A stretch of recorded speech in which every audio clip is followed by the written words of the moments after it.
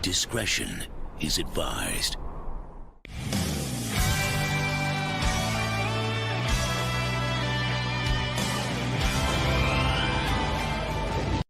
Hello everyone, welcome back to Geekin Out. I'm yours truly, Dave Bites here for another Out of Your Mind Wednesday stream, y'all.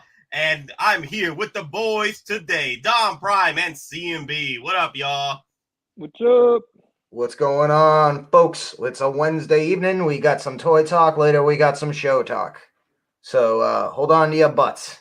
Yep, hold on to those spoilers. We won't talk about spoilers till 9 p.m. Eastern. So yeah, because I'm only 10 minutes. Yeah, I'm only 10 minutes into the second episode. So, but so far, it's a 10. So far, the past 3 episodes is a 10 for me. It's a 10. I'm telling y'all right now, it's a 10. I mean, well, first episode in, I'm loving it. So. Oh yeah, man. Oh, it was so much fun. So much fun. 9.5 for me. 9.5? Okay. So far. So far. Dude, I love how the realism, I love the tension that was building.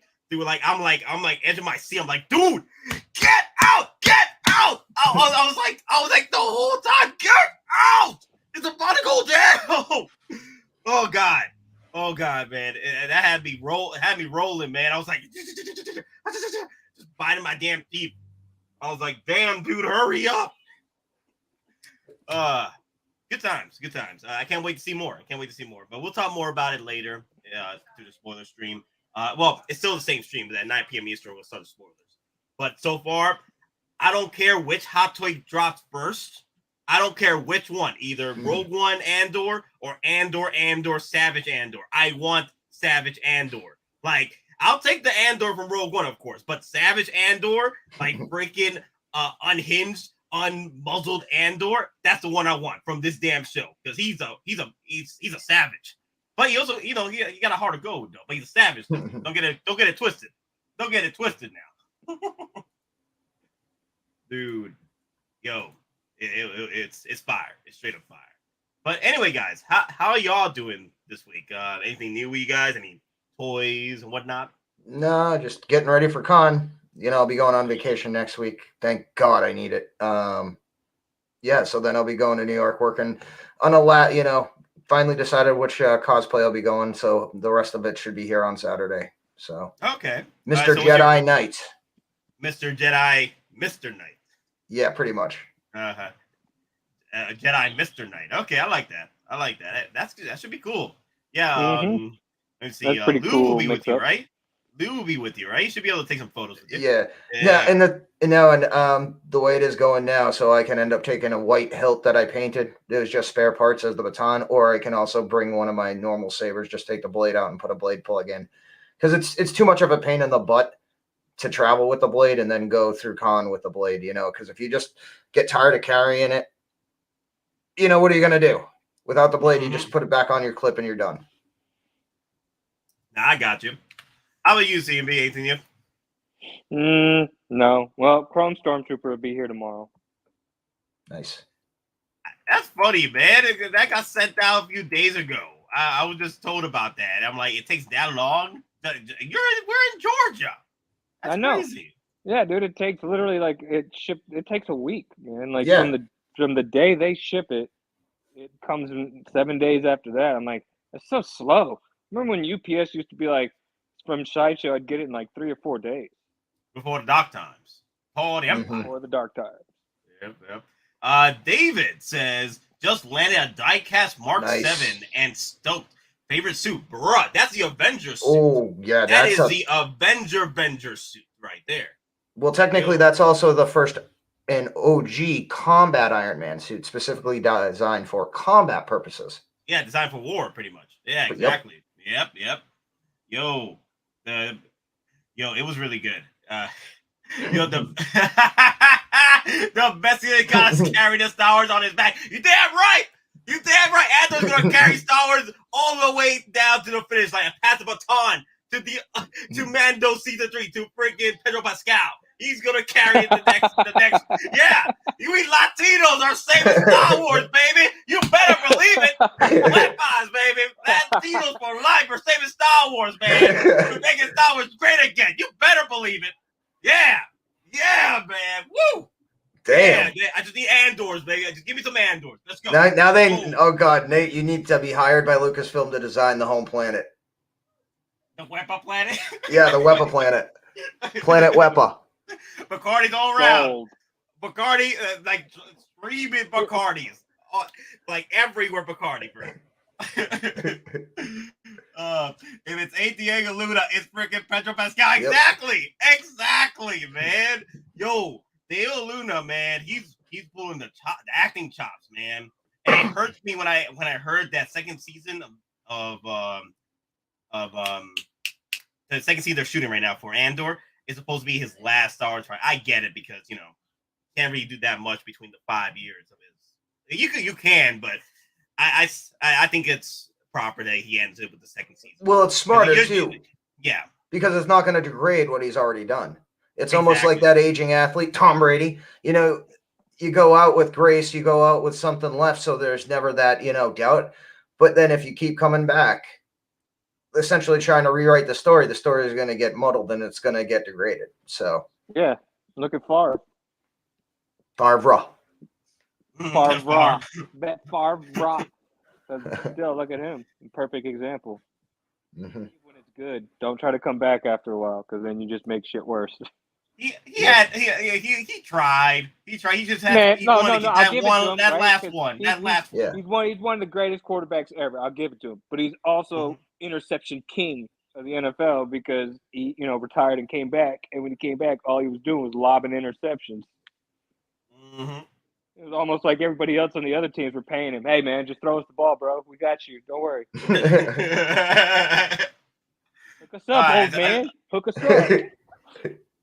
Dude, still, man, I wish we had that kind of look like Favre with the freaking Atlanta, man. Yeah, man, our luck to the point is there. Like, we'll get you the Super Bowl, but we'll pretty much bring you down.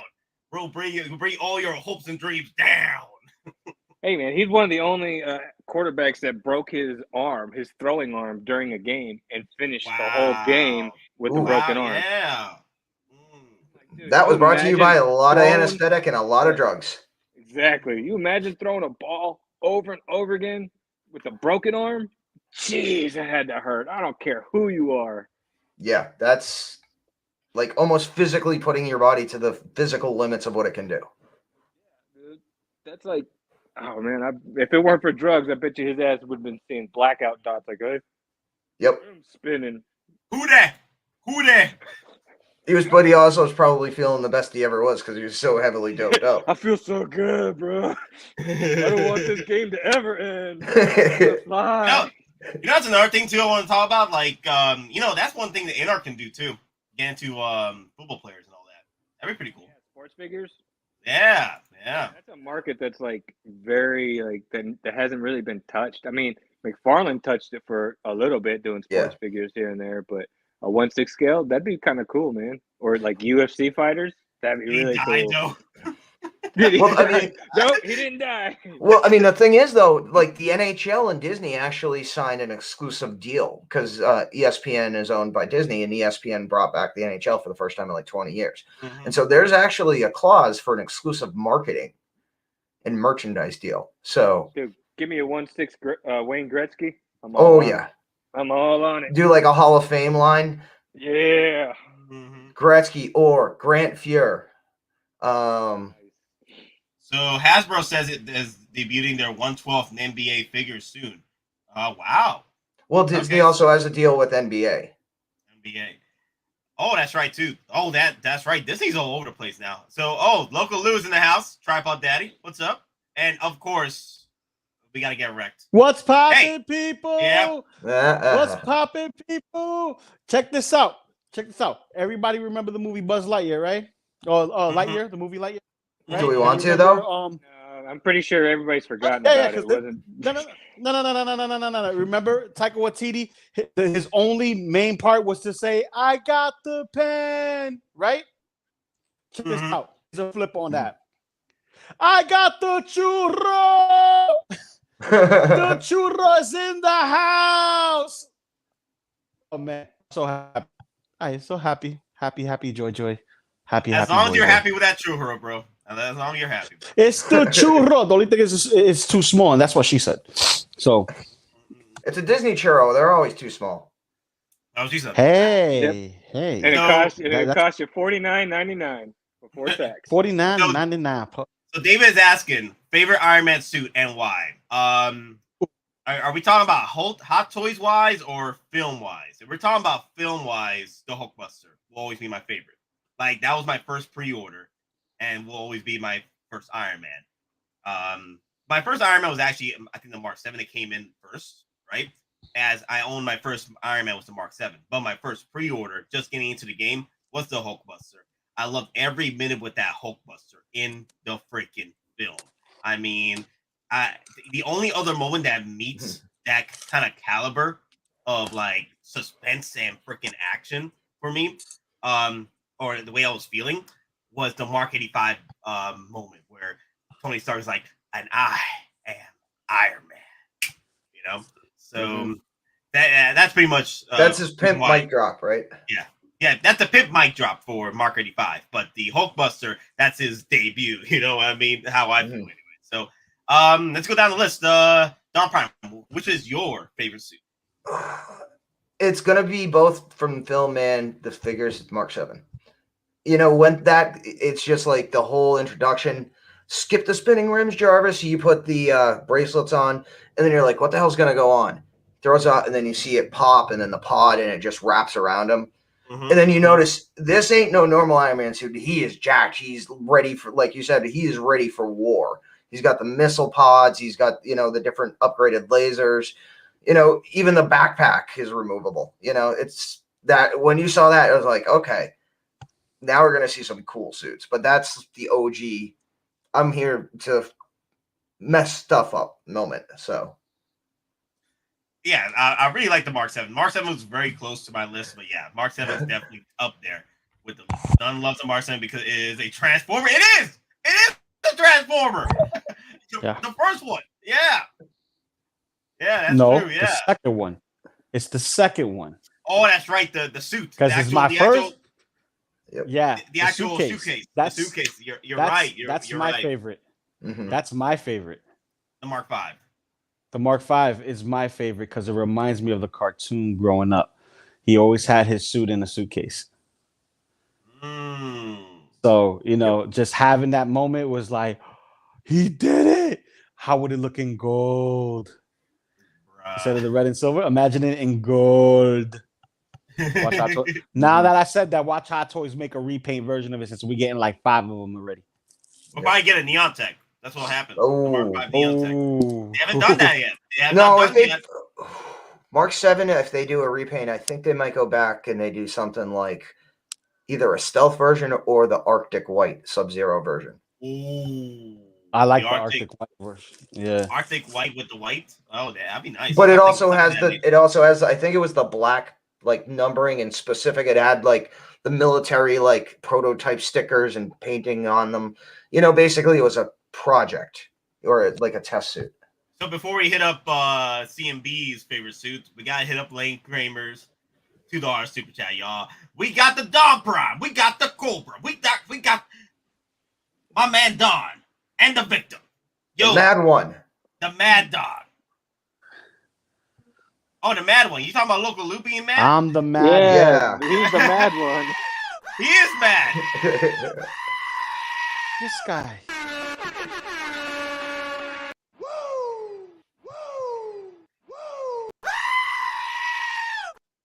Here's the thing, though. Like, no, it's Loco Lu. You gotta say it properly. That's your catchphrase. That's you, Loco Lu. Yeah, but Loco also has multiple meanings, even meaning mad. When you say someone is madman, they're crazy.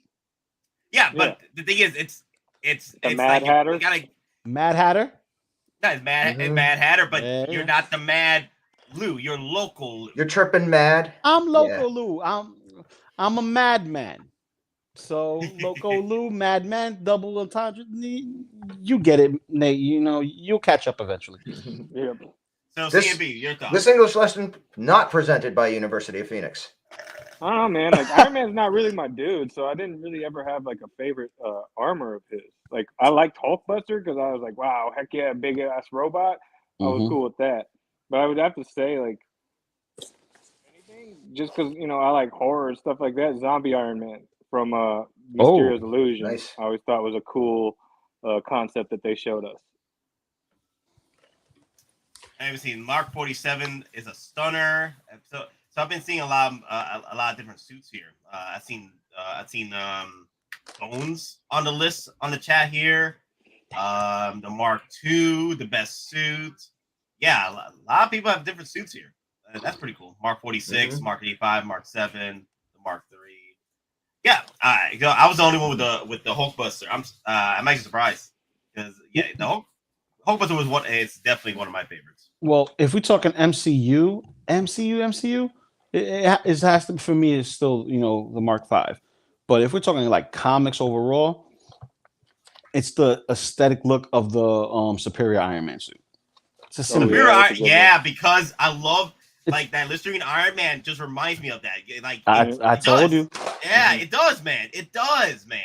I mean, we gotta get that now. We gotta get that because literally he's coming home. It was rare in the comics too, because after Superior Iron Man saga, he disappeared. Never saw him again. Yeah.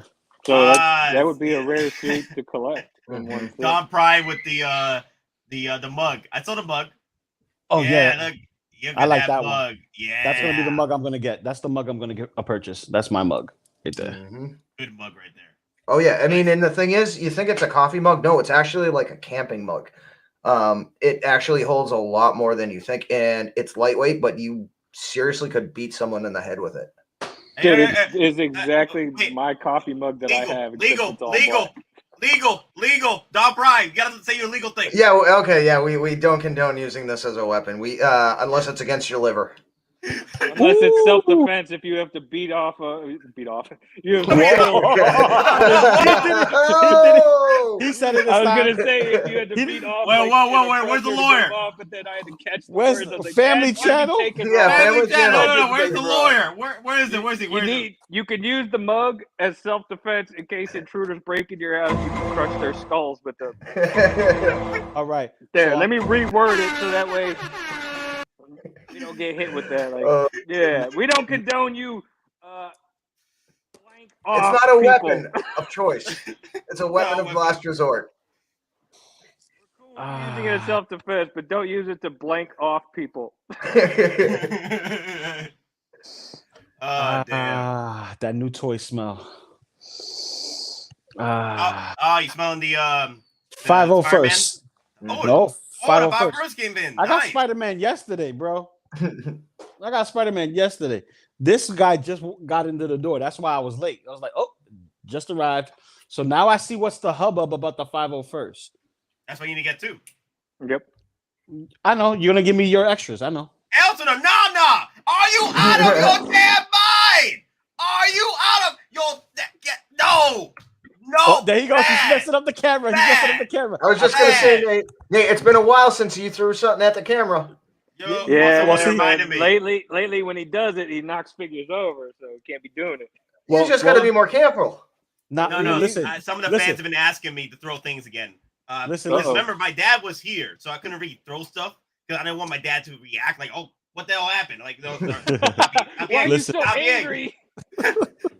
Bobby, it's a skit. It's a skit. Yeah, it's a skit. Yeah. So, but here's the funny part. Dad's like, why is he so angry talking about toys? But I want you guys to pay attention. When I mention 501st, he starts throwing shit at the camera. When I say I'm taking your Hulkbuster, he's like, Daddy, chill. Daddy, chill. You see the difference? He has an infinity for troopers. I'm just saying. That's why he buys multiple. I'm not worried about you taking the Hulkbuster. I'm an addict, thing's heavy. He probably bolted it to his display case. Got a bicycle lock on it. No. He's scared to break the damn thing. That's what it is. He's got a freaking Ring camera on his display case right there next to the Hulkbuster. And when it comes to it, Nate gets alerts so he can talk to it through. Hey, get away from my display case. I see you. I'm at work. Back up. Mine. Oh, damn. You're bearing witness to the official last Deluxe 501st on Sideshow because I bought the last one. Oh, you bought You the did. last No, one. you did. Remember? I It- did buy the last one. You did buy the last one. Yep, I remember. Pepperidge Oh. Farm remembers. Yeah, Oh. mine should be coming in at the end of the month. My 5th one, I think. I'm still looking for my 6th one. So. Oh, why can't they give us Spider-Man bodies like this? Because They- Spider-Man is not a clone. Because Spider-Man He needs to doesn't amp wear up armor? the popularity. I don't know. No, the ratchet joints, because some of them don't have ratchet joints in Oh, I know. specific spots. He's completely ratcheted. Because Loco, Pavel First is Loco, the if you best. think that body's good, get a Coruscant guard while they still last, because that's a better body than That's that a one. better got a way body. better body. Yep. Coruscant? Yeah, I was considering that because I'm gonna get me the Darth Maul anyway. So it's like keep the box, keep at least an extra head in the box. Wink, wink. And But hey, Lou, remember, 501st, they deserve the best. They're Anakin's boys. They deserve the best. I know that, but that's why I got him, because I was getting Anakin and Stap anyway. So it's like, you know what? I got to do it. Stacks on racks on stapper, Yep. racks on Yeah, stack. but you know me, man. Granted, I love the way this looks as is, you know, because you know it's the second version. But I'm sorry, man. I gotta go to my roots, man. Hey, bro. Hey, I gotta hey, go to my Phase roots. one. Phase one, baby. I'm gonna give you an idea, bro. I'm gonna give you an idea. Boom. Get the bow Oh. get the bow damage Thanos and get that base and use the base for your troopers. You talking about We're the going- sold out? You talking about the sold out battle damage, Benos? We don't talk. Well, it's still available for 300 at Popcultcha. So Yeah. Oh, okay. yeah. Well, we'll see what I can do, because right now, the job just took a hit with some money, so that means my pre-order listing has to slow down. Ah, damn. Anything for next year, I'm good. But anything that's available now for me to get now, it's going to have to be a build up, and unless I do a sell on some of the stuff that I have extras of, but I digress. But this right here is fire. I love this. It goes on this Boba Fett and the other Boba Fett. I'm digging it. I love it. This is absolute gorgeousness. Gorgeousness. So, all right, guys. So, a few things I want to talk about today.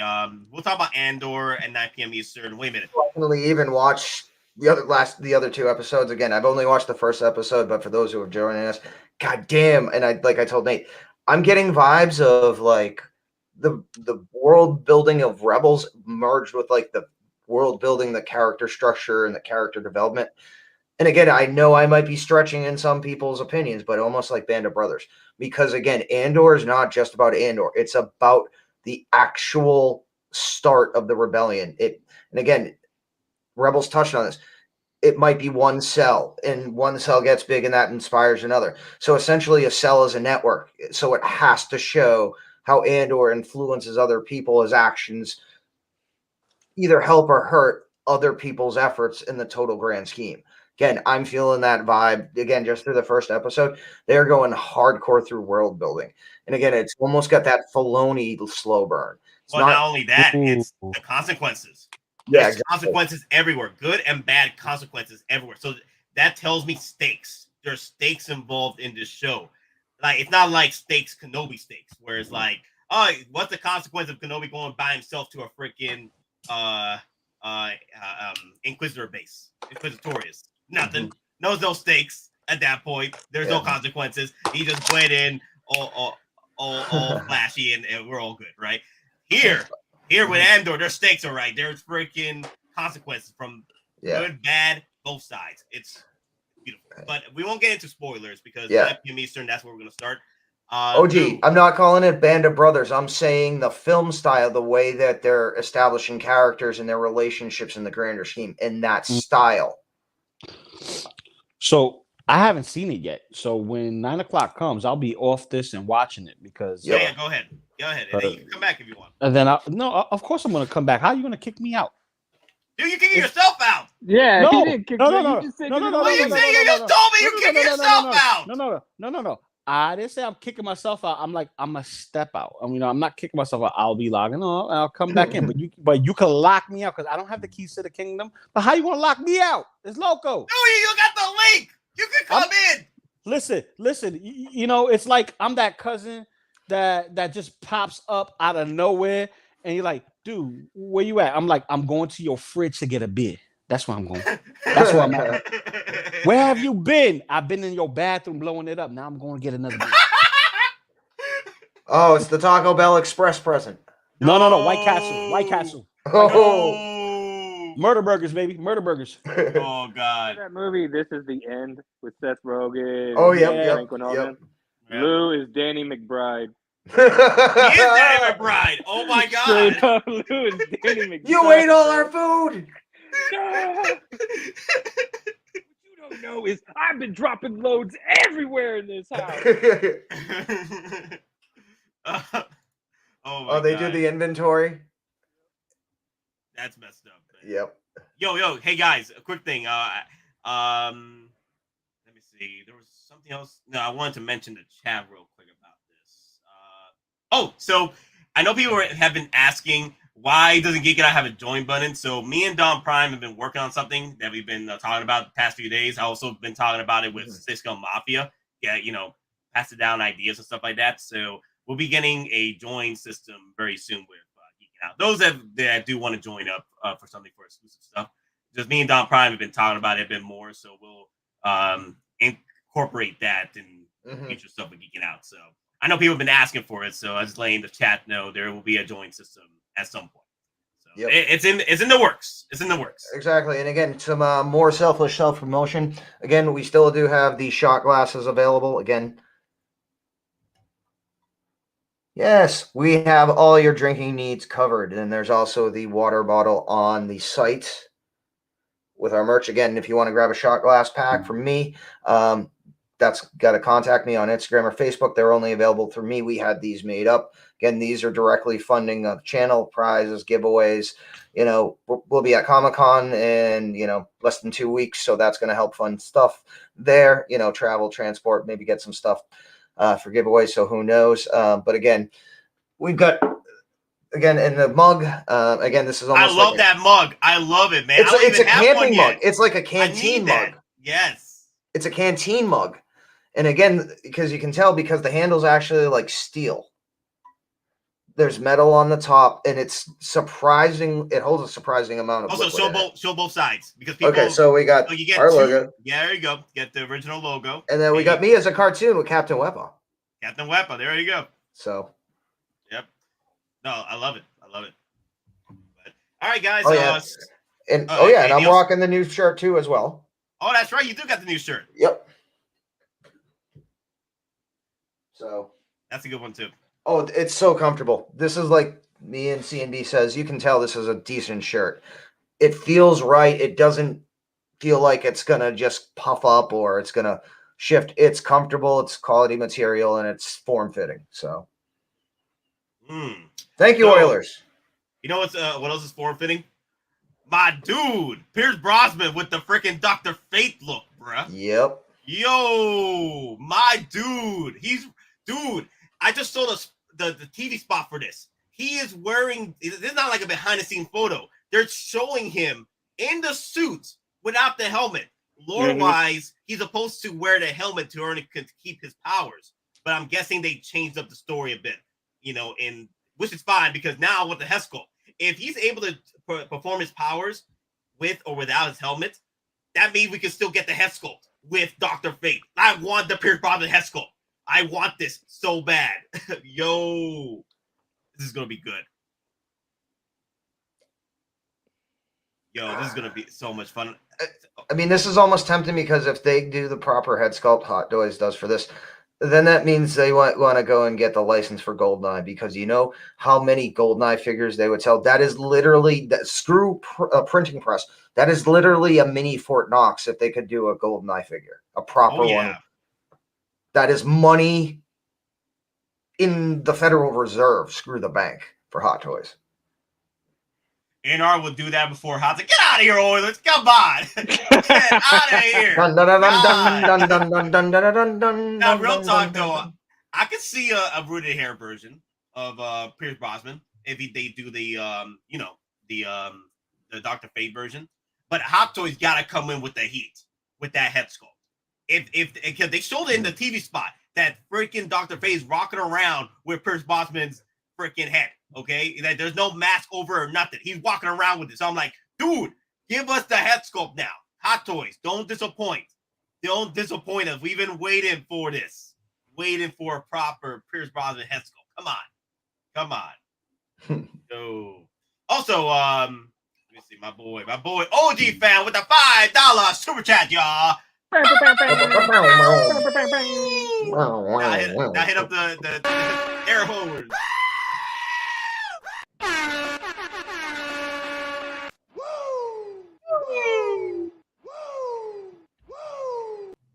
I don't have friends. I got family. All right. Let's read it up. Well, it's about fracking time that we, the people, get to properly join the Geekin Out army with memberships. Please make lots of unique emojis. Web out over 9,000. Oh, bruh, daddy chill, OG. Daddy chill. We're working on it. We're working on it. That's funny. That would be hilarious, though. Oh my god, emojis and everything. We'll as we progress through the weeks, we'll let you know. It'll probably be sooner. It'll probably be at the end of the month. So we'll let you guys know. Also, we also got the Miles Morales giveaway we're gonna be working on as well.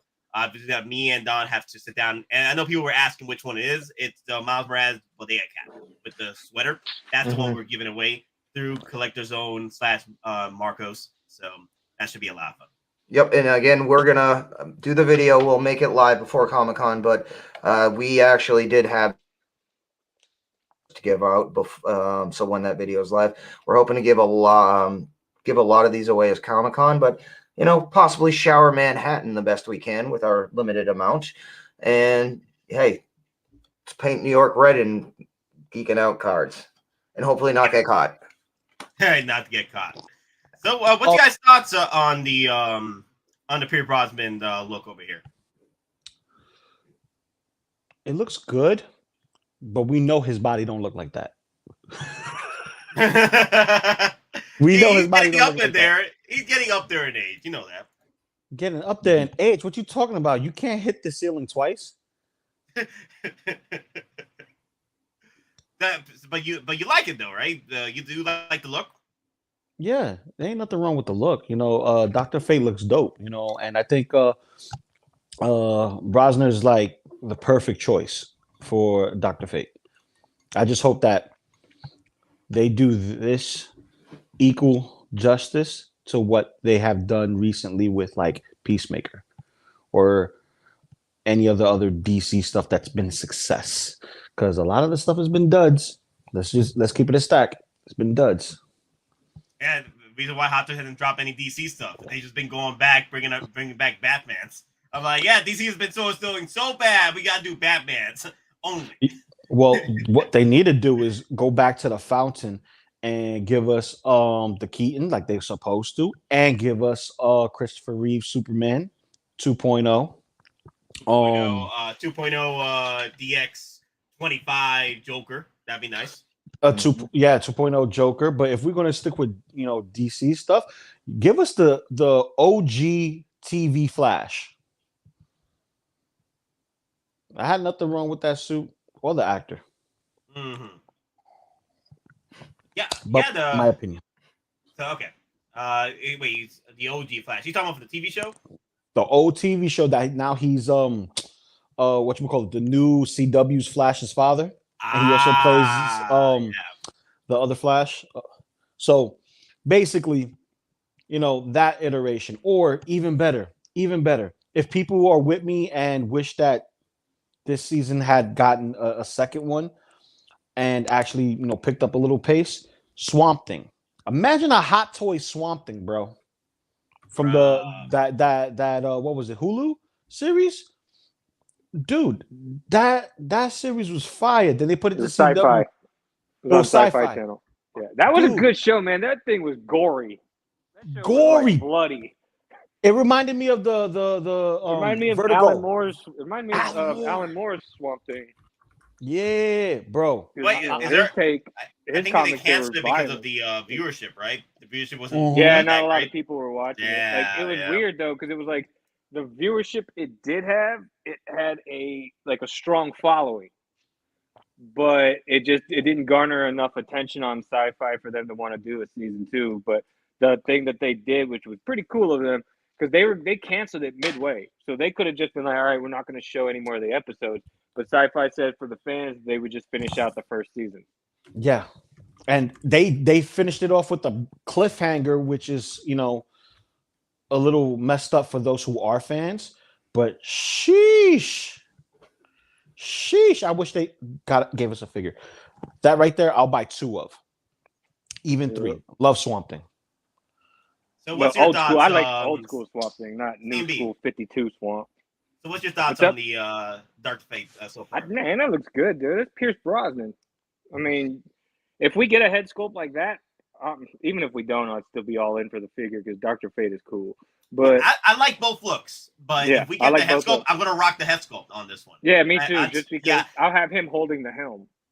Until I can kit bash an older James Bond with Pierce Brosnan look. I'll use that that'd be head sculpt. cool, man. Old school, Yeah. 007. Yeah, old school. Like, he's coming Yeah. back to the swing thing, like Yeah. they they gotta call him back up, like yo. What was that 80s unofficial Bond, but it still had Connery? Was that Thunderball? Thunderball. It was the 83. Yeah, where but it he had starts to come back, right? Yeah, and then Yeah. he's like he's at like the rejuvenation, then he has to go through the training like that. Yep. Yeah. But that's an unofficial James Bond because it's the family didn't uncanon, approve right? that. Yeah. Yeah. Yeah. Just Well, like technically The Rock is an unofficial James Bond movie. Yeah. Never say Yeah. never. Yeah. Yeah, the Never Rock. say Okay, yeah, never. thank you. With Nicolas Cage in it. Yeah, I Yeah, remember. because there was too many breadcrumbs that they give you that Sean Connery was Bond. Then that was the whole point. They even said that was the point, was it was to give you that assumption that this was James. Could this have been James Bond that we captured? And that was the whole point. Yep. Yeah, but the true, unofficial version of the last Sean Connery Bond movie was Yeah, pretty they much never The say Rock. well, Was The Rock. To me, anyway. Okay. I love the theory. The Rock. Okay. Welcome to The Rock. We're just gonna keep it at that. The Rock was the last James Bond movie with Sean Connery. There we go. Exactly. Yeah, no. Case closed. Dun dun. A case closed. It's like Dr. Yeah. Fate is the last Pierce Brosnan James Bond movie. Yeah, It's right James here. Bond, he just got hit with the James Bond Tesseract. yeah, he's like, James Bond found something. He found a helmet on one of his missions. Exactly. He found the See, helmet of fate on Yep. one of his missions. Yep, and you became Dr. Fate. Yeah. They gotta throw in a freaking reference to James Bond Yo, in this film. if Black Adam says, "Who are you?" and he says, "I'm Fate, Dr. Fate," I'm gonna lose it. I'm gonna lose it. Clip it, print it. We Dr. got it here first. C&B has called it before. I have not seen anyone else anywhere on the interwebs mention that. Print it. C&B has called it. I will lose it if they do that Easter egg. If he says, "I'm Fate," If they do a Dr. reference, Oh that'd be my- nice. That'd be nice. That'd be dope. They got to. If this is gonna be I don't know what they're gonna do after Black Adam with Pierce Brosnan, because Dr. Fate can change pretty much actors or people. It's just once you put on the helmet, you take on that persona of Dr. Fate. Dr. Fate will always be immortal. It's just the character, The host. The host will be It's a different. parasite. He's basically Venom. Yeah, pretty much. Yeah. Yeah, pretty much. Yeah, because the helmet takes over. Yeah. So, But I mean, if he this is also gonna had be other ahead. things other than the helmet too. Yeah. So he had that amulet and some other bracers, I think. But the difference between like him and Doctor Strange is that Dr. Fate didn't really know how to use his magic powers to the fullest potential. I think at the end of the day, I think Strange will still outbeat Dr. Fate. Oh yeah, he will. Yeah. But he'll keep Dr. Fate will be able to keep up, but Dr. Strange will pretty much outbeat him. But still, both powerhouses. Both powerhouses. Yeah. In their Remember, they use respective, magic. genres. Well, respective comics anyway. Yeah, and they both use magic, so of course they're going to be powerhouses because there's no limitation to the magic. You know, that's why Black Adam's so powerful against Superman, because one of his weaknesses is he can't mess with magic, and that's why Black Adam always beats the crap out of Superman. Mm-hmm. So what I'm wondering is the price tag on this. It could be pushing like $330 with this price tag. If they're going to throw us 2 head sculpts, one with the helmeted and one with the Pierce Brosnan head sculpt, I'm guessing about $330. What if 330 is the base and then there's a deluxe with the actual special base for like 425? With Lightning coming out? I mean, again, just look at the past releases for big name characters. Look at Doctor Strange. Look at, all the Spiderman and those display bases. I think you might actually see the base version of this figure at $330. And then the other one that actually comes with an exclusive or high-end display base going from $425 to $430. So I think it all has to do with how well the movie sells and how well Dr. Fate sells in the actual film. If his role is like super duper duper huge and it's not like, oh yeah, we got a couple of shots of here, boom, oh he's gone. Like literally, he was only there for like 20 minutes. He's gone. No more in the film. I don't know how many people is gonna want to gravitate to that. And give it a base. You get what I'm saying? Like, when I mean people, yeah, I understand, but also at the same time, it's Pierce Brosnan. So if they're gonna do it, Pierce Brosnan. But see, his name alone, he don't even need a base. He just sell him on his own, and he could be the equivalent to what Doctor Strange for the Multiverse of Madness is going for now. And he comes with 2 head sculpts. I like Matt's price over here because it's $285, but with no head sculpt though, and I could see that happening with Hot Toys too. No head sculpt, $285. Yeah, I can see that. No, Pierce Brosnan's, his likeness tax might cost a lot. Yeah, Pierce Brosnan, man. Yeah, pretty much. Yeah, it's gonna cost Hot Toys, but I wouldn't mind Hot Toys taking the chance, especially if the Black Adam film is that hype when it comes out and start making bank. Then the Hot Toys might just tease you, Dr. Fate. Like, yeah, we're working on Dr. Fate, don't worry. And then we gotta wait till a third party pops in, like, yeah, we're doing Dr. Fate. And then Hot Toys like, okay, drop it. Drop the pre-order. Oh yeah, well we're doing a Dr. Fate with a head sculpt. Yeah. And a base. How about that? Spared no expense. Spared no expense. Oh damn. Nope. Yeah. So pretty much Sideshow will Hot Toys will find simply saying that life finds a way. So what you're saying, Loco Lu? Dude, I'm just saying, like, how many figures you think we're gonna get out of this film? 2. 3 if we throw in Anna Smasher. I say 2. 1 Black Adam, Dr. Fate, and if they want to redo Deadpool because Anna Smasher looks exactly like freaking Deadpool, would be the third figure. Just 3 figures. What about Hawkman? Oh, that's right, Hawkman. 4. Okay, 4. Okay, 4. We're throwing 4. I'm like, dude, Hawkman and wings. The way that Hot Toys is going, it'd be like, hey, you think Wonder Woman with her wings was groovy? Check out Hawkman. Yeah. Because they'll just move the wings from Captain Wepa. Yeah. Change them up, modify them, and put them on Hawkman. Well, Hawkman's longer though.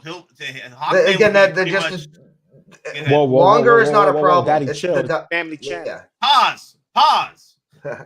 Trying to say pause. My bad. Yeah, they just need to throw some extension surgery on those wings. Yeah. Matt says Black Adam, Dr. Fate, and Hawkman. How you feel about that? That'll be a great list. I like that list. But that Hawkman better come out crispy. Okay, I know we got Golden Armor, Wonder Woman, and we get these teases with Vulture, but he better be on point and can't be missed. You get what I'm saying? Like, if you want your animated Justice League in live action, you just get him. You get what I'm saying? You get your specific individuals and put them like, this is my Justice League. Like everyone has their version or iteration of the Avengers. Same thing what they do with the Justice League. Hawkman is everybody's been waiting to see him in live action, and we finally got, get him. Now imagine him as a figure by Hot Toys. Holy shit. Holy shit. Don't fuck up. No one's talking about Cyclone and we just mentioned Atom Smasher. We just mentioned Atom Smasher. Wait, we said Atom Smasher, but who? Cyclone's Who? in there. I don't know Cyclone. DC, so I mean, I didn't know who Atom Smasher was until a few days ago. So I was more familiar with Atom Smasher than Cyclone. So. I'm familiar with Cyclone. But who? Is there an owl in here? Dude, I guarantee you, watch. If they gave us an Atom Smasher figure, it would come in quarter scale standard. You smoked his ass. Doing what I can with what I got. That was from Sandworms, right? Tremors. Yeah, Like Tremors 3. I'm like, That's not the OG Tremors. No. Is Beetlejuice. It was Tremors though. It was Tremors, but Sandworms. That's what they are. Sandworms. Tremors. Yeah, it was Tremors. There's like 6 films. Yeah, that was Tremors 3. Yeah, I wasn't know. it? Was I it know Tremors Tremors 4? 1. It was Tremors 1 because Kevin Bacon was only in the first one. He didn't Tremors, do part 2. It's Tremors 2. Oh, it It's is? Shriekers. Oh, okay. Yeah. Shriekers. Yeah. Kevin But- Bacon in but- Tremors 2? No, Shriekers started at Tremors 2. Wait, what you talking about? What was the question? Tremors 3 was the prequel. No, Tremors 4 was the prequel. You see, we can't even keep account of how many Tremors damn 4 Tremors was the movies. prequel. Tremors 4 is actually Tremors 1. Tremors 3 is Tremors 2. It gets weird. Okay. The continuity's all screwed up. Poll biggest draw: Hawkman or Doctor Doom from Hot Toys. Doctor Doom all day long. Doctor Doom all day. All day. Dr. Comic Doom. variant. Comic variant Doctor Doom at that point because they haven't released. Doctor Doom has not come out yet. So I want comic. Yeah, I want a comic variant. I wouldn't want the movie variants because they're not good. If I was to get any Doctor Doom, it has to be Emperor. God it. No. King God Doom. I want Yeah. God Emperor Doom. with I want the Secret Avenger. gauntlet. All white. I want All white, Secret gauntlet. Secret Wars. Yep. Yeah, Secret Wars. Doctor Doom. That's what I want. Yeah, we're all talking about the same person, bro. Yeah, We it's want same that. person when he. Yeah, it's when he conquers the world and he. And it's crazy because Doctor Doom turns rules Thanos the world. dust. He turned Thanos to dust. It's like Doom, and it's so cool because Doom takes over the world, but he makes it better. Like, it's crazy. Like, everybody's life is awesome. There's no crime, no nothing. He turns the world into a utopia, and then he just gets bored with it. It's like, I'm done. I don't want to do this no more. Yeah, that's the role of God. When you have your idea and whatever the case may be, and you want peace and order in the way you see fit, you can have the utopia you want, but you be so bored like this, you want to go back to the chaos. That's what he did. He got bored. I want the God Emperor of Doom. Of Dune? Sandworms, no water on me. I will kill myself. I'm too old. Now I'm starting my Henry called Tutho. Oh my God. So let's go down the list. How many of you? So if Hot Toys does come out with 4 of these figures, are you picking up all 4 figures, or are you just picking up being selective? I'll probably pick up all 4 of them if they come out with Dr. Fate, Black Adam, Hawkman, and possibly Atom Smasher. I'll probably pick up at least 4 of them because I wouldn't mind picking up at least a team with this film. Hopefully the film does come out fire. And if that's the case, then if it does come out mediocre, like it's been all over the place for me, I'll probably just go with Dr. Fate and Black Adam and call it a day. But let's go down the list. DonPrime. Let's say the film does fancy you. I'm not getting any. Flat out. I'm not getting any. None of them. I'm not going to get any of these DC figures. I've got my Batman. I've got my Joker. I've got my Batpod. That's fine for me. Okay, cool. How about you, Lou? Would you be picking up any of them? If I'm inclined to get any of them, it has to do with how good the film is and how it attracts to me. Like, I can't just base it off of the characters and stuff anymore like I used to, because I buy the smaller versions of them and they suffice for me. But but as far as like 6 scale stuff, if they do it and I have to pick, I'll probably, get maybe 2 or 3 of them depending on how strong the characters are. So I'll be selective. Hawkman's a must though. Hawkman's a must though. So you'll still pick up Hawkman no matter what. Hawkman's a must. You got to have Hawkman. If you can't not get the guy who flies around with a mace and a bird helmet. Come on. the bird helmet. The bird costume. To quote Anthony Mackie. Listen. It freaking pained me for a long time to figure out who was who. I saw Birdman, Hawkman, and the dude from freaking Flash Gordon. And every time I see Hawkman, I'm like this. Flash. Until I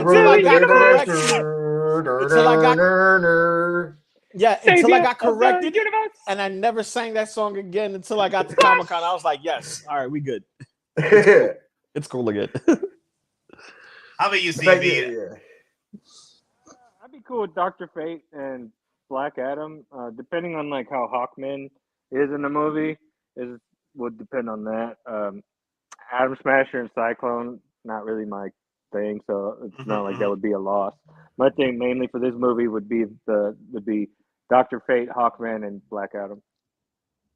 Okay, so it pretty much sounds about right for most people. They would probably either pick up Dr. Fate and Black Adam as a combo, and then leave the rest. But I'll definitely pick up that Hawkman. You gotta pick up the wings. You gotta pick up these wing figures because wing figures usually, once they sell out, they go for monies because it's so unique. You don't see a lot of these from Hot Toys. Like you do see them every once in a while, every like 5 to 6 years. You know, they come out with a version of the wing figures. I mean, they already got the gold wings from Wonder Woman. Exactly, so it should be an easy win. Yeah. Exactly. And Captain Weapon's coming out. So again, Captain Weapon already has the articulation. So you just modify those, put some extenders on them, some wing extensions. Because Hot Toys is killing it with the wings. Yep.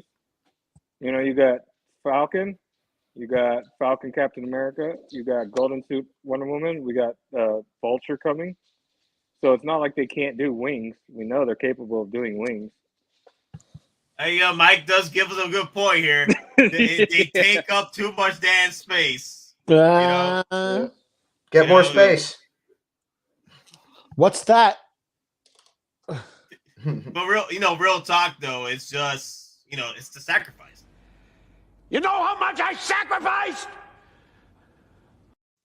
Sacrifice all my space. Sacrifice my couch. Yeah, you don't need that couch anymore. Come on. I should say you're taking it back old school, where everybody sits on the floor. No. Mattress. You only have a mattress. Everyone else sits on the floor. You have the mattress. You and your squeeze get to squeeze.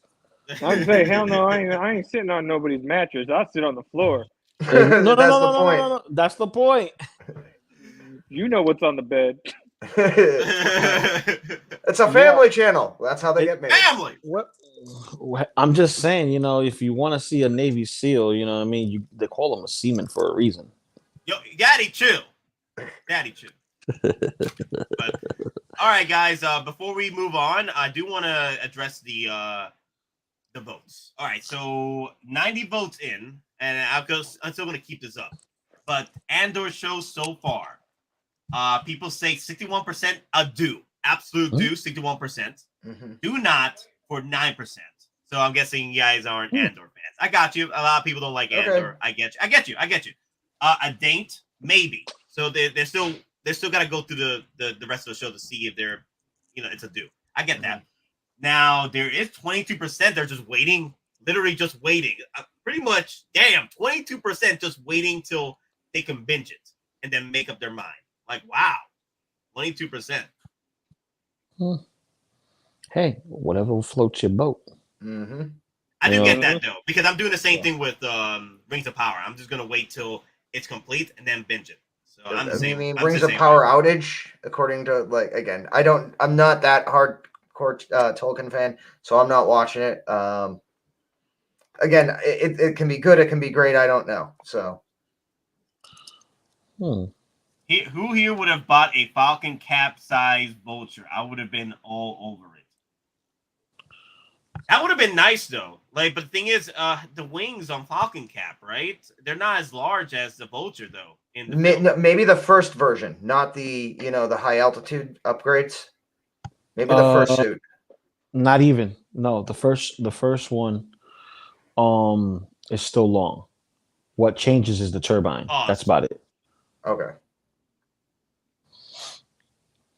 Yeah, Yeah. it's more of the turbine than anything else. But, there's talks that we might see the Vulture for. It makes sense for New York Comic Con because New York Vulture is in New York. It makes sense. So New York Comic Con for Vulture. So cross my fingers for that pre-order coming out for New York Comic Con. Oh no, I meant a comic like Vulture. Oh, okay. Okay. All right. That changes context and perspective. Okay. No. I'm actually liking the more Iron Man tech version of the Vulture. I was never a big fan of the Vulture look in the comics. Well, the classic one. I don't know how he looks now. They may have just changed it. You know, he's modern. He's modernized. Oh, okay, okay. But the classic look, I wasn't really a big fan of it. Like, I actually preferred Electro. The classic look for Electro. I really like that one. I don't mind the modern look. But I really like the classic look. I really like the classic look for the Electro. The whole star thing and everything. Yeah, I love that look. Yeah. And then Mysterio too. I liked how Mysterio translated. Like Mysterio's the modern Mysterio from Far From Home. Yep. Really did a good job in keeping the aesthetics for the classic look. They really did. I really love. I have the suit right now. I know Lou has it too. I was messing with it now earlier with the Spider-Man before I came on stream. I was like, okay, let me set up and put Mysterio away, and I'm like, I got me a MCU / comic book inspired figure to actually go with the MCU stuff that I have, which is you know, the Iron Scavenger, Vulture, and Mysterio and Venom for the most part, and then my Hasbro Green Goblin and Doc Ock as placeholders until the Hot Toys ones come in. And then you're gonna give me the other ones, right? If you want them. Oh, hey, there you go. That was a joke. I'm good. It's a joke, but he's halfway asking. Halfway. He's halfway. No, it's a joke, man. I'm just joshing you. I wouldn't even have the space for him anyway. Yes, you would. You'll make space. There's always space. Yep. Practice what you preach, Don. Yeah, got him. Got him. See, because I make space, that means I have space for maybe something a little bit bigger, like a DeLorean. Well, I had to do that this weekend. So the Hulkbuster couldn't make the cut, bro? Well, it couldn't make the cut in the pricing and timing of when I got it. When I could have got it. I think you could have gotten it if you had started earlier in the summer. I think you could have gotten it. I think you could have. I could have gotten it. I want to say maybe Christmas. I should have done it on Christmas time. Yeah, and done it that way. But I had other things in line. The FOMO was actually, out there. We still was trying to understand what's going on because even Denobi was getting surprised with what's been going on with Hot Toys and Sideshow. So now we're seeing a pattern now. Now the pattern is coming. So now we're trying to predict what's going to sell out, what's not going to sell out, what can we get now versus what can we get later. So, everyone pays a price for something. I paid a price for, my Spider-Man. I'm a Spider-Man head just like, Don and Nate or Iron Man heads. The same thing with me as a Ninja Turtle fan. I get my variants. I get the ones that I want. So with Iron Man, I want the Hulkbuster. I'm trying to figure out where I'm gonna put it because I still can't figure out where I'm gonna put Sentinel. So it's like places are already spoken for. So it's like, where do I put it if I don't have the space for it? So the DeLorean, I could literally hang it from a ceiling. Or I could just put it on where I have my other display at right now. And literally that will be my Back to the Future display with just Doc Brown, Marty, and the Time Machine with Cable on top. Be like, you motherfuckers. But so I want to address this real quick. Michael Hood is asking, anyone order regularly from Toys Wonderland? Never bought from them before, just wondering. Well, if you are going to go in, wear protection, pause. By protection, I mean a credit card. Go in with a credit card. Yeah, don't go in dry. Yeah, go in with a credit card, my guy. By credit card, I mean like an actual credit. So you can call your credit company and tell them like, hey, I got scammed. Can you send my money back? And there you go. Yeah. Yeah, you need protection when you deal with a reseller. They're resellers. I had an incident with my Venom pool broke. They didn't offer for me to ship it back. I had to pay for the shipping for it to go back. So I said, screw that. I'll fix it myself. I fixed it, and it's one of my favorite figures. Still, even with the leg, I want to say the leg is what? 95% fixed. The other 5% is like I can't. You got a stank leg. I got a stanky leg. I got a stanky leg on it. He's got a gimp leg. No, not a gimp. No. He don't got a gimp leg. He got a stanky leg because it leans to the side. And he's like always doing the little stanky leg. Little stank. How you doing? He got a stanky leg. So teach me the Dougie. Teach me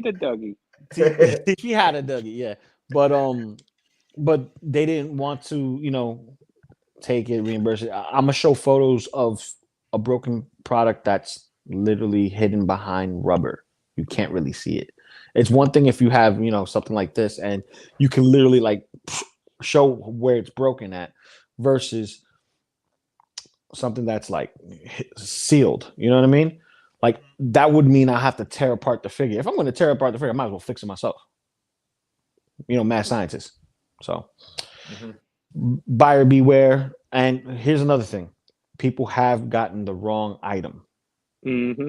That's true. Yep.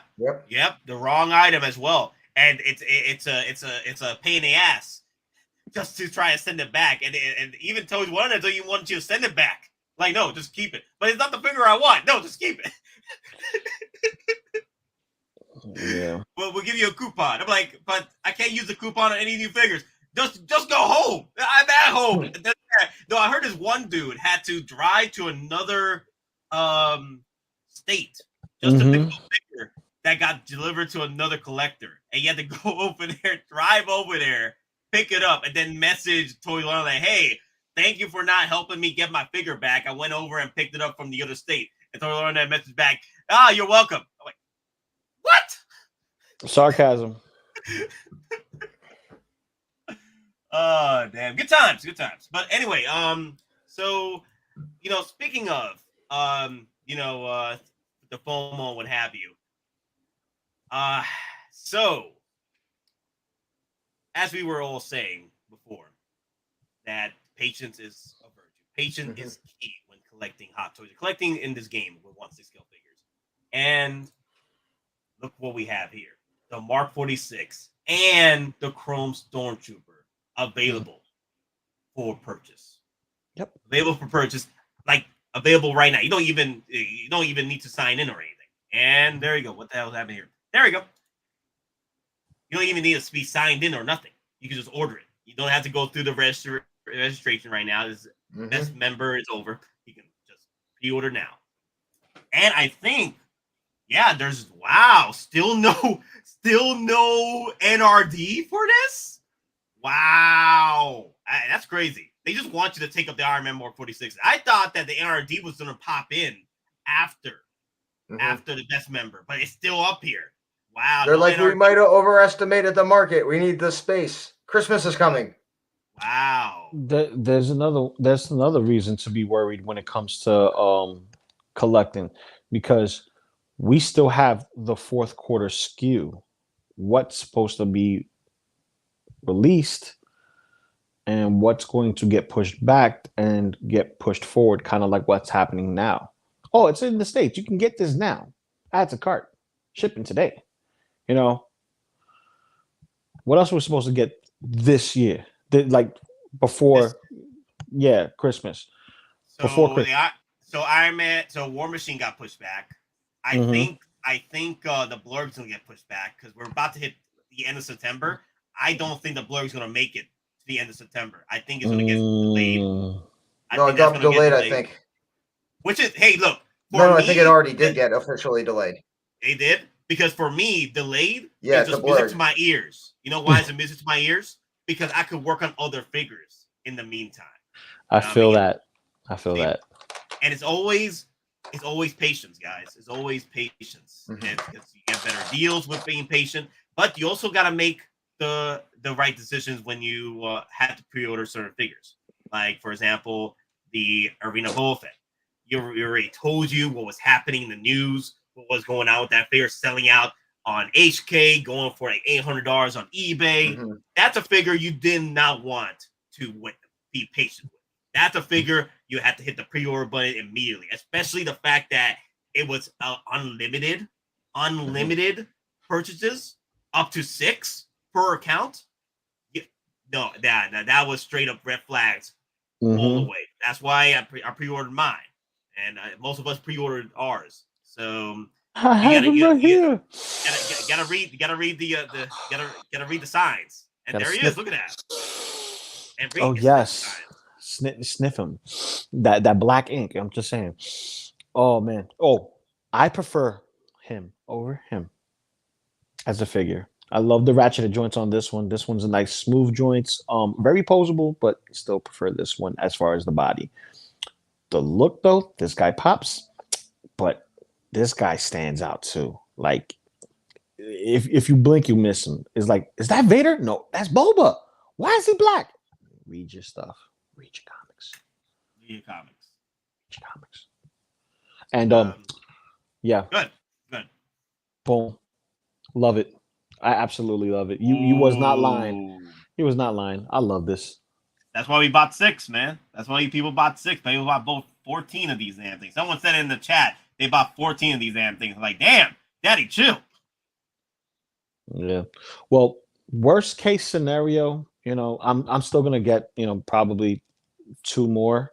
If I can't get a deluxe, I'll get me a regular edition. But whatchamacallit, I'm probably gonna get maybe 2 more, because remember, we're still getting the white versions of these. We're gonna get yellow versions of these. So you're gonna get different flavors. So if you're gonna be army building, you're gonna have a little bit of a problem. Yeah, Wolf Moon. I'm at 5 right now. I'm looking to get my 6th one pretty soon, because people have been selling these for like $200 a pop on freaking Facebook. So after I'm done with my 5th one, I'm gonna go get my 6th one from somewhere. I want to have at least 6. So because I'm planning to use the bases from the blurgs. Those are 3 bases from 2 from the blurgs and 1 from Battle Damage Thanos. So I can have 3 figures on top of each other, on top of each level in that base. Because you look at the bases for the Battle Damage Thanos and the blurgs, you can fit like an actual 1/6 figure on top of those. So that's pretty cool in each of those levels. So I'm planning to use those. Yeah, Iron Logan does that a lot. He uses that for a lot of displays and stuff like that. A couple other people do too. Yeah, that's where I found out through Facebook. Like, everybody was dropping photos of how they did it. I'm like, damn, even Monica did it. I was like, wow, that's crazy. Yeah, but I got styrofoam. I'm going to be making my own bases and stuff like that. It's cheaper, it's cost effective, and I can make it look the way I want, and it looks different from everyone else. So, another thing I want to bring up too, I feel sorry for collectors that did overpay for the Stormtrooper Chrome and the Mark 46 because they thought that it wasn't going to get released here through Sideshow. I feel sorry for them because I hate that. I hate going through that too. During my Funko Pop days, where I went through that, where I overpaid a figure that literally got reissued within a month. So I get that.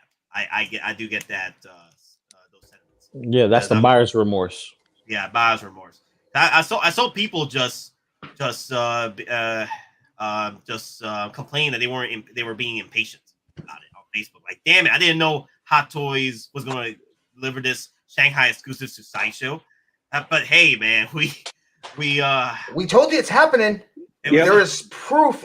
Again, with Iron Man Shanghai exclusives, again, nowhere in the world got them, but Sideshow got a batch, and they sold out within 2 days. But the fact this is remaining, and I think Monica said that the Iron Man Shanghai exclusives remain in a higher number than this, but yet this is still remaining. And there's no limit on this, right? Or is it 3? Yeah, and actually now you can order multiple of these. You can order multiple of the Storm Troopers now. It's not 1 per person. You could literally order at least 3 in your kind of like the Death Trooper Chrome edition. Remember, like it was only 1 per person during the convention time, and then when they put it for public, now you can order 2. You can order 3 of these. Okay.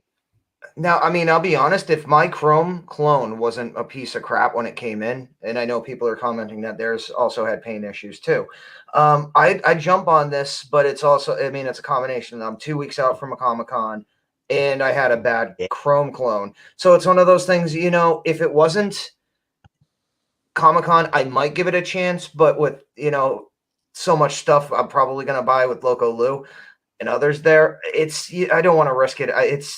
It's cool, but I don't need it if I don't have the other Chromes. I mean, I actually canceled my Death Trooper because of how bad the Chrome clone was. So, so I have a perfect meme for the collectors right now that pretty much experienced this. So it's from Lost World, baby. This is magnificent. Oh yeah, ooh, that's how it always starts. But then later there's running and screaming. Wow. But there's also Julianne Moore. So screaming. But Julianne screaming Moore, involved. There's screaming involved. You know, your wallets are screaming like, "Damn it! Why? Why didn't I wait?" Or you're running into the computer, seeing that wait list on Boba Fett because you read the release date that was put up, and be like, "Oh, I got plenty of time." So yeah, for me, I'm just getting 2 of these. It's not 3, not 4. I'm just getting 2. Because what I plan to do is when next year, if they come out with like a special variant of Darth Vader, like a what's one for the white comic book version, or a Chrome Darth Vader. Yeah, these will go great with that Vader, and that's why I'm gonna get 2 of these to flank them. And for now, these will be flanking one of my Boba Fett arenas.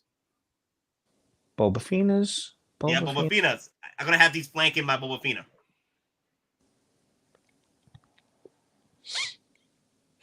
I'm gonna do something different with my Chrome Trooper. I'm gonna see if I can get it done. If I can get it done and it doesn't damage the figure, I'm gonna do a couple of tests before I actually do it. When it's done, you'll see it. You get 3. You get 3 of these. You get 3? Nice. Yeah, you get 3. You get 3. Nice. Because I already got 1, so that means I can add another 3 to my cart. So that's 4 total. No, it's 3 total, I think. Well, I already got the one unlisted, so maybe they won't count it. Possibly. Let's see. No, they won't. No, you're fine. They will count it. They will count it. There's been times where I've ordered. Like let's say I had five will first pre-ordered, right? Okay. But I couldn't order a 6th one. Yeah. But no, that's right. So I had 6, but I couldn't order a 7th one. Yeah, that's pretty much what happened. Yeah. So yeah, they do count. Like for figures for this one though, because it's a more limited exclusive, it's going to be 3. Oh my goodness! I bit the bug, man. I bit the bug. I got Star Wars fever. Oh, you got Star Wars fever, bro. Yeah, Yo, bro. this year for me has been Star Wars.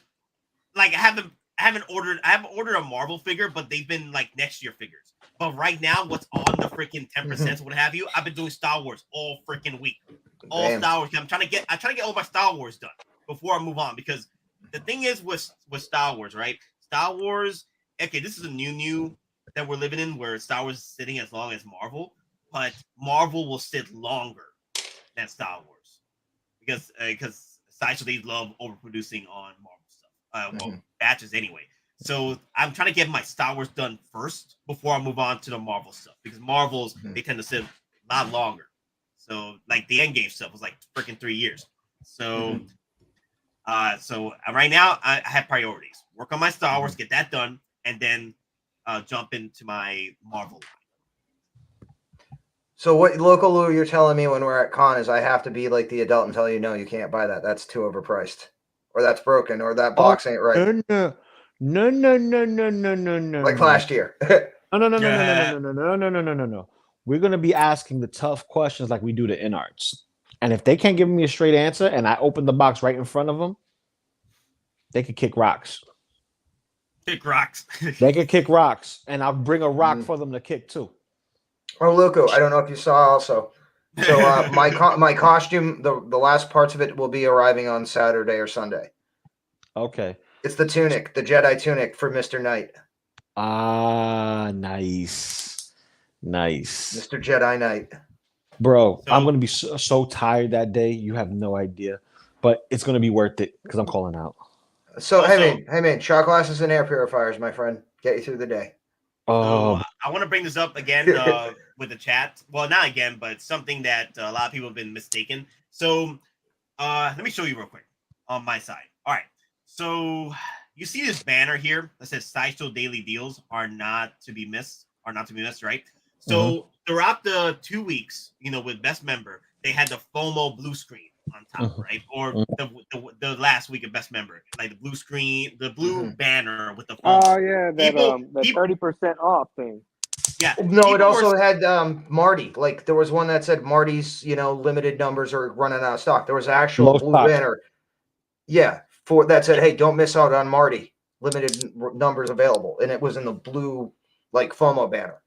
So pretty much that FOMO banner, people were mistaking that for figures they were looking at like this. Like, let's say I'm looking at the Stormtrooper Chrome, and they were associating it with the blue banner. No. The blue banner has nothing to do with the figure you were looking at. When you look at that blue banner, all you have to do is click it, and they show you what figures are for the FOMO. And people were associating the blue banner FOMO to the figure that you're looking at right now. And I'm like, so don't let that. So I feel that people got FOMO'd in buying figures. They thought that he looked at right here. They were looking at the Stormtrooper Chrome, and that was getting FOMO'd because it said FOMO on top.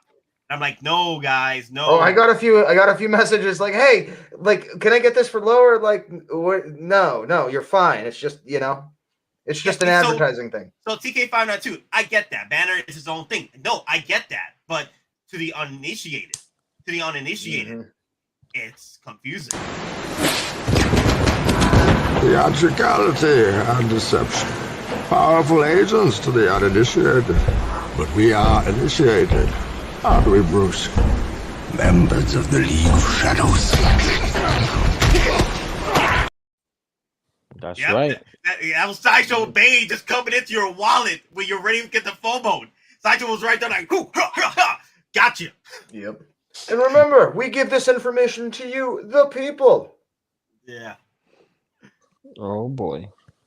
Yeah, it was. No. People were coming out there, and I'm like, no, guys, you're getting bamboozled here. You're getting don't be uninitiated, guys. Don't be uninitiated. FOMO. I was born into it, and by the time I realized it existed, it was blinding. It was too late. Let me see. Gilgamesh was low stock. Where you couldn't add to card now is fixed. Crazy glitching in the SS system. It's still limited to one, though. It's still limited to one. Gilgamesh is still limited to one. So it's still a low. It's still like that low stock because Gilgamesh was not limited to one when it first started. It was so it's getting to the point where they are getting low stocks on it. But there's, I guess at that point, there's still plenty of pre-orders left that they've had. But don't be fooled though. Just keep an eye on it. Because it is getting there to the point where it is going to sell out or get waitlisted like the Green Goblin regular edition and the Ock. Don't get it twisted, though. If you're not a fan of Gilgamesh, don't worry about that. Don't worry about that. You don't need to get that. You don't need it. Don't get FOMO'd. Yeah. Now, Blackbird, what is blue screen now? Is it the Doc Ock or is it Gilgamesh? Because if he's blue screen now, that means either the glitch is back or they only put up a limited number. Well, right now it's just limited to one. But once you go to Gilgamesh, it does not tell you blue screen yet anymore. Anyway. Wait, when you say Doc, you talking about Doc Brown? No, Doc Ock. Oh, Doc Ock. Okay. You gotta be specific. Yeah, Doc Ock. A regular is gone. Oh yeah, he was definitely going to be gone because all the other people are buying them. And when I say other people, I'm talking about resellers who actually get their stocks. Like, okay, I don't know if we could, just create more FOMO and just have more on our side. So let's just buy. It's so Gilgamesh. Oh, Gilgamesh is back to blue screen. Oh no! Oh, he's back to low stock. Look at that. Oh man, low stock Nate, you got to do it, brother. You got to do it. Do what? I mean, you gonna? I thought you were gonna grab him. Wait, no, don't get it twisted. He's already pre-ordered. Okay. Don't get it twisted, my guy. Hey, who you think you're talking to, man? I mean, you can use this as your de facto Wong. I mean, that's disrespectful. I know. Yeah, that's don't you dare disrespect bad, me like bad, that. Don, bad. That's disrespectful, man. We want a Wong. We don't want a Wong precursor or Wong secondhand store version because he's not. This is Gilgamesh. Gilgamesh, he's cool. That's why he got a figure. You know what I mean? I know. It's a joke. It was a joke. I mean, the I know. similarities. I'm just giving you shit. I know. No more Green Goblins also on waitlist. Yes, it is also on waitlist. So I'm going for the deluxes. So I go big, go home. No, I mean you go big so they could come home. Exactly. I like that. You like that, right? Because daddy always makes them come home. Yeah, your daddy chill. Like the Pied Piper. Follow my tune. Follow my tune. That's right. Listen to the whistle, and then the whistle while you twerk. There you go. Yin-yang twins. Yo, yeah, I love cigars. I love cigars and bacon, man. You can't. That's my guy. I wish he was coming to New York Con, bro. I wish I was coming too, man. It'd be awesome. Maybe next year, if everything works out, I might be able to swing by there next year and do a meetup with you guys. I think this is gonna be my whatchamacallit, my image for my thumbnail for when I do the review of this for tomorrow. Nice. I don't mind that. Look at Yeah, you know why? I am one with the churro. And that's I don't know, when it was all close up, it didn't look like a churro. Daddy chill. I don't want to say what it looked like. It's a hot dog. It's a ribbed hot dog. It's a Nathan's. It's a Nathan's. Damn, wow, it is a Nathan's. Damn. It's a Nathan's. It's the sausage version. Pause. It looks like it was purchased at Adam and Eve. That's all I'll say. Let me see. Wongers, yeah. Oh my God. Come on. Give us a Wongers. Give us a Wongers, guys. Come on. Hold up. Didn't a third party show images of a head sculpt of a possible Wong? No, yeah. A third party did come out with a figure. Oh, dude, I'll buy that.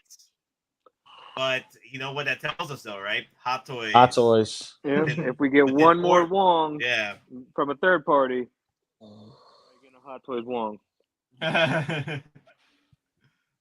It doesn't even need to be two. It'd be just one more. Remember old Loki, classic Loki? Oh, yeah. There's only one guy that came out with one, and then here comes Hot Toys. That is true. Yeah, you're right. Yeah. Yeah, but then the Hot Toys is like, oh, we have to remove the chalice because, reasons. Disney's like, we're saving that for Indiana Jones. Well, you never know. They might still include the accessory, but they can't show it. Can't show it. Yeah. That's like the same thing with Peacemaker. They can't glamorize it because, at the time Marvel was saying, showing photos is a form of glamorizing it. So. Yeah. NBC, hey, Nate, did you get your game toy, Zach? I got mine. Yeah, I missed out on the pre-order on that. The only other pre-order that was left for Game Toy Zach was over at Toys Wonderland, and that was the point where I was like, no, I'm not gonna do that. No. But I am gonna get I did get Game Toys Cloud with the new bike. Fenry bike. I did get that pre-ordered at 160. So I'm wait, did you get the Final Fantasy game version or did you get the one based off the movie? The movie, Game Toys. Okay. The movie version. I either way, I'm getting a bike. Either way, I'm getting a bike. I love the movie version though. I like that.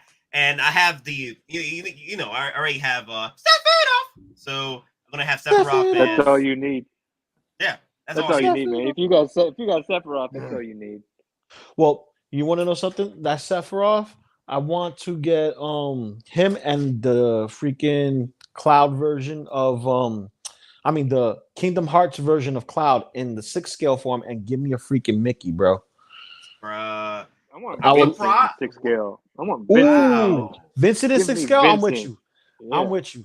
I'm with you because I still got And from my, his my give me play arts. Vincent from when they did the solo game of him. Yeah, Cerberus. Vincent. Yeah, Yeah, the Cerberus. Yeah, give me Vincent from that solo game because that game was badass, man. I And his loved playing that transformation. game. And his transformation. I'm surprised Hot Toys has not done any of the Kingdom Hearts stuff. Like, they have licenses with Disney. Why don't you do the Kingdom Hearts stuff? Like, I get a once to scale Mickey from Kingdom Hearts. Yeah, because Kingdom Hearts 4 is coming out, isn't it? Yeah, they're Like, working it's on about it. to come out? They're working on it right now. Yeah. Well, and Maybe we'll did get you figures from there? Well, do you see go what ahead. McFarlane came out with? The Avatar Disney? stuff, right? Avatar They're stuff, doing right? like this. So Disney's doing like a Mirrorverse. Oh, he's talking about the Mirrorverse for Disney, Disney. which everybody that's involved, Buzz, Captain Jack Sparrow, Monsters Inc., Elsa, all the Disney princesses are now warriors. Like it's crazy, and I think it's a mobile game. Well, McFarlane's doing the figures. He actually previewed some of them. Yeah, I've seen a couple of them at the comic shop. I seen what was it? No. Like these aren't available yet. These are like at D23. He actually showed the prototypes. No. That's probably the new wave because he has some already that's available. Oh, He has the bigger deluxe series, and then he has the smaller 7-inch series. So he has a mixture of the two. Okay, my bad then. No, it's all good. Like that line looks dope, but I can't get into it because I'm into Hot Toys. I feel you. Yeah. I'm one with the churro.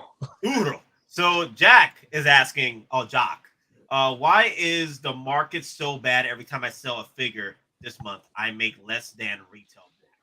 Because of everything going on right now. It's a buyer's market. Right now, it's not a seller's market right now. It's literally right now it's a buyer's market.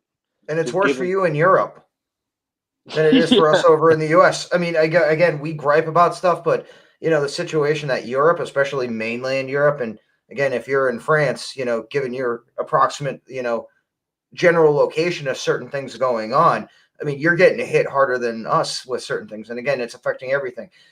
Transportation, shipping costs, how much is that person, getting paid? And then versus, delays. Do they have enough gas at the port to put in, the truck that's taking out the shipment? I mean, and it's all affecting, and you might ask yourself, what does that have to do with me? It affects everything. It affects the everyday life. It's a trickle down, everything, crap rolls downhill.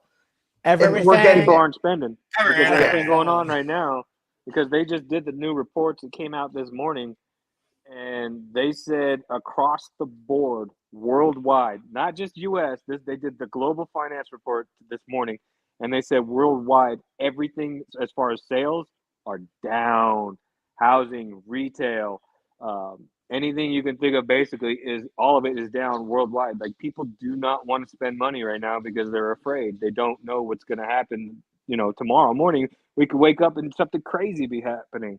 So people are scared. So that also affects even in collecting and the secondary markets, because at the end of the day, it's still a business, and people, customers and even people who are selling, it's a back and forth thing right now. And right now it's down just because of, cost of everything going up, worldwide issues. Like all of this plays a factor, even in the just figures and selling them or buying them. And then also, I say what you will about Toys Wonderland, but they could do whatever they want with their prices. So a lot of collectors are looking at that. They're like, dude, why should I buy this for $340 or retail price or resell higher resales if I can just go to Toys Wonderland and buy it for half the price? You know what I mean? But then you see their shipping price that they try to charge someone today $580 for DHL shipping. Basically, wow. And you can and again, I forget which post it was on, but they actually took a screenshot. It was like 3,600 HKD dollars just for DHL shipping on a $189 figure. Well, Just take a little lesson from this. Robert Meyer Burnett, if I remember correctly, bought the DeLorean. I mean the Ecto 1 from Toys Wonderland. The shipping on that was more than the DeLorean price. Yep. I mean the Ecto 1 price, excuse me. Yeah, no, I think the shipping alone was like $2,800 or something. Yes, Like 24 to yeah. 2,800, something like that. Crazy. But that's where Toys Wonderland always gets you, man. They give you the cheap price, but then when you go to pay for it, and they tell you, oh, by the way, shipping's going to cost you $1,000. Mm-hmm. Yeah, I'm afraid what's going to happen to my Witcher figure if they ever release it through Toys Wonderland. Yeah, At that point, how much are they ask me for DHL? It's a hostage situation. And be like, what the hell? $800? What? For a Witcher third party, get out of here! You pay, or we put your figure in a barrel and we burn it. Oh no! Oh god, no! That sucks. It does. Oh man. But what are you gonna do? Oh, I could not get a Frick figure, like the freaking the talking one that Don got, Boba Frick. Yeah, so I couldn't get that. So instead, what I got was something to go with my Spider-Man collection. So I got the 1:1 scale of the mini version. Oh, you got the web drone. As the RC, the web drone. Yeah. So I got that to go with, Spider-Man, because in the ride, he's supposed to be fighting that one and an even bigger one. And our boy, Riley Reviews, he kind of FOMO'd me into it when he showed the comparison. I'm like, oh shit, now I gotta buy it. And then it's cool. It's cool because I have my daughter. She's 4 years old. She's gonna be like this. Daddy, can we play it again? Yeah, I could be like sitting on the couch. She's like, as long as she don't step on it, we're good. Yep. You almost need to buy another one now, don't you? For her, because she's gonna want to steal it when she gets to that age. So now you gotta go buy another one. No, because that's the whole point. Buy one for me so she could see, and then when we have an excuse to go to Disneyland in California.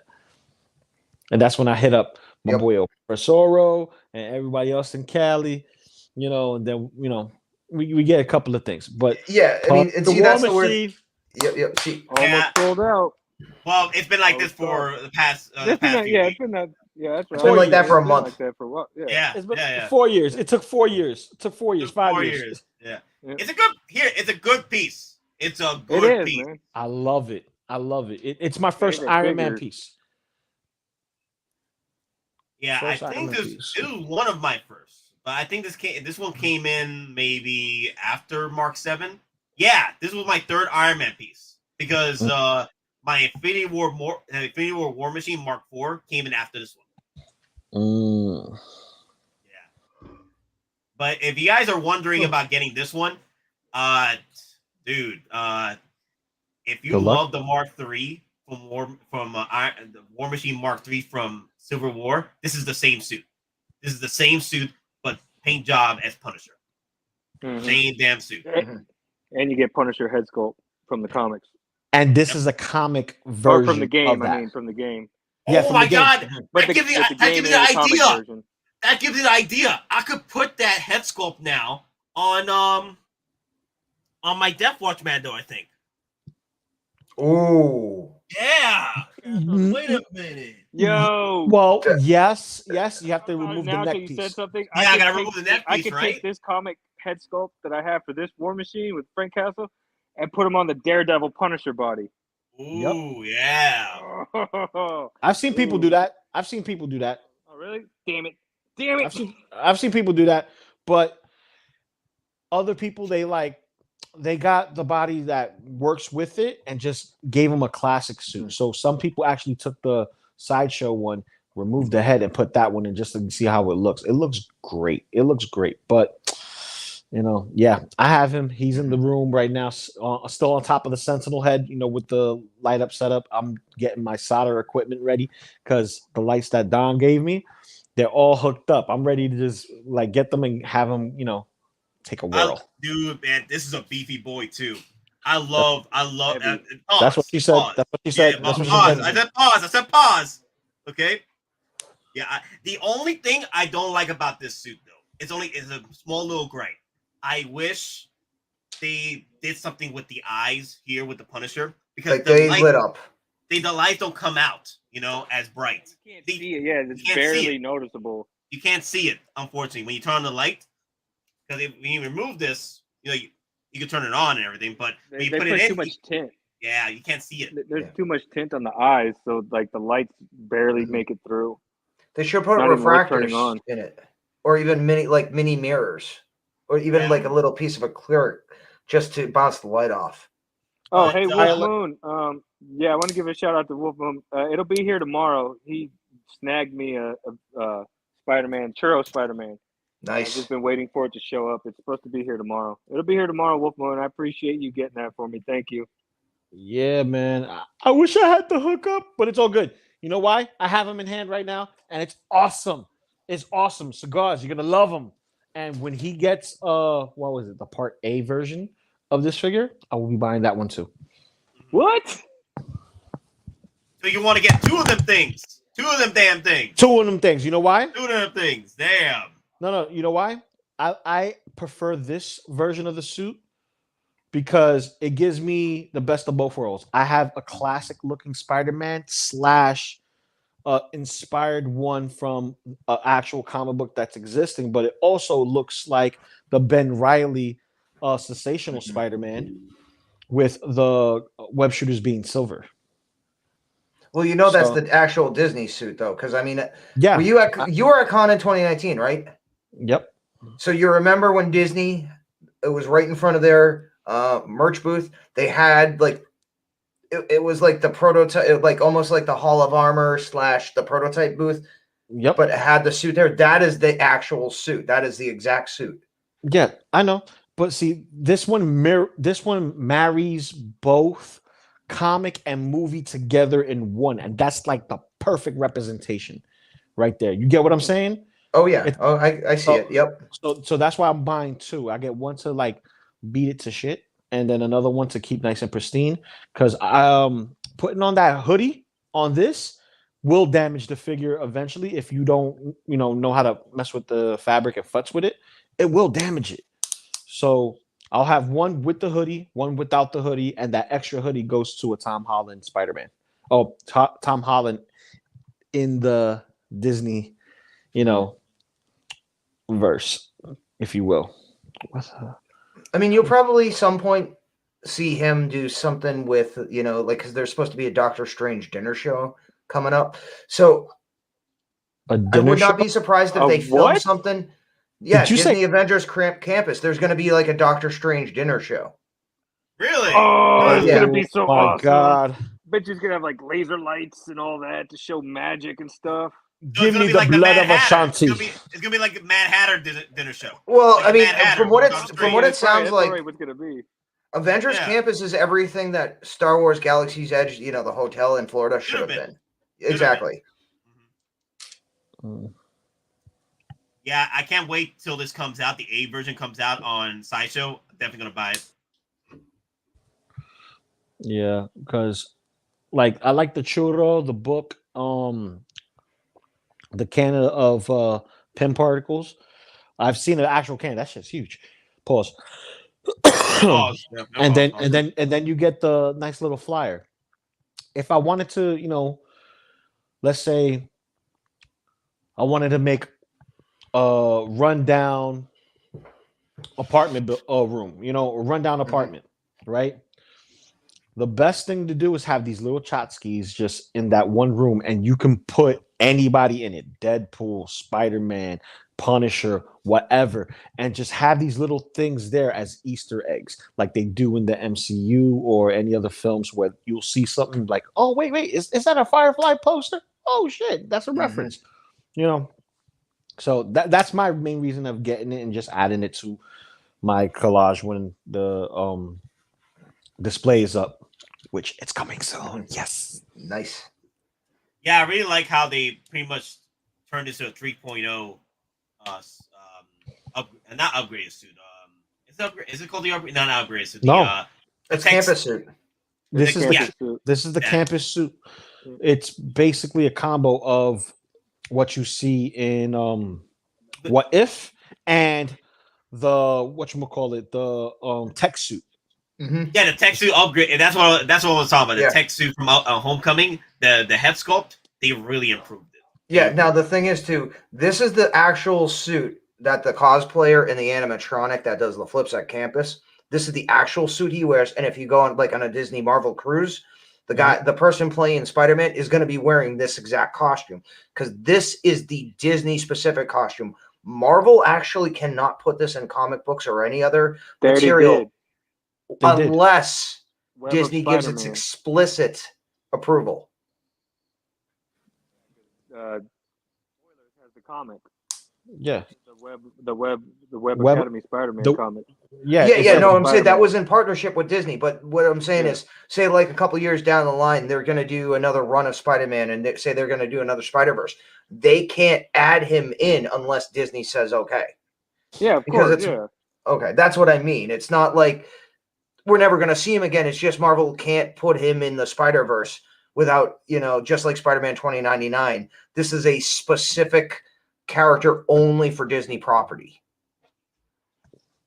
That's what she said. So Jock is asking, this is coming to Sideshow? ?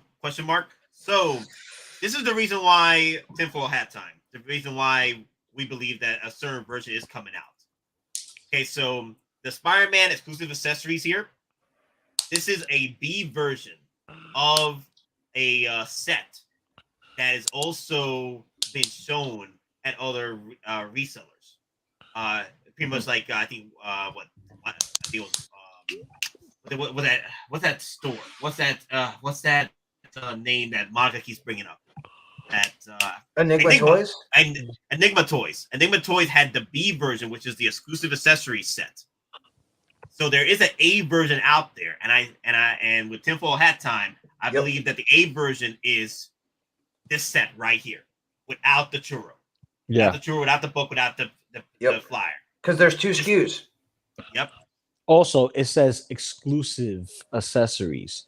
And anytime there's exclusive accessories, that means there's a separate SKU. That means you're going to get this regardless. You're just going to have to wait. That's all. Yeah, just got to wait to be patient. Because honestly, at this time, like if you guys do want to go and try and buy this right now, the exclusive accessories from eBay, right now it's actually been going down. It's about like $350 to $400 right now. So if you want to drop that money on that right now, you can. But honestly, I'm not going to spend that much money just for a damn churro. I'm just going to wait till the 8 version comes out. Churro man. Behold the power of the churro. Churro cat bite. 25% off a Mando speeder bite. Mm-hmm. That's nice. What, 20%? Yeah. At this point, I'm just like, I don't care. I'm putting my bubble on. I'm going to Comic-Con in 2 weeks. I can't spend any extra money right now. Well, I don't want, it's more like I don't want to. I want to bring as much as I can with me, because there you go. You have a budget. You don't want to tip into it. Yeah, exactly. Plus, I don't know. We might have a little too much fun when we're out there. Yeah. Especially when we're all together. Oh, dude, it's gonna be like it's not about money. It's about avoiding the cops and avoiding charges. Yeah. Yeah, but you got Lou. Lou's a local, so he can talk to the cops. Yeah, but we do have a potential inside man that may help us out. You know what I'm talking about? It's okay because, like Dave Chappelle said, as long as you have one white guy in the group, the cops leave you alone. You're gonna be with them, Don. So you guys are all good. You just go and talk to the cops. Like, no, here, officer. They're with me. Oh, you have a good night then, sir. You have a good night. Oh man, it's gonna be fun. It's gonna be so fun. No, I met Dave Chappelle at the airport, man. Nice guy, man. Hey, he was tired. He was tired as hell. Cool dude. He was tired as hell from his from his show he was doing in Atlanta. But dude, when he came in to the facility, I spoke to him, and he just pretty much wanted to shake my hand. Hey, man, I appreciate the talk, man. And I'm like, no, he's a legit dude. He's a legit dude. Yeah, I've met him once before. That's what he seems like. He literally seems like the type of guy that you could just chill with and drink a beer and be on your way. Yeah, he's like he doesn't take his fame to the head type of thing. Yeah, he's for his fame. What did he bring? He brought out 500 people. Like he actually put on like a concert or something, and I think it was New York, where he brought people to a concert in New York. He literally brought like 500 people from his hometown in Ohio to New York on his own dime just to party. Oh yeah, he did also do that thing that went to movie theaters where they filmed it, where he threw a street party. Yeah. And everybody was invited. He paid for everything. I mean, you didn't. All you had to do was just show up. I mean, food and not be a dick. Yeah, everything was all paid for. You just had to show up and have a good time. It was his appreciation to his community. Yep. So we're the mini version of Dave Chappelle. We just don't have our own show on Comedy Central. See, I'm mad I paid full price for the speeder bike set. Well, if you paid full price for it, you wanted to get it, early. So if you wanted to wait, it is what it is. Like, yep. It either if you want to play the game where you want to wait for deals, then you gotta play the research. You gotta keep your eye on the ball, because anytime that could sell out at any point. I mean, yep. Not all figures sell out, but there has been times where figures do sell out because there were not enough pre-orders made with batches and what have you. So with the vehicles, they tend to sip. The vehicles do tend to sip. And like right now, you can pay 10% off on the Batmobile with Best December.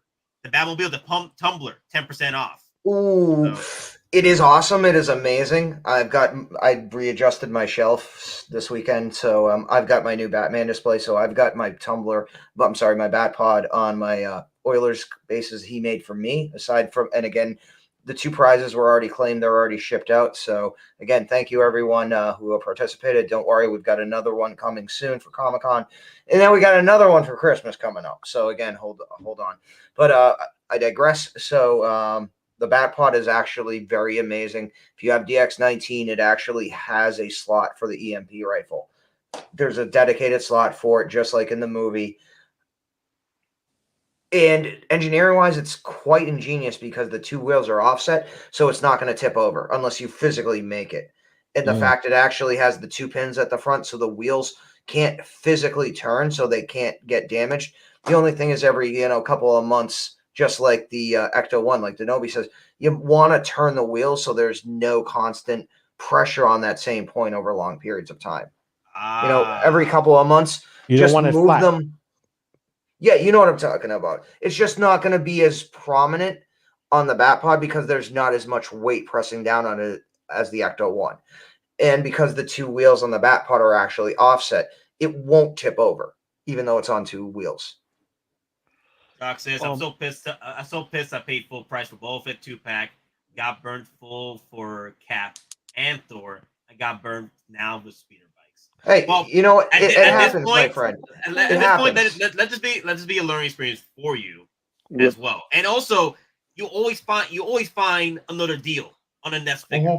On the next figure, you just always try to push yourself to find that next deal so you can mitigate what you lost before. Again, like for me, I always find a way to get the deal, whether it's the points, me too. There's the coupons, whether if I wait and just keep an eye on the ball on the figure, just in case it does sell out in the pre-orders. If it doesn't, okay, now we got the 10% line. Now we got the $25 coupon line.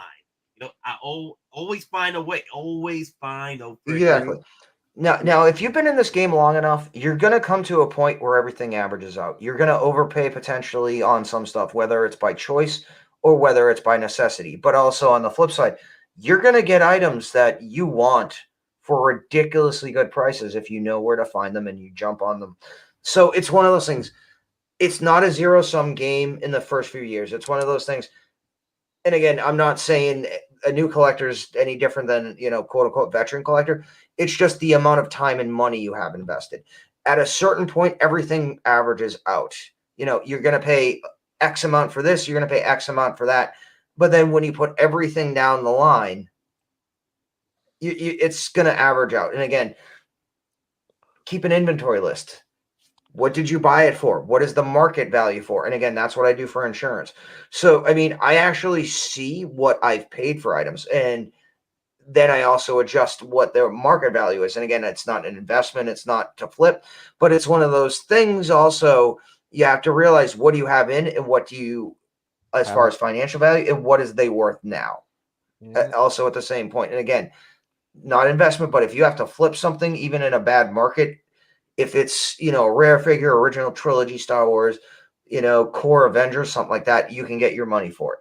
If it's something still in stock, released in the last few years, that's a different story. But ultimately, you need to know what you have, what you paid for it, and what it's worth. Again, we always say, we're not saying they're investment, but you also have to be cognizant of what you've paid into your collection and what it's worth at retail value. Mm-hmm. So I'm gonna say this as a person who missed out on one of the pieces that he actually truly wanted, right? And I hate to speak myself in the third person, but yeah, I missed out on the Hulkbuster, right? I will have to pay a penalty for that. When you buy something now and you wait for, you know, coupons and discounts, it's not always going to be the same item. You can put some stuff here. You may get discounts and 10% offs here and there, but did you really miss out? Because everything you buy now comes with a 10% coupon now. And if you get some stuff now, you get $25 off with the little booklet. Now I got 2 of them. A third one's gonna come in a week. Yep. And then 4 more next month. You know, so it's like, are you really losing at that point? No, you buy what you want. Like here, I didn't have that option with this Spider-Man. I paid the penalty for it because I wasn't at the event and I didn't have a hookup at the time. So what do? You try to justify what you're willing to pay for your figure. The individual went to the D23 event. Mm-hmm. They went, spent their ticket. If they were local, fine. But if I was going over there, I had to pay for flight, going and coming, hotel, going and coming. You know, I mean, you know, for the days. Food. That's the extras at the hotel. Yeah. Food, and then the extras. So I'm no. I did get it. I just didn't want to go past the point. Then the figure itself was like $330 after taxes. Yep. Right. So you ballpark that out. I probably paid what I would pay for just the hotel alone by buying this figure. You get what I'm saying? Oh yeah, yeah. It's California and D23 and near Anaheim. Yeah, you would have spent more than $500 on a hotel, bud. Bingo. So Yeah. and it's payment planned. So that means I still have to spread so that way I could get these pre-orders in. Mm-hmm. You get what I'm saying? And then you know you got people who FOMO, you know, me into getting more stuff. So now I'm gonna buy like 5 more Boba Fetts. Thank you very much to my boy Dave Z. I'm getting the Boba Fett and Throne. It's a done deal. I got coupons. I'm about to start doing that today. Just do, and just wait. Yep. Well, you know, another thing there, I'm going to make you buy some more Transformers to go along with that Starscream. I'll get you more Masterpiece. It has to be a Ultra Magnus and King Grimlock. That's it. That's all I want. So another thing I want to bring up I can get you a King Grimlock. Do you want normal colors or comic colors? Ooh, we're gonna talk later. Like you see, mine is the King. Mine's King Grimlock. You guys are looking to get it at the con? No, he wants to get it whenever. He can't get that at the con. He'll have to. Yeah, if he wants a King Grimlock. That's the hunt. See, this is the thing about collecting. The true collector is the one who hunts for everything that they want. Not everything's a pre-order because you could change your mind at a drop of a dime or life takes over. So the hunt is part of the battle too. So if you miss out on something now, you got something to chase. It's a treasure hunt. Yep. Enjoy it. That's what keeps this hobby alive. Not just being, you know, in a room full of sardine cans or boxes or whatever. Mm-hmm. You know, it's the joy of hunting, grabbing it, getting it, enjoying it where you have it, and then adding it to the collection. It's a full circle completion. And if you got a team that can help you accomplish that, more power to you. Yeah, I mean, the quarter of my figures are hunts that I got pretty much discount. Mm-hmm. The rest of them are still discounts, but they're like through retail. You know, purchases through Sideshow, what have you. But like 25% of my figures I did buy at freaking by hunting. I did hunt on Facebook. I saw a post, went and pulled the trigger. I saw a price I liked. There you go. And most of those were grails. Most of these were grails. Like this Prototype Boba Fett right here, $200. $200 shipped. Yep. You ain't gonna find that now. Exactly. You ain't getting no prototype Boba for 200. Only way I see that happening is if like Repaint and the markets completely crashes, and then we all get put on another lockdown. That's the only way I could see people selling their figures for dirt cheap again. Mm-hmm. But the people, I gotta help out Bugman real quick. Those that are coming in right now, there's no spoiler talk of Andor until 9 p.m. Eastern. So just letting everybody know that. So or I can leave early because I got to still eat and I still got to watch the last 2 episodes. So I mean, I might leave early, order some food, and watch it, and then I can jump back in at 9:30 earlier for the spoilers. But I just want to jump in real quick. Ultimately, what we're trying to say is you need to join communities. You need to become friends with people. You know, just like our group, 6 Skill Survival Guide. Join that group. Again, we run that group to help you know information. We tell you when things are going to be on pre-order, when things are blue screened. If you want to jump on it, you got to do it now. But also at the same time, people are selling items. Again, as long as they're within the rules, we'll let people sell. But other times people have items they want to trade, or they, you meet a friend, they have a connection, they can do this and that. I mean, ultimately, in Geeking Out at this point, everybody who is a core family member of this group, I mean, at this point, I don't think there's anything we can't get. Yeah, within the group with all the members. Yeah. I mean, we all. I mean, the thing is, we all have core same collecting habits and loves, but we also all have different, external loves. But we can get you probably anything you want within 72 hours if you give us the time. Yeah, but you're gonna spend some money. You're gonna spend a little bit of money. Yeah, you're gonna. Because I can still get my Hulkbuster. I'm gonna spend a little bit of extra though. He can still get his animated Boba Fett.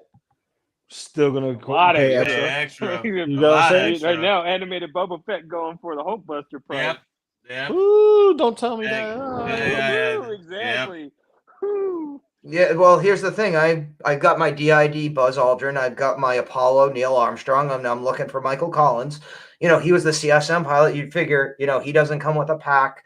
He doesn't, have all the accessories because, again, he didn't land on the moon. He was just the pilot and did the, spacewalk stuff. Why is he more expensive than the other 2? Pilot. You can't get to the moon without. It's like one of those things. He has less stuff, but he's more expensive. You're not getting back home. I'm just as important as you. You walked on the moon. I flew you there and home. I flew us to the moon and landed on the moon. Listen, I'm taking us back to Earth. Listen, it's like Dominic Toretto in his Charger and anyone else that gets in the car with them, right? Yep. You need a Dominic. Why? Because your ass. I got family. You see? Because if not, your ass is walking. Yep. I'm gonna see you fly like this in space. Like, oh shit, I can't go nowhere. Another thing, entering the atmosphere. So another thing I want to bring up too. So there's another thing that collectors do experience too.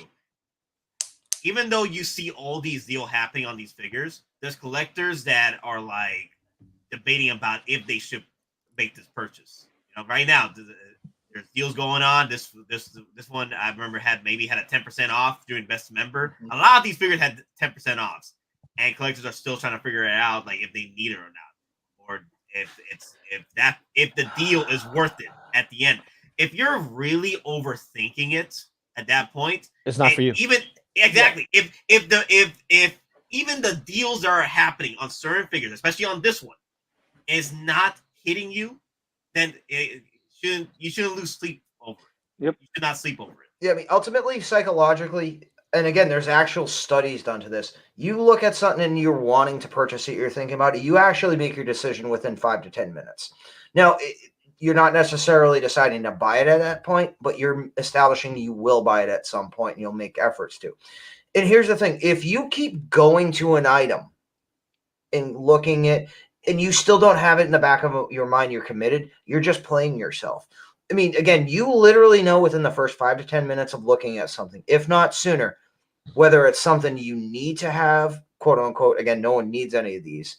Whether it's something you want or it's, hey, if the opportunity is right, you know, I got the funds, got coupons, it's on sale, I'll grab it. I mean, you have to be honest with yourself.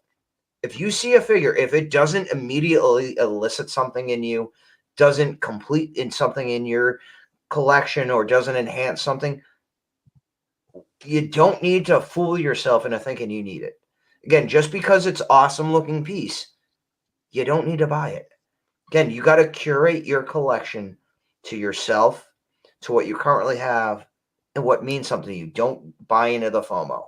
I know we were joking about it, but again, just like Sideshow put their FOMO banner up, don't buy into it. Don't get bamboozled.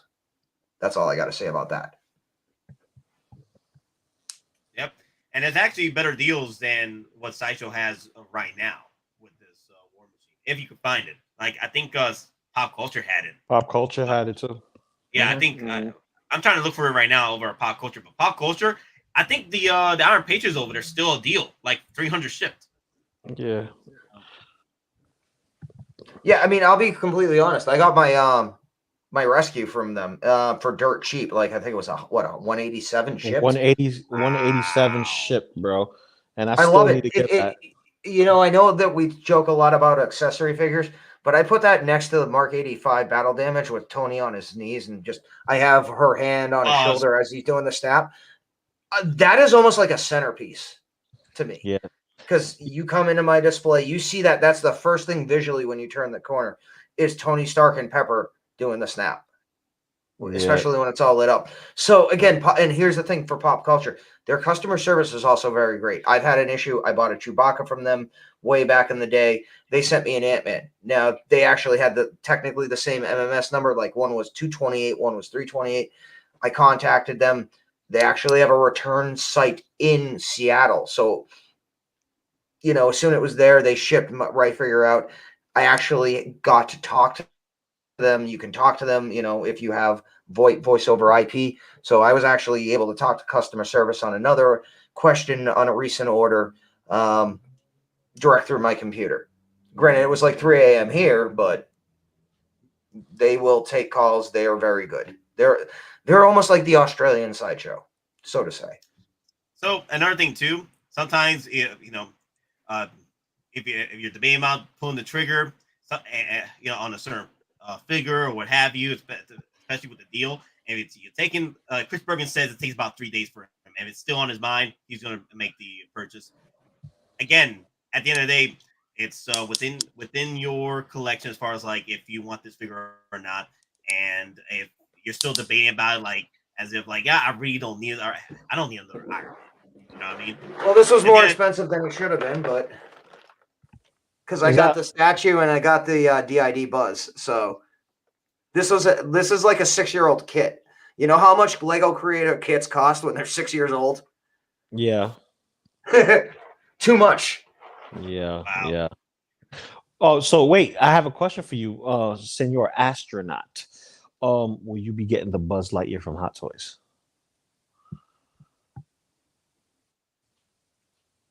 Oh, I missed it. Talking Sorry. to you, Don. No. My internet Lightyear. just spiked right as soon as he was talking. Oh, Sorry. I said that will you be getting the Buzz Lightyear from Hot Toys to go with your astronaut stuff? La. You see his face? Face palm. But for the value, I say no. I'd grab the Beast Kingdom version, even though it does not include. Okay. But I don't need them. Gotcha. Yeah, I say pay attention to it, and there might be a deal 10% off at some point. I'll tell you this, it looks too toy compared to what I have now. If I was going to spend that money, I'd go to Big Bad Toy Store and I'd get the suit. And again, doesn't even have a body. I can grab another body, but I'd get the 2001 suits that they have.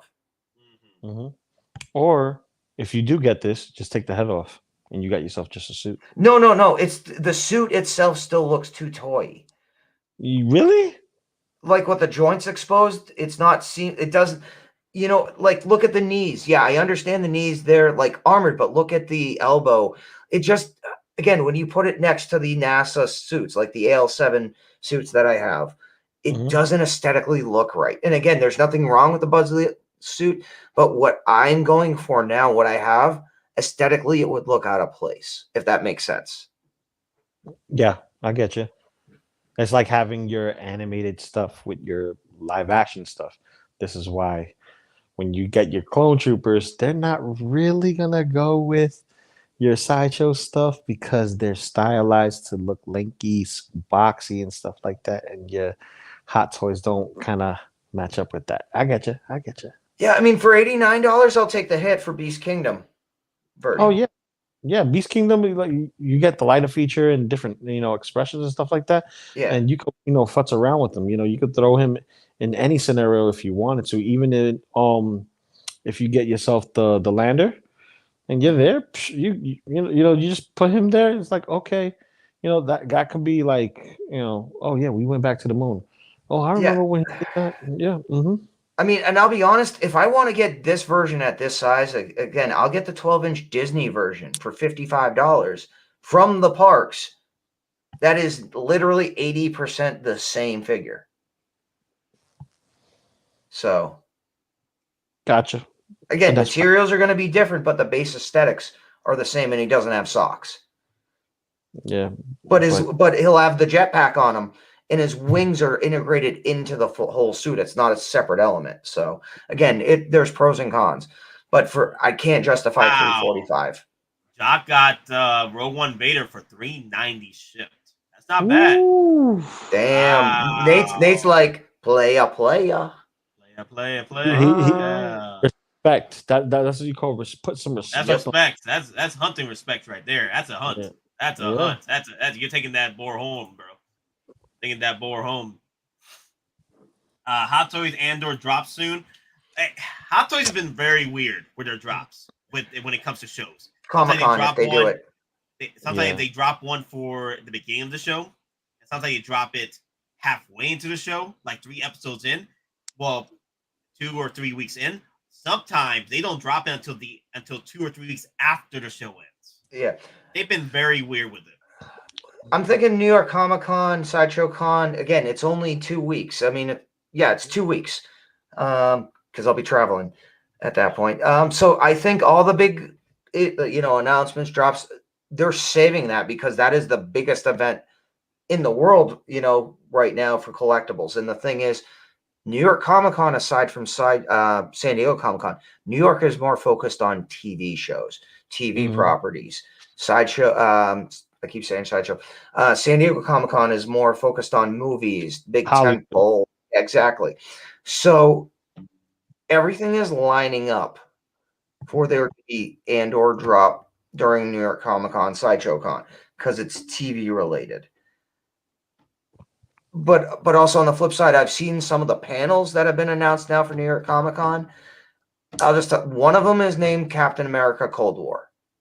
So it could be very different this year. I don't know, but I'm just saying I'm thinking we're going to see a lot of stuff at New York Comic-Con / Sideshow Con. Yep, possibilities. But remember what happened last year? I think we got one official drop, and it sustained people for about a week and a half before New York Comic-Con, and then Sideshow did their Sideshow event, and that's when we saw everything else. But you got to also remember the Blitzway stuff was also being pimped up, rumors-wise, because of Afterlife. Yeah, Afterlife. Yeah, that we were banned from going to because some security guard didn't know what he was doing. Yeah, we could have saw a whole movie. We would have been fine. Yeah, V saw it next to freaking Adam Savage. Like, V talked up Adam Savage the whole movie. Well, not the whole movie, but yeah. So I want to bring this up real quick. Titan is asking, is it worth to pre-ordering a War Machine reissue? So I'm going to bring this up with you guys about it. Usually, Iron Mans tend to sit, especially War Machines, tend to sit after the release, after the official release, within 2 or 3 years, right? And within those 2 or 3 years, you do get it in a discount. Free shippings, 10% off, sometimes 20% off. The only reason why you would pre-order this right now is if the payment plans is just 3. So unless you will need to get this down to like $50 a month within the 8-month period, that's one of the reasons why you would have pre-ordered this in the very beginning. But if you're waiting for some coupons, right, you would just keep an eye on this and wait till, because even if it gets blue screen, somehow, some way, it does get blue screen, still got time to place this order, because not many people are going to drop $375 out the blue. You know what I mean? And the only reason why you were pre-orders right now too is you want this once it ships out. Once it ships out, you don't want to wait for the coupons or what have you. But if you got to really think about it, I mean, really think about it, and you're just pacing back and forth day and night trying to figure out if you want to pre-order a War Machine, like, then don't pre-order it at that point, because if that's the case, you're losing sleep because you're not sure you want to pre-order something. Then don't pre-order it. Then just wait it out, see what happens. Yep, day and night. I got pre-orders on my mind tonight. Now, here's the rules though with pre-order. I love that song, but here's the rules with the pre-orders though. For me, it has to be either an exclusive, especially the Boba Fett. That was the day one pre-order right there. An hour pre-order, minutes pre-order. 30 minutes after you posted it. Yeah. Yep. Vehicles. Okay, vehicles, because there's such a big price tag, especially the DeLoreans and the Tumblers. Such a big price tag. You want to capitalize on pre-ordering early so the payments aren't that bad, right? Vehicles, exclusives, limited. Is there one less War Machine Punisher because of Titan now? Possibly. One less. I just got Punisher and Captain America with 10% off. Thanks, guys. I live close by. Oh, damn. Yo, Nate, look what I did. Ooh, Cad Bane in disguise. Nice. Yeah, it's Cad Bane in disguise. Yep, and it's not the Sideshow version. It's just the cast itself. Hot Toys body, baby. Hot Toys body. Yeah, at the end of the day, just don't overthink it. But if you gotta be a savage, be a savage. I wanted to exploit my savagery. Intellect alone is useless in a fight, Mr. Spock. You can't even break a rule. How would you be expected to break bone? Ooh. Be a savage. Just be a savage. Ooh, daddy chip. Nice. Khan and the eugenics war. I hate the fact that they could have continued the sequel with him. Like, he should have won. Like, he should have won that movie. In that movie, he deserved the win. And then in the third movie, we get the win with the original, not the original, but the new team for the Star Trek. You know what I mean? I know what you're talking about. Basically, you know what I mean? An adaptation of the show into the movie, like the original series, and Wrath of Khan. Yeah, I know what you're getting at. The third because one guess what? Wrath of Khan. The third one. JJ don't know Star Trek. Exactly. JJ don't know Star Wars. JJ don't know shite. Yeah.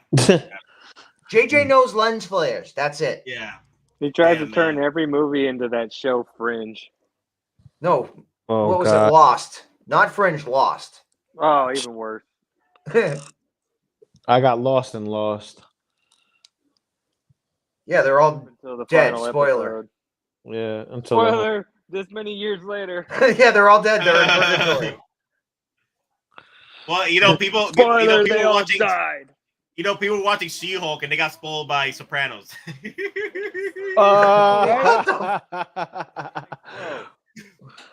mean the whole Fade to Black thing? Sopranos like 8 times since it's been available on streaming. You know they've done 2 like prequel and sequel movies of that, right? Exactly. Yep. And dude, The Saints of Newark, that was such garbage movie, man. That wasn't even Sopranos. That was knockoff Sopranis or something. Yeah, I know what you mean. No, like it was called The Spaghetti. It was called The Spaghetti. That's what it was. So Titan is asking, how long you guys been doing this, if you don't mind me asking? Okay, so wait, doing what? Collecting or streaming? Collecting. Streaming? That's a big giant question there. So, like, That's a loaded question. You gotta be specific, Titan. When did we do the current operation? Yeah, because I mean, you know, before Hot Toys and stuff, I was collecting other things. I've always been collecting things growing up. So yeah.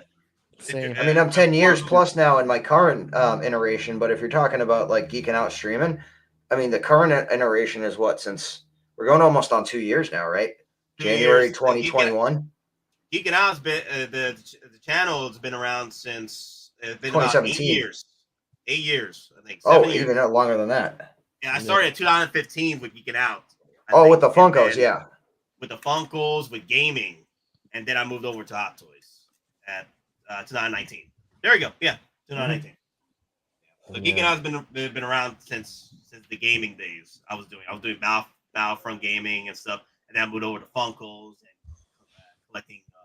I was already collecting video game collections. That was my first thing. Video game collecting. As far as like Jack, collector editions. Jack, that is the awesomest answer I've ever seen to a question. Sit down, my friend. Gonna be a while. It's gonna be a long night. Yeah. It'll be a long night. Welcome to Geeking Out, Titan. Word. Collecting? Collecting. Damn. Yeah. The yeah. Empire. I never stopped collecting. There you go, Lou. You can start. No, I never stopped collecting. I took a pause. Girls, money, girls, some more girls. And that's where my money went to for I'll say about 5-6 years, you know, and then right back into collecting as soon as Iron Man 1 came out. So when Iron Man 1 came out, I started backtracking a lot of stuff like the X-Men movie figures from Toy Biz. And then, you know, going deep into Marvel Legends again. I had already established a Marvel Legends collection. It's just I took a long couple of years pause. Then when I started collecting back, it was like new stuff was coming out. You know, there was more people coming into the fray. So you have Mafex, you had and they were doing the Nolan trilogy.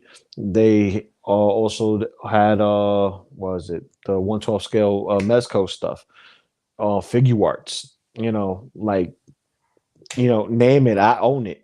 Possibly, you know, because I collect everything. I collect everything. I ask any of these guys, I collect anything if it's within my wheelhouse, you know. Samurai, Predator, whatchamacallit, Star Wars figures, you know, the movie realization line, Kamen Rider, Power Rangers, X-Men, you name it, I've been collecting forever. So, you know, and I ain't gonna stop. You know, I'm collecting figures. I'm collecting figures like I'm collecting debt. Hey, Daddy, chill.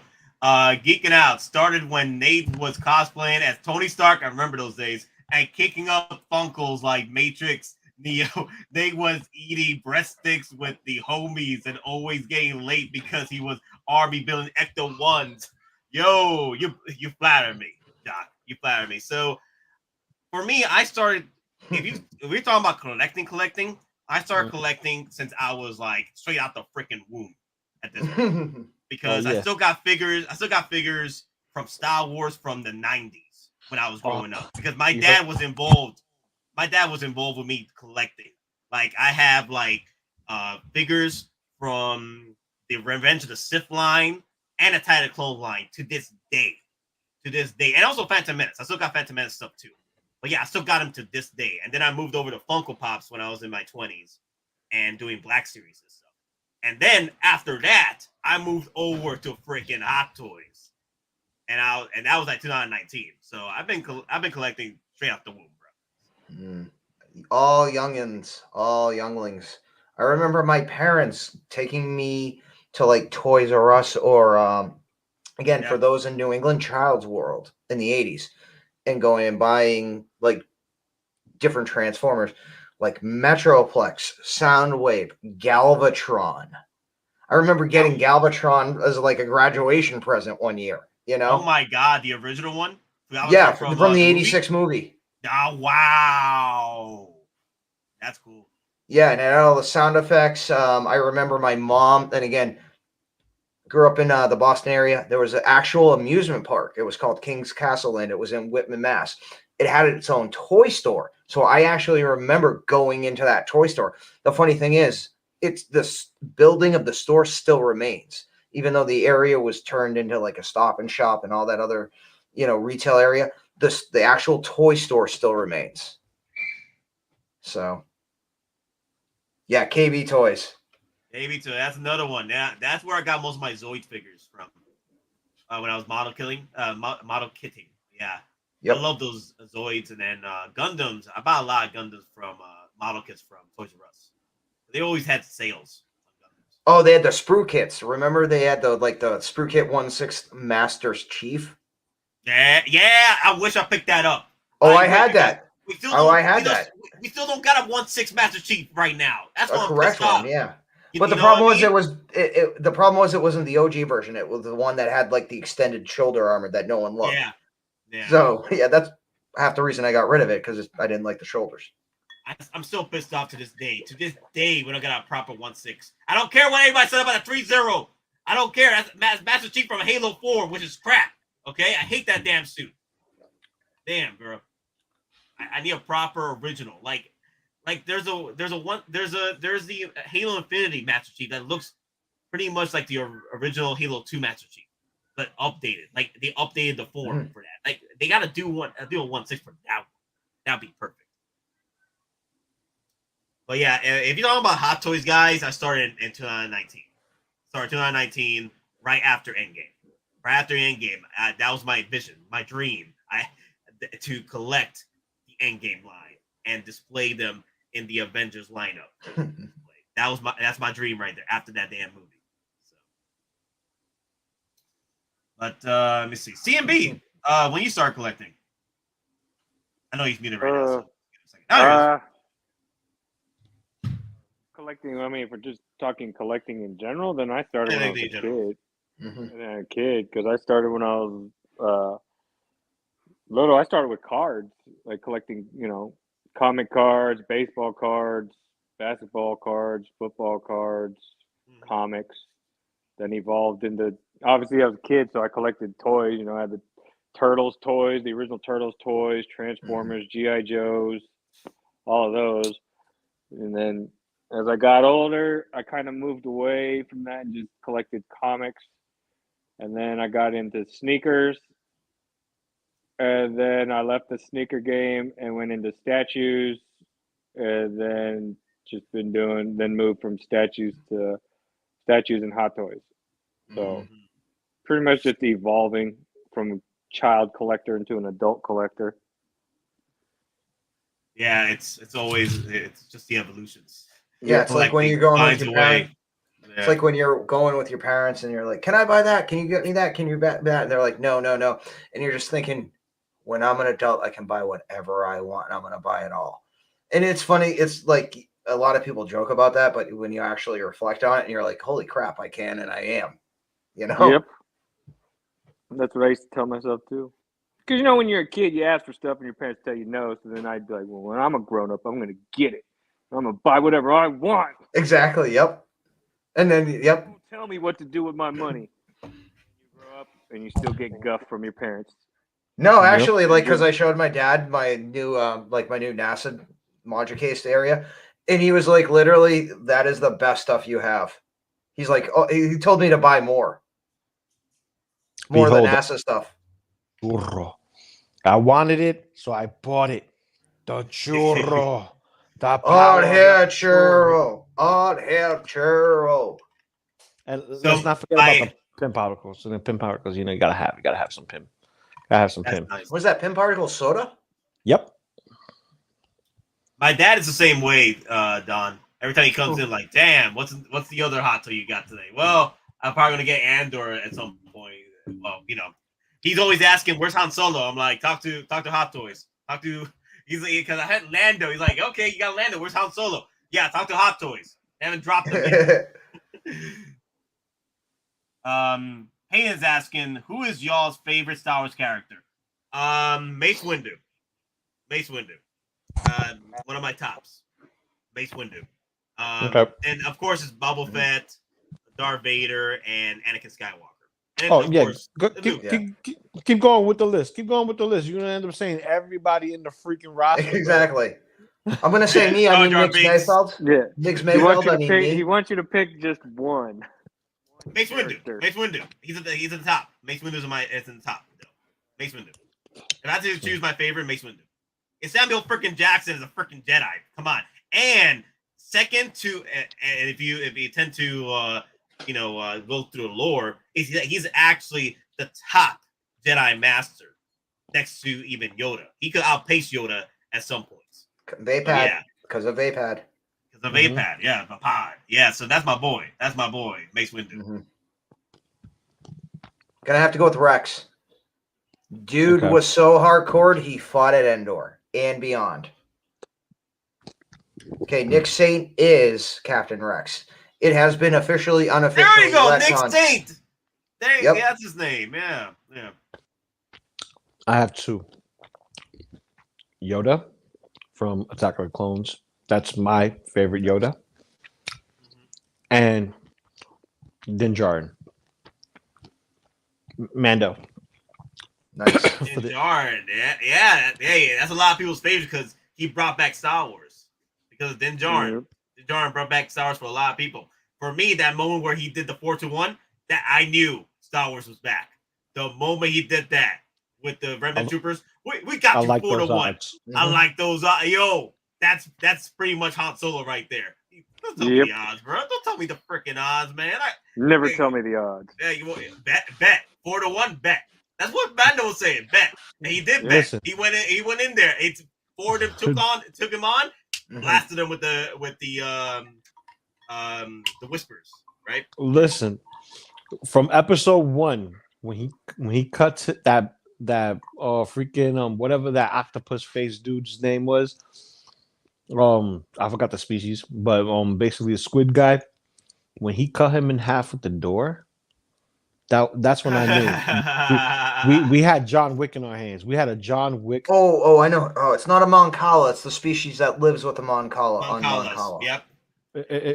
Calamari flan. Calamari flan. Yeah, you turned him for calamari flan. Yeah. Can we get a Yoda origin story? Well, there was planned one until Solo came out and ruined all those plans. So Boba got canned, original story. Yoda got canned, original story. A lot of stuff. Vader Solo story got canned. Yeah. Because at this time, they literally had all these Solo movies ready to come out, but then when the Han Solo movie bombed, even Kenobi, like, all right, even Kenobi had a movie. Yeah. Yep. That's when they decided to cut all the Solo origin stuff. Yeah. I mean, at this point, I think like Tales of the Jedi. If you've seen the previous, I mean, Yaddle is prominently displayed in one of the major scenes.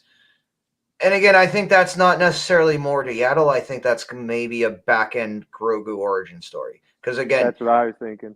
It's Yaddle, it's Yoda. They're the only two. Wing, wang, woom. Family Channel, we got a baby.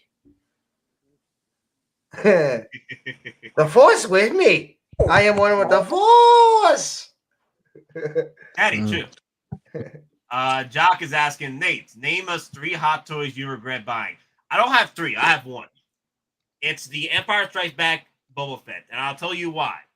If I had chosen the animated Boba Fett over the Empire Strikes Back Boba Fett, I could have gotten the 40th anniversary edition box next year when it got released for 40th anniversary. If I just got the animated Boba Fett first. So what was the point? What was the point? Hot Toys Therapy with Nate. That's my one regret because the Deluxe edition 40th anniversary edition box came out Nate, next let year. it flow. Let it flow. Next year. Let it out, Nate. Express yourself. Flow it out. Keep it bottled up, bro. You just end up killing yourself. Nate, he's not Irish. He can't do it.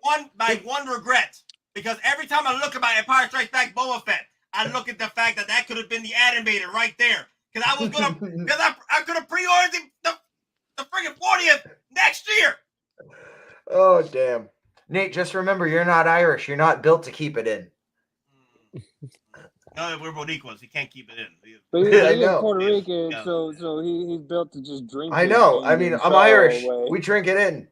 Literally. No, Irish people just drink to drink. We all know that. Your drink is water.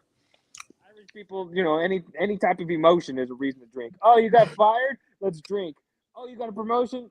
Let's drink. Oh, you just got 2 batteries you picked up from the store? Let's drink. Actually, you know what? Now I got my saying back. Look at it. You know how much I sacrificed? He said, they're saying that you're doing a Sam Kinison imitation. It sounded like it. It did. Like, It does. Oh my God, it does. Wow. I mean, I thought I was like, the first thing I thought of was it Back to School with Rodney Dangerfield when Skinison's talking about Vietnam. Nice. Opening up old salty wounds. You damn right. You're damn right. So anyone got any regrets? Because that's my one. Wait. Are we talking Hot Toys purchase regrets? That was the question. He said Hot Toys purchase for me. Okay. But it could be a Hot Toys purchase for you guys if there's a regret. Well, if I regret anything, it's not looking into all my closets when I moved. You know that. It's my entire collection, Star Wars, vintage, the small guys, all mint in box. So. That's your regrets? Yeah, because they were all mint. It was like 2 giant bags full. And they're like, the shopping bags. So someone has my mint, in box collection because I don't have it. Wow. That's my biggest regret, not checking the closets. But that's a choice. That's not a purchase, or Hot Toys. Okay, if I was to regret any of my Hot Toys purchase, it would be the first Deadpool. My first Hot Toy. Oh, I know where you're going with this one. Motherfucker falls apart like ain't nobody business, man. He's worse. He's worse than all my ex-girlfriends when I break up with them. They fall to pieces. He literally falls to pieces. Yep. Damn, Daddy His chill. suit melts like a damn if you're holding on to chocolate. You look at it wrong, and a piece flakes off. Especially the arm, like elbow area. Like if we talk about the suit's like when you pour milk into cereal and you just let it sit there for a while, it just turns into mush. The suit just turns into mush. Yeah, granted, vanilla pose. Granted, pose it once. Bye suit. Bye suit. Yeah, same thing happened to me. Like mine got screwed up, so I said, "Screw it." I just parted out, and I think I made like $150 on parts. So Don, because you saying you got to bounce and watch the next 2 episodes, let us know what you regret and then say your regret as far. Well, my regret is not buying; it's for selling. 2 of my biggest sell regrets: K2SO, and the Death Star Gunner. Wow! I didn't know about the Death Star. Maybe you said it before, but I didn't know about that. Damn. I don't remember. Damn. Yeah, because they had the gunner, but they also previewed the Death Star like trooper with the display with his control panel. Yeah, but no, I bought it.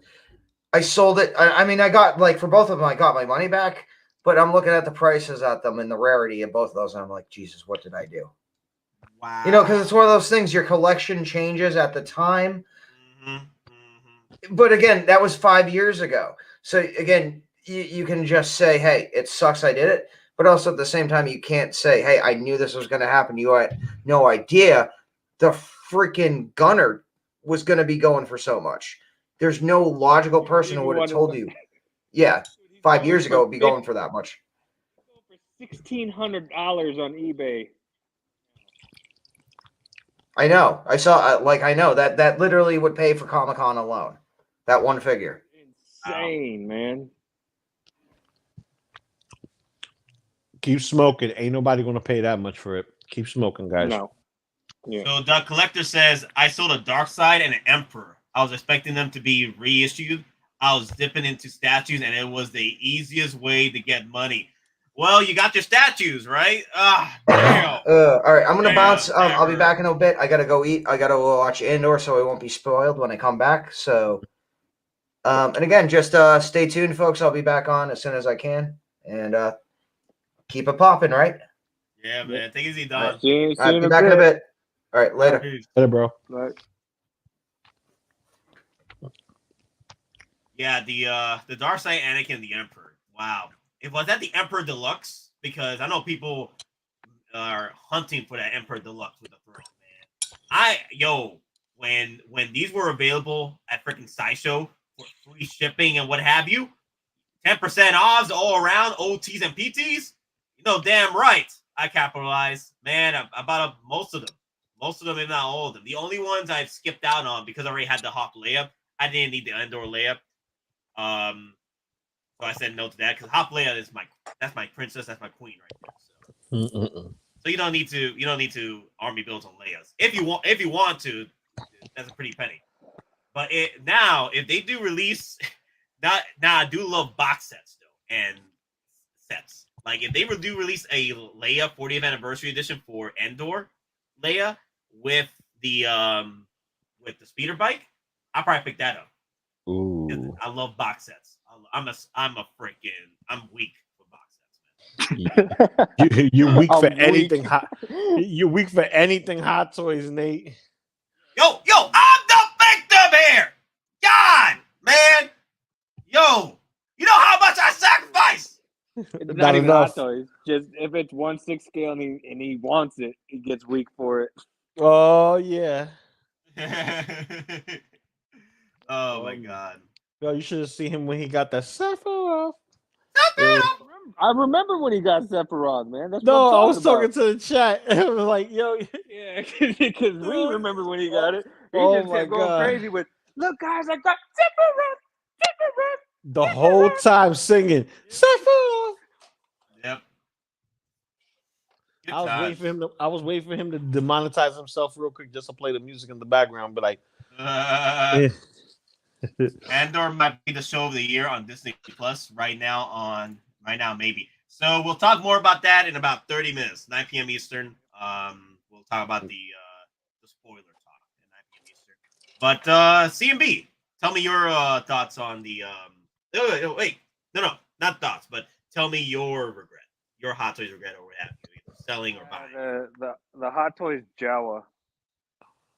Ooh, what happened with that? Nothing, man. Like I just thought that when looking at the promo photos, I was like, "Oh, this thing looks cool. It's a Jawa. You get the Gonk droid. It's gonna be awesome." And then I got it, and like the lights in the eyes barely worked. And it would have been better if they would have put some type of like yellowish paint on the eye lenses, so that way, if it wasn't turned on, that you could still see yellow eyes protruding through the hood. That was my complaint. The Gonk droid was lightweight, and then like the base that they gave you with that cheap boulder clamshell that you put on top of the standard base is just all of it just to me wasn't what I thought it was going to be when I had it in hand. But luckily I have a mini-me, so I just turned around and said, "Hey, do you want this Jawa in your collection?" And he said, "I sure do." Still there, but you don't have it. Yeah. Not personally, anyway. Yeah, but it's not part of my collection anymore. It's part of his collection. Yep. And he likes it, so if he likes it, then it's cool. To me, I regret buying it. So let me see, Nate. My regrets is wasting time and money collecting Black Series figures instead of Hot Toys back in 2016. Ooh. Yeah, I could get that because I was collecting Funkos at the time, and there was some grails I did miss out on that I wish I could go back and just say, you know what? Let me just take my time with Hot Toys. But I was in that Funko craze. Yeah. Commander, purported for duty, sir.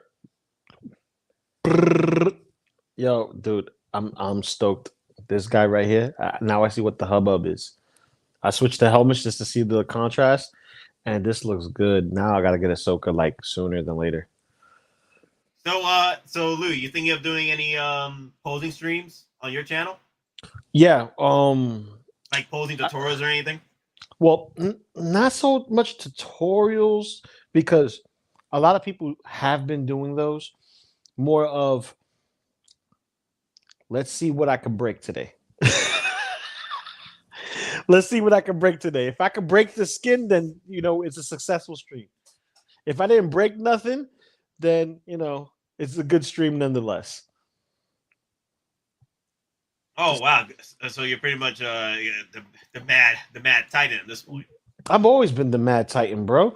Like, listen, when you have a Spider-Man figure that no one wants to pose because they're afraid of it breaking, and I'm over here just posing the shot of it, and then the seam pops, and I sew the shit back up, and I'm still posing the damn figure.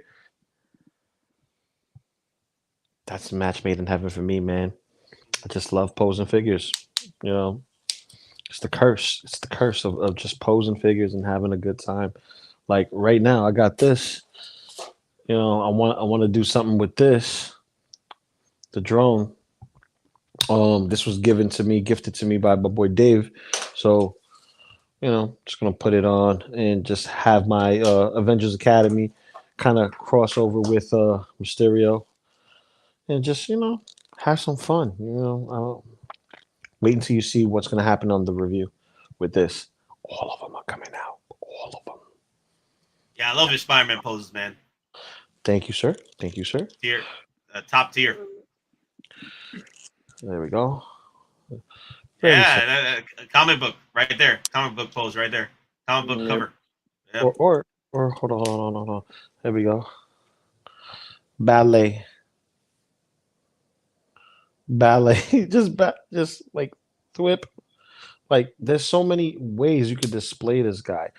Like I just wish the rest of the suit was the material. Ratchets? Oh, okay.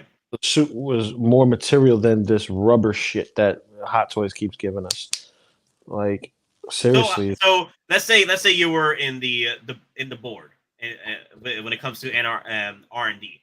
Or how can you improve the Spider-Man figures? Oh, dude. All right. It'll be similar, but not too different for what they already do with the screening material for cosplayers. They have that invisible zipper that goes in the back. That's an easy, stitch in itself. Sometimes it looks unsightly, but they have it here already. They have it. It's just they have the stitches everywhere else, which is fine, but they take shortcuts. So they're like, okay, we only got one fabric. Let's do that. Get the fabric on, and then we'll just do iron-ons on the whole thing. So they basically, put this vinyl on the entire thing that's already patterned out, and they just sew the shit together. I'm like, no. Digital print it. Do a digital print. They do digital prints on shirts all the time. They stretch, and they're very breathable, whatever. You can do that with the figures. I would put the screening technology and apply it to the figures, and then add, some of these extra details onto the figure, versus having the entire figure suffer for it just because you want to cut corners. Still give it to us, but say, oh yeah, but you can't pose it and leave it there for a long period of time. What's the point of giving it articulation for that? Make a statue.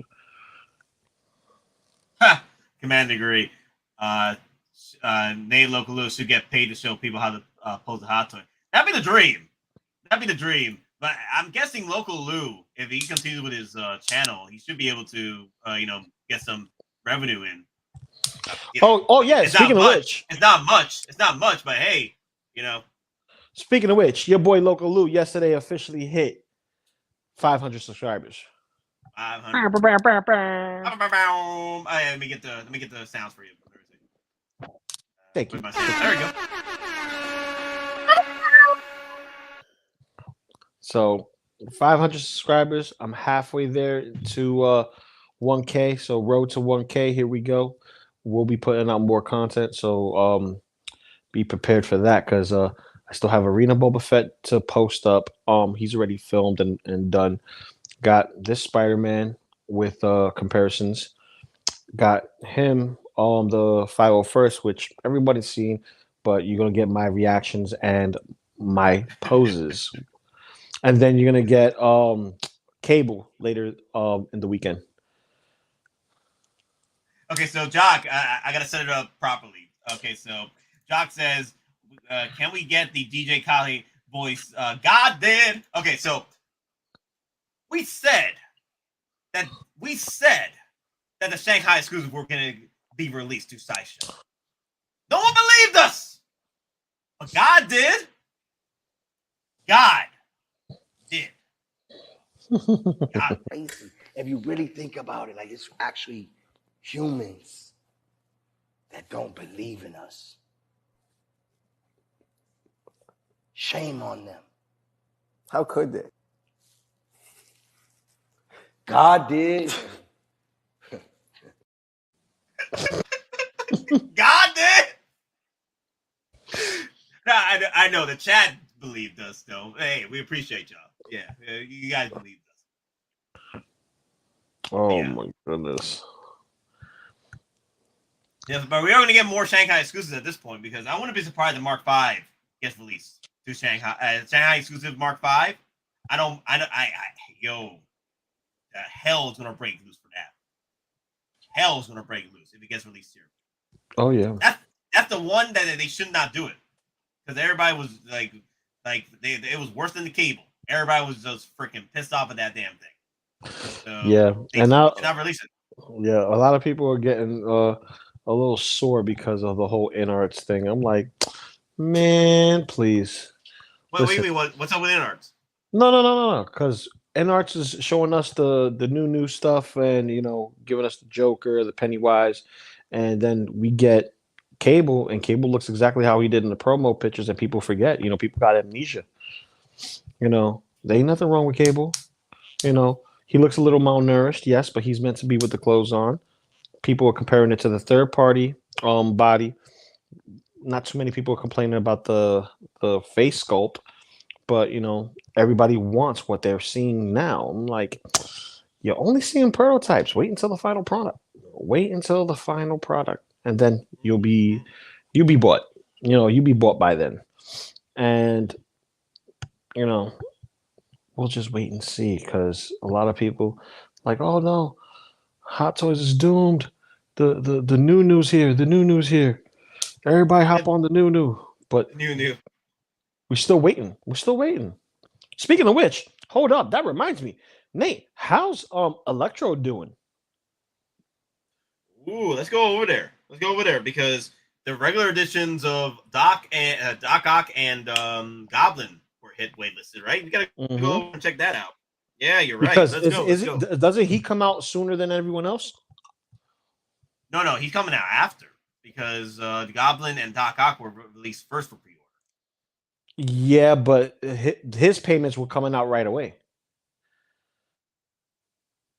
It was like way after. I think because it came out so late in the game for pre-orders, the payments weren't ready. And also, I'm reminding everybody, they finally getting the payments out now, set up for the. If you guys did pre-order the Venom, Carnage Venom, bust, head bust, and everything. Pause.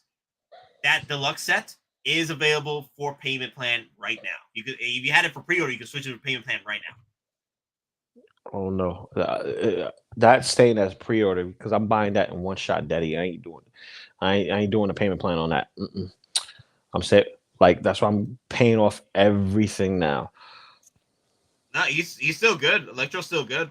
He hasn't hit blue screen or got low stock. Yes, the regular editions, Jock. The regular editions of Goblin and Doc Ock are sold out or waitlisted. Don't lie to me. Goblin and Doc sold out. He's putting out that energy. The lies, right? The lies. Who taught you these lies, right? Who has taught you these lies? No, it's no lie. They're waitlisted now. The regular editions are waitlisted. You still have deluxe editions still available. Maybe. My guess is that people either didn't want the second set of arms, which makes sense. $30 more you can save with the original arms, and then the glider. Not many people have the space for the glider, and more so if you already had the Toys R Us glider, then people are like, you know what, I'll just stick with what I got. Stick with what I got. But the thing is, I'm like, do you really want to play that game where you're thinking that the Hot Toys version will be able to fit on the Toys R Us glider? I wouldn't play that game. Yeah, we don't know if it's going to be exactly the same size for the actual figure itself. They could use a different body. He could be shorter. He could be taller. We never know until we actually get it in the hand. As a matter of fact, it's a possibility he could be taller because even this Spider-Man right here, he's taller than your tech suit. He's taller than your tech suit by a little bit. So I think this is going to be the new body that we get from No Way Home using this. And I think this is why this came out.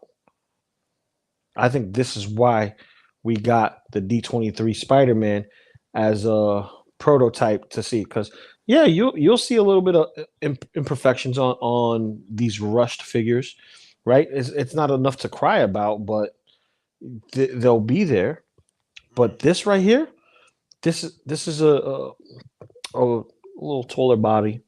I think this is going to be what we get with the Far From Home. I mean, No Way Home suits.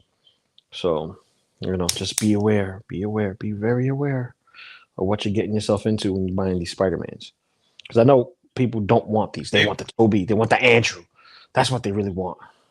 See, join the wait list. Mm-hmm. Yep. Who are we waiting for right now? We waiting for Andrew? Andrew has not been popped up yet at Sideshow yet. So, yep, that's what we're waiting for. We're waiting for Andrew. I think it's a licensing issue right now, so they're waiting it out until they get that squared away.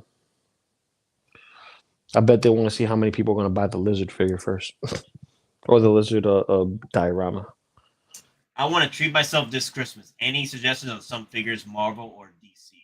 Ooh. So to get the ones that are in stock right now.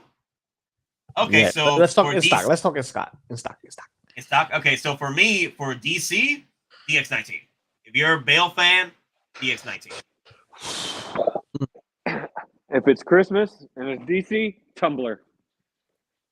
Ooh, Tumblr. Damn, Daddy, chill. I would agree. Man. I would agree. If it's Christmas and you want to, give yourself splurging, you want to get yourself a vehicle, a Tumblr, not a Batpod, a Tumblr. Remember, the size, bro. The size, man. You got to well, pause. But if you want an actual figurine and you want, to get yourself a actual 6-scale figure and not a vehicle, Marvel or Star Wars? I would say... You said Marvel and DC, though. I don't think... Oh, right. Yeah. Marvel or DC? DC. Oh, Nightmare 2-pack. Nightmare 2-pack. Yep. Yeah. The 2-pack. 2-pack. That's a good one. Mm-hmm. And for Marvel, if you don't have it already, Battle Damage 85. Ooh, yeah. Or Zombie Iron Man. Iron Man. Yeah, that's a good one, too. Zombie Deadpool. I got both. They're great. I know, but my points are here. So now I can start, chopping away at that price tag. Dead-Eye Strange. I'll wait. If you are gonna get any of these, I'll wait till an event happens because most of these hit up that 10%. Most of these have 10% or 50% off, even free shipping during events. So I wait. But also Miles Morales, if you're a big fan of the Into the Spider-Verse, this thing is beautiful. Yeah, he's figure of the year for me. I'm waiting for him to, ship, and then I gotta buy a second one. He's one figure that I'm army building that doesn't need to be army built. I got a great deal on eBay for him, dude. It was. I know you told me. But still can't believe I got that badass deal on eBay for him, brand new in box. Like that was like one of those times where you're like happy that you used eBay. Yeah. That Tumblr, bruh. That Tumblr. Yeah, Tumblr. That's coming in October. Can't wait. Also, if you're gonna get something else that's there, like really you're gonna spend for Christmas and you don't, it doesn't matter for points or anything like that. I would say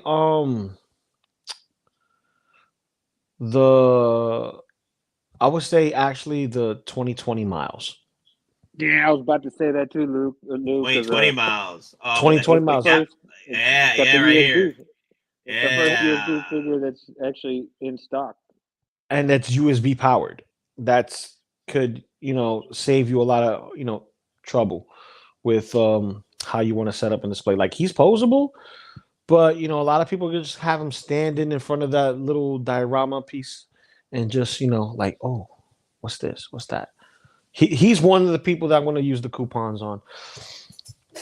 That's why I'm like, okay, I'm glad I'm waiting and I'm getting, but I gotta make sure I have my ducks in a row. I get the ones that I want, and the ones that I kind of want, I get later. Yeah, this one is going to be like a 10% thing or a free shipping, which it'll probably hit by the time another event happens, because Sideshow is trying to sell these damn figures like no tomorrow. Oh, for sure.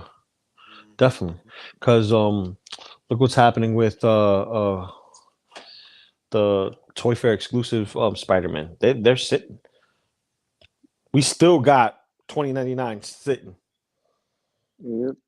He's still sitting. The Cyborg Spider-Man still sitting. He came out on Christmas. And I gotta get him too. That's another one. And he's what? Limited time offer, free shipping. He's already free shipping. Yeah. They had a lot of these. Yeah, I'm gonna have to get my hands on that one too. That's an Iron Man figure, so shipping's like $38. Yep. Yeah, this thing is good. And also that helps a lot because that tax really hits you. Mm-hmm. Damn thing. Yeah, I gotta figure out if I'm gonna get this guy something. Figure of the year for me is the X19. Yeah, I gotta agree, man. That DX19 is really good. Man, yeah, man. I'm really leaning on that, but we'll see with top fives this year. We're gonna do. It's gonna be a tough top five, man. Yeah, it's gonna be tough, but I still put my figure of the year as Miles into the Spider-Verse. He comes with so much stuff. It's retarded. Like you have the different hair, the mask, half mask. You got the different facial expressions. You got the spray can.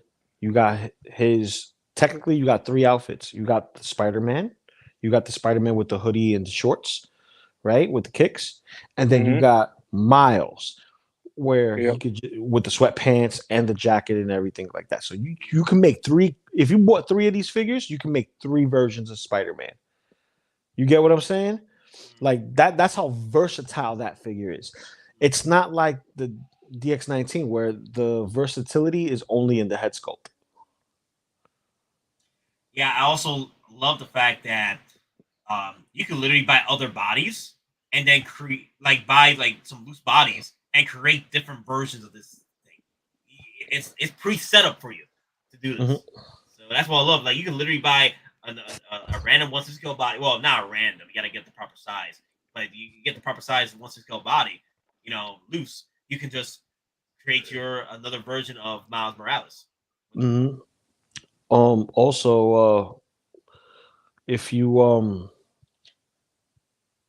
was quick on the draw and you got Gwen early, you got your duo team right there. They love birds in the comics and they show interest in the movie, and together they were dope. And she was badass.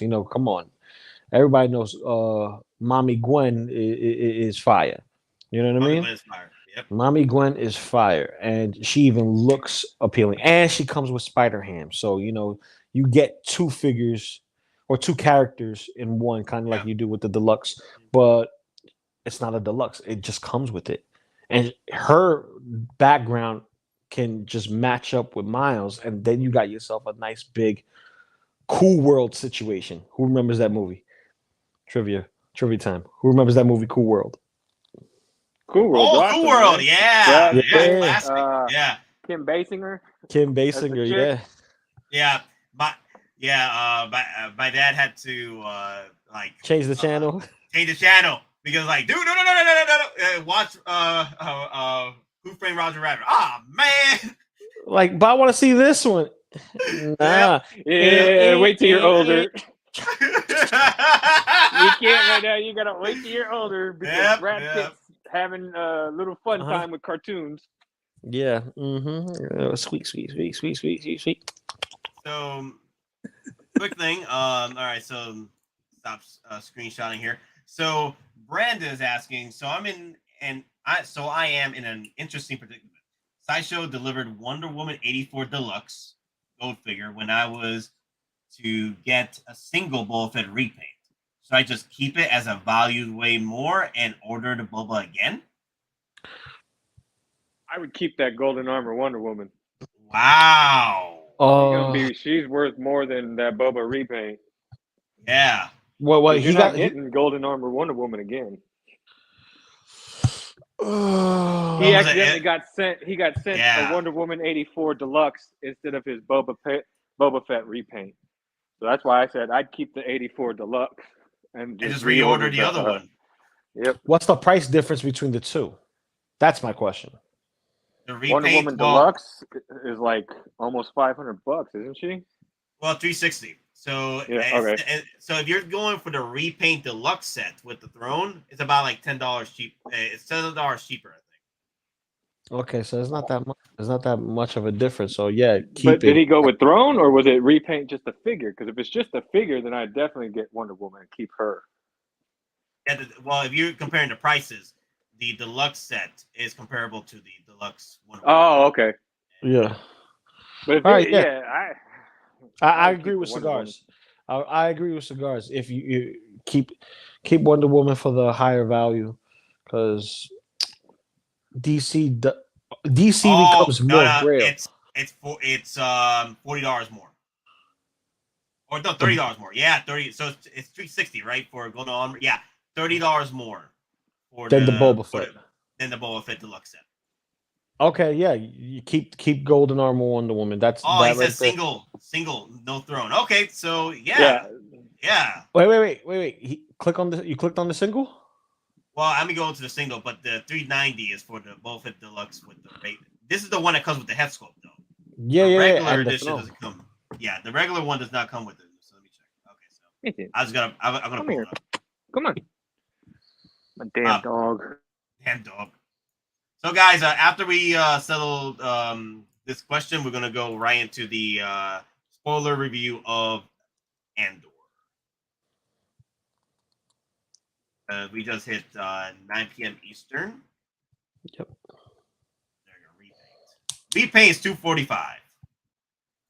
Oh yeah, keep that deluxe, bro. Keep that deluxe one. Keep that deluxe, bro. Yeah. Keep that deluxe. I don't even know why that was a question, my brother. I'm sorry, man. You gotta keep the one that's more expensive if you paid less, and then reorder it. Wonder Woman, man. That's the armor from friggin' Kingdom Come. You ain't ever. I say just order another one. At that you won't ever see it rock that armor. At that point, just order another one, man.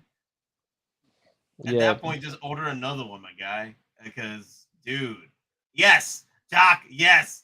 Wonder Woman is gorgeous. Are you out of your damn minds? Are you out of your damn minds?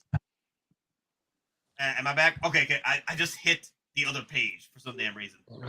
No, you never left. You never left, but you did slow down a bit. You did slow down a bit. Slow down, like when you were screaming, saying, "Are you out of your damn mind?" It slowed down. Like no, because I hit. So I threw this right, and it went to another page. I was still on the same page, and then bam. Keep screaming, Nate. Keep screaming. I got this for you. So, all right. So, Loco Lu, you want to head out because we are going to talk about spoilers.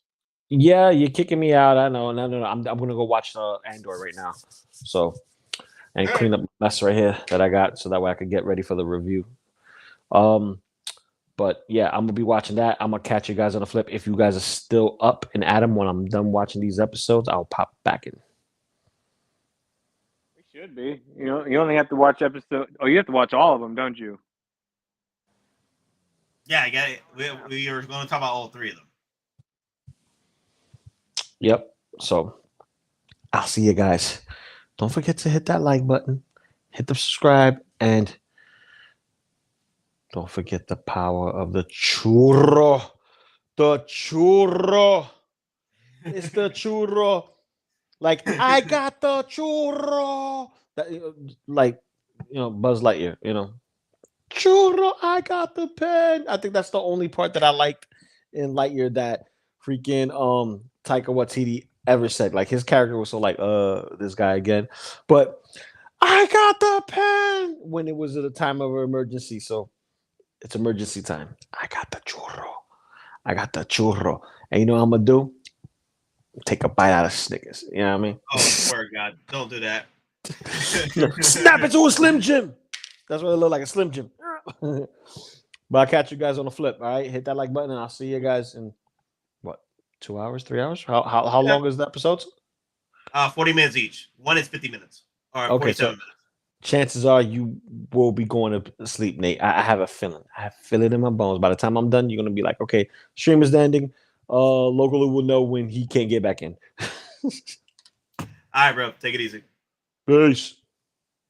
All right, CMB. I'll be right back. I was gonna get a few of my drinks, and then we'll sit down and talk. I'm gonna take a not muscle, but an energy drink real quick. I got one saved. All right. Yep. So I'll be right back. Great stream. Haven't watched the show yet. Oh, Boxton, don't leave us. Boxton, don't go. Don't go. It's okay. It's okay. Go watch it. It's fine. That's why we set it up for 9 p.m. Eastern. So we enjoy a 2-hour stream with you guys, or 3-hour stream before we get into the spoilers. So, all right. I'll be back. All right. All righty. Let's see.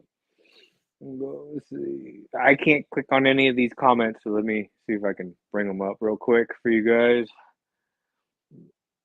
Let's see. Jacques says Andor was like a movie. Honestly, great cinematography. The acting was brilliant. Real joy to watch. The whole story was amazing, especially flashbacks, and I really loved how it all came together. That's exactly how I feel too. Like, to me, like, the show really grabbed me because out of the 3 episodes so far, it has shown like there's tension in every episode. And it's not just tension from the people who are feeling the boot of the Empire on their neck. There's tension even from like the corporate security, like everybody, you can feel like they feel the strain of the Empire's grasp on their daily lives. Oh yeah, absolutely. Yeah, you can feel like that's what I loved about the tension for the past 3 episodes, my guy. The past 3 episodes that transpired. Everybody was talking about how slow it was. All I was thinking about is like, dude, get off the planet! Get off the planet, dude! They're coming! Like the story was building up. It was crazy. And you know what? The one thing I love about Andor, though, even though he's a savage, this guy got heart, man. Because you can tell that the town, this one dude in the town, that they could have just given him up to the security after what he did for the town, for the people in the town. They all pretty much was trying to help their one of their own out. And that just goes to show, Andor, like, even though he's a savage, he has heart. Like, he has helped people throughout the town. And and it's shown through the people helping him out in that final episode. You know what I mean? As it was building up, it was weird though, because you thought that the town was going to rat him out, but at the end of the day, when the security came in and it got tough, the tough got going, they stood up for their man. They stood up for their boy Andor, and I was like, damn, bro, they all could get killed off right now, for helping Andor, and I was like, damn, bro, damn. And everything was happening so fast as things was building up to that final episode. It was crazy. It was awesome, man. I'm really happy with like the way that like what we've gotten so far. Just out of the I'm glad they gave us those 3 episodes too, because those 3 episodes, watching them back to back, literally, like it set in stone like how the show is going to be to me. Like it showed me, all right, this is how it's going to be, and it was a great intro. Like all 3 episodes to me was, if you were to just turn it into one episode, it would have been one great opener if you just looked at it that way. Like I was the whole time, like I was, yeah, we were doing the watch party last night with V and everybody, but you could tell we were into it because we would joke and laugh, and then everybody would just get quiet for like 20 minutes just watching, the thing, and then something boring or funny would come up and we'd start talking again, and that's how you could tell that everybody was into it watching it, because we all went dead quiet. Nobody said a damn thing. It was just like you would have thought it was mute. But that's, to me, is like, dude, this show had me. Like from beginning to the end of the 3rd episode, I was like, I'm all in. This show is awesome. You know what I love too? Is the consequences. Everybody involved as a character had consequences throughout the 3 episodes. Everybody. His girl, Bix, the consequences of her actions. Not telling her man what was going on, keeping him out the blue, right? Pushed him to go with his consequence, right? This is spoiler talk. Yes, spoiler talk. Yes. Bix pushed her man to go into his consequence, which was he was jealous over Andor, and after a drunken state, he decides to rat him out, right? Rat him out because he was jealous. He thought that Andor was taking his woman, and unfortunately, if she was more, more truthful, and I get it, because Andor, he wants to keep things a secret, right? And I get that. But then again, her man, Bix's man, I forgot his name, the guy that gets shot. Tim. His name is Tim. He's the only character in the Star Wars universe with an Earth name. Yes. Everybody else got crazy ass names, and you just get Tim. Hi, I'm Tim. I'm the supply guy. Yeah, the rat guy, the rat got what he deserved. Yeah, freaking Tim, man. Tim, you know what's messed up though? You know what's really messed up? You saw it in Bix's eyes when he was talking to Tim, like, dude, I trusted you. I told you something, and you ratted him out, and you betrayed me. And I was like, damn. You know what's crazy too is that Tim, he was being such a dumbass. I'm like, dude. When the cops got freaking guns at you, don't stop. Just stop, dude. I was like, and also the cops were being idiots too, because I'm like, damn, well, not the cops, but the security guards. They were like, everything was on lethal. I'm like, you didn't have any stuns? Because they were trigger happy, and they took out Tim. I'm like, damn it, Tim. Damn it, but he did get what he deserved, though. If he did not betray the trust of Bix, this would have never happened. But then again, he was in a drunken state, and we do stupid things. Tim was jealous. You could tell. Well, like, he was drunk too. He was drunk too. That's the thing. But he was also and he was jealous though. He was jealous that Cassian had this relationship with her, and that he wanted that same in the past. He says it's complicated or whatnot, so you could tell that they had a thing in the past, and he wants that relationship with her now. So he's jealous of Cassian and her relationship, even as friends now, because he knows that they had a past. So he's just jealous, thinking that, oh, Cassian could come in at any time and just, take me, take her, and I won't have her again. So literally, it's that straight up, I want the girl, so I'm gonna do you dirty.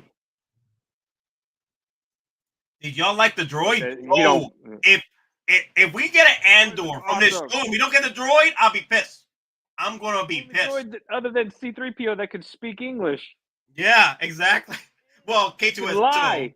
Yeah. Oh, I got you. Yeah. But he could lie though too, because remember, Andor or Cassian was like, "How much data do you have? I need you to make up a story." And he was like, "Oh, I can make that up for you." So I thought that was cool that like this little droid was taught how to literally lie.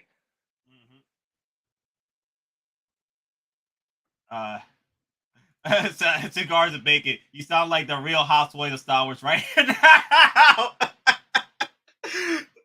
The real housewives of Star Wars right now. That's funny. Wow.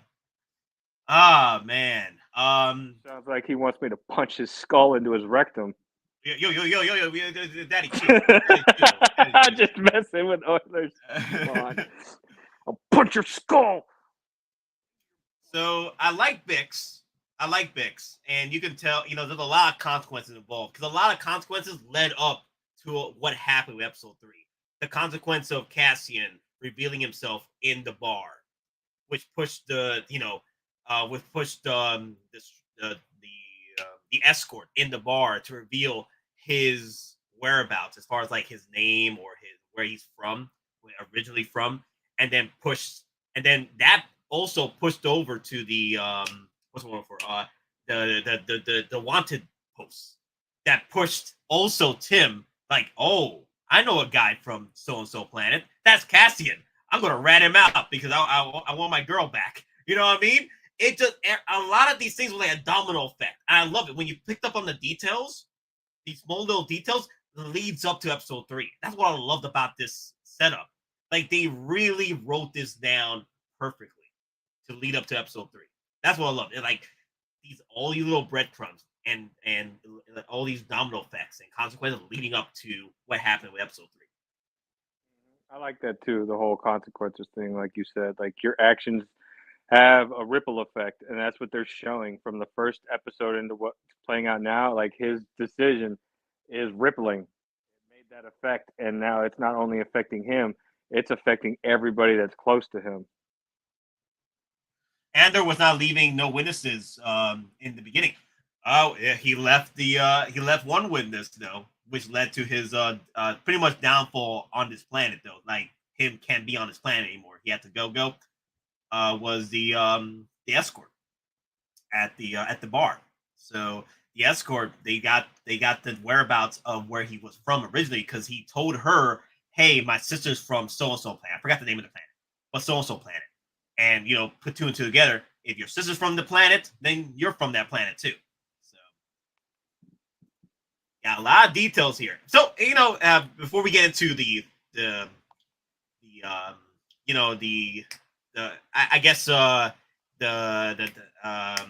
teacher to Cassian, the teacher figure here. We're gonna get to him in just a minute. Let's talk about the cop or security guard here, dude. I get where you're coming from, dude. But when your freaking superior officer tells you that the dudes that you're trying to bring justice to were scumbags, leave it at scumbags.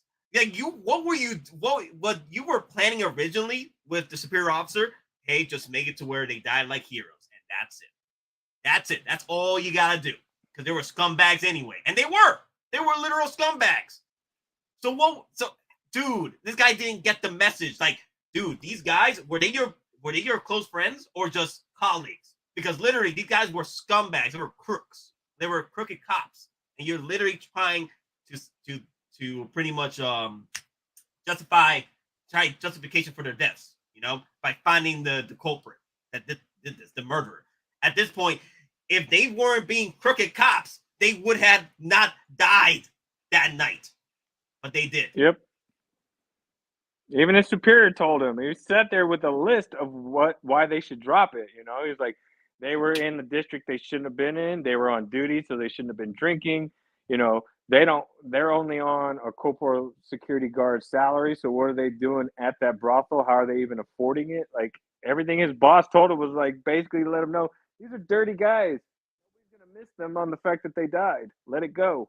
We don't need that kind of heat. All you're going to do is stir up drama, and then it's going to get people involved that don't need to be involved. And you could tell his boss was like, I'm not even trying to go. Everybody, like even when he's talking to the guy that was looking at the screen, and everybody did not want to push it. This is the only guy that was pushing it. Yep, he was just pushing it. He was just trying to find justification because justify their deaths. And he just didn't see the points that his superior officer was trying to make. Like, dude, these were crooked guys. Okay, They on business, on the job, going to the brothel, hanging out, drinking on the job, and there was security. You know, come on. They already knew his history, and my guess is, the first guy that died. So Cassian Andor, he knocks him out, right, in that alleyway, right, knocks him out, and the blaster bolt that kept bouncing around hit him. Then he was down. That's my guess, because I don't think he could have died instantly by a headbutt. Okay, no, he banged his head when he hit the ground. So when his buddy went to roll him over, his head was on the side of like a metal like box thing that was part of the like a building. Like his head was like hit. It looked like when he got headbutted, when he fell, he hit his head, because when his buddy flips him over, you could see the corner of a metal piece like near his head. So I think it was just trying to give that thing where he hit him. The guy fell and banged his head and died from cracking his skull open. Or he hit him so hard with that headbutt that it killed him. That's another thing too. My guess was that if the fall didn't kill him, the blaster bolt that was bouncing around in the alley. Good. Yeah, I didn't even think about that. That's actually a good theory too. Yeah, that thing was ricocheting everywhere. Yeah. That's actually a good point. And my guess was, damn, we got hit with the blaster bolt. No. And then the dude was begging for his life, like, hey, man, we could we could go back to the security, okay? We can go back to base, all right? Well, I told him what happened. He just blasted him like, dude, why you followed me? Why did you follow me, you drunken idiots? Man, why couldn't you just leave me alone? Yeah, exactly. He tried every way to just let me go. I got 300 credits that could just take you out, take you back wherever you guys came from, to let me be. But nah. But they were also jealous too, because he was getting the escort at the bar and everything. I'm like, whatever, guys. I just feel like with this character, every military veteran and active duty can relate to this being a butter bar lieutenant. So they already, every enlisted person that's military or veteran hates this character automatically, just because it reminds them of that dumbass butter bar that you always get stuck with at least once in your career. Let me see. What I don't get is when this Imperial officer said, leave Cassian alone because the officers that got shot were on the job. Why is this guy so intent on getting revenge when there must be a moment? He didn't even know them. He was just bringing it up, because remember when everybody's not wanting to do anything, he's like, these were two of our fellow comrades, and you guys blah blah blah. Like, yeah, and it's just like, all right, dude, but I feel like you're just trying to make a name for yourself when everybody else is like, dude, let it go. We got good, cush, easy jobs. We're getting credits to do absolutely nothing. Let it go. No motive. He's just trying. Yeah, he was just trying hard. Like his superior officer even explained it, like in front of his face. Like, wait a minute, are you? What's up with your uniform? Like, it's tight fit and everything. I'm like, yeah, I did some modifications. Yeah, he's a tryhard. Oh, yeah. He's like, oh yeah, I added some pockets and I tightened the tailoring. And even his boss was like, his boss did the eye roll, like, oh god, one of these dudes. Exactly. So that pretty much told you he was a tryhard. Like, he didn't even care about the dudes that got murked.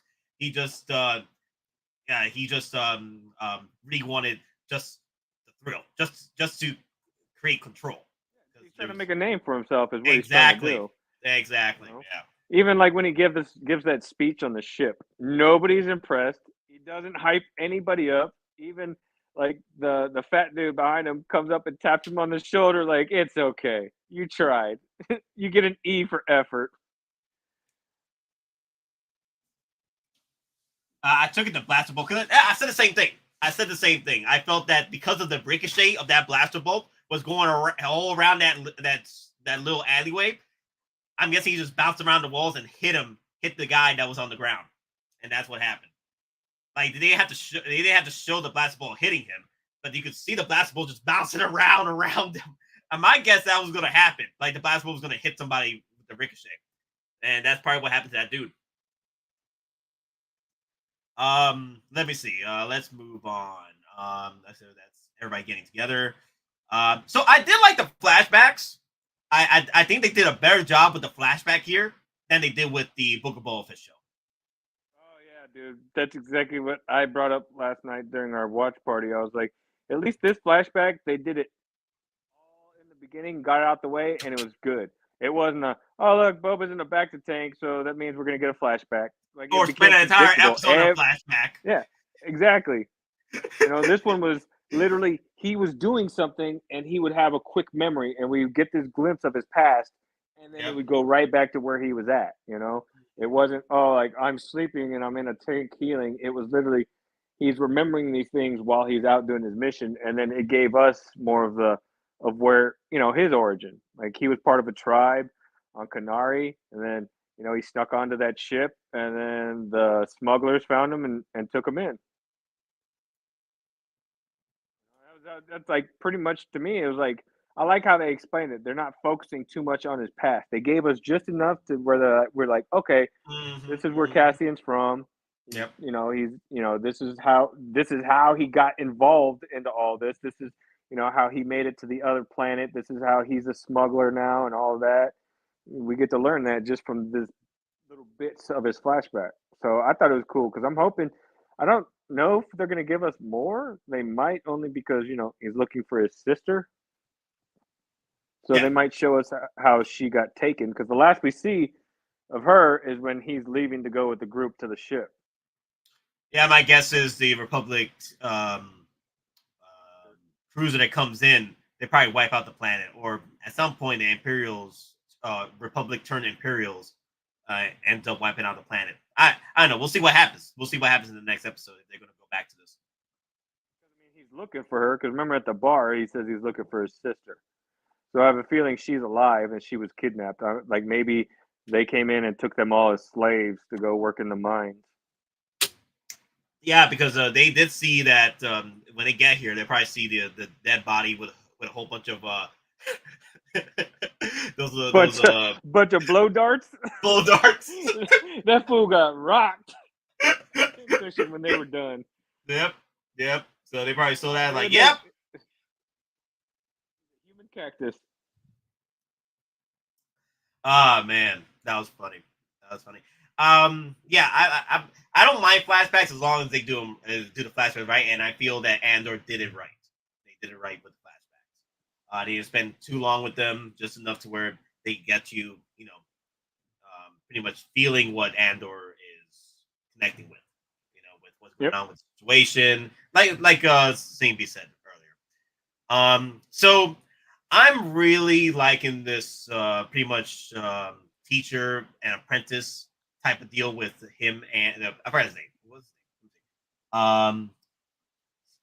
Skarsgård. Okay, Stellan Skarsgård, the big, it's pretty much the actor. What was his name? Dude, I swear, like, everybody from Norway's last name must be Skarsgård. You know how many actors? Skarsgård. Yeah, the character's name is I think Luthen. We know his name is Luthen. Okay, so Luthen. I can't even remember his damn name, but yeah, Luthen over here. I feel that we're gonna have a better experience than we had with Solo and his teacher, Beckett. Yeah, we're gonna spend more time building this relationship better, especially since he's gonna be teaching everything that Andor knows in the future. Within the 5 years. Everything we see in Rogue One, this guy's gonna teach Andor or Cassian on how to be, like, basically a spy. Mm-hmm. And basically, this is what it is. This is Star Wars version of spy warfare. Yeah, the spy warfare. Yeah, I really liked how dude, I don't care about the box. All right, I don't care about the box was never the part of the thing. Yeah, I just want to know how you did it. Yeah, well, how you did it. You're the real prize here. You're the real prize here. I don't care about the box. I just want to know how you did it. He was more impressed on the fact that he just walked up into the Empire's, like, facilities was like, it's cool, guys. I work here. Don't worry. I'm just gonna grab this box. Yep, it needs repairs. Be back. See, could Hot Toys make him? I wouldn't mind. Honestly, I would not mind. Like, I wanted Beckett. I wanted Beckett from Solo. They never did it. But I wouldn't mind Luthen over here. He's in enough Marvel movies. Thor, because he's the Doctor in Thor. And he was in Avengers, and then he was in Avengers. So he was in enough Marvel stuff to where they could have made a figure of him. Granted, not so much as the Doctor because he was kind of goofy. But as this character, I'd like to see him made as a figure. Yeah, so far I really like this. Yeah. No, I really like this character. I really like the actors portraying him. Does not care what's in the box. What's in the box? What's in the box? When he pulled out the credits, he split them. Dude, just the way he split them in his hand and showed all four. Or it was like 5 or 6 credits, but he literally had it held like a fan, and they all just split out like ding, ding, ding, ding. I was like, "That's cool." He was like, "Oh, even you talk about this? I got plenty of money. This ain't nothing." Yep, this ain't nothing. Another thing too that I really enjoyed is like he's pretty much teaching, Cassian the rules of being a spy. Like, hey, when you come into the room, create your exit as you come in. You know what I mean? Like, he's telling the rules. Yeah. Like rule number 1, rule number 2. Yep. I love that. I'm like, dude. This is also giving me ideas of my writing as well. I'm like, because I do have a lot of like teachers in my book. So I'm like, yeah, this is some good stuff right here. Yeah, I love how they set this up really well. Now, you know what it reminds me of with him and Cassian? Remember that movie with Robert Redford and Brad Pitt, Spy Game? Yeah! That's what this reminds me of. Like, they're taking bits of Spy Game and adding it to the Star Wars universe, where you have this mentor who's teaching the young new guy on how to be a spy. Yep. Wow, yeah. And, I'm just hoping that we get more out of it. We got 12 episodes, right? So I'm hoping that we get Skarsgård more into season 2 as well, because there's supposed to be 2 seasons with 12 episodes. Yep. So I really don't want Skarsgård to go in the first season. If he does, I hope he goes, triumphantly. But I wouldn't mind him coming back for season 2 if it's possible. But we'll see what happens, because it's supposed to be taking place between, the 5 years. Before I can see him staying until the end. I can see him staying till the end, because remember, this guy is a mentor. So we have to build that. We have to establish the whole Cassian learning to trust him learning to trust Cassian, and then, the whole mentor and trainee bond has to happen. So I feel like we're going to see him probably until the end, really. Dude, man, when things went down, bro, I was so pissed, because like the intensity, the suspense that was happening. Like, they were trying to get signals out there for Cassian to get out, with the drumming of the metal. Yeah, I thought that was really cool that everybody started hitting. They all had the system where they would hit the metal, but they would hit it in a drum pattern to where the corporals didn't even understand what they were doing in the beginning. They just thought that they were clanging shit. Yep. And it was like later when the big guy was like, "Oh, they're signaling each other. They're telling everybody we're here." Yep. And the suspense was like just killing me, because there was innocent people dying. Tim, he got shot. I know, he deserved it, but Tim got shot. And I'm like, Tim's fault though, man. He went running in front of that guy like, "Ah!" That's true. That is true. That was his consequence. If he just stayed in the freaking hut or stayed in the shop, he would have why did he follow? I know, because that's his girl. I get that. I get it. Relationship, whatever. But you dropped the ball, man. You dropped the ball. I'm like, you want to rectify things during a freaking shootout that's happening? You out of your damn mind, Tim. You out of your freaking damn mind. And then Bix got pissed about what happened. Man running in front of a guy with a rifle who's literally ready to shoot you. But yeah, what'd you think was going to happen? He's just going to be like, "Oh, you're good. Don't worry." You know, there was also a consequence on that too. The guy that pulled the trigger on the rifle ended up being yep, he met his fate. Your consequence of pulling the trigger on that civilian ended you dead by the side of that tower, dude. Cassian's boy. Yeah. The line because he's the last one to leave the junkyard, and you see him take off the gloves, throw him on the ground, and just keep walking. Yep. First, I was like, "Why is that happening?" And then when you see that guy crash the ship, I was like, "Ah!" He got. Hey, you killed a civilian, bro. So you got that's your consequence right there. That's your consequence. You got trigger happy. There you go. Oh man. Be glad you went out without feeling it, because that ship exploded. That's the only thing you saw was it exploding. You didn't feel nothing. Yep. Unpopular opinion, Andor was interesting, but it ain't Star Wars. Well, I feel that people ain't gonna enjoy Andor as much because Andor has not been a popular character for a lot of people anyway. And also the fact that when Andor started, displaying for most people just said, Andor, why? Why do I need to watch a show about a guy that died in Rogue One? You know what I mean? So we get to see more of the dirty, gritty side of the rebellion. That's what I want to see, though. There you go. We're not seeing what we were shown in the OT, where it was like, it almost made it look like the rebellion was holly jolly, fun summer camp for them. And then this series, and including Rogue One, it showed you that the rebellion had a dirty, gritty, dark side to it, where they were literally killing people just so that way, oh, you see my face. I don't want you telling the Empire if you get caught what I look like and all this. So, they killed people, like in the beginning of Rogue One when Cassian kills the informant. Yeah, Cassian killed the informant in Rogue One. Yeah, he was gonna snipe Jin's dad. He kept that quiet. So like, I like how Andor and Rogue One, they show like I said, a darker, grittier side to Star Wars that we never got to see before.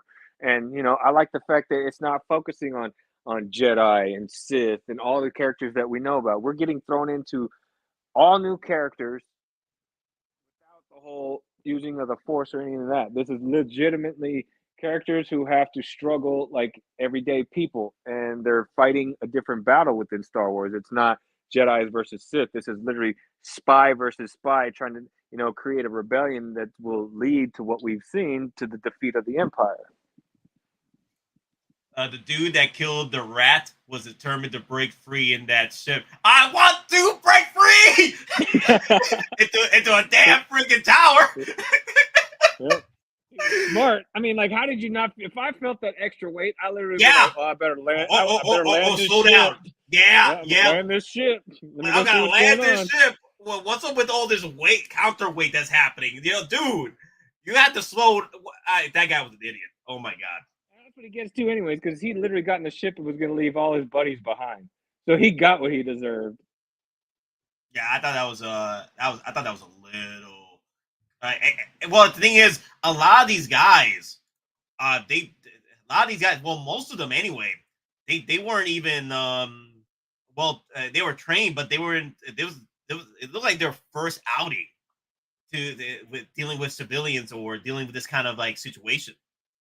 And there's only a few of them that were actually doing their job properly. Everyone else was like, dude, we're little green. You know what I mean? We're little green around the gills up here. You could tell, because like, you could tell that where they were, like how the boss said, they're comfortable with what they were doing. They weren't going out trying to start nothing. They were getting paid to basically sit on their ass and be in this little area that they were, occupying. And then this guy wants to take all these people and bring them into combat. And most of them, like you said, they hadn't seen that. They've been on that planet just acting as security guards. The most they had done is roughed people up, probably shaking them down for credits. I do like the ship designs. They were like security versions of the Republic gunships. I thought that was pretty cool. Yeah, I do like the ship designs that they were incorporating into the show. Like I do like the gunship version, the security gunship version. I thought they were pretty cool. That. What else? So I did like the portion where they were showing off the ships. Like they were showing the junkyard. a junkyard. They showed the Y wing over here. There was a YT in the back over there, and then this I forgot I think it's a snow speeder version of the sand speeder over here as well. Well, sand speeder version of snow speeder. I think it's a little bigger than that, but it has I forgot the name of the ship. This one right here has that front that looks like a snow speeder. It's a little bigger than that. Yeah. Yeah, it was like it felt dirty. That's what I loved about this show. It felt very dirty, gritty. Like they didn't want any cleanliness or clean anywhere until they went to more Imperial side or security side. That's when like, oh, okay, cleaner over there. But here though, yeah, and it got this is real a different Star Wars. I mean, come on, man. They show when Tim is kissing that girl when she shows up to his place. Like he literally grabs ass cheek and everything, and then you get to see her later when she's like getting dressed. You see her in a thong and stuff. When have we ever really seen that in Star Wars? Yeah. So yeah, it got real gritty. So I was really enjoying it. Like so far, like it felt like New Hope to me, as far as like in the and most likely Spaceport. Yeah, you know how dirty Lipton it was. That's how I felt watching this, but a whole new level. Oh yeah. Plus, I like it because the whole of the atmosphere of the show just shows you that everybody is struggling, not just certain groups, but everybody who is under the Empire is struggling to survive by any means necessary. So Gabe on the chat was talking about this dude. You just told me to stand here. Yep. I think his name was Vetch, something like that. Dog, how much did you enhance to see that? Enhance. I didn't have to enhance. I saw it. Oh man, you should have joined in on the watch party with Colta V last night when we were watching this TK592. Then you would have. We all caught it. We were all like, apparently y'all caught it. Booty cheeks, booty cheeks, booty sweat, booty sweat, booty everywhere. Oh my god! You ever watch Tropic Thunder? CB, you ever watch Tropic Thunder? Tropic Thunder? Heck yeah. Yeah, the booty sweat drink, energy drink, booty sweat. Show him thirsty. Glad I brought this booty sweat with me. You just pull it out for a product. Oh my! Doesn't even make sense. They didn't even have energy drinks back in Nam. That's the most skin we've seen since Leia Return of Jedi, bro. Exactly. That is the most skin. Exactly. I mean, with Slave Leia, she had an outfit on, but literally, that is the most skin, dude. Yeah. It was a fun 3 episodes. I know people were saying it was slow, but it was building up. It was building up to episode 3. Those 2 episodes were building up to episode 3. And episode 3 just delivered those 2 episodes build up. And when they got to the point when they were at the town for the shootout, right? Andor and Luthen just pulled circles around the security like no tomorrow. Like I was hoping, like I know everybody's saying that the security guy is going to become the probably. He's going to become, so TK592 says, imagine a cop guy becoming the Imperial and ratting out the village to get revenge for how they own him. I could see that happening too. I could see that happening. Yep. Mm-hmm. I could see him coming back as an Imperial officer and just like getting down. And I could see him going after the people on his team. Yeah. But dude, man, Luthen kept saying, I'm gonna kill this man. I'm like, yes, kill him. It was like, oh god, I wish they had known more about this guy, because this is the guy that literally got you guys literally in trouble right now. Yep. The reason why you're in all this mess, because this one dude that you got the blaster pointing to the head. You guys should have pulled the trigger. Should have pulled the damn trigger right there, man. Oh, yep. Because I mean, he was right there. He snuck up right behind him, and he had it right there. Did you notice that Cassian's blaster? We were talking about this. Looked like the Harrison Ford's character from Blade Runner. Yeah, it does. Yeah. We all brought that up last night. It literally looked like a gun from Blade Runner. Yeah, I wouldn't be surprised. I wouldn't be surprised if they're taking influences from other films and shows just to create references. Yeah, but yeah, it would make sense though, because Blade Runner's a futuristic, dirty, gritty type of thing too. Yeah, I did like the design for his blaster. I did too. I thought it was cool. Looks like the Kyle's blaster in Dark Forces. Oh wow. I'm gonna have to look that up real quick because I haven't played Dark Forces in a long time. I gotta look that up. So let me see.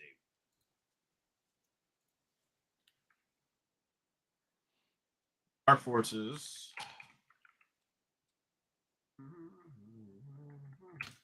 Kyle on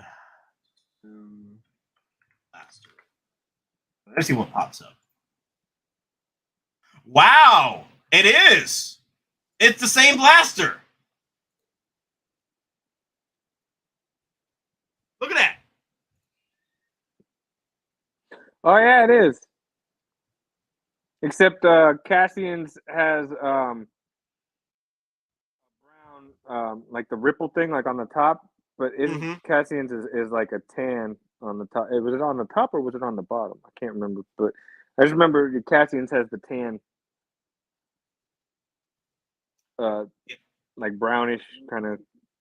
There you go. TK592 says it's a Briar pistol. Yeah, the Briar pistol. Yeah, it says right here. Yeah, wow. I do like this, dude. I more and more. I want this 1/6 scale from Andor. This 1/6 scale figure. I want it from Andor. I don't want. I do want it from Rogue One, but I'll take both at this point. I'll take both. I will take both. I'll army build Andor at this point because I'm really enjoying the character. I'm really enjoying the story building as far as like telling his backstory, and I definitely want to see more. I'm more like it's so far it's a 10 for me. This show is a 10 so far. Anyway, we'll see what happens in the later episodes because it's always going to change up over time. But it's definitely a 10 for me.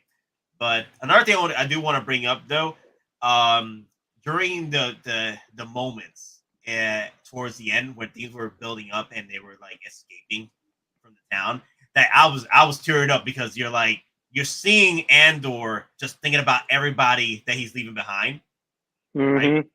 And a lot of these people like really got him out, helping out with the noise, helping out with even Bix, tried her best to find him, because she knew that the security guys were coming after him. And dude, because of that main security guy, the main one, the leader of this whole freaking gang, because of him, you not only you lost like 5 or 6 people from your squad, right?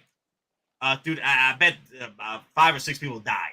Especially with that explosion with the rigged speeder. Yeah. Yep. I bet a couple people died there. And then you got civilians dead because of you. All because you didn't want to listen to your superior officer when he told you just let it go, man. Let it go. These guys are not worth it. These guys aren't worth it. And I feel like, wow, dude. And he's looking at the whole mess right now. He's looking at the fire. He's looking at dead people, his own dead people. And he's like shocked about what happened. Like, dude, you brought this upon yourself, dude. You made this, and this was your doing. You know this, right? This was your freaking doing. Consequences, exactly. Consequences. Yep. His actions are gonna have consequences. Dude, what if they fire him and then he decides to go rogue and just becomes this rogue hunter going after Cassian? I can see him becoming a bounty hunter if that's the case. Kind of like a bounty hunter storyline, because they already had. Because I would assume the Imperials and the Empire would set up a bounty on Cassian because they know about him. And he's over. Cassian already has a record of beating up Imperials anyway. So stealing from Imperials. Yep. He already has a record on that. So they probably set up a bounty, and he'll probably go, yeah, I can see that. There's no way they'll keep him. There's no way that dude will be kept. That security guy? No, not after what he just caused. Yeah. After what he just caused, there's no way. There's no way. Now, if they did get Cassian and Lieutenant, then yeah, he'd probably keep his job after what happened. But he's not coming out this with a reward or anything. You lost people. You got people killed. Yep. Yeah, he's gonna get fired. He thought he was getting a promotion. Ain't happening. The only thing is he's weak. He's not cut out for being a hunter or a cop. He will run off to the Empire. Well, I guess we'll see what happens. That's true. He might lead, like, he might join the Empire and then lead, like, a rogue squad that's going after Cassian himself. Mm-hmm. Who knows? Or he'll just stay the Corpo cop, and we'll just have to deal with him constantly getting into trouble. He's getting them walking papers. That pink slip. Yeah, these guys are more like parking lot security compared to the Imperial troops. Yeah, the way they were at, yeah. Mm-hmm. They're like mall cops, like damn, outlet mall security cops, like freaking Friday After Next, top flight security of the world, Craig.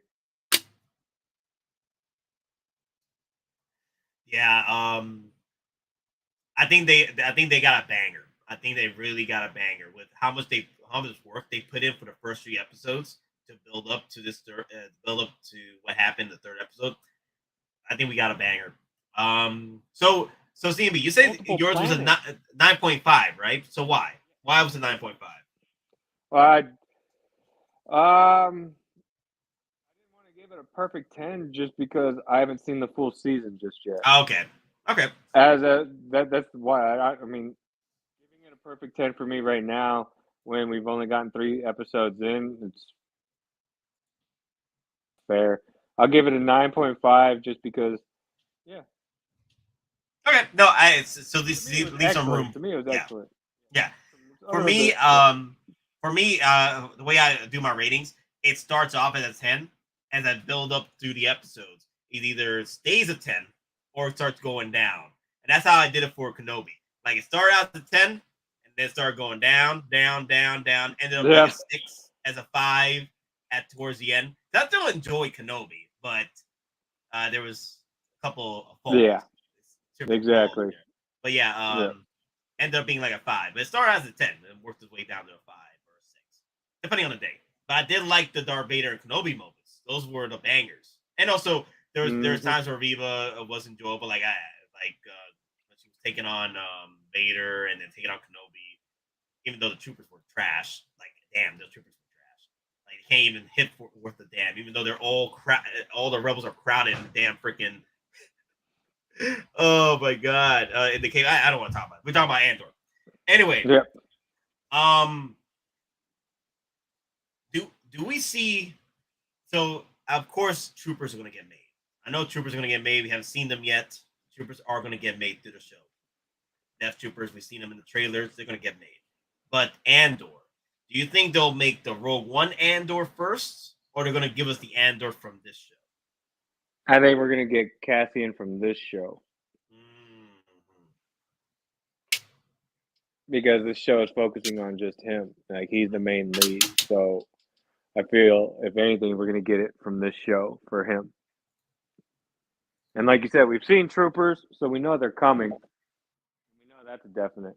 I hope we get more aliens, though. Like, doesn't necessarily have to be like that Vitch guy, because he was only in there for a little bit, but it'd still be cool to get him just because that's an alien from Star Wars. Or that alien that you see walking that has, like, the mechanical robot arms, almost like an exosuit on his arms, and then he's got the backpack. Yeah, I wouldn't mind that droid, though. That droid was cool to me. What's his name? B? Is it B? Yeah. I think it's B. Yeah, that red droid with malfunctioning throughout the 3 episodes. I liked him. Yeah. think it was pretty cool. I think it was pretty cool. What's up? Another thing we were talking about last night was Luthen Rail's cane. Did you see it? It really looked like a lightsaber from Hasbro Pulse. Really? That they just changed the hilt and colored it all brown and wrapped it with either colored it, painted it brown, or they just wrapped it in like brown, like leather or something. But if you look at it, like, because we were looking at it, there were shots when you would see it, and it literally looks like a Hasbro or a Galaxy's Edge lightsaber that they're using as a cane. Because you can see the saber part. There's a part every now and then when you see them lift it up, and on the back you can see the rounded tip on one of those Hasbro sabers. Wasn't there like he was able to extend it out? Like it had an extension system where I don't know. It's just weird. We were thinking just from watching the show that it's like we don't think that it's like a hidden lightsaber, like he's got one. We just think that they're using a Hasbro or Galaxy's Edge lightsaber as a prop, thinking that we wouldn't catch on to it. So there's so I'm guessing there's talks that he might be a Jedi. I don't know. Or they necessarily you don't need to be a Jedi to use a lightsaber. So it's like a sword cane. Yeah, okay. It's like a sword cane. Very sharp. Yeah, that's what I thought. I thought it was like a cane, a sword cane.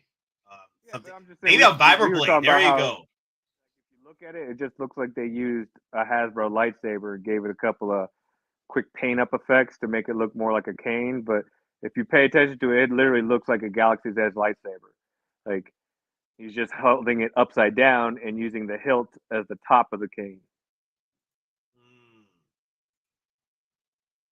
I am loving the ship design that they're using for Luthens. I'm really enjoying that ship so far.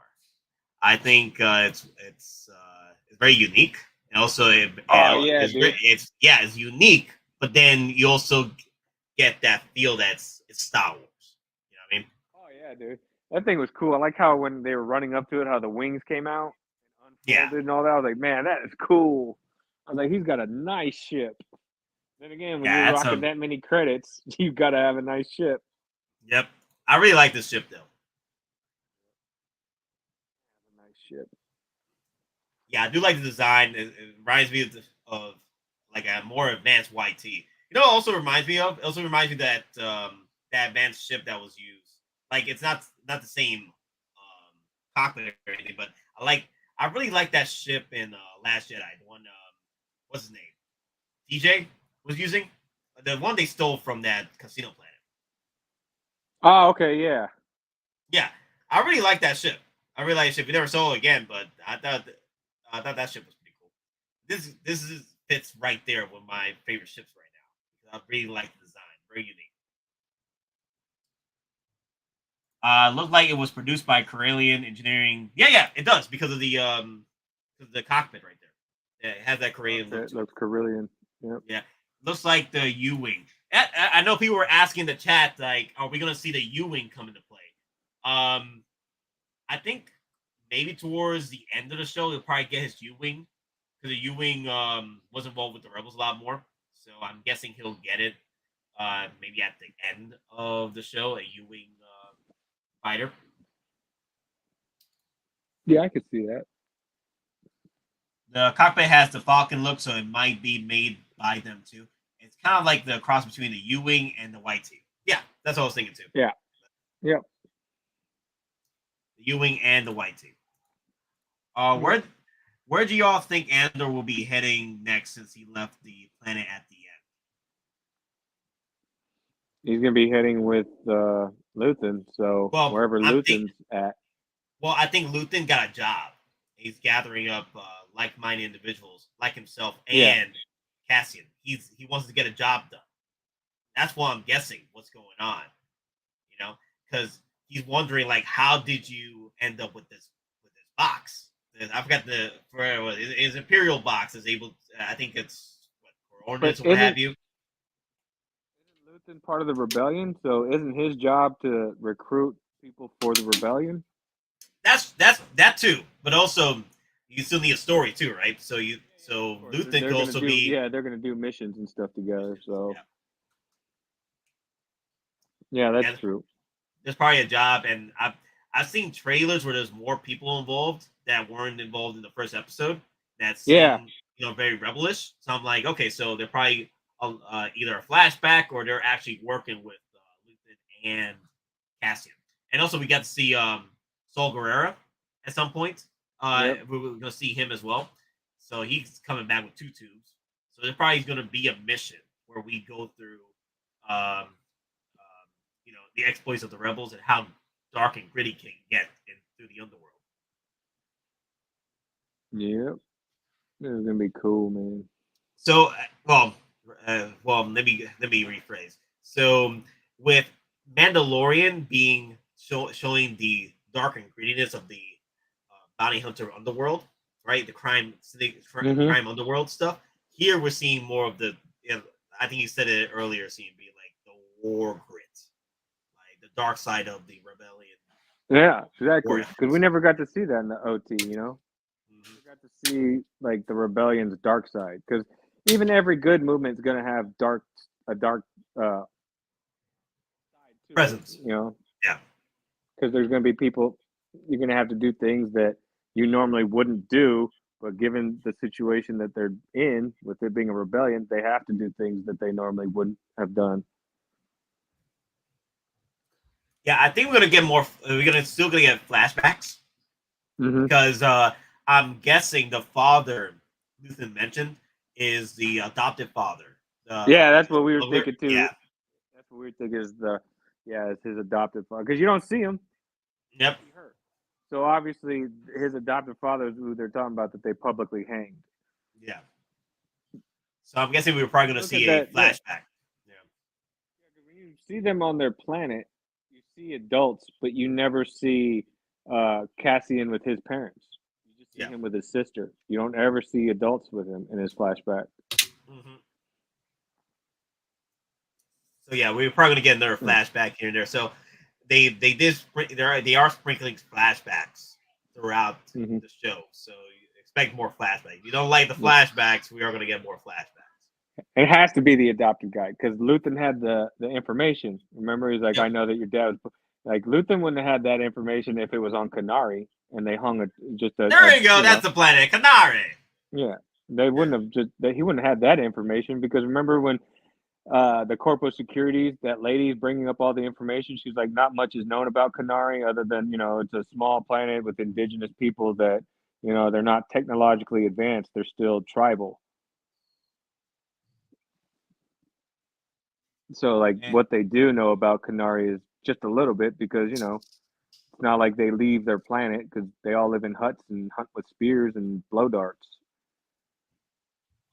Boba should have had the flashbacks with Prime Boba hunting. Hey, man, the flashbacks should have been Shadows of the Empire or the War of the Bounty Hunters. That's it. You had the flashbacks. War of the Bounty Hunters. There you go. Just show the savagery of Boba Fett, and then show the growth when we went from savage mode to family man. Because I'm here like, damn, dude, you're going family hard on this one, like family. So a crime syndicate family. Dom Toretto at this point. One thing I do like about it is, dude, we're only 3 episodes in, and we've already been to 3 different planets. Yep. Ooh, DonPrime is in the house. Went to Kanari. We've been to Kanari. We've been to the planet that he's, gets into the incident with the Corpo Securities, and then the Junker planet that he's on. Yep.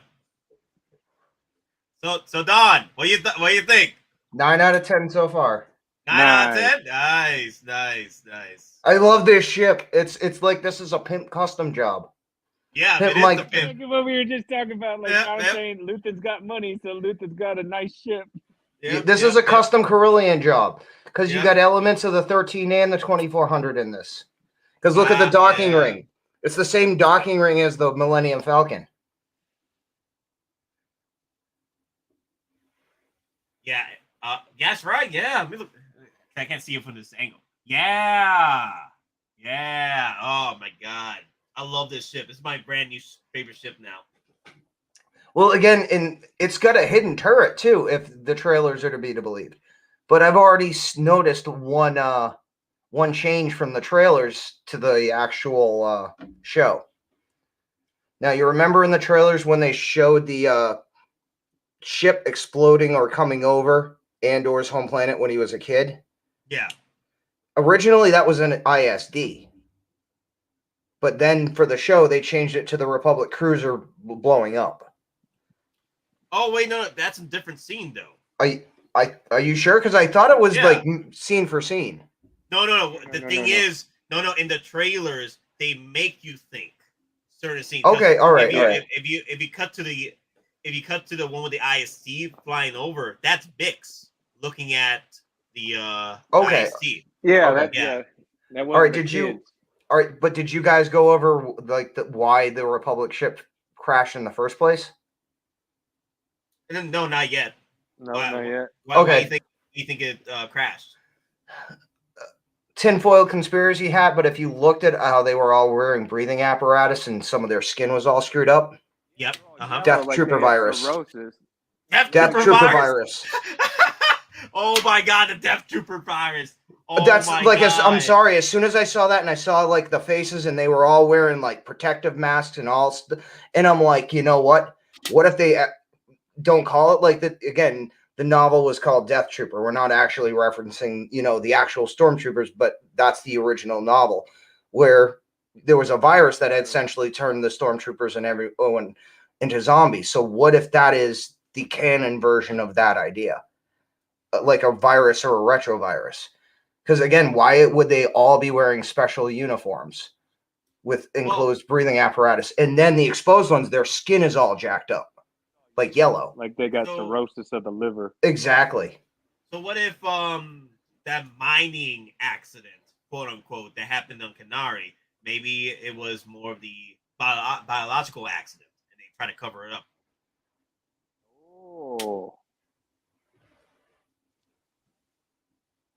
Zombies. Oh, the kids turned into zombies.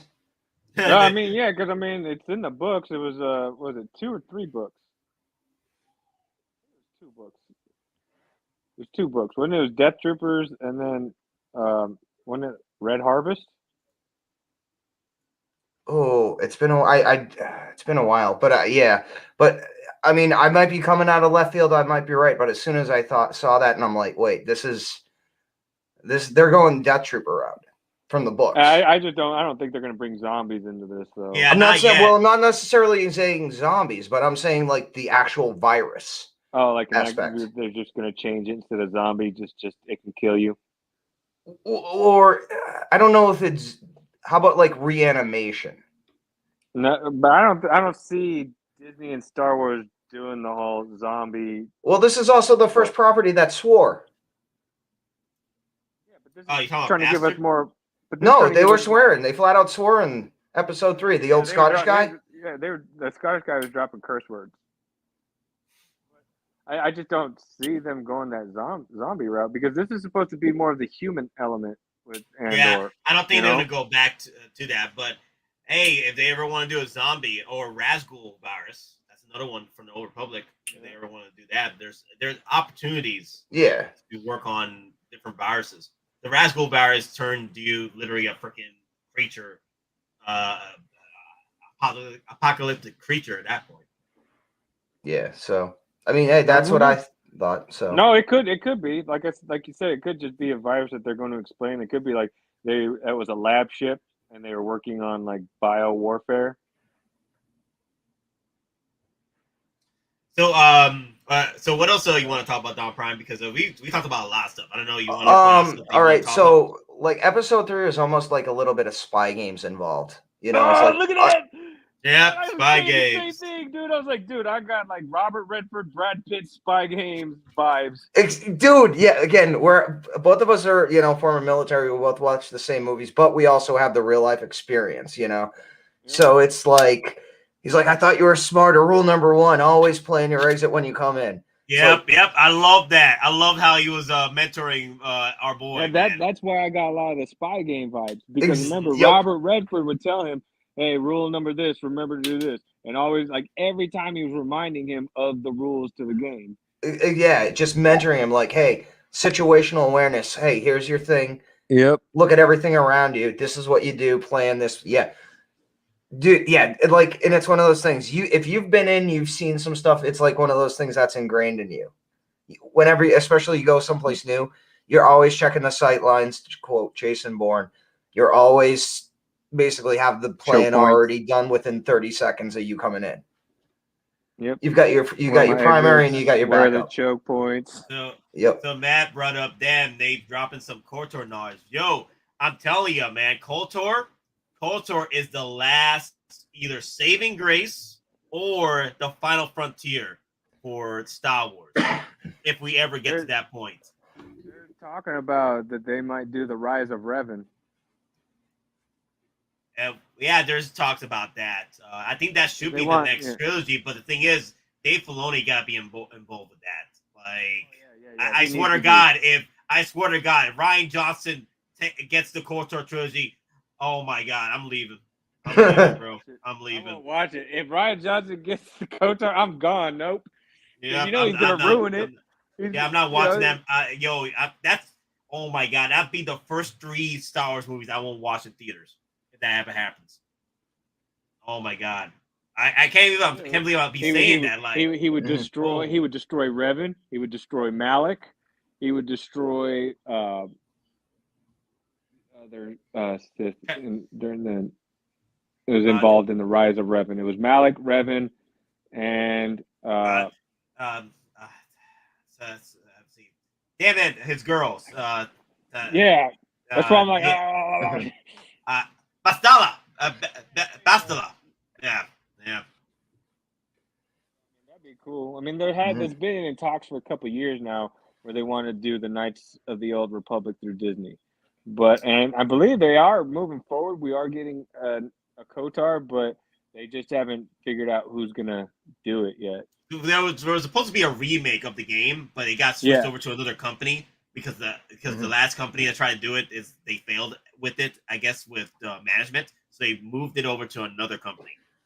So we haven't seen a remake of the game yet. But so far, coming to PlayStation 5, and my son is already asking, like, when it comes out, can he have it or get it? And I was like, yeah, it's cool.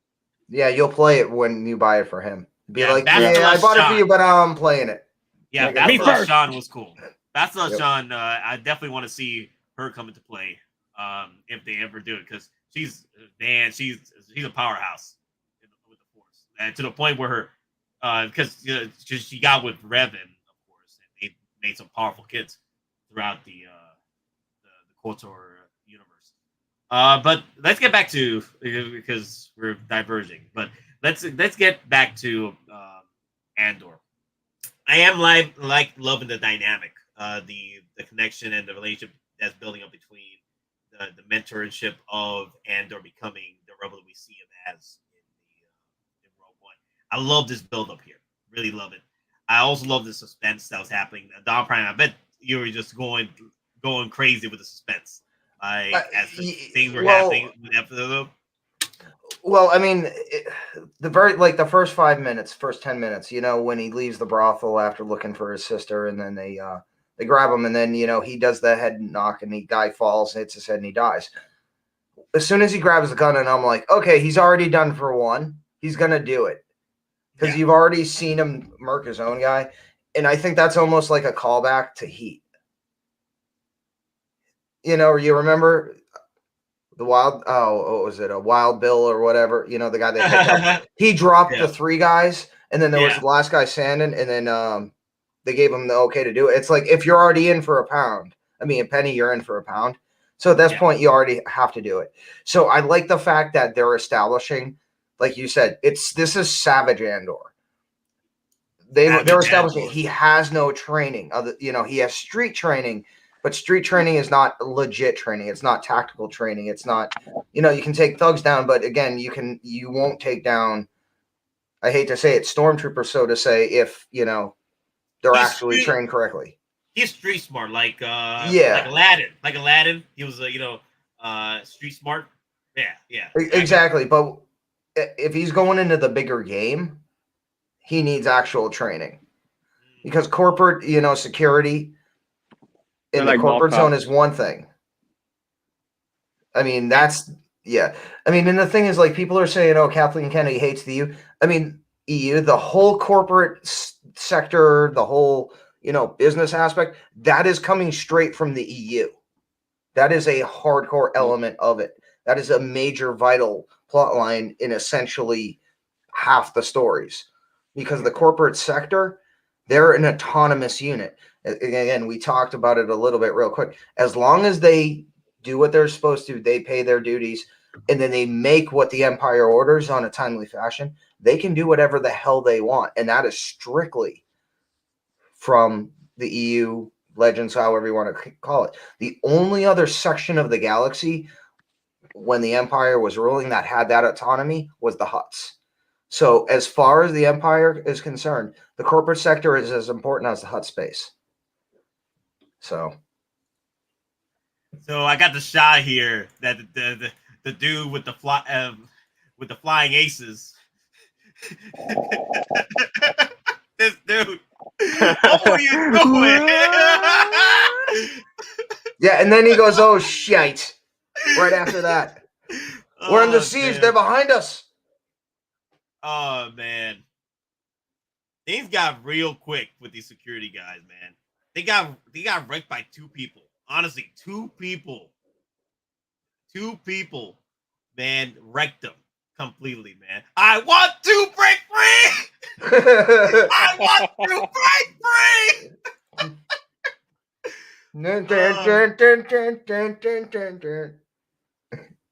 Oh damn!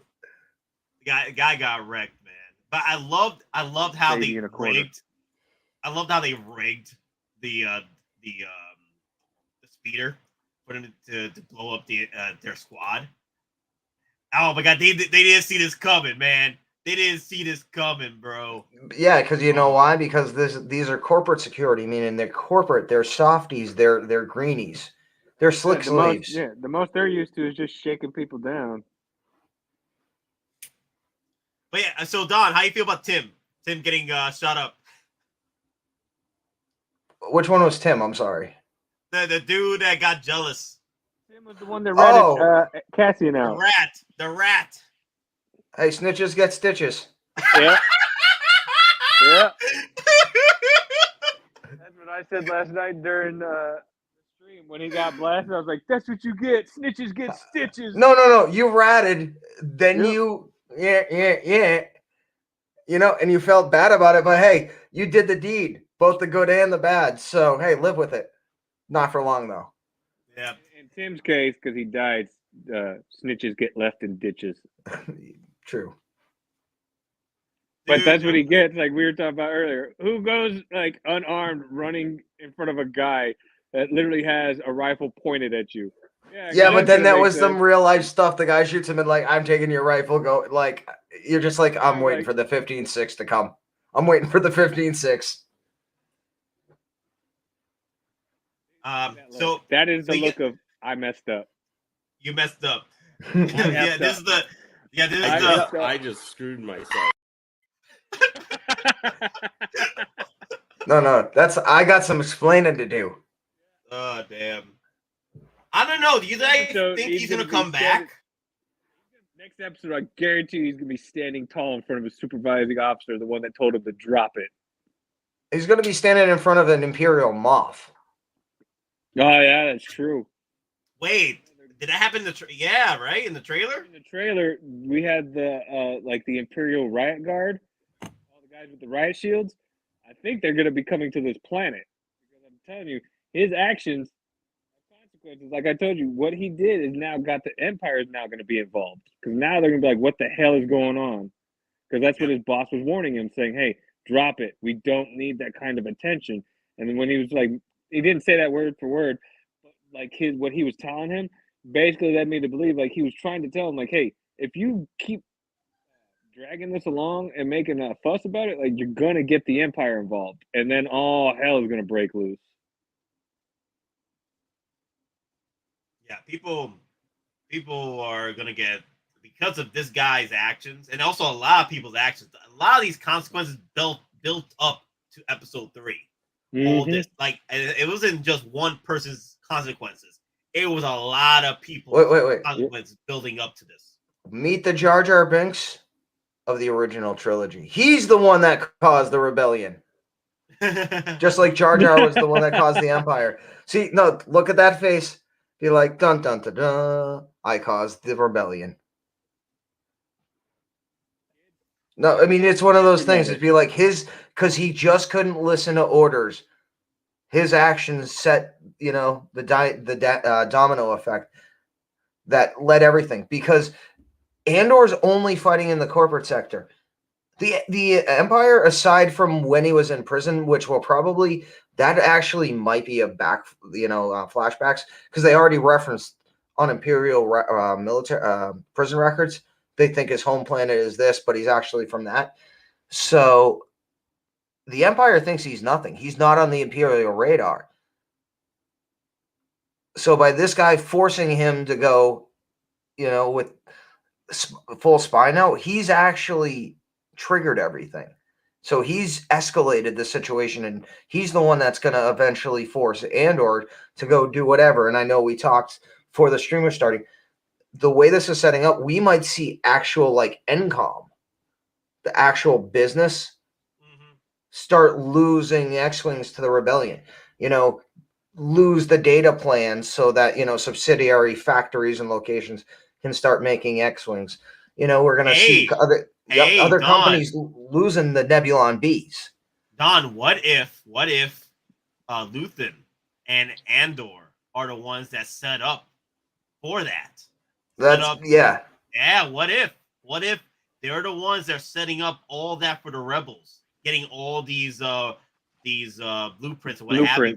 Yeah. I mean, I hate to reference it, but Last Jedi, when Finn and Rose are on the the stolen craft, and that's right. Yeah, they're talking about the dealers, the good guys and the bad, or he said the bad guys and the good. What if not a direct play off that, but what if that reinforces, because Disney's trying to play everything off into each other at this point. So yeah, I really love this ship though. I think it's a transformer. It's a transformer. I do love the they always playing around, like they're always trying to find a way to play around with the poetry, it rhymes. The symmetry. Symmetry, yeah. I really like that. And I feel like I'm cool with Hot Toys either way, whichever Cassian Andor they want to release. I'm cool with it either way, but I would love the Savage Andor because I want that droid. I love that droid. I think that's my new favorite droid now. He's getting pissed on and he breaks out the electric circuit Yep. But in the flashback, he's like a pimp. He's like, hey, we got this much time. And then he's like, hey, what can we get? And he's like, how much for sale or actual barter? Because we'll get more during if we just sell it. The droid's trying to be like, we need to make the most coin we can. Yeah, I wonder if they're going to show the flashback as to why he's malfunctioning. Because he didn't show that. He didn't show when he was younger. He was actually functioning quite well. But now he did glitch when they first come into the ship and he starts talking. He stutters. He does that but not as bad. But not as bad as now. Yeah. I'm guessing it's just the age. He's getting older, and they don't have the funds to repair him. Or if they don't have parts for him. Oh, that's right too. Yeah, they don't have parts. You see that part where Cassian pulls out that stray sliver of metal that got stuck into him. Yeah, and he pulls it out. Mm-hmm. Yeah, I think we won't. This probably won't be the last we see this planet or the city or the town anyway. I don't think so. I think they gave us that effect with at the end when you see his adopted mom, his bro at the bar. It gives you the effect that they feel like they're never going to see Cassian again. Like this is the last time they're ever going to see him because of what's happened. but I feel like he's gonna come back. See, I got the total opposite. I feel like they're saying, "Screw it, we got to do something." It's like we're getting ready for war. Oh, okay. That's that's cool. Yeah, I could see that too.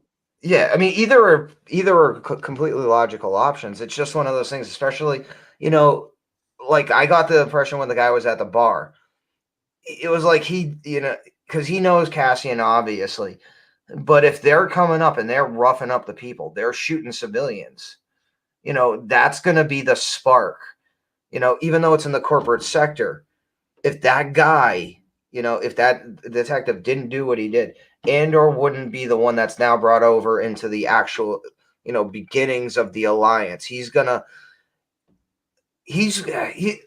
For lack of a better words, he's going to be quote unquote like a division asset.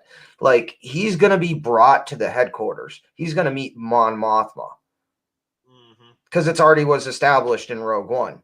Yep. If he's that close to Mon Mothma, he has a long relationship and she trusts him. So that basically means he might be the #1 spy for the Rebel Alliance by the time in Rogue One. So we're going to see him grow into that. Essentially, that's what I'm thinking. Also, I don't think his age hasn't affected the way he looks. Like it's slightly, you can see he's slightly older than he was in Rogue One. But because the actor's coming back. You gotta look for it though. You gotta look for it though. I was gonna say not by much. Like Diego Luna hasn't really aged. The guy still looks very young. Yeah. I think if you really look for it, yeah. But I thought it was fine. I thought he was fine. I mean, I didn't even know. I didn't even think to notice it. I'm just like, oh, it's Andor. Yeah. Yep. With his adopted mom. So. I mean, if you look at photos from Diego Luna from like even 10 years ago, he still looks the same. The dude don't age. He was in friggin' what was it? Dirty Dancing 2. He looks the same. Exactly. That was like what 12 years ago, 15 years ago. He just got a couple extra crow's feet. But other than that, he still looks young as he did, and like you said, Dirty Dancing. I'm not gonna lie. I got as soon as I saw what was her name? His almost side piece. Bix. Yeah, Bix. The girl. Mm-hmm. Yeah. As soon as I'm like, okay, this is what Rey should have looked like. Because as soon as I saw that, I'm like, wait, this is like kind of Rey.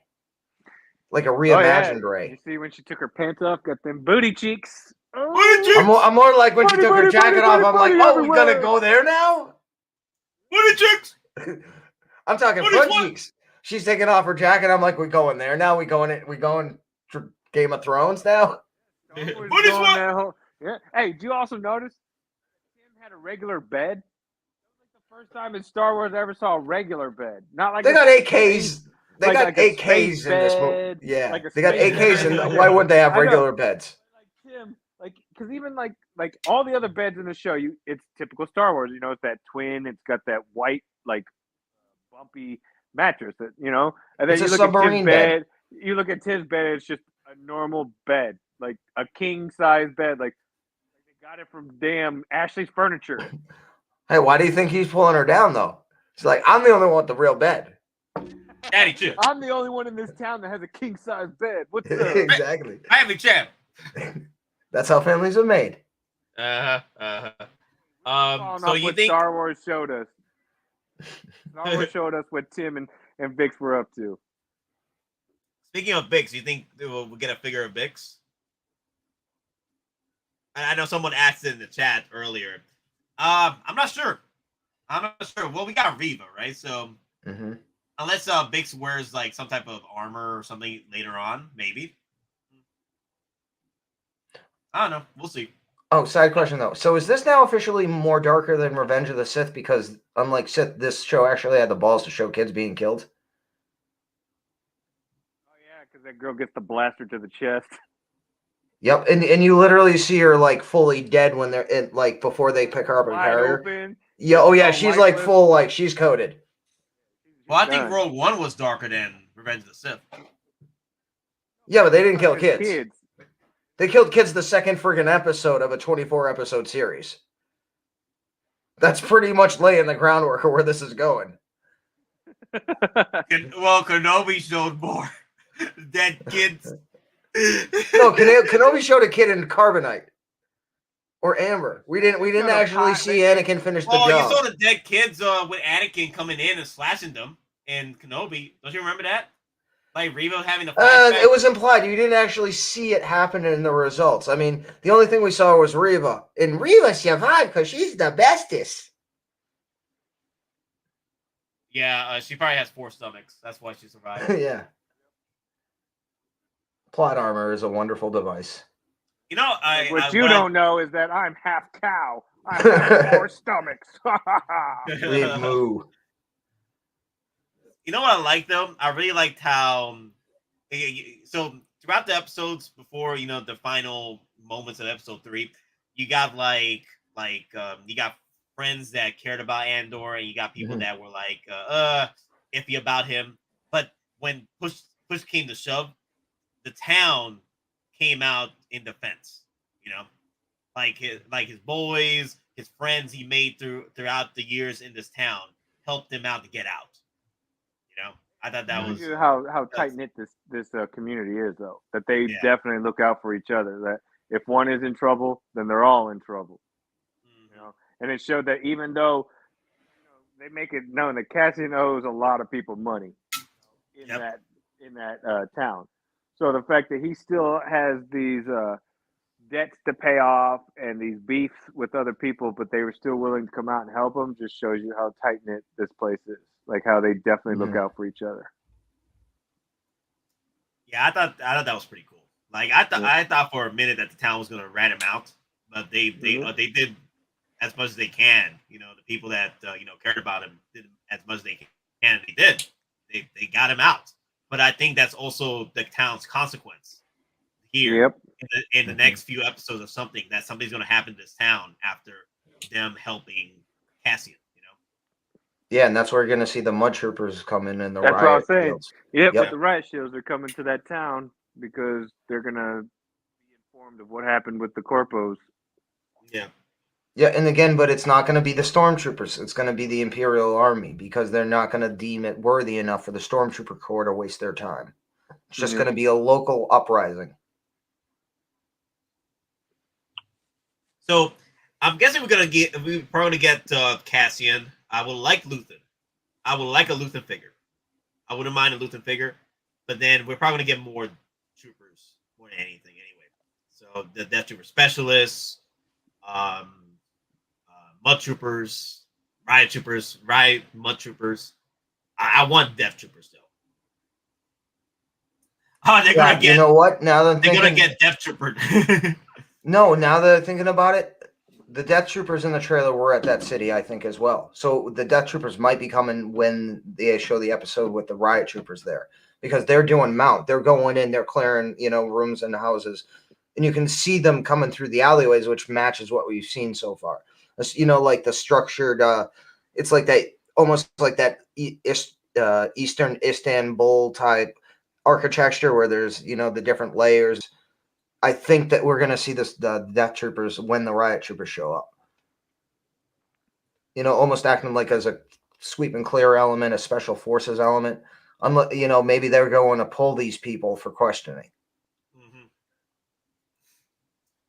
Or they're specifically looking for Cassian and Luthen, and that's why the Death Troopers are there. Mm-hmm. Connor B is in the house. Yes. High value targets. What's up, man? Yo! Damn it!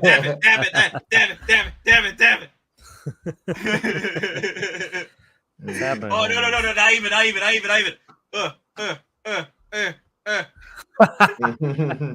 Oh, where's my knife? Damn it. I'm Puerto Rican, so we got knives everywhere. I got a rusty razor blade. Does that count? That works. All right. If you cut somebody, you give them tetanus. Yeah, it's I got a pair of scissors. 10-point poison, I think. Oh, scissors, nice. That's good. Those are. What do I have near me? Turkey cutting scissors? They're dollar store scissors. Even better. Hey, I'll be right back. I'm gonna cook up some pizza, but you guys can continue from what we were talking about. V, you can pretty much talk about how you felt about Andor and stuff. All right, sweet. Yeah, man. Yeah, right. All right. Andor was great. Good night, everybody. All right. Later, B, you should have been like, if you want to know what I thought, you should check out my stream from last night. It's actually you comment, true. share, subscribe. Dude, that stream last night was a lot of fun. It was a lot of dumb jokes. Yeah, it was. So many jokes. jokes. Funny though. It really was. You're cracking on everything. It was Mystery Theater 3000, but with a group.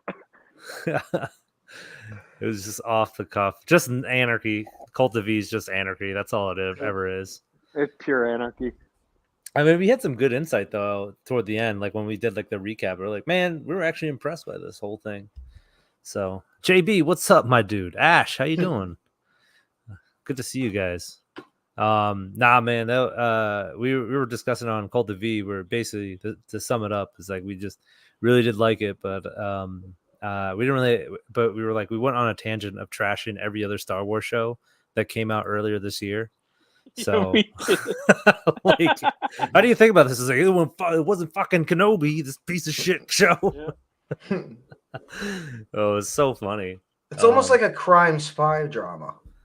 Yeah, like they got. So, Nate doesn't have the soundboard, and I don't have control of it. So dun dun. Oh yeah. It's crazy because it's like you look at it as like, all right, they're gonna do crime like syndicate spies and all that stuff, and like everything. Both those shows try to do it, but they did like a basically Disney light version. This one's actually felt authentic. Like, you know, that point where like people saying like your Ryan Johnson was like, oh, we need to subvert expectations. That's what Andor is. It's like, you know, you're not going to roll in expecting like lightsabers wielding around or some unkillable Doomslayer guy just rolling into a town and taking everyone out. Even though that really didn't kind of happen. I was kind of hoping that. That Scottish guy. Yeah. Oh shit! We get more of the human element. With exactly. He's just like, he starts swearing and then he starts yelling in the officer's face. I'm like, yeah, that's like you were saying. Yeah, he definitely is a butterbar. Sir, get your head out of your ass. We gotta move now. And he's just standing there like pissing his pants. The morale speech and he doesn't hype nobody up. And then that was the best. Guy comes up, he pats his shoulder and he's like, no, sir, you tried. She's like, that'll do, pig. That'll do. no, it's like, and everyone in the background's like, oh, could it get any worse? Dude, there was that one guy who was just, he didn't do a full clap. He just patted his chest. He's like, whatever, just let's get it going. I don't care. That was my favorite moment of the whole 3 episodes. He was supposed to give that speech. Like they're about to, go down to the planet. He's supposed to give this hoorah speech. He gives a speech, and everybody's literally like, check my watch. What time is it? And check some text messages. Shit. What were you saying again, sir? I'm sorry. I didn't catch that. Dude, it reminded me of because that's like the more realistic take. Like, remember when General Hux gives that speech in Force Awakens? It's like, and we will have our Independence Day or whatever the hell he said. I can't remember what he says. Now you're mixing Independence. I know, but we will not lay down. We will not. Bill Pullman. We will fight. This is our Independence Day. Honestly, the low-key, Republic I will got die hyped. on our Independence Day. I did get hype on that Independence Day. I was like, yeah, this is actually, you know what? I'm gonna fight for freedom now. Let's do it, boys. Now, man, because like in General Hux in Force Awakens, he's giving this giant speech with no like speaker system, just yelling to like with his at the top of his lungs, and there's like miles of forced order troopers, like just as the far eye can see. He was using force speech. Yeah, he's a force wielder. I didn't know. He's a force wielder too. You don't understand. Star Wars has Bluetooth speakers too, bro.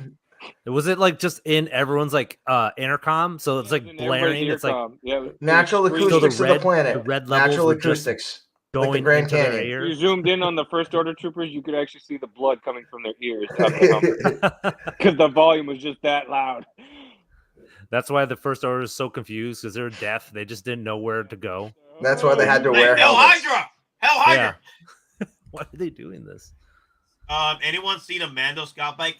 How do you get the 25% off? Because it wasn't working online. It's a code. I forgot. Someone posted about it. I think it's like Speeder. I went looking at bike. it and I was like, I don't see the 25% off. I see the $5 shipping. It's someone that got a code. Hold on, I forget where I did. Oh, through the email, one of the promo. I've had the Mando Scout Speeder since it released. It was like it comes up to like $335 or something like that. Or is it something that only applies when you have an item in your cart? Because like the code is Speed Bike. Speed Bike, that's what it is. So Yeah, I knew it was like Speed Speed something. Speed Racer. Speed is good. Yeah. Does it work for the Return of Jedi Speeder Bike though? Because that's the one I want. If there was only one way to find out. Don't get too cocky, fly boy. That's great. Never tell me the odds. So yeah. So people are asking the ratings. V, what's your rating? Oh, rating? Like what? So I did it out of like a 5 system. So my thing is like, so it's like one is like it's like god awful, waste of my time. It should be never been made. 2 is just bad. 3 is mediocre. 4 is great, and 5 is game changing. So I gave a 4 out of 5.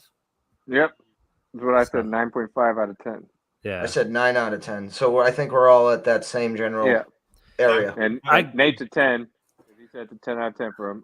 I gotta put the asterisk though, because you have to see it. You had to sit through all 3 episodes though, because we were making joking like because you were watching like the first episode, it was like, all right, that's it, and we're like, man, this would get trashed immediately if it just released weekly. Like those first 2 episodes are real slow, so like you can't just like watch one episode. It's like that's it. Why is everyone hyping this up? This sucks. You got to do the first 3 together. You know what was missing? You know what's missing? The Book of Boba Fett ending. Yeah. Or the I don't know. It was missing a back to take. We needed all 3 episodes and 24 minutes of back to take on each episode.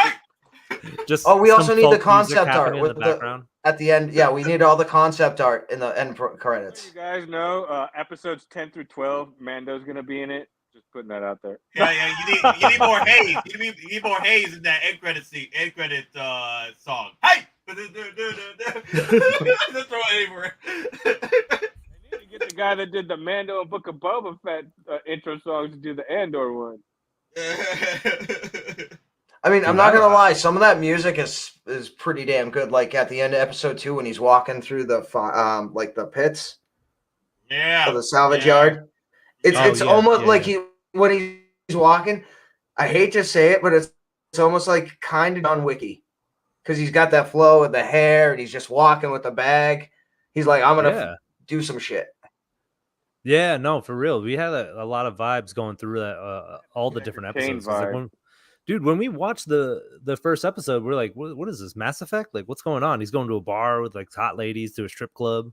Like he's gonna pass out there. Like we're getting Blade Runner, all that stuff. It's like a amalgamation of like all the greatest sci-fi hits. Like it's awesome. Yeah, that whole, Would you also see the hologram at the bar, the lady? Oh, what? Like that's from like KOTOR though, right? That alien species, probably, or some new OnlyFans club that I don't know. What are you talking about? She had like the big side pieces. Yeah, almost like the horns or the tusks. She didn't have a nose. I gotta watch it again. Yeah, she was a hologram. Yeah, she was a hologram. Yeah, it was like a hologram dancer. Yeah, no, that was cool. I'm glad they opened up with a gentleman's club. Yep, they show you right they take you right to the Brit. Yep. And he kills a man that's begging for his life. Yep, even used the word brothel in here. I'm like, damn. Y'all talking about brothels? Okay, yeah, let's go. Dude, we got and the security guys are like, dude, damn. Yeah, see, V, back me up, V. Didn't we see Vic's booty? Oh yeah, easily. We enhanced it. We just did we stopped. They were like enhance. Booty cheeks. Booty everywhere. Prock, he got excited. Prockzilla. Yeah. Wait, is that his new name now? Prockzilla? Apparently so. It's Prockzilla. Prockzilla. It's people did so. We'll talk about that backstage. Yeah. Yeah. Don't worry about it. Don't worry about it. I don't know, but I already know. Don't know. Yeah. Don't know. No, I don't know about what happened, but I already know. Yeah, it's all right. Don't worry about it, boys. Now, real talk though. Congratulations to Prockzilla. Hit that 1K. That man kept pushing, man. Wep us to you, bro. Yeah, he throws out videos like almost daily at this point. Like he's him and Loco Lu. He got 500 too, right? I think he had 500. Yep. Yeah, I lost all my viewers. I got canceled, so that was fun. Damn. No, I'm joking. That's the joke part. I didn't lose. I need you to pull up that up for research purposes. Research. Okay, I better not get flagged by okay, so it's episode 3, right? Is it episode 2 or episode 3? The booty cheeks. Boot shoes. It was 2. She shows up. Yeah, it was after the bar. She shows up after the bar. I remember. I have it. Remember, because I was just talking about this. How we were laughing that Tim. Not only does Tim have the only Earth name in all of Star Wars, Tim, he has the only Earth bed. Yeah. Yep. This like, and that's why he's pulling down Bix. I guarantee you, why they're gonna be like, "Oh, Tim's backstory. Oh, you know that smuggler lady that took Cassian? She went to Earth and stole Tim." Tim. He's the local Star Lord of this Star Wars universe. No, it's Peter from Deadpool. Oh yeah. Oh, I love that guy. Oh man, yeah, no, that was a pretty funny revelation. We're like, there is so much Earth stuff on this planet. What is happening? It's the car. Just all the random shit ends up there. TK watched the screen because look, he wrote Tim with an extra M. It's Timmy. Tim. We said it was Tim with an extra M, and the Y is not where you think. Remember, I was like, crap, that reminds me. Martin, make a meme if you're I was watching. making fun of the fact that his name is Tim. So I was like, how do we make it Star Wars? It's 2 M's with a Y, and it's not where you think. That reminds me. Tomorrow is She-Hulk with Daredevil. Tim is able to stay in the Star Wars universe. It's spelled like TYMMM and pronounced Tim. Hey V, real quick. You happen to know? Yeah, no, not happen to know. Do you have the picture of the enhance? Yeah. Let me see if I can get it. Hold on. Give me a second. Hey, for research purposes only. Wink, wink. I got you. I got you. I got you. Because you get the part when they kiss, you get yourself a handful right there, and then you get when she's waking up and getting out of the bed, and you see the dude, the sachet, man. We were like, oh my god. We were like, whatever we were talking about, we stopped. We were just like, I don't know what the hell is happening. I thought when she was taking her coat off, it's like we go in Game of Thrones now, aren't we, Disney? That's what I thought. Mommy Bix. Yeah, Mommy Bix. Yep, you're right. Mommy. Oh, she's definitely mommy though. Hold on. Oh, Beef. So J-Rod at the beginning of the stream made fun of the fact that the Mexican is pretty much carrying the Star Wars franchise. I mean, like, yo, Andor is pulling the work, carrying the Star Wars franchise on his back, and he's gonna pass baton to freaking my boy Pedro Pascal. Yo, Latino, come season Star 3, Wars, baby. Latinos are saying Star Wars, baby. That's how it is. I mean, John Wayne's grandson has something to say. I'm just saying he's doing all the stunts, certain Mexicans won't do. Just saying.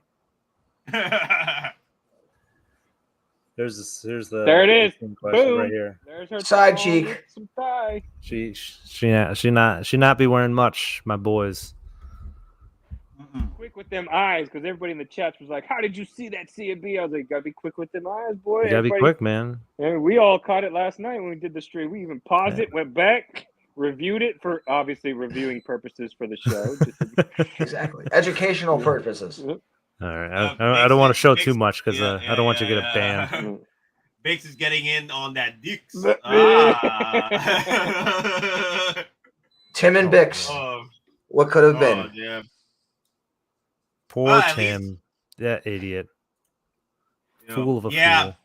Yeah, man. Like I said throughout this stream about when we were talking about the spoilers, it was all about consequence. Every action had a consequence that built up to episode 3. Everybody had a consequence building up to episode 3. Everybody, and led up to that. Oh yeah, no, that's what made it great. Is that it felt like like an anime arc. They're like, hey, that's like one full arc. They're like, hey, all these characters you get introduced to has like a payoff at the end. That's what it felt like with this first 3 episodes.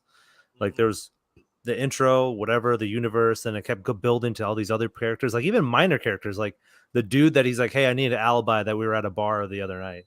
Like he's like, all right, cool. And that guy even had a part at the end. He murdered one of those guys by putting a tow line on it. It's like these people want to come to my town, mess up my work day. I put these gloves on for one thing only. It's getting my hands dirty. And I'm gonna get them dirty again. Yeah. Yeah. To be fair, I think that pilot. You know what he's thinking? He's like, damn, Cassian left. That's why he was at the bar. He's like, damn it, I'm his alibi. What the hell's gonna be mine? To be fair, I think that pilot would have been able to save himself if he wasn't a dumbass. Yeah, if he like, just how do like you not felt feel the tow line or the big ass brick that's weighted to you? If I would have felt that extra weight, I would have been like, all right, I'm gonna bring it down. I'm gonna find out what the hell's going on.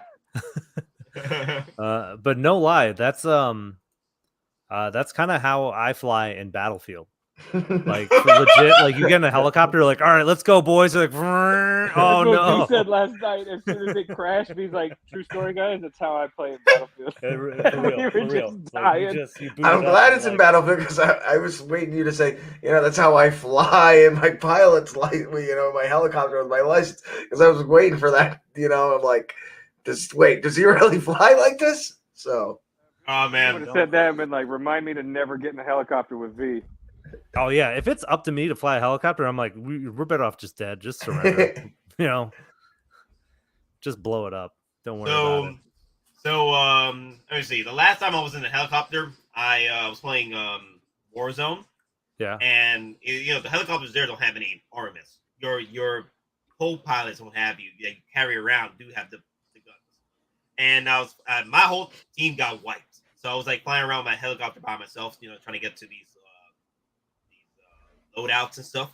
Here comes this helo behind me with a full team, full squad on his freaking helo, chasing after me. And I was like, you really want to take me on? Okay. So if you really want this smoke, I'll give you the smoke, my guy. So without no armaments, I pulled the brakes, did a 180 spin, and I went around the pilot. But the thing is, as I went around, he kept flying through and hit my propellers. And he blew up with the entire team. And I was like, gotcha, babes! Gotcha! That's what happens. That's what happens when you mess with the Nate Meister. You get the freaking blades, my guy. You get the blades. That's pretty awesome, man. Oh, damn. We should squad up in Warzone, see what happens. Oh yeah, we'll have Geekin Out Warzone. It would be utter chaos. Yeah. Where are you going? I'm dropping hot. We didn't agree to that. War is hell. No plan survives first contact. Rambo, you guys are on your own. It's like, well, he's dead. Oh, looks like he clutched Gulag. Nope, he just got sniped out of the air. Clutch Gulag. Dropping hot, boys. Going back again. Getting revenge. It's like, dude, come. All right. Oh, man. No, that'd be dope. Yeah, they need your skin. They need the hat, the Gundam hat in Warzone. Gundam hat, Mr. Musashi. Oh, my God. That'd be hilarious. Also, congrats to Mr. Musashi. He won the giveaways from Sunday. So congratulations on that. Oh, congrats, my homie. Yeah, it's already in round. No. Oh, Leroy Jenkins. Yeah. Yeah. Yeah, good times. Ever be the greatest PC gaming meme ever. Oh, it's the best. That guy will go down in history. He is history. Yeah, dude. It's real, right? He read it there by himself. He was done. Yeah. Someone tried to tell me it was fake. Everybody I'm was like, taking no. too long. No. Because what was it? They were all sitting there for like 6 hours trying to figure out what they were gonna do. So finally, It's he like, all just right, we're got gonna tired, aggro and he this was guy, like, and we're gonna go. It's like, all right, let's go, boys. Leroy. and he's like, Leroy Jenkins. Obviously, I never had a Leroy moment, but I played Destiny raids. So yeah, those are my Leroy moments. With dumbass people not knowing what to do. Yeah. I need I do a lot of I like doing Leroy Jenkins moments in Warzone, where it just be like you just rush the guys and see if you could just cause so much chaos that they don't know what's going on. Yes. Like, you know, they're up on a ladder. You're like, all right, let's do it, boys. Let's go. Let's go. Let's go. Let's go. Come rushing in. Don't do it all quietly and sneaky. Just come guns a-blazing. Freaking run through that door. Like, oh my God. You have like the short shotty on you.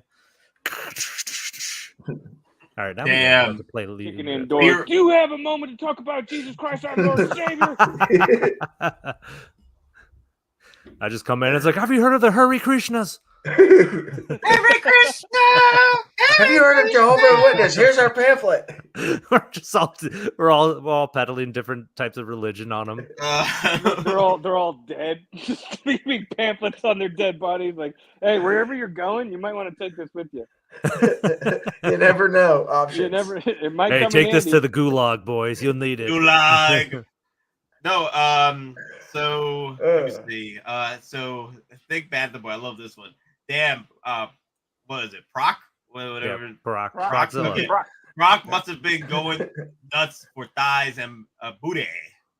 Thighs and booties in a galaxy far away. He didn't catch it, so we had to go back so he could see it. Really? Wow. Yeah. I saw that. I'm like, wait, I'm like Star Wars, like Cassian Andor was in charge of this one. He was tired. Like he had to get up in like 2 hours and go to work. Yeah. It was late. We started at 3 and ended at like 5:30 in the morning. So yeah. Again, if I actually went on my computer, I could have caught the end of it this morning. It was funny because we started getting more viewers as 5 o'clock turned around because people started tuning in. I was like, hey, what's up, everybody? This is dope. Welcome to the Bobby D was around for a while there too. So I was like, hey, my man. Doug Collector. Yep. The Collector. Who else was in there? I think was CT there? CT 603 was there. Yeah. Mm-hmm. My man. Always a homie. Peyton, the reason I think I'm gonna get canceled, I don't know. People get canceled for less. For stupid jokes. That's Not why. gonna lie, that's true. Yeah. I make too many stupid jokes, and I know one of them's gonna get me caught because I'm just like, oh, that's you crossed the line. I'm like, I don't. It was like a one-off joke that no one laughed at. Do you think I really care? Really was like invested in that one? You just throw it back in YouTube's face. Be like, so you're trying to cancel me? That makes you a racist. Yeah. Yeah. Throw it back in their face. And then say, I'll take this to CNN. Yeah, I'll take this to Jeff Bezos. Don't worry. He's my dad. To the local news, be like, look, Susan Wojcicki. Yeah. I'm going to tweet at Elon Musk. Don't worry. He's my boy. I'm calling you out. Yeah. So V, so what do you think is going to happen with? I think we all said our point about what's going to happen with Andor. What do you think is going to happen in the next few episodes with Andor? Well, Andor will die. Of course. Spoiler. Yeah, spoiler. No, I think this season is just like it's like more. It's going to be like there's going to be some cool moments, but it's more setup. Like basically, we're finally we're going to be getting an understanding of the rebellion, of like how the rebellion works. You know, the ideas, their whole operation and stuff like that before we get the full layout. Like it's gonna be a kind of like Mission Impossible, I feel like. Yeah, I think me and CNB were talking about earlier that what they're gonna be doing is they're gonna be joining up with their own A-team gang of people. Like Luthen is gathering a team, like pretty much like the A-team or something, or Suicide Squad at this point. And also DonPrime brought up they could be getting blueprints and what have you for the rebels to help them build alliance and stuff like that, for weapons and stuff. So that's what I was thinking too. They could do a lot to build a rebellion.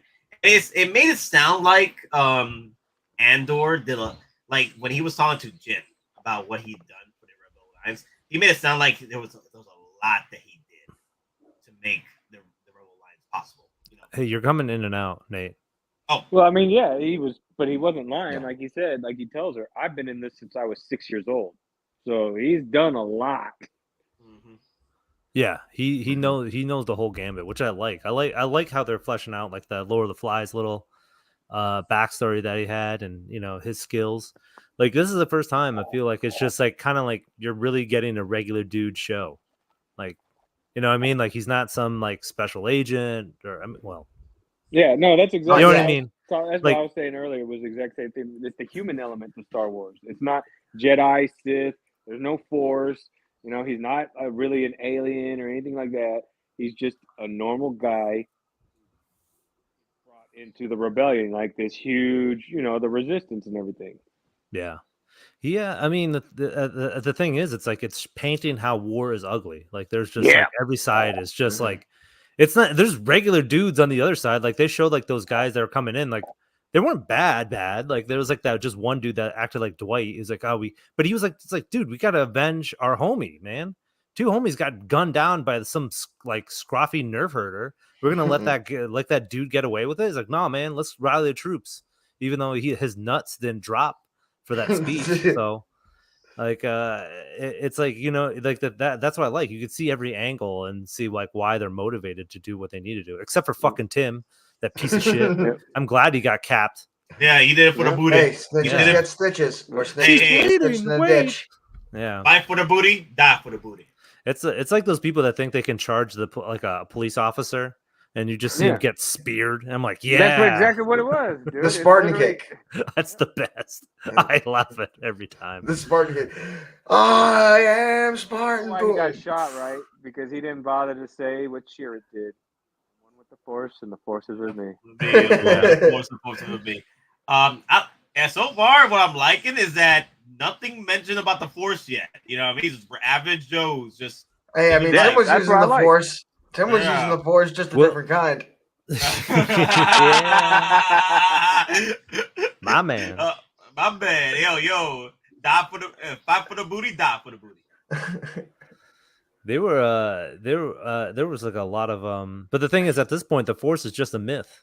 Like no one, like all the Jedi temples are destroyed, and Kyber crystals, like the Jedi are just like, it's like, were they actually real? And then like when Vader shows up, like, Jesus Christ, what is a space wizard? Yeah. Well, in the okay, so with the whole galaxy, there's the mid rim, there's the outer rim, and then there's the center where a lot of more of the Force was core worlds involved, the core worlds where the Force was being more involved with, as far as like the Jedi's having more presence in the core worlds.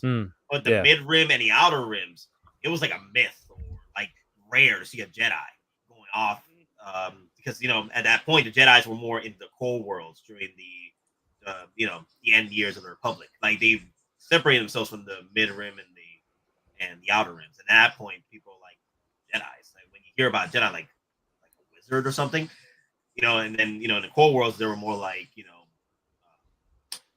keepers of the peace, as far as like police of the Republic. At that point, and was more super police at that point. Yeah.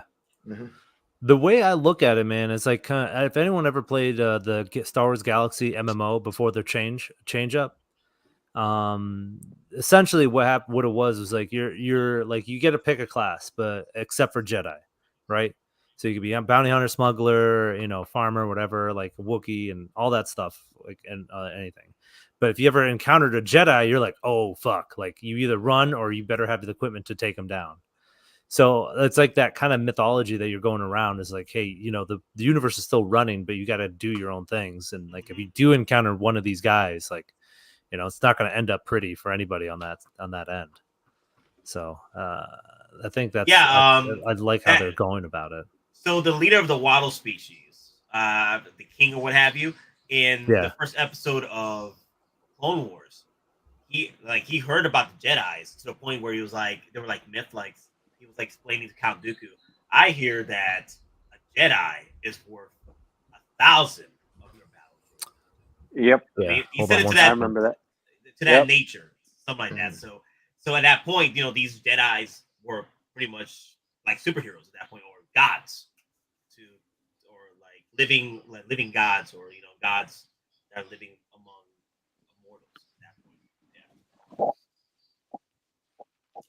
Mr. Musashi, I haven't seen an episode of Andor yet, but I definitely sold them Death Troopers with pauldrons. Figures, yo, that's gonna happen. You know that. Mhm. You know that. That's why I'm like, if they brought out the Death Troopers already, I have them over here. If they brought those Mandalorian Death Troopers already, they're definitely gonna bring some Death Troopers for Andor. That's easy money, especially if they've been watching the resale market with Death Troopers. They were like, "Yo, let's sprinkle some Death Troopers with the show." Hey, they gave us and they've been throwing pauldrons all around everybody. Like we got the First Trooper for Kenobi, we got the Clone Commander from Mandalorian, and now Death Troopers with the pauldron specialists. Yeah, that's gonna happen. Then you got the Mortar Trooper. You have the Incinerator Trooper. That's right. Yeah. A lot of pauldrons going around. Yep, a lot of clerics for sure. That's gonna be good. Yeah, I'm gonna try and get at least. What about how about a Fison style body picks? Yo, Daddy, chill. Daddy, chill. What? This is a family channel, my guy. Family channel. Daddy, chill. But let me see. We'll see what happens because I know we're probably gonna get Andor at some point, and we're probably gonna. I'm hoping for Luthen. But they love doing old characters anyway, like how they do it pretty well, Hot Toys. So I wouldn't be surprised for Luthen. You think they're gonna throw in any like hardcore cameos, like OT cameos, try to set the stage? Bail Organa and Moth Mothma. Well, I mean, Mon Mothma was confirmed. It's the same actress from Sith, so yeah. But I'm talking potentially like a Han Solo. I'm talking potentially a DH, something like that. They said that they're keeping all of them out. This is focusing on Cassian and the Rebellion. This isn't going to focus on any of the legacy characters. Okay, Tarkin.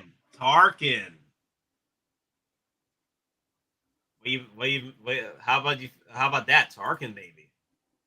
Yeah, I mean, and I'm only referencing that not for like necessarily the the fan service, essentially because of where they were with the Rebellion.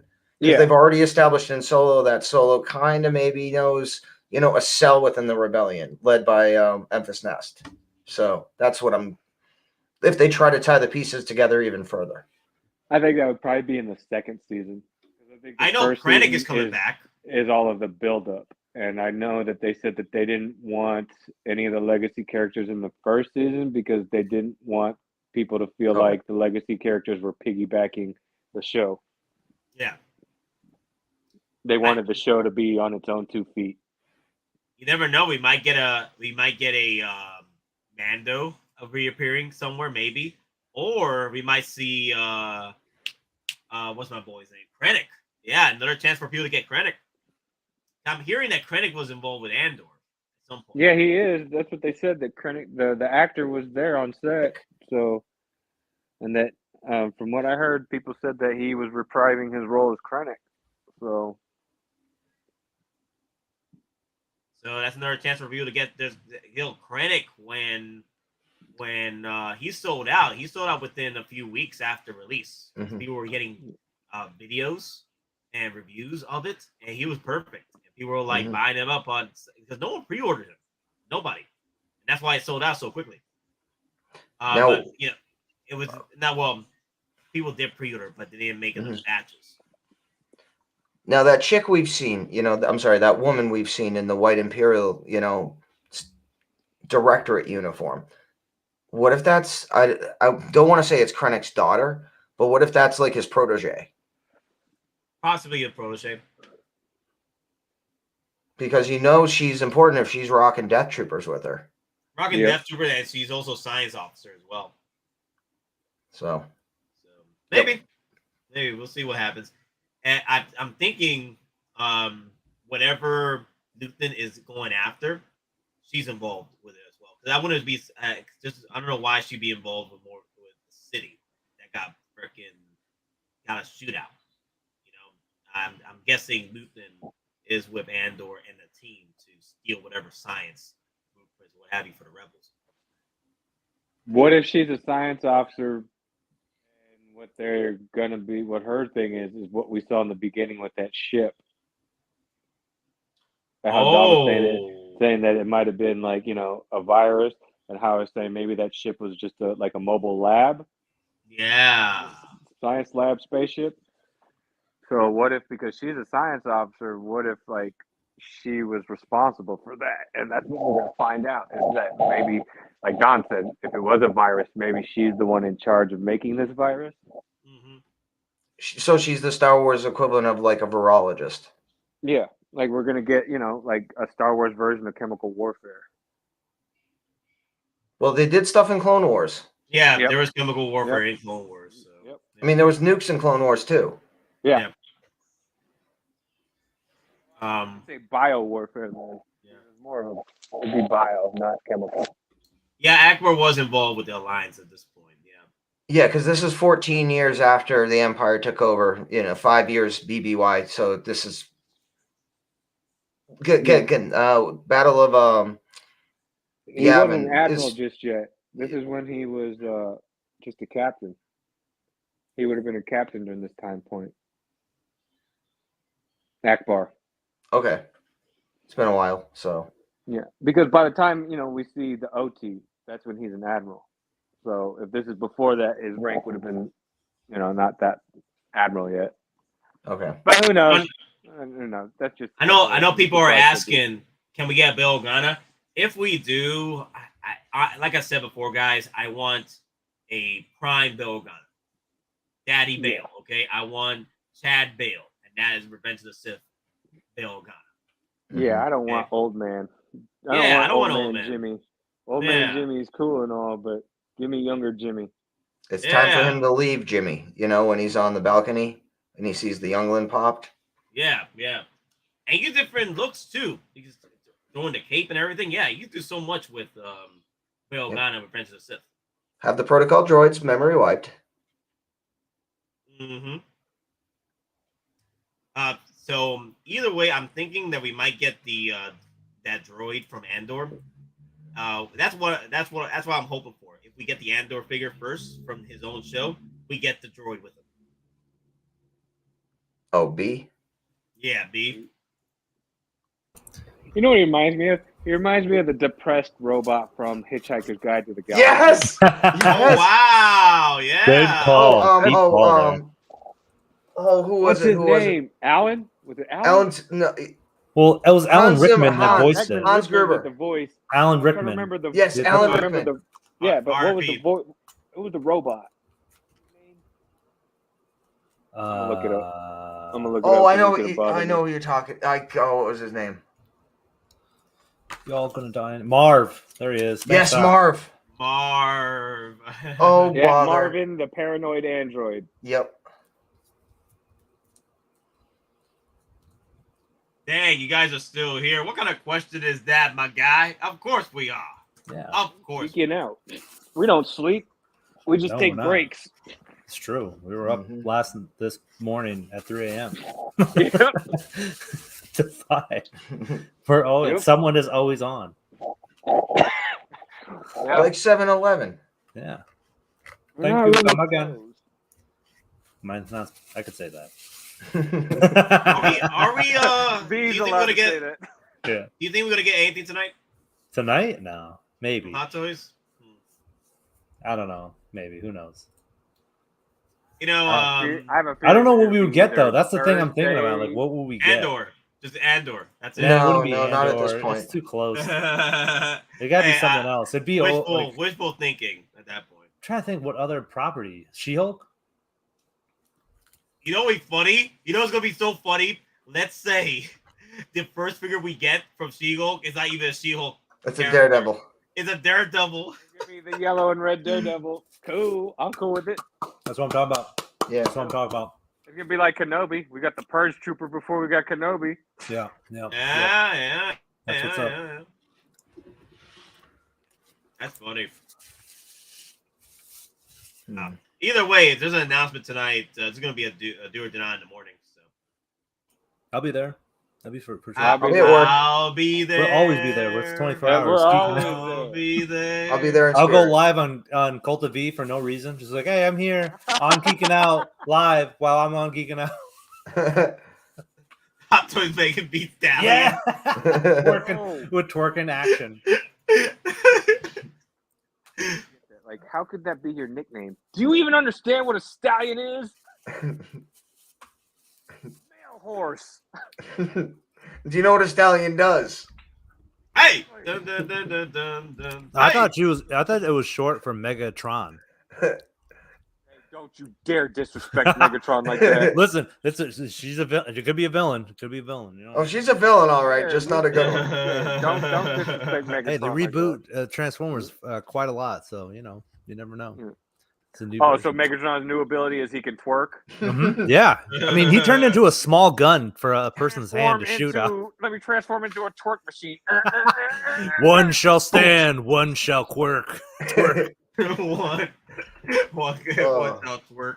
No, the body's gonna be modified. It's you remember those old like chomping tool, like the twist up chomping teeth? Yeah. It's gonna have that gear action. That's gonna make it twerk. It's got the wind up twerk Dude, action. You know those Walmart twerking Santas? Yep. Yeah. They're gonna use the same. Oh my like, God, inside no. And put that into the Hot Toys figure. No.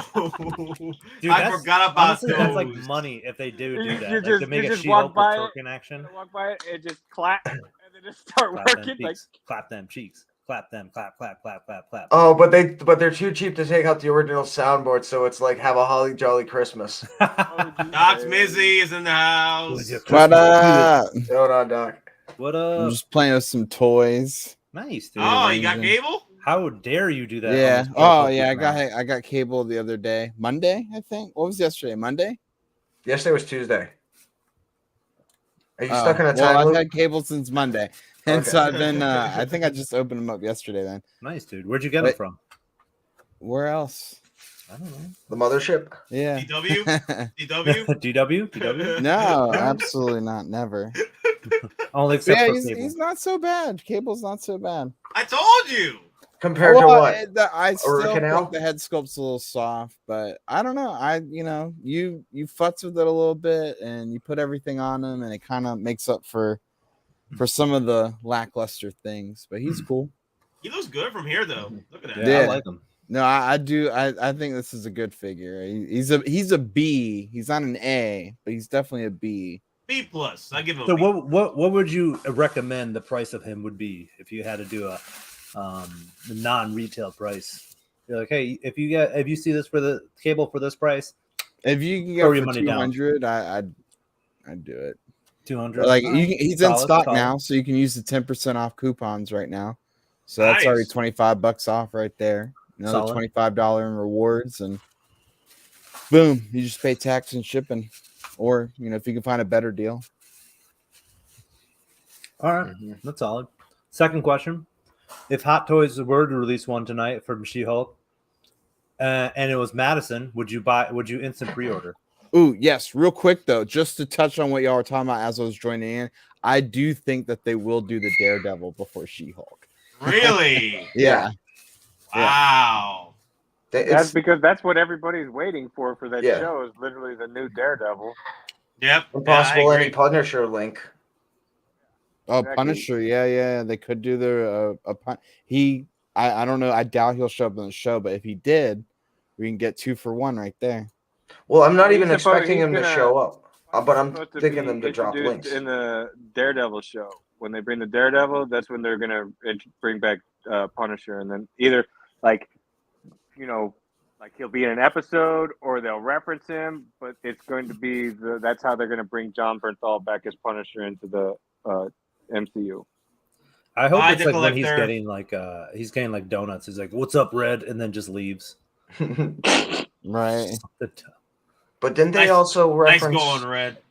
Yeah, but then they also reference Deadpool, Wolverine, and Cyclops because they went to the shoe Yeah, store and it's- they all now yeah. have Yeah, their own CB, shoes. you showed that. Yeah, I image. showed that picture in the group. Yeah, if you at that scene where it's the drawing of the shoes, if you look on the wall, there's a Thing shoes, Deadpool, Wolverine, and Cyclops.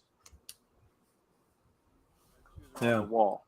They said they can't use the X-Men at the moment, or put X-Men out because the contract is like, if we're gonna use X-Men, it has to be like the dudes that have been casted as X-Men for whatever Fox reason that they did it for. So that's why Charles Xavier is your homeboy, Patrick Stewart. Hey Doc, so you already watched all 3 episodes of Andor? I did, yes. What's your thoughts then? I need more. I have no know. opinions right now. Yeah.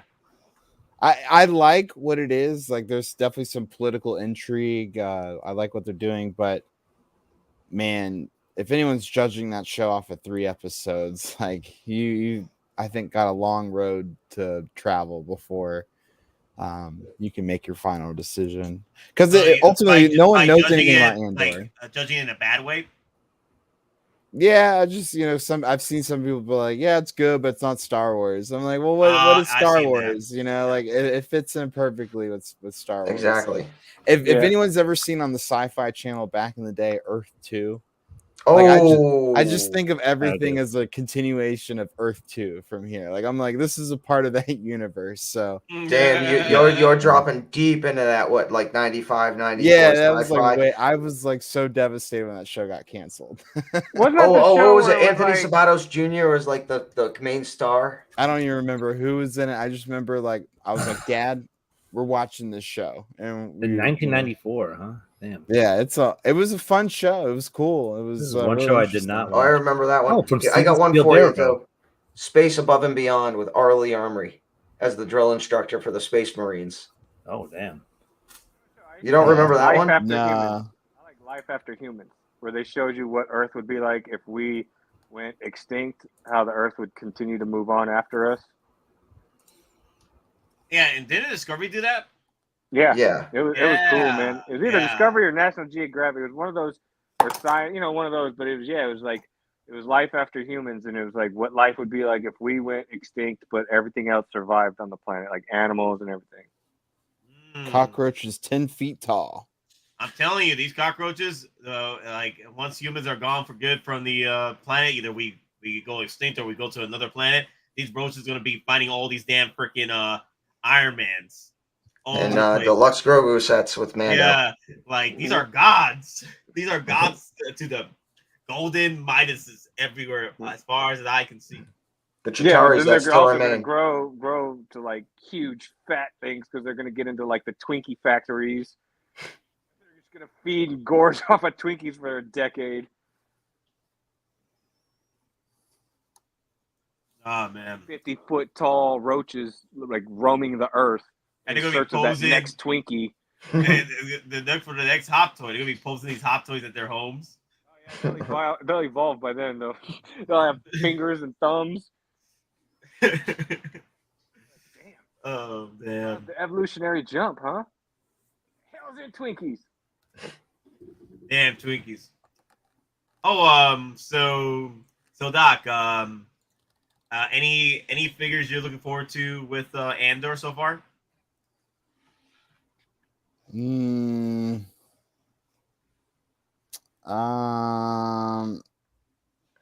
the droid B, but that's about it. Yeah, no, I could kind of if Andor shows up in Imperial disguise, that would be something I would want, but nothing so far. Nothing too toyetic from this show so far. So you'll pick up an Andor figure if it comes with the B droid. Maybe, yeah. Yeah, I can see like a deluxe I want Andor with that poncho that he had, that green poncho, and then or make it a 2-set thing like with how like Han Solo had the fur coat. Give us Cassian with that long overcoat that he's got, and then have the poncho as his secondary outfit, like how Solo had 2 outfits with that deluxe version. I just remembered actually a character who appeared in the show. It was that big tall thing that came up behind Andor when he was getting confronted. That should be a toy. That should be a toy. I had to stand here. That's all. A lot of my kid, he was like, "There's a lot of English or European accents." So I'm like, "Yeah, you got a problem with that?" Nah, it was it was a fun watch. I definitely want to see more troopers, because that means more troopers to be released. Death Trooper specialists, once they appear, we're probably gonna, of course they're gonna appear. I definitely want to see what accessories they're gonna come with. They're probably gonna come with the safe stuff, just that with the pauldron and the pouches and everything. That's right. Vetch was just there to stand there. I was just told I had to stand here. Yep. He reminded me of the guys from Guys in the Galaxy. Those big. Oh yeah, he did. Yeah, there was the corporate guys that couldn't do the corporate guys. Forms. Yep. To fill out a form. Oh, he's like, "Are you that desperate for work?" Oh my god. I thought that was cool though. How Cassian was playing Vetch and the other guy against each other, and then he kept changing the subject, and he ended up confusing them at the end. He's like, "Don't worry, I won't tell so and so that you let this happen." And he's walking off. The guy's like, "Wait, what just happened?" Man, it's slick with his words. Yeah, Biggs just did tell him. Biggs did tell him that. Yeah, you're gonna get into so much trouble with your word. Yeah, you won't be able to talk your way out of this one or the next one. Mm-hmm.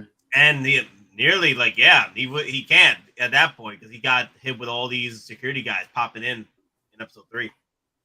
And this is why I don't engage in pillow talk. You know, women out here spilling secrets. I was so mad too. I was like, "Holy crap! It's this one dude that's gonna bring down the whole." Tim? Well, Yeah. it's not even one dude. It was multiple people that brought everything collapsing in that town. Multiple people. Yeah. No, Tim was the no. It was Tim.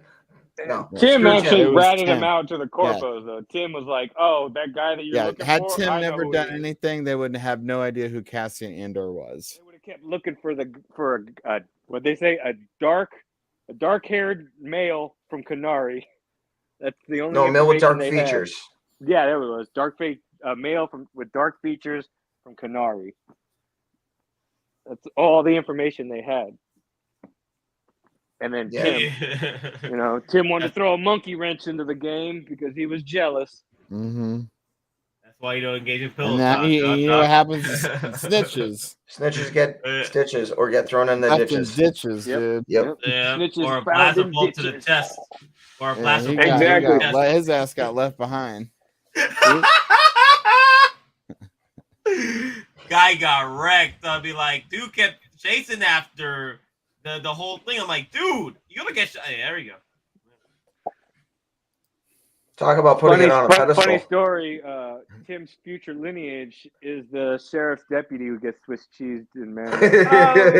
Damn. Shit, Your future gee, that's grandson cold. just went out like you did, Grandpa. Poking his nose where he shouldn't have been. Yep. Exactly. They also Swiss sleep with the cheese. fishies. Yep, that's true. The fishes, eh? Yep. Whoa, If it Tim? weren't for that, then Cassian wouldn't have had to kill those guards.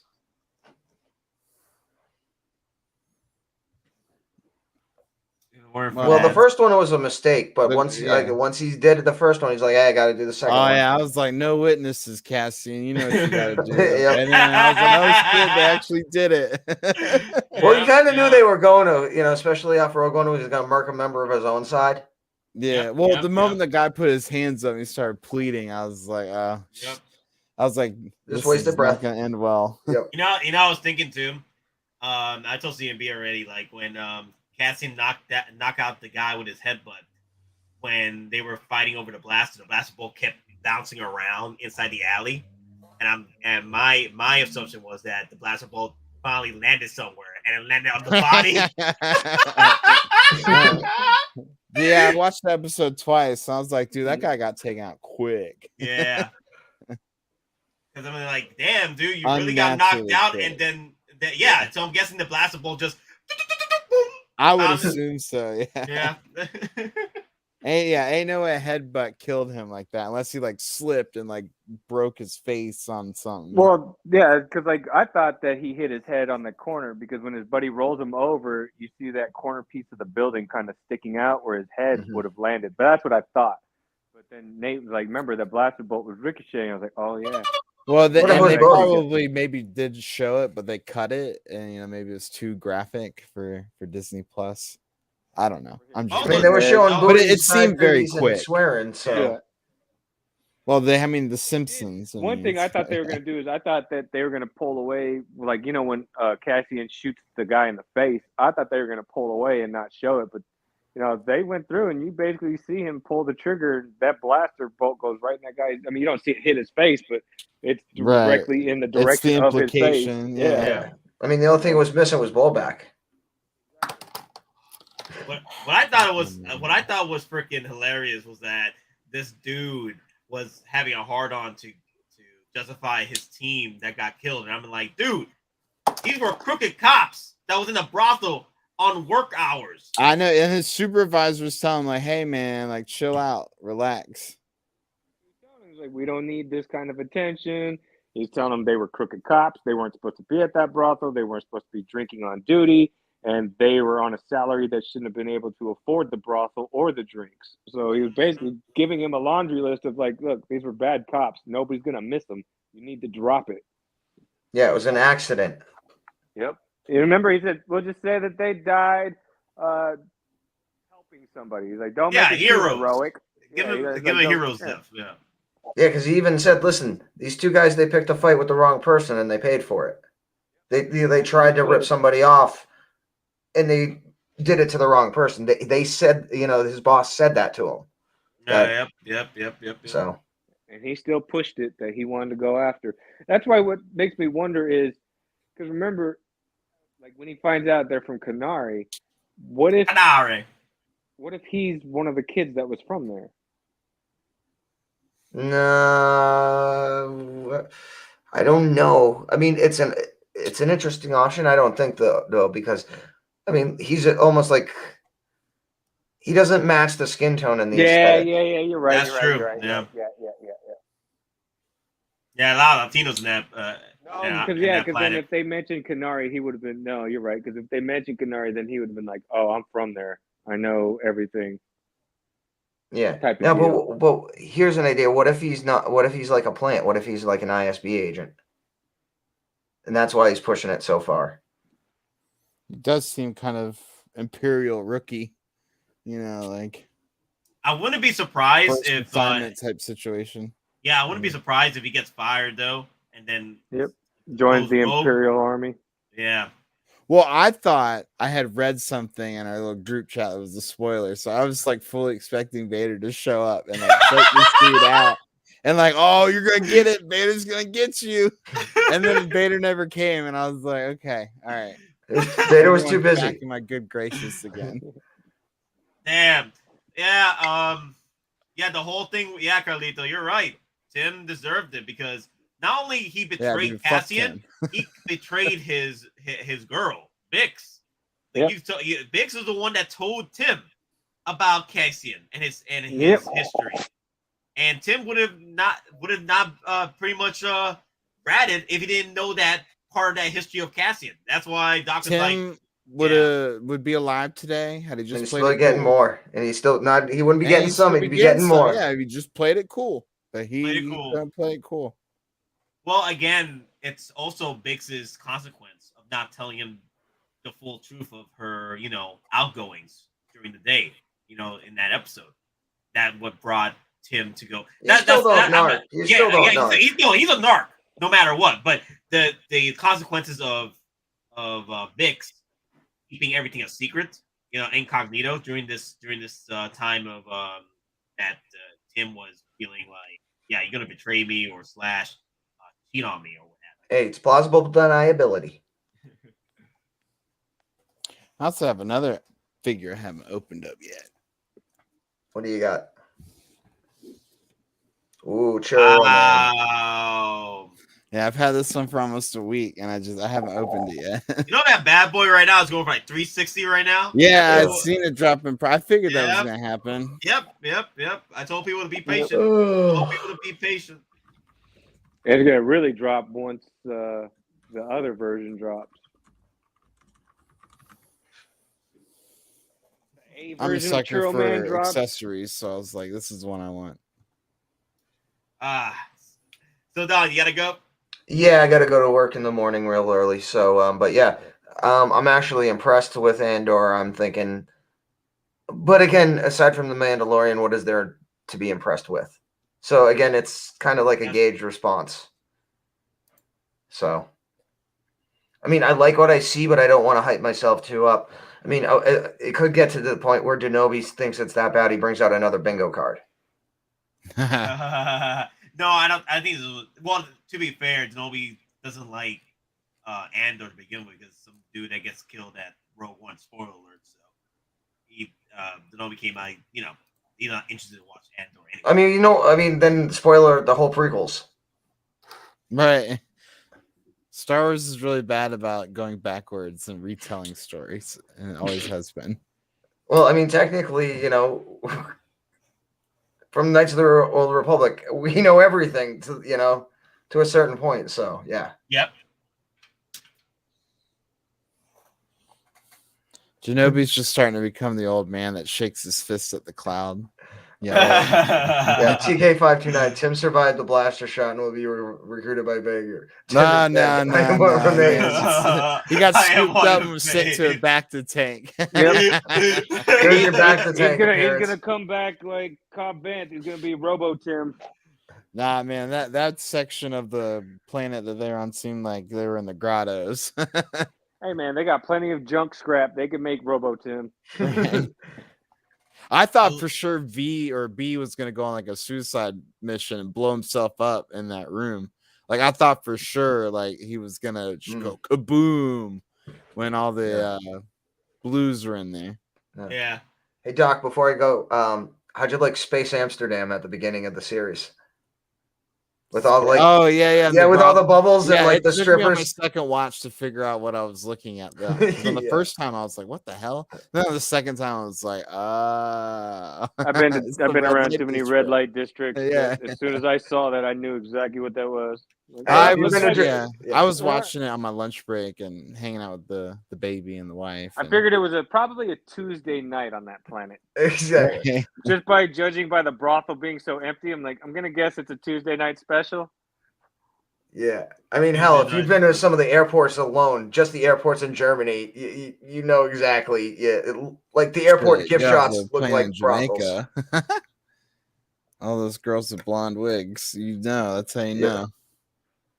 All right, folks, I'm gonna take off. Take it easy, bro. All right, thank you very much, and again, make sure you like, subscribe, hit that notification bell so when Nate goes on at whatever time in the morning, you'll be notified. Again, we're going to be doing some more prizes. We'll do the video and drop it soon. We're going to have some fun with Comic-Con. We won't be necessarily doing live drops because, Sideshow pulled out.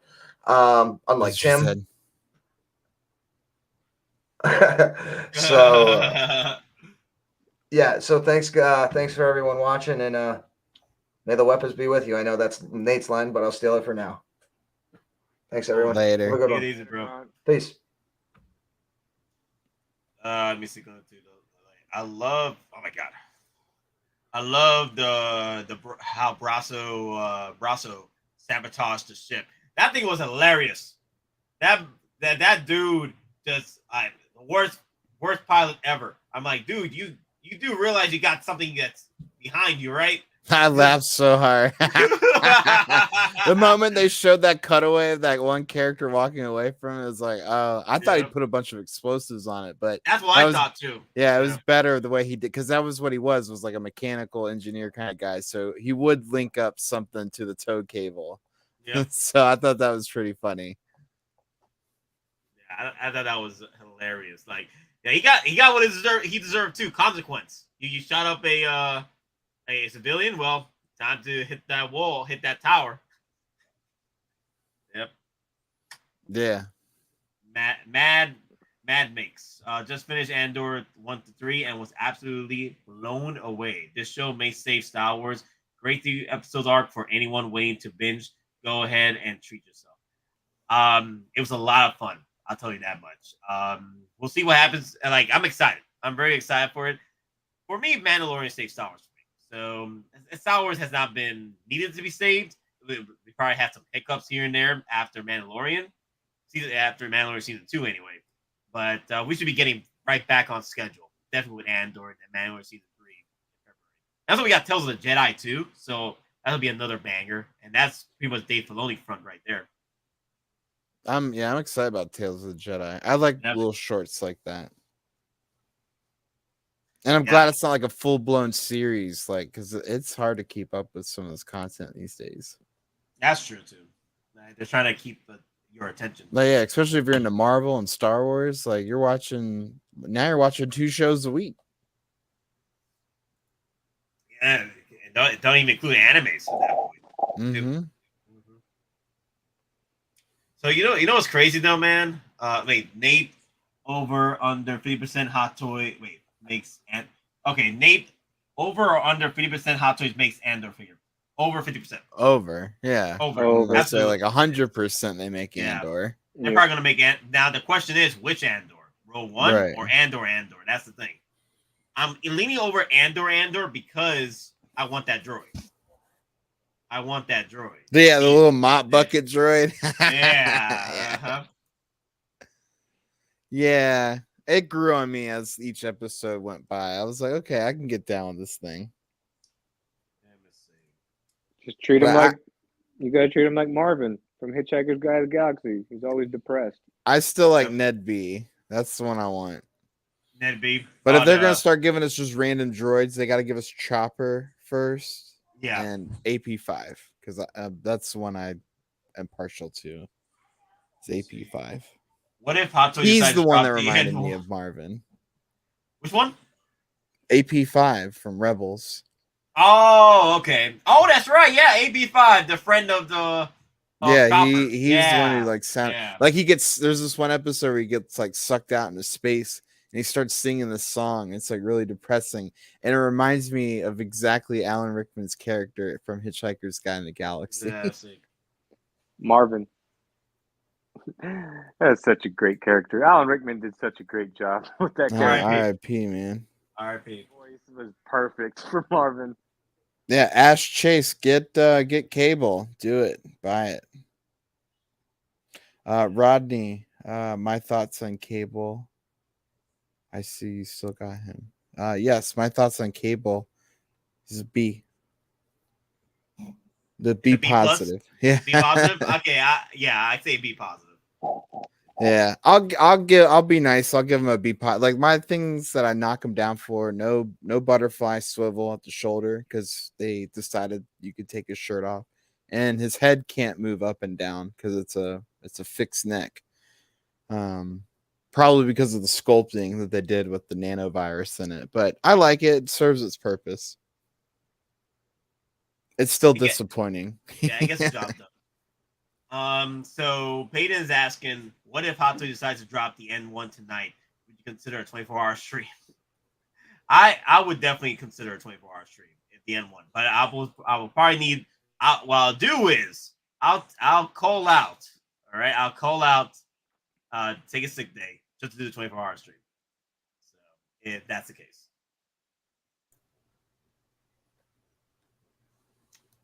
But yeah, I'm guessing the N1 will probably be dropped with season 3 of Mando. Yeah, if Hot Toys is smart, I think they'll wait. Yeah.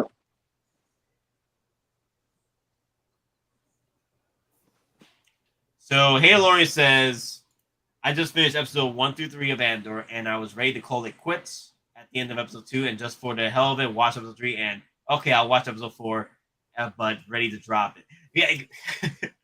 Hey, Lorian, I love your spirits. So, episodes 1 through 3, like episode 1 and 2 is the build up of the culmination of what happens in episode 3. All that build up to what happened in episode 3. So, I'm on. Like I said, I'm okay with slow builds as long as we get like a proper send off. And episode 3 showed the the culmination of what happens with all these consequences coming and coming together with all these decisions that were coming to play from different walks of life, different people, and episode 3 just happened. Like, yeah, that's what happened right there. I just want to see how his home planet gets destroyed. Yeah, I think we are going to go back to it. Yeah, I think we will. And I'm pretty sure those mines that they were on that planet, they were mining for kyber crystals for the Death Star, weren't they? That could have been. They were mining different planets here and there. So no, dude, they're mining lithium batteries for Priuses. There's a lithium ion mine.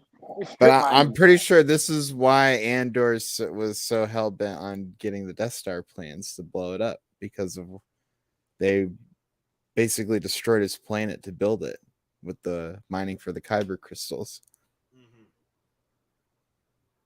I don't know. I could be wrong. I don't know. I don't know anything about Andor. We'll see. Well, hey, I don't know either. All I know is Saw Gerrera, I believe, is in this, and one of his big things in Rebels was destroying the kyber crystals. So, JB says N1 will drop the same time as 2022 Batmobile, Millennium Falcon cockpit, Jedi Starfighter, and the Interceptor. Good God, that'd be like $1,000 in NRD. Yeah, like all together. Done. Yeah, about $1,000 NRD altogether. Buy it as one combo package. Exclusive. So, hey, Doc, so just bring you in. I want to hear your thoughts about the New World Order. I love it. It's great. It's kind of scary, but it's great. Why is it scary? Well, it just means like my whole plans are now changed. Everything has changed. Yeah, everything's coming out early. Yeah, anything that I had on like pay when it ships, I was like, let's move you to payment plans until I figure out what's going on. Because usually the plan was like if it's released. Yeah, I had time to switch it to a payment plan after the blogger photos came out, and then now like I got the email for Echo out of the blue. Once I got the email for Echo, I couldn't do anything, so I was locked into that. So I had to shuffle my pre-orders around because I try to only spend so much money a month on figures. Yeah,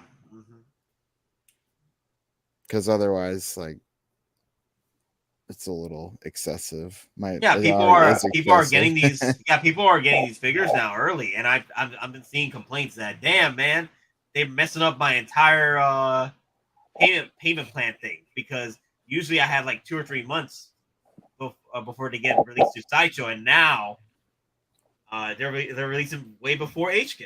Yeah, I'm excited though. I can't wait to get that Echo. I keep checking for that shipping label to actually be produced, so I can be like, actually look forward to it, because that I would love to have that in hand, see how that looks and feels. Like it might reinvigorate my Clone Trooper display. Right now, I just kind of like. But Bad Batch is different enough where it'll finally break up the 501st and Coruscant guards into something different, not just a bunch of blue and red. Bring on the early releases. What's the over under Mando Ahsoka drops this week? Has it gone and pushed back? I thought it got pushed back. Somebody's cat is loud. That's me. Shut up! Do you hear the words that are coming out of my mouth? No, I love it. I was gonna say something, and then that shot out came in my head. Totally ruined my train of thought. I'm excited about Echo, blah blah blah. I don't know. I forget what I was gonna say.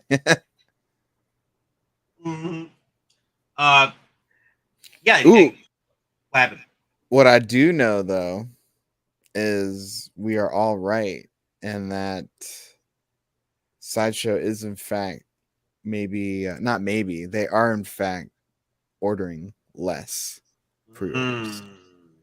What say you? So if you really want to figure in the next year or two, I would highly recommend pre-ordering it. And that's not FOMOing. That's just saying if you really love something and want it and don't want to take a chance, I wouldn't play this whole bargain bin thing anymore for anything that went up for pre-order in the last year. Yeah, I'm starting to agree with you on that because I think Sideshow they overproduced some batches, right? Purchases anyway from last year, and now because they're seeing that people aren't pre-ordering as much, they're like, okay, so you know what? You guys ain't gonna pre-order anymore, so we'll just make enough batches to meet the demand of the pre-orders. So if you got any best sellers, right? There are high and mighties, then you shouldn't worry. But the best sellers that have been in the bottom tiers, like your Peacemakers, like your Buzz Lightyear. oh man, I Yeah. can see Buzz Lightyear. Oh yeah. Like I could see Bespin Luke, but he does have 2 SKUs, so I can see like the standard version going waitlist before the deluxe version. Wow, Batman Tactical. I'm surprised, guys. I'm surprised about your flex. I'm ashamed you of guys all want of you. this. You guys want this so bad. Yo, look at that flex. I thought I was telling everyone to be the voice of reason. Like, you do not want Chad Man. Yep. Let me see. What do you all think are some figures we should secure and pre-order instead of waiting? Well, yeah, let's go down the list. Let's go. Tyler and Johnson, like those Hong Kong movie characters. Those are highly recommended. So best I'm sellers, still debating them. So let me do 24 per page. No, do 48. I like doing 48. 48 is better? Okay. Yeah. So Reva is doing well. Valkyrie, Batman, Black Panther. So you have to worry about those. Hell, damn, you guys really want this, don't you? Damn. Y'all really want that. Wow. Don't get me wrong. I'm still getting it, but damn. So, wow. Grand Inquisitor's doing well, of course. Peacemaker's doing well because everybody was trying to get him before he got waitlisted. I still think he comes back for one more batch, but I went ahead and locked in a pre-order somewhere so that way I wouldn't regret it later. I don't know, man. Boba Fett.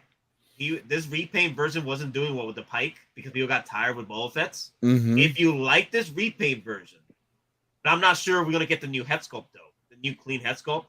My tinfoil hat is with Doc Rancor with the bust head sculpt, right? That goes with this Boba Fett. If you like this one, I mean, if they gave us the Rancor, I would have to get this Boba Fett because that's the one that rides it. Mm-hmm. That's what she said. I don't think we are probably gonna get a Boba Fett that goes with the Rancor just to save the money, right? Yeah, but that is the Boba that goes with that Rancor. Yeah, I agree. That means you're gonna have to. I don't think it's gonna be a deluxe version where you are getting an actual Boba Fett figure. You probably get the bust with the head sculpt, the actual clean head sculpt, like they did with the Carnage Deluxe. I could see that with the Rancor. Oh yeah, real quick. After 8 years of waiting, I finally have my Veronica and Jackhammer arms for my Hulkbuster. Really? From what I was promised with my original 2015 pre-order, I finally have my Jackhammer arm and Veronica. What did you do? I bought one. I got it for $130 shipped. That was your going price. Yeah, I was like, okay. I was like, will you do 100 shipped? I'll buy it right now. And I never ever got a response. And so I was like, fudge it. I'll just buy it. And so it was $99 plus tax and shipping. Came out like $130. Wow. That's not too and bad. then, of course, effing Popcultcha puts up a 20% off coupon in stock. And I'm like, damn it. Although after shipping from Australia, it probably would have been about the same price. Trying to see here which would be the other one. What about the clones? What do you think? I would actually be worried about the C-3PO, maybe. C-3PO? Wow, okay. Because everyone's first in Electro. Because everyone was like, oh, that's not my C-3PO. It's not the shiny one. Yeah. Wow. Wolves. What about the bark speeders? I think because of the price tag and the size, I don't think there's going to be very many of them made or ordered. What do you think of our boy Morbius? He Hey, can Lauren, go I to did not waitlist, fall and asleep. I'll let him go to waitlist. Apparently, hey, Lauren thinks I fell asleep. No, I did not fall asleep. I'm just letting them. Yeah, talk. because my but with C-3PO though, you can only buy 3 of them. Oh, really? But I think that may be because his box is so big. Maybe you can only get 3 in a case anyway. So hard to say. King Shark, I can see like getting cut off here at some point because no one, I hear no one talking about him ever. I would be concerned about that Ultron, that Infinity War, or the What If Ultron. Yeah, I can see that too. Decent price, but kind of like a one-off, so they probably won't make him very much of them. And I really do want that. I think that's a badass figure. So it's just coming out at a bad time, I think, when it does release. Kate Bishop, maybe. I don't think there was any hype for her. But I definitely see Axe Woves being one of the next ones to kind of be like low stock here. Just a regular dude here. There was another one here. Cyborg. I think people are saying that Cyborg might sell out. I feel that Cyborg is gonna do well because 1, it got 2 SKUs, right, and 2, it was up there in the best sellers for a minute before. Yeah, I think it's mostly the stuff that went up for pre-order starting in like May of 2022 or like right after the Batman went up for pre-order, like that first quarter of 2022 this year. I think anything that went up for pre-order between then and now are things that you need to pay attention to. Because I have it on pretty good authority that they're not ordering as much allocation over the next year or 2. I wouldn't put it past them. Most companies are doing that. That was part of the finance report I was watching today, that all these retail companies, they're not putting in as large orders right now, and they're actually pulling back, and they plan to pull back for about a year or 2 until they can see the supply chain actually level itself out, because these companies they're getting hit too hard with, they have so many items that are still on these ships that actually haven't been unloaded, and by the time they're unloaded, like with clothes type of deal, they're going to be out of season. So now they're saying that a lot of these things that when they come off the ships, expect to see like 80% discounts, like at Walmart, every retail store, because they have so much stock that were stuck on these boats that didn't get offloaded. So now they have to get them sold, and they know that people aren't going to buy them because they're pretty much considered out of date now with a lot of things.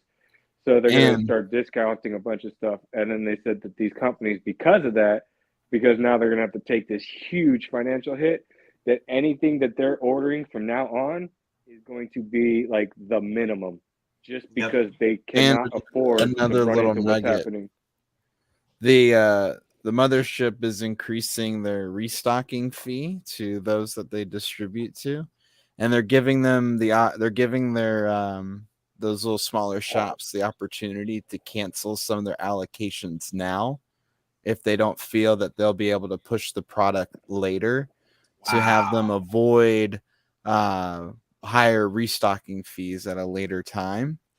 So what that means is by the end of this week, there could be some more, batch orders that are finalized they're going to have final numbers for certain things. I don't know which specific pre-orders, but it sounds like there's a time limit in which the mothership has the opportunity to place in their purchase orders. And so it does sound like there's another time frame or time window that's coming up and closing fairly shortly. And so I would imagine that anything that was up for pre-order this year going forward is all low batch. Mm-hmm. FYI, I would put the same thing like what Doc said, because after watching that report today and them saying that these companies are putting in small orders because they can't afford, to go under again. Because right now they're going to go under with all their stock that they haven't even gotten off the ships. I mean, I know Walmart was talking about that they have clothes from last winter that are still on those ships. Once they get I just hope this offloaded- means I can get my 4K Blu-ray player finally for under $400. It's already dropped $75, so hopefully it'll drop 100 here soon. They said because all the financial reports said that these companies know that a lot of this stuff is, to consumers is considered out of date. Especially electronics. Oh, it's past 6 months. It's no longer considered new. So they're gonna have to sell all this stuff at dirt cheap. They said everybody down the board, every form of retail is literally gonna discount everything, just because they have to make up some type of profit from the huge loss. And because come October 1st, that's the new fiscal year for companies. So for them, that's the beginning of their year is October 1st. So most of these companies, come October 1st, their projections are already in the negatives because they're hurting. They didn't get last year's stock sold. Now, this year, beginning October 1st, they're going to have to double down because they have to sell their stuff from the previous year and then still maintain the stuff they have to sell this year. Yeah, right now, Sideshow, we see with Sideshow, they're trying to sell whatever they can with all these discounts. Dude, that Mando Scout Speeder bike set's 25% off right now. I might, because I want to get a second one right now. So one. I might drop it. I might drop it. I thought for a split second when I got the message on my text that it was going to be for the indoor one. I was so ready to buy a second one. Then I saw it was for the Mando one, and I was like, man. So the coupon code is Speeder Bike? Yeah, or Speed Bike. It's Speed Bike. Speed Bike, okay. That was like $371 ship. Not too bad. The Mando part first. So when somebody posted, I was like, oh, sweet. Return of the Jedi, 25% off. I'll get a second one. But see, I ain't falling for that trap because I'm waiting for Captain America's stealth suit. Yeah, the stealth suit will be popping. You know this. Yeah, and like I got my Mark 46, he's right down there. I got my battle damage version up there now, so I'm like, hell yeah, that's my favorite armor. It's the best Hot Toys Iron Man ever made. I don't care what anyone says. Mark 46 is peak Iron Man. I was gonna tell you. So how you feel that if Sideshow gets the Shanghai Mark V exclusive? Oh, I don't know. Yeah, I don't care. I'll tell you what, though, that base that it comes with, and the base that the Mark 46 comes with, and the base that the Mark III comes with, sucks. That it's too small. That base is too damn small. It's not even worth it though.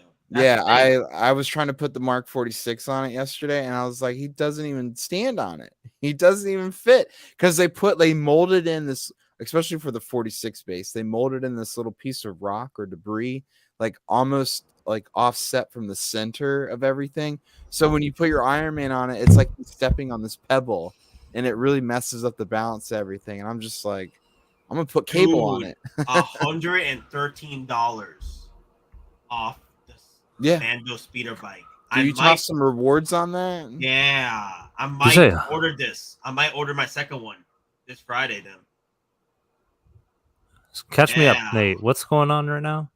So we're going through the list. Also, Hadelorian, he's on that Bacardi enhanced stream. My man. Style. Hadelorian. We're talking deals and the changes coming to collecting. Yeah. And you know what? I think a lot of this that we're starting to see now has to do with what a certain toy shop in Hong Kong was telling people about changes taking place and why it might be best to just get your Hot Toys from your regional distributor going forward. I mean, if Sideshow keep putting this out, right? You get them first. Right. No, I love it. I think it's great. It's just I got to reevaluate things, you know. Reevaluate my life. Yeah. So I'm what just, you're- dude, get that Batman and Robin in stock. Let me use my 10% off coupon and my rewards on that. I'll get them bitches for free. Yeah, that was the thing. Like Well, what I about had the some coupons DeLorean? I could have used for. Oh, free. I can still get the DeLorean. I'm raining. That's right, I'm you dripping in rewards are. right now. You're dripping in rewards. I got so yeah. many rewards maturing in October and November. It's not even, it's gonna like make up all the rewards I've used the last couple weeks. I'm gonna wait until that DeLorean is in stock.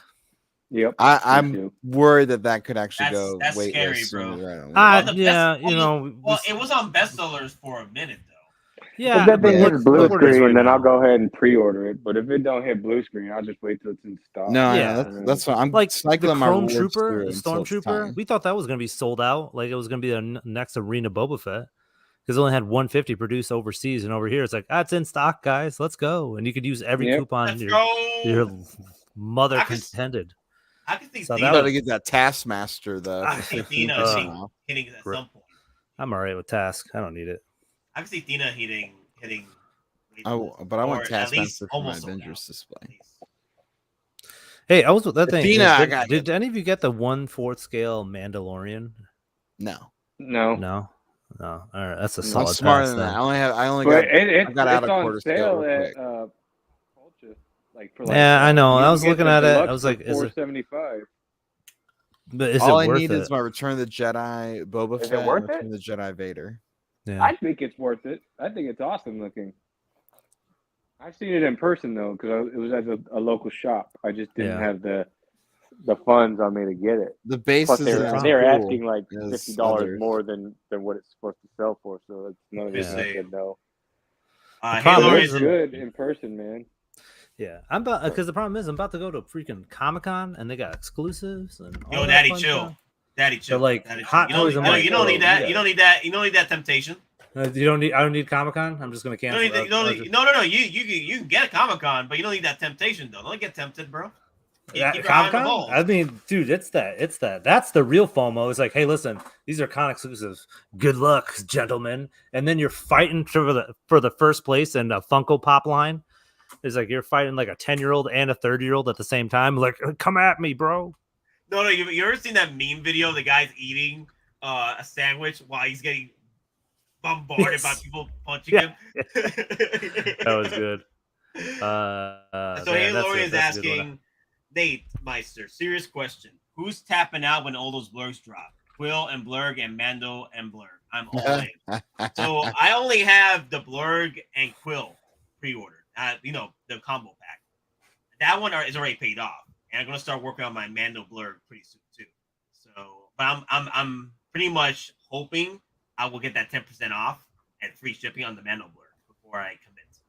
But the Quill and Blurg though, that's already paid off. That's already coming home. The moment he drops shipping, booyah, he's coming home. Damn, I can't believe it. We're probably gonna, if Sideshow keeps this up, we're probably gonna get the Blurg and Quill before HK. That's crazy. Oh, yeah, probably. Hey man, they're crushing the resellers this way. Yeah. You poke the bear. I mean, bear think about it, bites man. back. You saw what was posted around and was like, hey, how come like Hong Kong has get these releases and the US is? I'm pretty sure they got like the Hong Kong has it and they're just like, Sideshow is like, stop it. Okay. You're hurting our bottom line, my guys. Come on. Or maybe not even that. Maybe Hot Toys is like tired of certain TW branded company devaluing their product right after it hits market. So maybe they're just trying to stamp out whatever fires they can on their front. I mean, they're losing money to politics going on over there. They're losing money to TW because it's like, why would I wait for Sideshow to have it in stock when I can just get it within the first 4 weeks by paying an extra $50, $100, $3,000 for shipping? So that's the whole point of it. Is like people, it doesn't like they found out. It's like, hey, it's not a cost thing. It's just more of like it's more of a how soon I can get it. And that's what they found out. It's like, would people wait a little bit longer, for if they could save them? And the answer is no. Damn it, guys. Damn it. We didn't get nothing. We got this 2-pack though. We got this 2-pack. That means they're posting photos though. Boo. That means something's coming. But it's just cos babies right now, man. Yeah, but why? I guarantee like 10 minutes to a half hour, they might post something else. They usually that's what they do sometimes. They'll have their cos baby post and then a Hot Toys post. Those look 6 scale. Wait, what is this? Those like cos babies. No details or anything? They just posted it without no details? Yeah, cos babies. They probably accidentally posted that photo album. They're probably, oops, we meant to post the other one.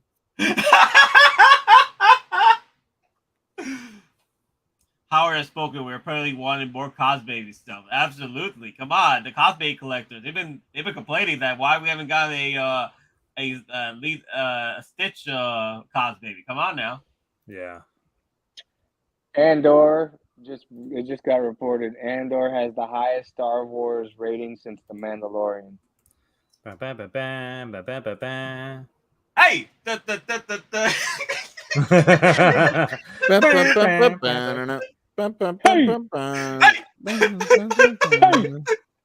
Doc, are you singing the stupid Six Flags song? Yeah. You freaking old man. Wait, was that not what it was? I'm doing the Book of Boba. Hey! You. Yeah, you come on. old man scrub. Book of Boba. Book of Boba. Oh, damn. Yeah, I guess nothing today. Maybe tomorrow. They usually drop something on Fridays, right? Like Thursday going to Friday morning. Usually when it's like a Friday, like because it's like Thursday to Friday, we'd be like, you've been like, hey, all right, boys, we're here again. It could be a release, right? Because the last one was a announcement pre-order, right? It could be a release. What do you think? Like a churro? Churros? I feel like Hot Toys has been quiet for the last like week and a half. Oh. Yeah, they've been quiet since D23 Spider-Man. Yeah. Yeah, D23 Spider-Man. I was telling people, hey, just be patient. Still, Don't spend the 500, 600, 800 bucks. It's gonna settle it's gonna settle, guys. Don't worry. It's gonna be like 400, 450. Hell, you can get it for 360 right now. You can get it for 360. People already dropping their prices. Mm-hmm. What caused the drop? It was just the initial hype died down.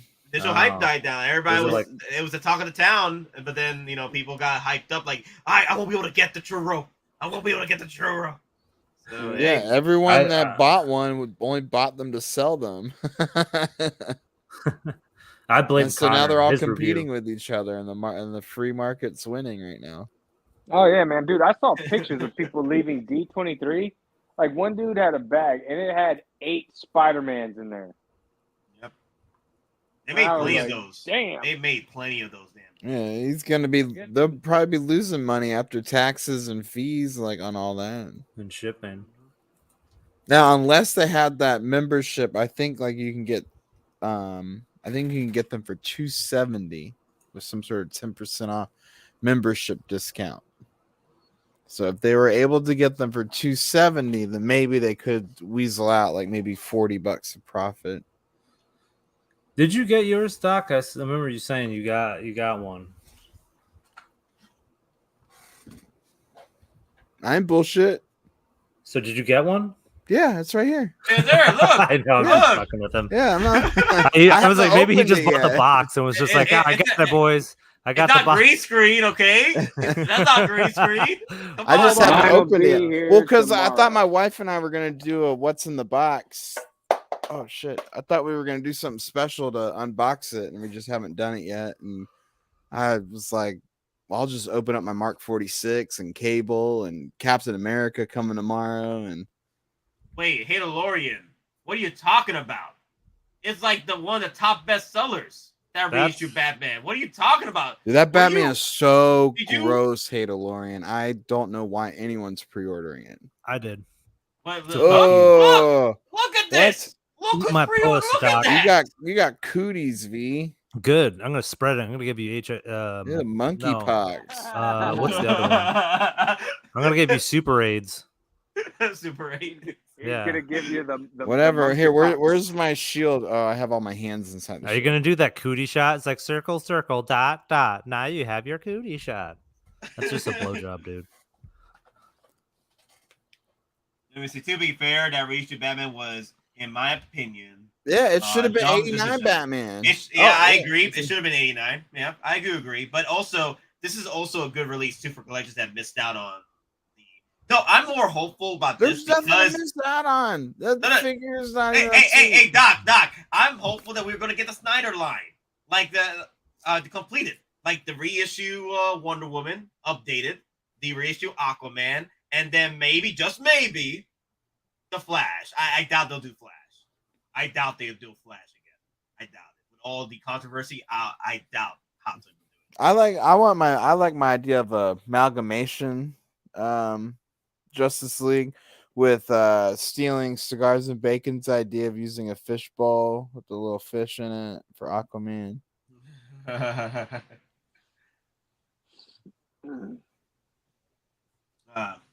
I guess better they than didn't spending have like $200 something on an Aquaman figure. Yeah, no shit.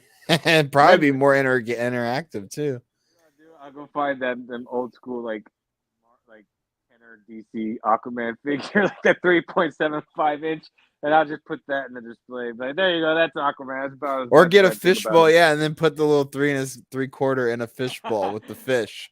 Go to the pet store and buy those like little scuba guys that you put in fish tanks. And then I'll just put a sticker on it that says Aquaman. Like, there we go, that's my Aquaman.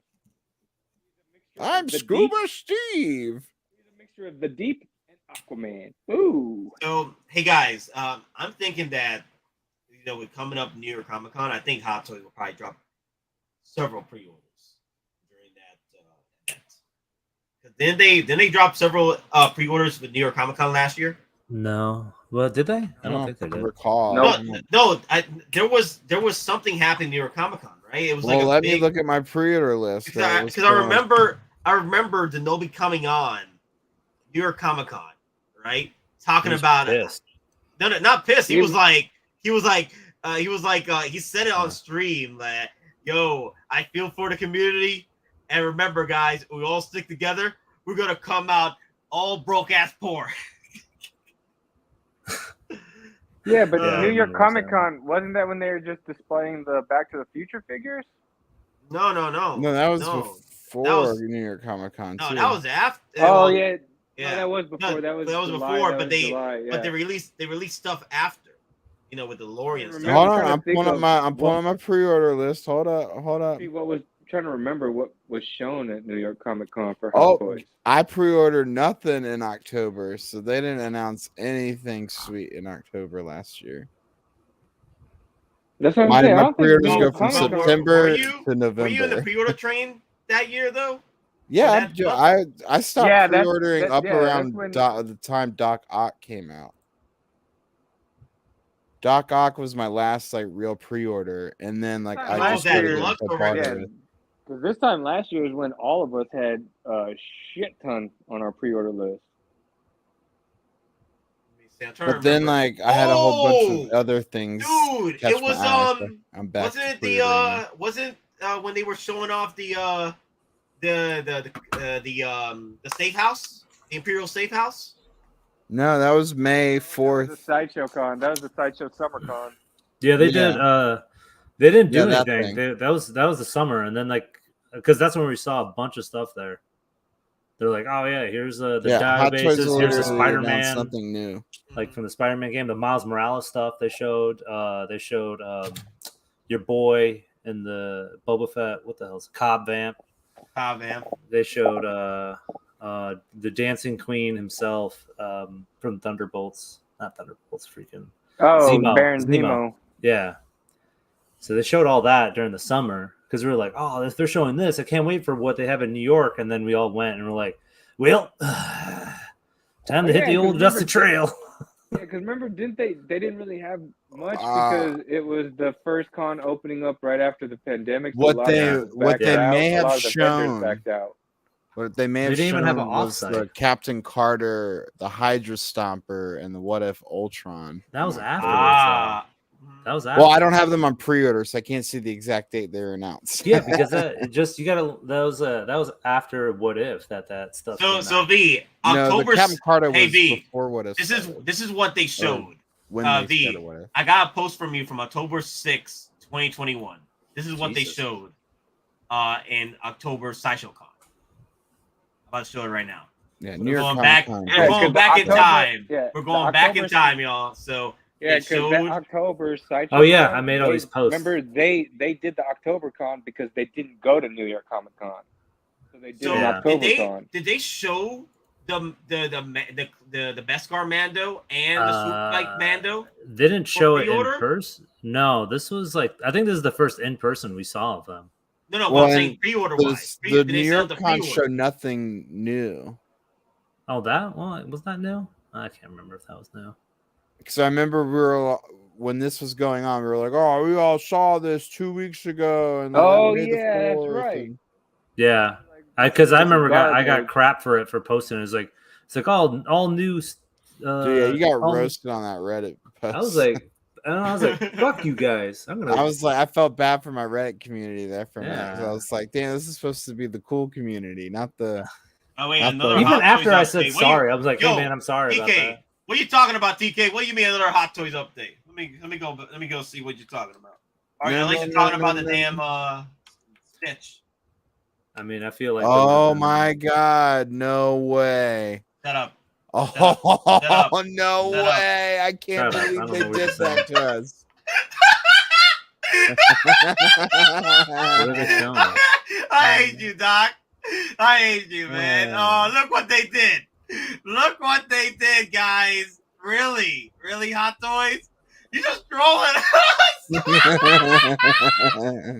They said you get 2 cost babies this Get week. out of here. Yeah, just get Violet on here. She's like, oh, this is the best. All right. I'm so excited for these figures. I'm canceling my pre-orders on everything. Trouble does. Take it easy, man. Take it easy. And now it's a Hot Toys figure either tonight or Thursday or Friday is what I'm thinking. Sideshow does all the pre-order announcements now. Check back in the morning. Iron Man blind box now. Wait, what? Nah, you're lying. Let me see. What do you mean blind box? Like little teeny tiny, like 3-inch figures, probably. Oh my god, another set of cos babies. What? See, I'm telling you, they're gonna post something here in the next couple of minutes. It's gonna be a Hot Toys. Oh, look at the cos baby for the Igor. It's coming back. It's coming back. All the house party protocols are coming back. Oh damn. Oh. Star Boost is on top. Look, hey, isn't the green one? Isn't that the one that goes underwater? Yeah, the green one is Striker, isn't it? No, well, I don't know. Whatever. No. Too many What's of this them. one right here? What the hell? But guess what? They could be coming back. Patriot. Don't worry, we got the names here, so don't worry. Mark 21, Mark 37. Yeah, that is the C one. You're right, Doc. There's his hands. Got the little claw things. See, I know what I'm talking about because I listen to DonPrime. So now I'm frantically refreshing their Facebook page to see like an Iron Man pop up. Daredevil reissue of Igor, and it'll be $600. Diecast Igor. No, 2.0 Tony Stark mech test over at Iron Man 3. Yeah, that'd be cool. Give me my first one though first. Like that should be out by now. It's another one of those 2020 summer showcase figures. The guy that does Cyborg's voice acting for the Titans Network? Anyone hearing this man talk? I can't. But I can hear him. My headphones can pick him up, but he's very. You know what I was saying is, you know that show Teen Titans on Cartoon Network? Mm-hmm. Voice actor, he wants to play Cyborg, so he's in talks with DC right now. They might be merging him to be the new live-action Cyborg. Okay, you know what? Let's talk about something else. Ooh, So, speaking of Cyborg, real quick, is the actor in Ring of Power the same actor as Sam Fisher who plays Cyborg? No. Okay. All right. Move on. Moving along. So Yeah, no, that's not Ray Fisher. I know who you're thinking. Yeah, but doesn't it's crazy though? Like I keep thinking it's him though. Mommy. But anyway, I haven't seen the most recent episodes yet, so we're gonna stop talking about that show. Man, what if they dropped this one today? I don't know. Head sculptor bust. Look, they already have it right here. Look. They already have the head sculpt for Oliphant right here. Yeah. Just kind of soften it up a bit, you know. Yeah, I agree. Timothy Oliphant was Josh Brolin. Yeah. Then yeah, totally got the head sculpt. Oh, but when you want to go see it? Are you done streaming? Well, I should be ending in a few minutes. So. Okay, so just tell us. Okay. All right. People want to watch some Andor again. Like, cool. Let me see. No, we'll live stream them watching Andor. We'll all watch it together. Cyborg. Was Cyborg October? Yeah, no. He was Summer Showcase, if I recall correctly. Yeah, he was. He was Summer Showcase. Because he came with that special edition helmet. Yep. I can't wait to get this. What about Echo and Hunter? Oh wait, nah, they were. No, they were May. Yeah, May. And Echo's already coming. People are already getting the emails that he was shipped. You see, this is the shipping. I should say that he's shipping. He hasn't actually shipped yet. I'm feeling that we might get the Snyder Cut line again. That's what I'm thinking. If we can get an updated 2.0 blue suit Superman, I'd be all about it. You know how many people are going to be cutting Hot Toys' heads off for that? Yeah. Because they're going to be like, you made us get the 2-pack for black suit Superman. Now you're going to give us the blue one? The new black suit Superman's got the cutout, so his arms actually sit down by his sides.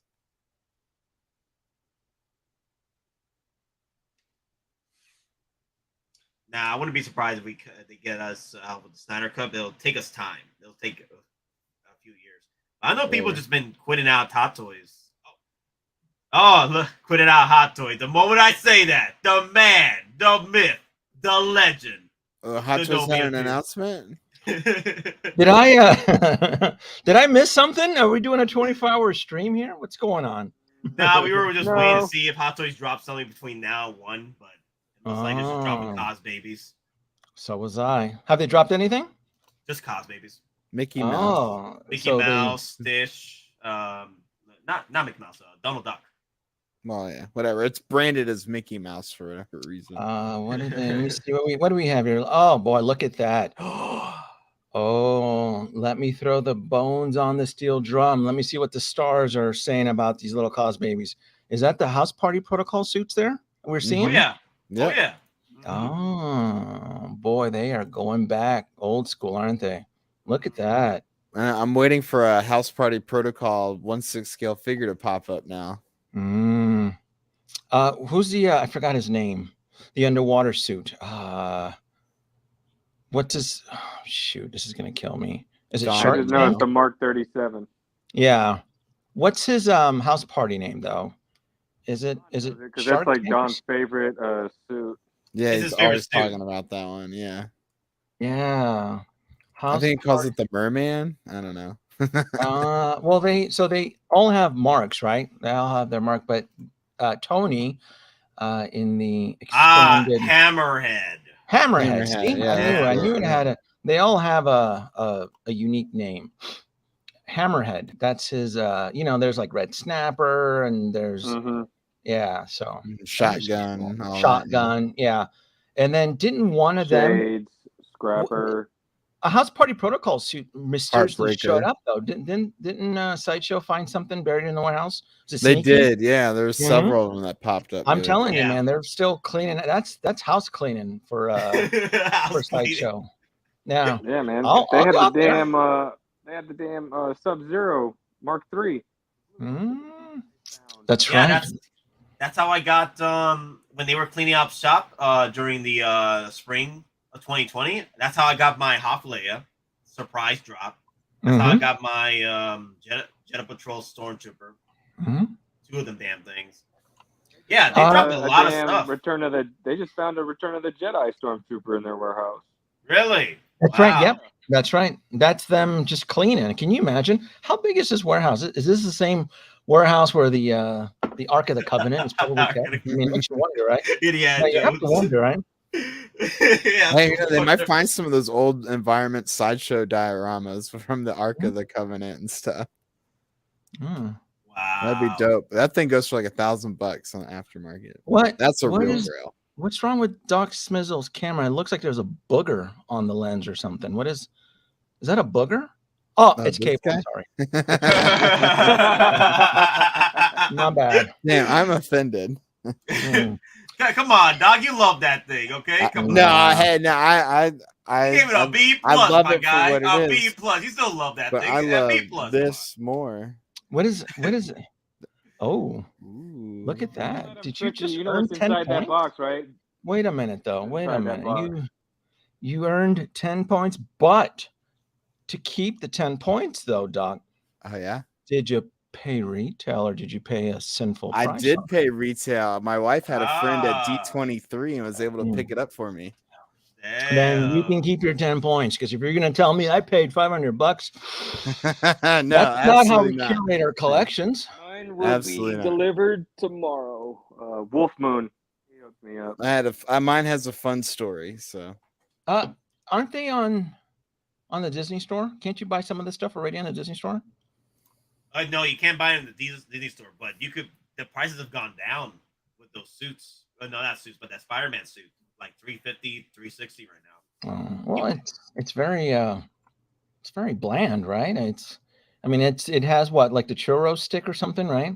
Yeah, churro. Yeah. The this comes with fun pamphlets. accessories. Yeah. I'm a sucker for those. If it was made available on Sideshow, I would probably be tempted to pick it up, but because it's not, I'm not too rested on it. I'm not too committed on acquiring it. Well, There's just too much. Well, tinfoil hat time. There is so Enigma Toys is a reseller overseas, and they stated that the version that we see at the Disney store is a B version of that set. So there is an A version, which will be just the regular accessories.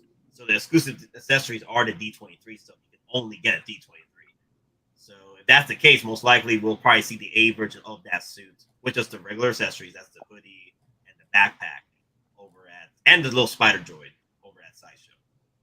You're talking about like the actual character walkthroughs, like the meet and greets they have there at the park. That's what you're referring to, right? Yeah, those that's what the suit is based off of. Is from the comic.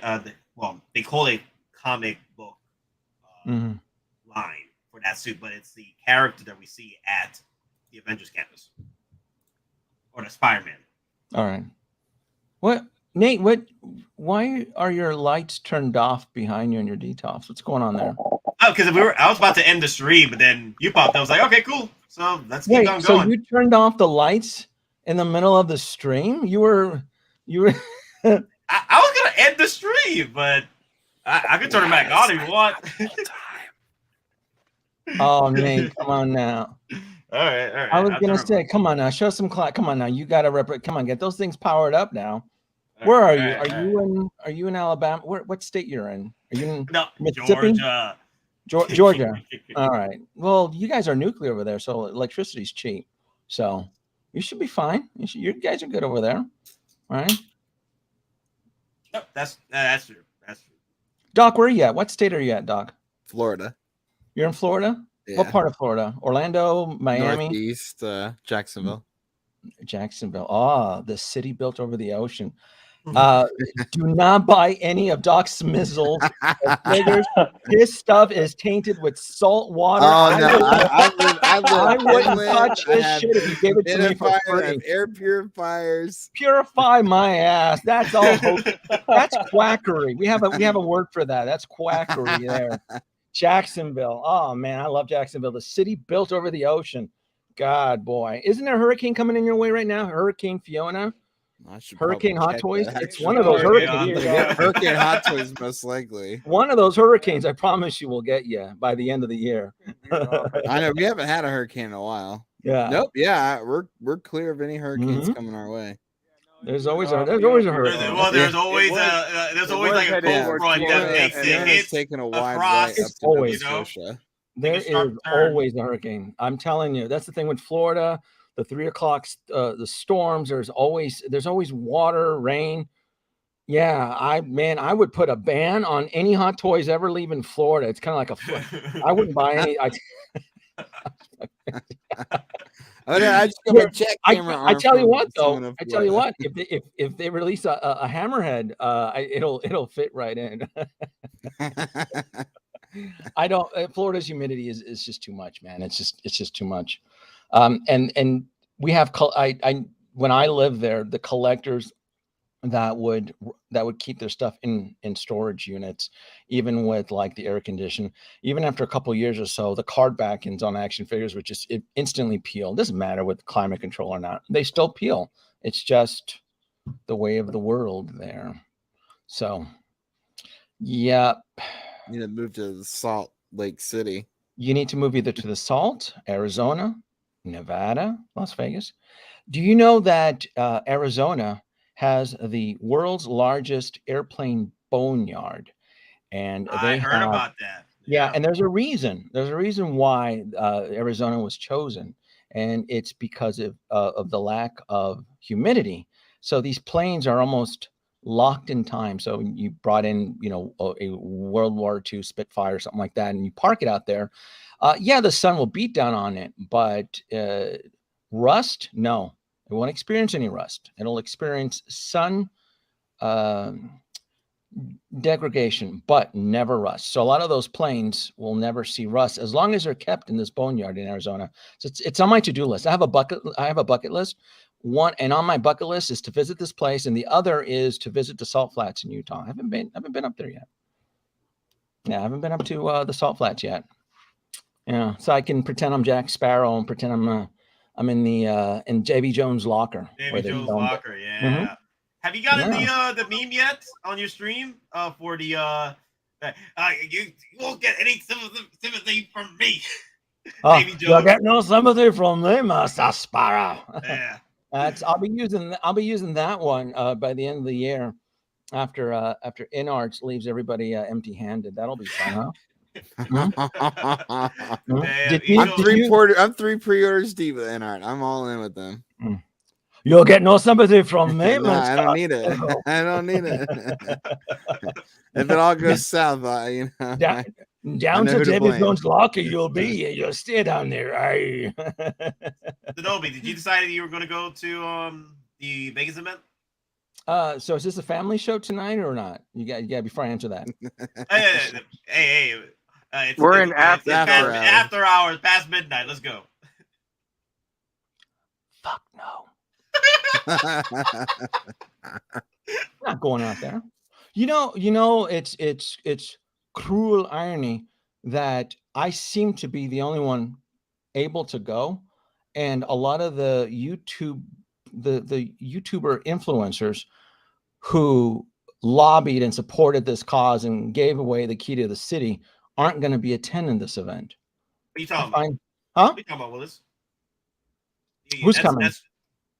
I thought everybody was saying they were coming, or they were trying to go to the event anyway. Where's that meme where Michael Keaton says things change?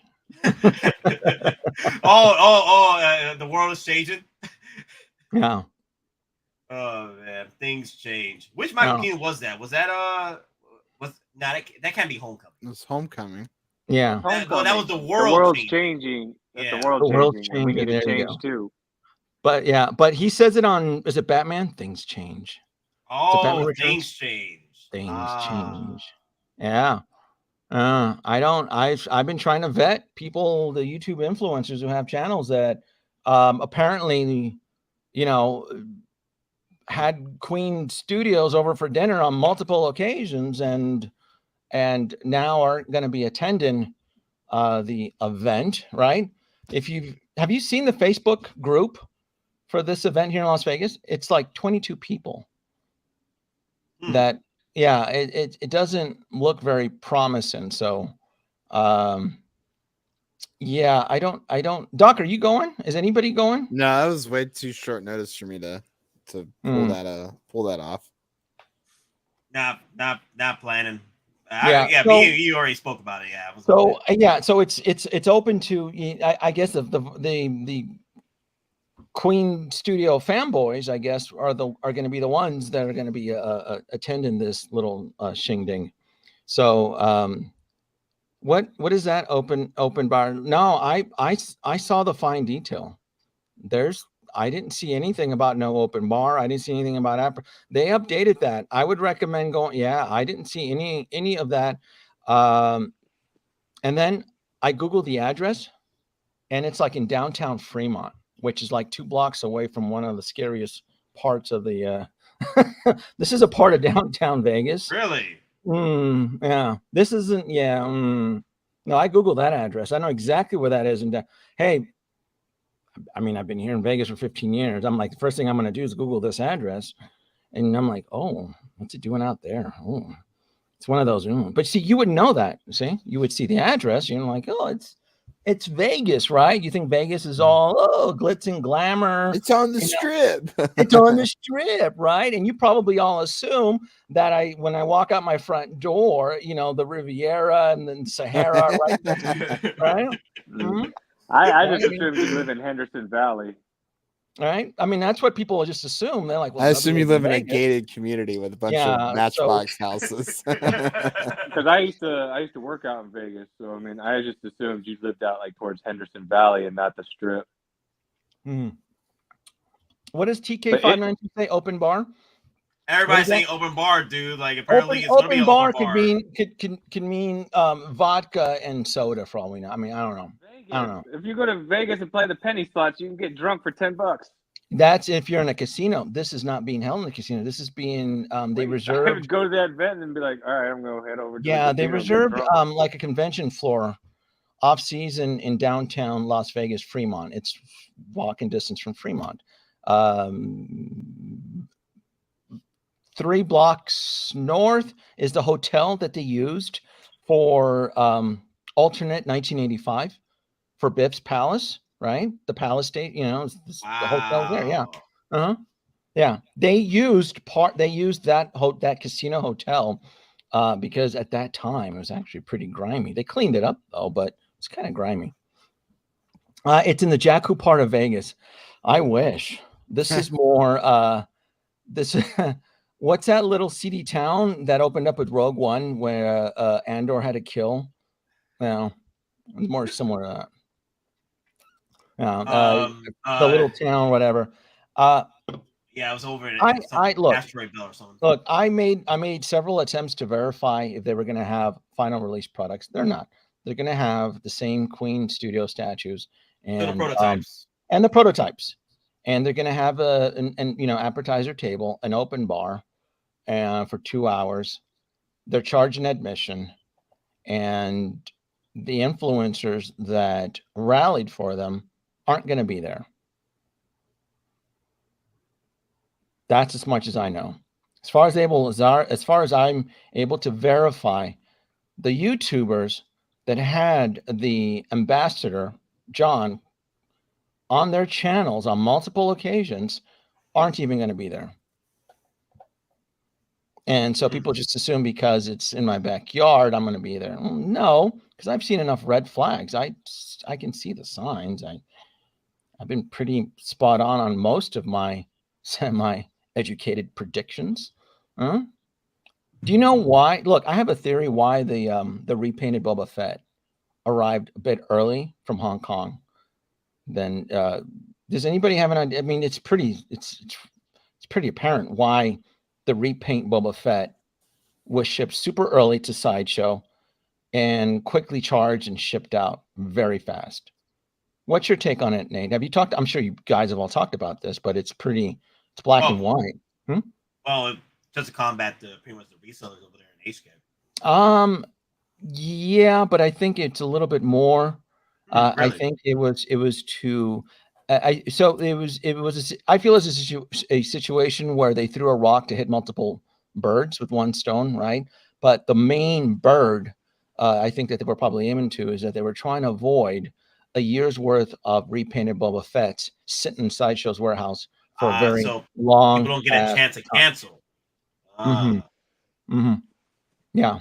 See, repaint Boba Fett is part of the 2021 pre-orders, and he is 100% part of my prediction. Like anything that was dropped from Star Wars or even Marvel in 2021, especially with multiple SKUs, the shit will sit.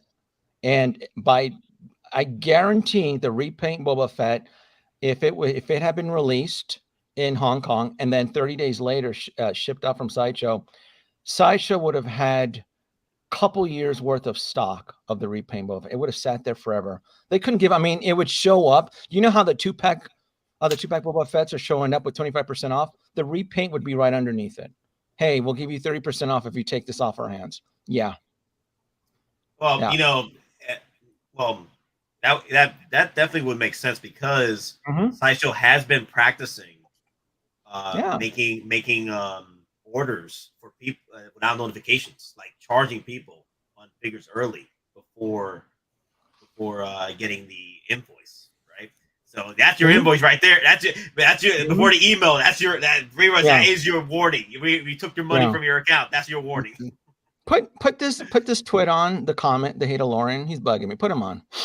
Let me dish out. Let me dish out a little bit of a. Hey, Denobi, though he is intoxicated. Okay. No, put him on. So I need to hate on Denobi for a $20 ticket with open bar and $75 swag bag, and I can easily do a 200 drink tab. I'm all in. Bring it. These are the customers that jumped off with the lemons off the clip. He probably 4 pre-orders in deep for all we know. He probably pre-ordered all of them, and he needs reassurance, right? Because he may have seen the markings on the wall, right? And he's like, oh my goodness, what does Denobi know, right? And it's scary, right? These are $1,000 figures, right? These are $1,000 pre-orders. Joker, the Robert Pattinson Batman, Pennywise. What was the other one? Gandalf over $500.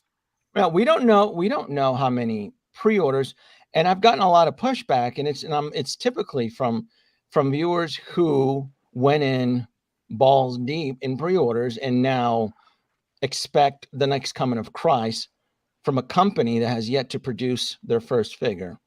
They're not even going to have their first figure on display at this event, right? This is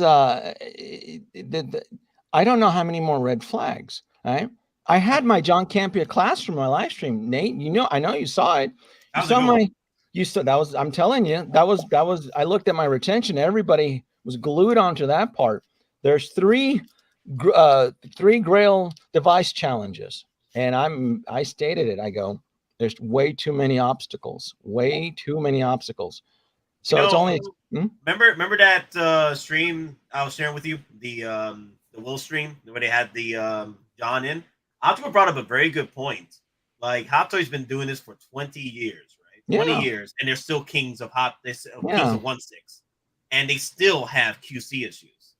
Can you imagine InArt just coming into play? And they're just coming in. Now, granted, they have history with statues. I get that, but they're coming in their first entry to 1/6. What kills me though is that they've had this guy, this politician, on multiple live streams, and he's clearly said multiple times that they're using a different outsourced manufacturing company, and people still don't pick up the clues. Professor. All hail InArt, LOL. And so I mean, And then the clues, even, I mean, he's telling you plain out. He's like, you know, to be the first group, there's a level of risk. Like he tells you, he's like, well, it's not our responsibility if a figure breaks because, you know, it's not like he's blatantly telling everybody is just sipping the Kool-Aid. I'm like, is anybody hearing this? Like he's telling you the red flag. He doesn't give a shit anymore. He's waving the red flags. At this point, the panel was realizing it though. The panel was realizing it as after, you know, John left. They were you know, discussing with themselves that this could be an issue. Yeah. Right. And then all the influencers that are all of a sudden backpedaling, gaslighting in their own comments, talking about that, you know, they weren't in love with, you know, and they never said things like, oh, it's a Hot Toys killer. Pepperidge Farms remembers that little catchy little slogan. I'm sure it was even used in the video's tagline too, and the titles and shit. I mean, I was there, can't tell. I've seen hot toy killers come in from the ashes and collapse. I don't have the 3000, but I do have. This is magnificent. Oh yeah, that's how it always starts. But then later there's running and screaming.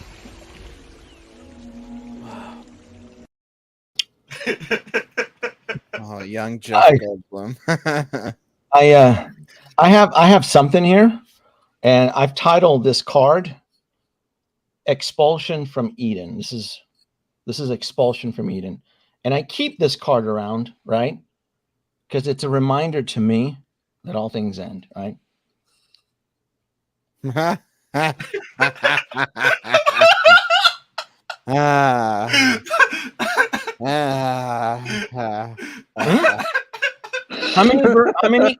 many versions? This is Expulsion from Eden, right? This is what this is. Thank God I came out on top, boy. You can get a brand new one, a 3.0 with metal axle rods and signed by Zack Snyder for cool $1,800. What happens to the early backers? Tough luck. Yeah. I find it hysterical. I guess kick rocks at this point. But hey, it's for charity though. It is for charity. Yeah, it's for charity. There's always a bigger fish. Smart move by Jazz Inc. though. Smart move. Because you can't really complain on charity, right? Yeah, but it's a licensed Justice League mobile. So the earlier versions are the poor cousin. They're not fakes. They'll never be accepted into the veil. They'll never enter Valhalla. They're just they lack soul. They lack scope, right? A licensed version with the blessing of the high token wizard Zack Snyder. He's gonna bless these units, while the others, it's kind of like a bastard product, right? He's gonna baptize these units, and the original runs are bastards left to rot in hell. Oh, Cisco Mafia. Oh. I didn't. Wait a minute now. Did anybody mention X06 in this stream? I didn't. Yeah. No. He summoned Cisco Mafia with the Exo. Look at that. Oh man. Yeah, you know, when you mention X06 3 times, boy, I tell you what, something's gonna materialize. I'm not. Look, this is my InArt rant appearance here. X06 will. I'll deal with them later. They're full of shenanigans too. I'll tell you what. Prime. Halo brought up a good point though. Like Joker will be amazeballs, right? Only because it's the first one out of the gate, like X06. It could be, right? Could. Right? So I don't think Hadalorian saw my Grail classroom. There's 3 challenges. I'm telling you. InArts has probably the longest stretch of road that it has to. There's 3 devices that they have to overcome. One of them is delivery. All right. John already mentioned that they're going to try to make an effort to deliver this stuff this year. The year's coming in fast, boys. Coming in hot. we're technically in Christmas. I mean, shit feels like Christmas now, doesn't it? Got the The Halloween stores are already decorations. putting out the decorations. Oh man, August at Sam's Club, boy, they were putting out the scarecrows. I'm like, let's get this going, guys. We got to get the economy. So to me, it's once we enter October, it is 100% the holiday season. I don't give a shit. It's fucking Christmas. Start planning things out. October is Christmas, and you know what happens in October, right? They start cooking their books, boy. Sideshow, Hot Toys. We got to balance these books for the year. We got to end 2022 with a bang, and so it's between. So the Joker, the InArt's Joker, has a hefty. How much is the bargain version of the Joker? Isn't it still $500? No, it's the $750, right? No, there's one of those like $375 or something like that. $350. $350. Yeah, like the sculpted, right? version, yeah. Sculpted, yeah. I don't even pay attention to that picked- because I bought the yeah, 2-pack rooted. I went all in. So. 2-pack rooted was like $1,000, right? Yeah, I pre-ordered the rooted, and then I pre-ordered the sculpted solo for my son because he wanted the Joker. Because Heath Ledger's his Joker. But there was 3 SKUs, right? There was a 2-pack. InArt's like real shining moment. And all that was there's been no Heath Ledger Joker in like 10 years. So they had the hype behind it. Yeah, there's 3 SKUs, Nate. There was the solo sculpted, the double sculpted, and the rooted double. Yeah. So you couldn't get the single rooted. You could not get it. So you had to. Yeah, You had to drop the big monies for the. You gotta go big or go home with the rooted. So the InArt Joker will be the first one, and when they finally make delivery, which I'll be really shocked if they actually deliver this year. And then here's the thing. They may even fudge the numbers, right? And I'll explain to you how. Kids, gather around. We're having a little classroom here. So how do you meet expectations without technically meeting the expectations, right? The first Grail challenge is delivery, right? They have to deliver the product. And then on top of that, they also have to, within the delivery, deliver as to what they promised. Deliver the product and deliver what they promised, meaning the rooted hair, the quality, all that jazz, the high, the wood, all that beautiful nonsense. So if they are falling behind and they want to save face, how do you ensure that you try to cheat the first Grail challenge without actually delivering? Well, that's easy. You align yourself with how's the best way to put this without being too mean? You align yourself with a top YouTube influencer, and you deliver your prototype, regardless if it's finished or not, and you have them review it, kind of setting the stage that, hey, look, we started delivery. Your delivery is en route. Give us a few more weeks or whatever, blah, blah, blah, right? You sent out a few of your kind of almost close batches to YouTube influencers. And then you would be very strategic, though. You would want to send your half-assed prototypes, kind of semi-finished, to your loyalists, right? To the ones that are sympathetic to the empire. Those are the ones that you're going to want to get that product out to, because the batches technically, theoretically, are not ready yet. But you have to create the persona, the illusion that you're at least meeting the first Grail challenge. That'll be a tricky one there, because it's been grilled multiple times, and even through PJ, Paradox Nerd, who's going to be helping them out, like they're not nowhere near close to having a finished product in October. Okay, let's scratch off October. November, maybe December. There's still a lot of production delays. Even Hot Toys, the king of 1/6 scale figures, is still falling behind with their assembly lines, right? So yet InArts, which at this point they're probably using the same conveyor belts as Poo-Poo Toys and Toys, Era and all this crap, right? First batch falls apart, but see, that's the thing, though, right? The first reviews aren't gonna just go to anybody. It's probably gonna be a paid advertisement. Most likely it'll be Justin's Collection, maybe even Jetta Patrol. It'll go to those. who will be loyal to their movement. That's what I would do, right? I'm playing chess here, right? How would you move that piece and counteract that piece? That's what I would do. If I was the assembly distribution manager, that's how I would try to cheat the system. Am I suggesting?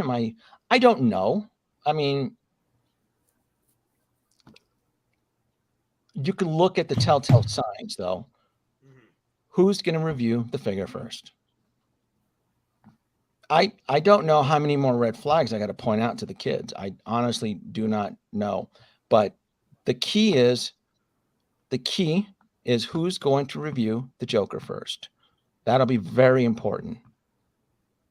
Will you still have the faith and trust and confidence if it's the channel of Justin's collection? Is that going to be enough to quench the anxiety, the fear, raise the expectations? Huh? He's actually really good at what he does. He does a really good job. He promotes things. That's his gig. You got to give him credit for that. He does a really good job. He does a very good job promoting products. So I would expect he would be the first one that would get the product first to review it. He's probably going to do a very, very good job on it. And then who else, right? Are YouTube channels like 16 Mafia? Do you think he'll get it first? Or Will Foxification's channel? Do you think he'll get the figure first? If he even kept the pre-order, I don't even know. And who else? Like Brothers Cousins and the ones that are supporting them. I just don't think those guys will get the figure first. So that's the first Grail challenge. What was the second Grail challenge? I forgot. Oh, customers willing to commit when the invoices are sent in the middle of we're still in the storm, right? They're getting bombarded with invoices from Sideshow, because Sideshow is going to be cooking their books. I'm like, shit, years running apart. We got to get their money. They did it. I mean, they already showed you an example, which was the Repaint Boba Fett. Please, Hot Toys, send us this batch. If we don't get these figures out in the US first, we'll never sell them out. It'll be for two. It'll be the new Mark 50. It will be the new Mark. It'll sit there for 2 fucking years. They'll give them discounts. They'll add them on. They can. So they're showing you signs already. You know, like we need to get our numbers good. We need to get our numbers good. And Hot Toys is clearly obliged for their request. Like, let's get the stuff out and we'll release it. So it's already creating a disruption within the market on it. So the invoices being sent, the second Grail challenge, customers have to be willing to take a leap of faith on $1,000 invoice. Because most of the Hong Kong distributors, which are legit and very big companies, you know, what's from all the time, Gene Toys, TNS, right? So these guys, these companies only collect $100, deposit $50, really small, really low risk. So when they send out those invoices, you have to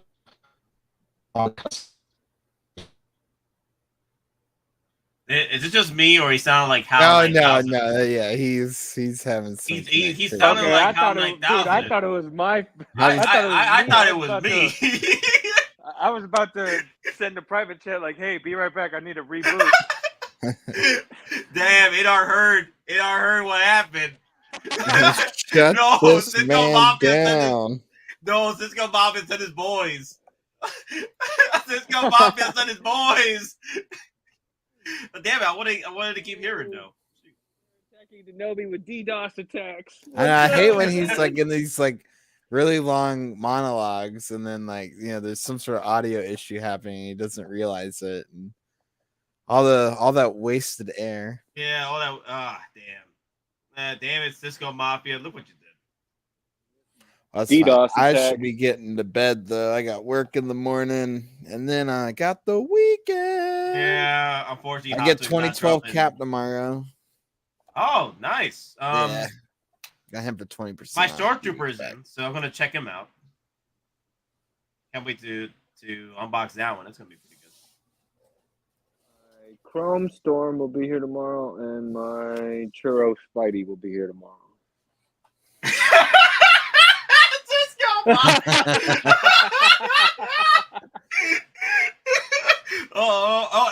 No, it was Sword all along. It was him all along. El Professor Cholo. Oh my god. That's all I gotta say. What's up, y'all? What did you do to the Dobie? He contacted me? the InArt Nothing. You just come in. I would after never. Dobie just Denobi's a bro, man. I would never. Nor could I. bombed him. What's up, guys? What's going on? Nothing much, about to man. pass out. No, about to pass out. How long you guys been streaming now? 7 hours. Oh my! Look at that. These guys for like that's 2 a hours. 7 right there, right? Yeah, that's a 7. Yeah. That's a 7, bro. That's a 7, man. You know, 7 ones. They look about the same. At this point, there they are. Yeah. Yeah. You can Bro. take Dobie. You can take out the Dobie, but you can't be damn sure Wolf. Wait, the Dobie's back.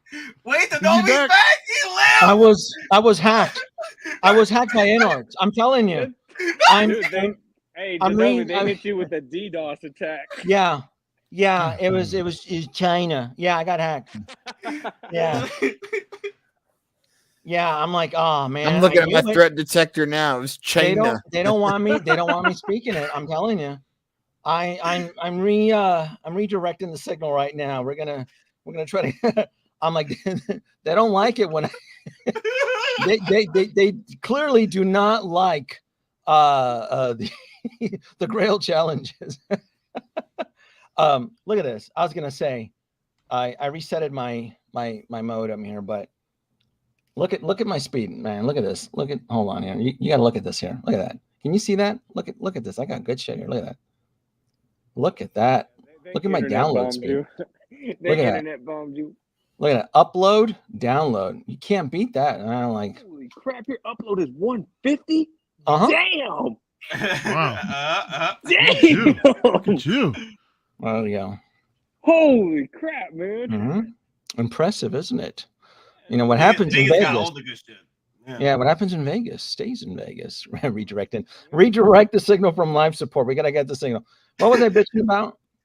So you were getting to the second form. The second one was that you have to expect the customers to commit to their invoices in the middle of already being swamped. Right? Nope. Of being swamped. Nope. Come on, bro. Hot Toys collectors can't even commit to their invoices, man. There's no way InArt collectors are going to. And I brought that up. That's a very good point. Most 1/6 scale collectors already bending the knee and canceling on Hot Toy invoices. So now we have to assume that they're going to be able to commit. And then what was the third challenge? Oh, the third one is my favorite one. Leap from the lion's head? No, the third challenge is what's to keep once they ship out all the figures, once they assume the first challenge, the second challenge, assuming that the figures will hold their value, right? What's to keep a distributor that's sitting on heavy stock from discounting it? So if you, let's say you purchased the Joker at $1,000, what's to keep KG Hobby 30 days later? I'm like, I'm sitting on a lot of dead stock here. Let's discount this shit here for $700 and let's get rid of it. How is a collector going to feel that the leap of faith they took at pre-ordering the figure, seeing it being discounted? Because here's the truth. This is currently what's happening to Hot Toys, the leader in 1/6 scale figures. There's nothing to assume that what's happening to Hot Toys will most likely happen to InArts. What is that? Oh, wait a minute. Doc. Whoa. Look at that. He's pulling it. Doc, go. All right. Look at that. But whoa. Wait a minute now. Wait. Damn, Doc, are you on fiber optic? He's pulling My it. upload though is not that sweet though. Look at that. Wait a minute. He's pulling in some of that. Look at that. That Jacksonville. Wow. I was running Xfinity. Wait a minute now. Wait a minute. Wait, what is this? Wait a minute. Wait a minute. Are we flexing? Really? Wow. We flexing speed. Upload. Come on, upload. Come on. Yeah, I know that upload. My upload peaked at 40. I was like, I'm not gonna try and flex it. When I had Xfinity. But now we on now. Look at that. Like the Xfinity, I think the We're growers, not showers, bro. Look at that. Look at that. Ooh. That upload's impressive. Look at that upload. His upload is what impresses me. Yeah. Like, when I had Xfinity, my download speeds were like 247. But my uploads were only like 52. Yeah. I'm getting 247, but my upload's only 52. That doesn't make any sense. That's why a lot of YouTubers, because there's YouTube channels that have a labor staff, and Oh man, Anthony wants the smoke. Coming in. Anthony wants the smoke. XO6. So there are YouTube channels that have a labor staff, and they still only edit and produce in 1080 because of the upload speed, because they can't have people sitting around waiting for the videos to upload and then putting the details in and so forth. Yeah, like a 4K video with like a 30-40 meg upload, it could be several hours.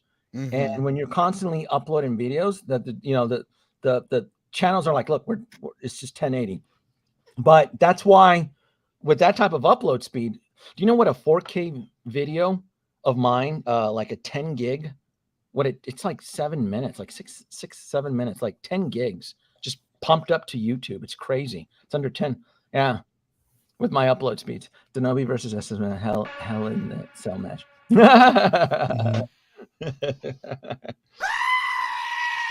Are we having a Hot Toys check? We got some cos babies, man. Yeah, we got cos babies. I'm talking the good stuff. I'm talking the good stuff, Nate. Bro, we got like Donald Duck and Daisy Duck, bro. Come on, there's some good stuff, man. they dropped all the house party. Yeah, the only flex was the house party for Denobi. That was the only flex. That was the only thing he's doing. I bought something came in today on discount. I got my box here. Maybe I'll show it to you guys. I got something. Ooh, Denobi got a box. Oh man, what's the goodies? What's in the box? I love buying stuff on discounts, and I got something here. Ooh, speaking of discounts, y'all see that? Popcultcha 2's got a thing going on right now too. Y'all see that? Yeah, 20% off. Yeah. 20% I have everything that they have in stock. That's the only problem. I did a thing. Dude. What is this one? What does that say? BWTM. The hell is that? Black and white Mandalorian. Is that the Mandalorian? Black Widow Taskmaster. Yes, that's what it is. Ah, there you go. There you go. Wow. I'm pretty good at reading Hot Toys. That's good. Look at this. Look at it. 237 shipped, man, for this War Machine. Oh, nice. Oh, that is crazy, bro. Dude, the shipping is crazy this week. Dude. What's up, man? What up? That is wild. What up, man? What else you got, Denobi? Denobi. No. Oh, did you see it? Here you go. Yeah, what is it? What else you get? What else you get? Ooh, Grogu set. Yeah. Is that the accessory set? The accessory set, yeah. Not bad. Yeah, I need to get that. It's not in stock yet, is it? Yeah. Yeah, it should be on stock. I thought I just checked the other day. It's still on pre-order, but let me just double check. Is it really? The internet. He just dipped, huh? Oh, do you know why it's on pre-order on Sideshow? So that it doesn't the 10%, because every Sideshow box now comes with like a 10% coupon. Yeah. So they don't want you to use it. But that's why I'm waiting for that Doc Brown exclusive to come out, get it on that 10% with some rewards, and boom. Yeah, Braden. Yeah, it's add to cart. It's finally add to cart. Might as well. I gotta hear the Mafia and Denobi fight, man. Pay-per-view. Let's go. I'm gonna use one of those $25 off coupons. Coupons, man. Go pay-per-view. Wait a minute. What's Mafia doing awake? And this is past his bedtime. What's he doing awake here? Oh, you're on mute. You're on mute, Anthony. Why is he on mute? I think he's gonna have an audio issue. Look who brought in the chat. I don't know. Can you hear me? Oh, he's back. I can hear you now. Are we good? We're good. We good. All right. What? No, I was not sleeping. You see the Hatalorian's comment? No. Who said Exos 3 times? Oh, that's right. Fucking Denobi did. You did, motherfucker. No, I was. Every time. I Listen. I was spending time with Mandalorian Huntress on the phone. Oh. Is that what the kids And call who she these is. days? That's what they call What the these kids days. I call got these you. days. Yep. Your Grace. And Technical difficulties for Mafia. He's just waking up, guys. It's okay. Oh, did you guys see and he's Andor? been again. Did anybody here see Andor? No, Yeah, I saw it. Yeah, I did not. Can you hear me? We can hear you. Yeah, we can hear you now, dude. I'm having a problem with this. I'm about to throw this shit out the window. Yeah, we can hear you. But then I heard you. So I was like, We're I need to come. I need to come on. Nate was like, yeah, come on. I'm like, all right. So here I am. If my mic stays working. Denobi, what'd you think of Andor, dude? I haven't seen it yet. Oh wow. You're Well, asking you for did what say you you saw weren't it, as interested. you saw it. Well, he wasn't interested though. That's the thing. No, I haven't seen it yet either. All right. We're not. You're There mute it goes again. Yeah, his mic has issues. Damn. Yeah, somebody's attacking his stuff. Like China. they don't want the fight. They don't want the fight. They don't want the smoke. China. You got him by default. So, any questions you have, Denobi, about Andor? Because you were asking. No, I just wanted to see what everybody thought. I'm assuming it's going to be a decent show. I just don't care about it. It starts slow, but the third Yeah. episode was the shit, dude. It's Yeah. really good. It's really good, dude. The grit. That's what I love about it. Way different tone, way different vibe, dude. It doesn't even feel like Star Wars, dude. I mean, it does. You're caught up in the world, man, but I think the overall tone is something we haven't seen yet. Yeah, I dig Great. it. It's like Love it. it's tense and it's like we were talking about. It's gritty. It's dark. you feel the tension. Yeah. It's awesome because they do it to where you feel the tension on both sides. It's not just one Definitely. side. Yep. But Yeah, Denobi, I mean, you're gonna have to pick up a figure if they drop the droid with it. Well, I mean, Yeah. I thought it was already made clear that any Star Wars droid is automatically grandfathered into the collection. Yeah, I got my Dark Trooper last night. Yeah, I love that thing. I love it. Awesome. The Is it worth Terminator. getting two? Love it. Huh? Is it worth getting two? Yeah. Really? Rule of two, you I love say? it. I love it. Yeah, I want to try to figure out. I was gonna hack on it tonight. I was gonna try to solder some cable. I wouldn't recommend this, but I'm gonna try to USB hack it. I want to. Dude, you're gonna put that thing under the knife? I'm gonna solder the connectors in the battery ports. I'm gonna try to hide the cables through its leg. I really, again, I mean, I'm using basic rudimentary hack and solder and YouTube video tutorials here, but I actually have two. I bought two because I would like to have two powered up. See, here's the thing. I've been baptized with USB hot toys and technology. I got my appetite whetted by the Miles Morales, the 2020 suit, and I'm blown away how well the cable wraps around his leg and you don't see it, how it's constantly being illuminated. He's the DJ in the Fison Club back there. Yeah, I remember. Yeah. And it looks great. And I'm like, this is the future. I go, I'm ready for this. And Hot Toys is gonna start. I'll get back. Denobi, is it standard USB port or is it mini, micro, Nope. C? Well, for Miles Morales, it's a micro Miles. to plug in the back, which is cool. Okay. So it's very cleverly hidden underneath the jacket, and then the cable is just a regular 5-volt USB plug that you can plug into any USB outlet, and it just looks great.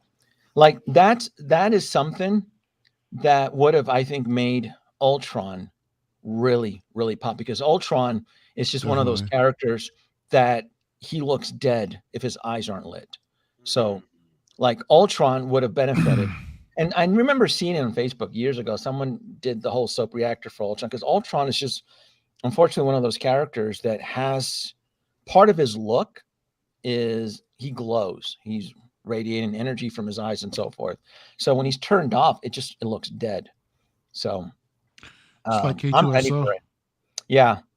Yeah, I'm gonna try to maybe tonight, maybe tomorrow, but I've just been watching a lot of tutorials and just keeping the voltage and how much power is being required. I want my Dark Trooper lit up, and I want to kind of experiment and prep it up when I finally get my last module cases, my Max 140s, because I'm gonna have a long strip of USBs, and I'm pretty sure moving forward, all the Star Wars Hot Toy characters, at least half of them are going to start implementing USB technology. Especially with lightsabers, though. Yeah, the lightsabers, everything is going to be USB, and you're spending a lot of good money on these figures. You want to do your part to make them pop. So, I'm kind of right now adapting, prepping for the future proofing, essentially. So, yeah. You didn't do that, did you, Mario? You didn't future proof your 1/6 scale module case, did you? Future proof? Yeah. Did you add USB plug? Yeah, I don't need them, dude. I'm fine the way they are, man. Really? I'm think I'm good. Yeah, they've already got holes in the back anyway, dude. If I need a USB, I can just route them through there. You could, like Kenobi, Darth Vader. You don't want those guys lit up with the lightsabers. Hell, dude. To me, I mean, they look great when they're lit up, but I can't get past these wires that are hanging down from the hills, dude. Such an eyesore, in my opinion, bro. They look great. The blades look great, but I just can't get around them personally. You can hide. Yeah, people hide them pretty that's well. why Miles Easy. Morales. Yeah, because you could do it with the Miles Morales. You can hide it. I'm gonna wait for wireless charging.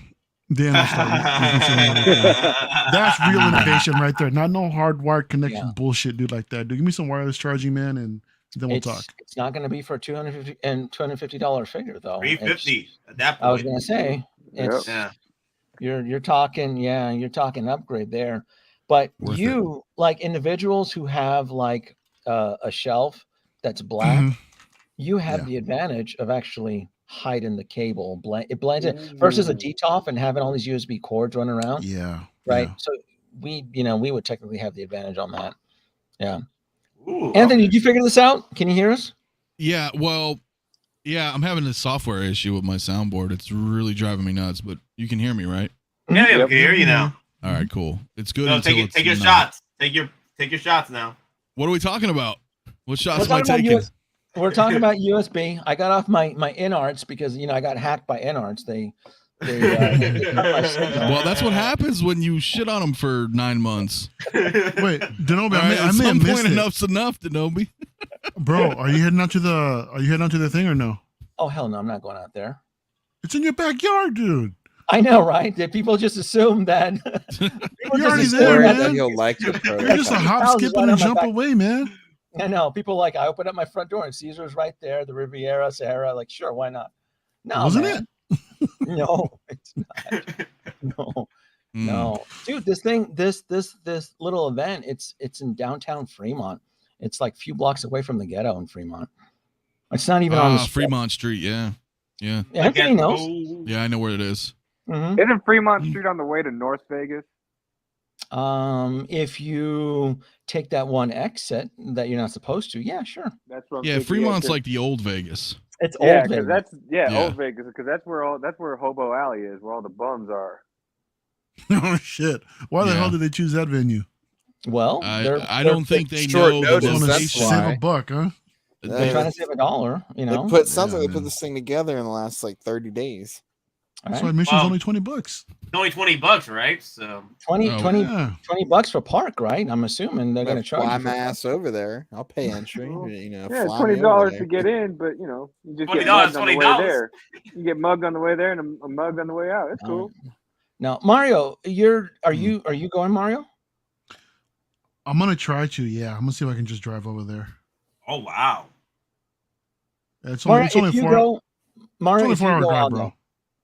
Really? Yeah, if you go, I don't really want to. All right. A bond has just been made live. Hey. Well, I think Carlos is going too. We'll go pick you up, dude. I meant real YouTube influencers who have like a collection of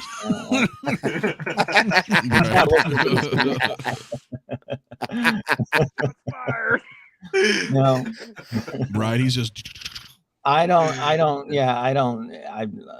is a cool dude, but he streams from his like kitchen. Yeah, I don't know what. I mean, for all I know, he has Marvel Legends underneath the table. I don't know what he has. Apparently, he sells his Hot Toys, so he must have some if he sells them.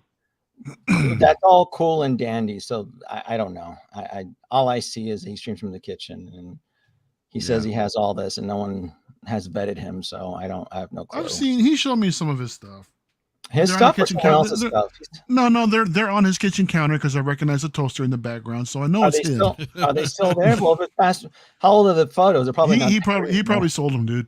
You know, so, he shows, hey, look what I got. Hey, you want to buy it? I'm like, motherfucker, really? Yeah, dude. So Mario, at that point, then you have to ask yourself, are you a true collector or just a reseller? Because there is a big difference there. There is. There absolutely is. But I mean, if you get something in, man, and it's okay. But if someone makes you an offer that you can't refuse, then what are you going to do? I sold my collection years ago, dude. This is just a green screen. yeah. You know, maybe people tell me I just got a green screen behind me. Do people tell you that? Yeah, they tell me like, see, that's when you have to like grab a figure and just be like, "That's a good green screen." That's what I did. I grabbed the War Machine behind me, and then like, "Yo, here it is." And like, Mario, my problem with the whole InArt thing is that all the YouTubers that had John over for dinner on multiple occasions aren't even going to be there, right? That's my issue. They're like, really? Well, I'm not going because I just don't go anywhere. Well, you see, there you go. Maffia's a hermit. We got to get. Well, I'm a hermit. Like anybody who knows me knows I don't. I don't fuck with nobody, dude. Right? I'm just like. I can't be bothered to go anywhere either. Right? Everybody that loves InArt, the hot toy killer, the hot toy killer. And then, well, are you going to attend the Vegas? Oh, well, you know, but who's really saying Hot Toys killer? Oh, that was Facebook. Facebook is saying it. Is that where it's coming from? The majority? That's where it is. Majority is Facebook. I see that. All I see is like, hey, Hot Toys will rule the day. Yeah. All right. Well, I'm just speaking from content creator standpoint. Like I haven't heard any YouTubers say it. What I hear is from a lot of influencers is that it's pretty much making Hot Toys flex. You know, I mean, it's like what Hot Toys needed to be flexing on their own end, because everything we've seen right now with Hot Toys flexing is because of InArt. So that's why I'm sure that has some stuff to do with it. Yeah, that's the main thing. It's not like Hot Toy killer from the influencers. Yeah. All right. So, all right, kids watching and listening. I'm going to give the audience a challenge here that you'll be able to participate at home. All you have to do, and I just tested this, and this is a really interesting little experiment here, right? Go on your YouTube search bar and type in Queen Studios Hot Toys Killer. Let's see what pops up first. Go ahead, kids. I'll wait. No, I'm going to have to play this game. I'll buy. I'm going to use Bing, too. I just see it in the chat most of the time. Yeah, well, I just see my I see my video as the first result. Well, was it mentioned in your video, Anthony? No, but my title is Hot Toys in Trouble. Which I think was a pretty good title. Right. Well, that's a good. Yeah, I got that too. I got Mafia's down there along with some other BS channel. I think it really. And there you go. And then what's behind Mafia? You see Pepperidge Farm. You see it's all documented in YouTube land. That's it. Hey, That's I didn't say Hot Toys. Mafia. Everything showing up here is Mafia. I don't know. It's not my fault. I know how to manipulate the algorithm. Okay. I haven't scrubbed the video yet, but I'm sure the first 10 minutes, I'm sure it'll pop up multiple times. Well, it's that you can click me. This was 6 months ago, that video. That's when we first seen it. So I was like, are they in trouble? That is a good title, and you cannot blame me for that. Well, it's a great title, but 6 months or 4 months or last week, you were asking who's saying it. I just asked a question. I said, "Are they in trouble?" I'm just. Oh my God! This is like you're not trying to gaslight.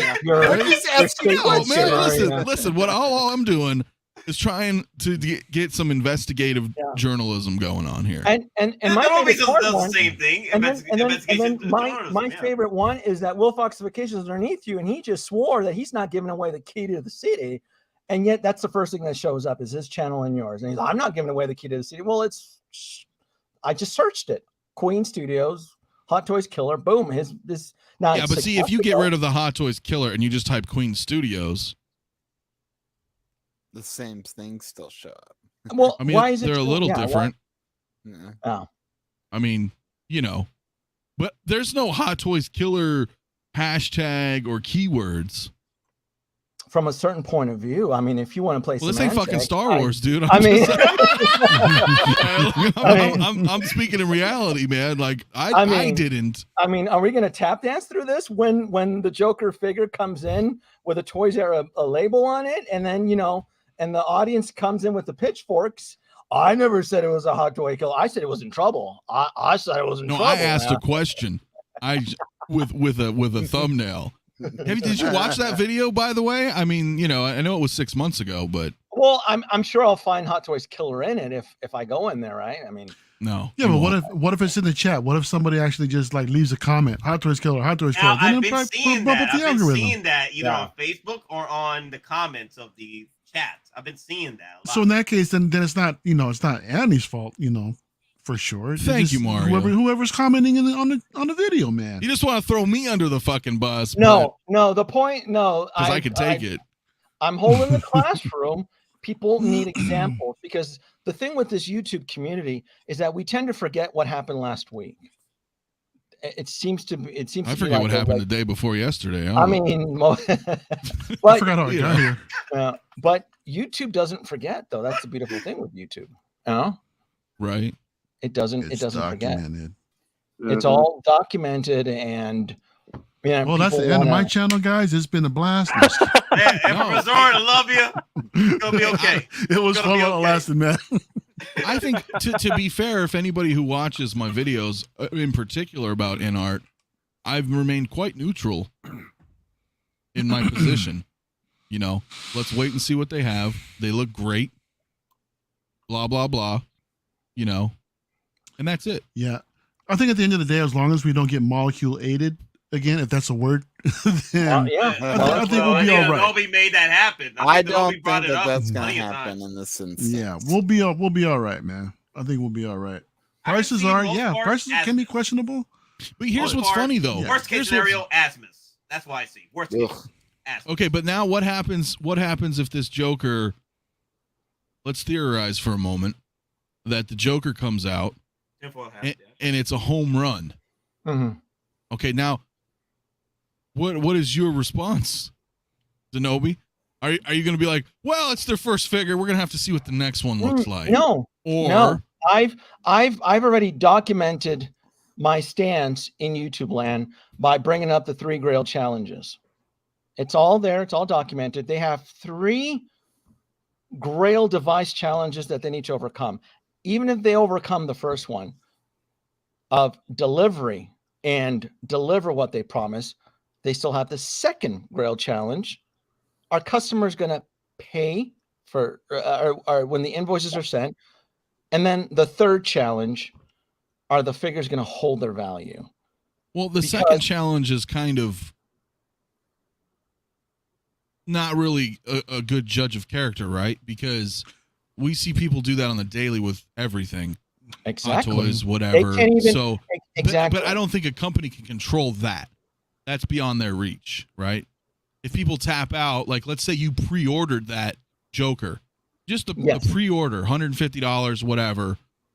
It's ready to ship. You get hit with an $800 pay now fee. Mm-hmm. Some of those people are going to be like, "Ooh, you know what? Maybe I've changed my mind." Regardless of the company, though, right? Exactly, and it's not the company's fault; it's the consumer. In fact, you actually had a fantastic quote the other day, Anthony. What was it? It was the only trademarking threat. this shit. The only threat you need to start trademarking this. The only threat to Hot Toys. Remember that one? That's a gold one. The only threat to Hot Toys is the customers. Their customers. And with InArts, that absolutely will apply. I agree. Because if the customers have a vote of no confidence, that sends a ripple effect. So I'm like, well, I'm not going to, if these things are sitting, and then the third one, right? The third one is is the stake through the heart. If these figures from the posted price start showing discounted, Hot Toys can handle that type of storm. They have the capital. Does InArts have that type of capital to weather a $1,000 product now being bargain bin by unlicensed distributors? KG Hobby is not going to sit on 100 rooted jokers. They're like, this shit needs to get out of here. Let's mark it out. And let's get it out. We'll put it right next to the Taskmaster and so forth in the bargain on that webpage, right? Can you imagine? Well, why would it be? Why would it be InArt's problem if it's sitting on someone's site, it's basically already paid for that batch? Well, InArt is already paid money at that point, right? Exactly. InArt's got their money already. So it would be the collector. So what would it matter? Hurting. Maybe the collector hurting at this point because. But at the same time, if they see their $1,000 figure, if they see their $1,000 2-pack selling for $500 or $400 on Toys Wonderland, then like at that point, like what's the point anymore? Exactly. That sends the signal to the collector. I'm like, well, I'm not going to pre-order this. It's already being bargain bin, and yeah, but that's not the company's fault though, because we do. The companies made their money through purchase orders. I'm not saying. I'm just saying that InArts has these challenges that they need to go through to be somewhat to be. You're successful. right. They have to weather the storm. Can exactly. they? Is what you were posturizing here, right? If they can they get through it? Can they endure the fucking storm? Because it's not Hot Toys' fault that nobody wants the 2-pack of Boba Fett's, right? The ones that are sitting there and you can't give them away for. It's not Hot Toys' fault, right? Right. No, it's not. It's not their fault. They made a great product. No, 25% off. Nobody wants it now, and that's why I'm like. But that's now. What happens when the figures sell out and then the demand comes? Just like a lot of other things, bro. Things go up, right? Then things are sought after. Everything will always go up. We pulled up. Everything sells out. Right. That's why you really can't make that point in the now.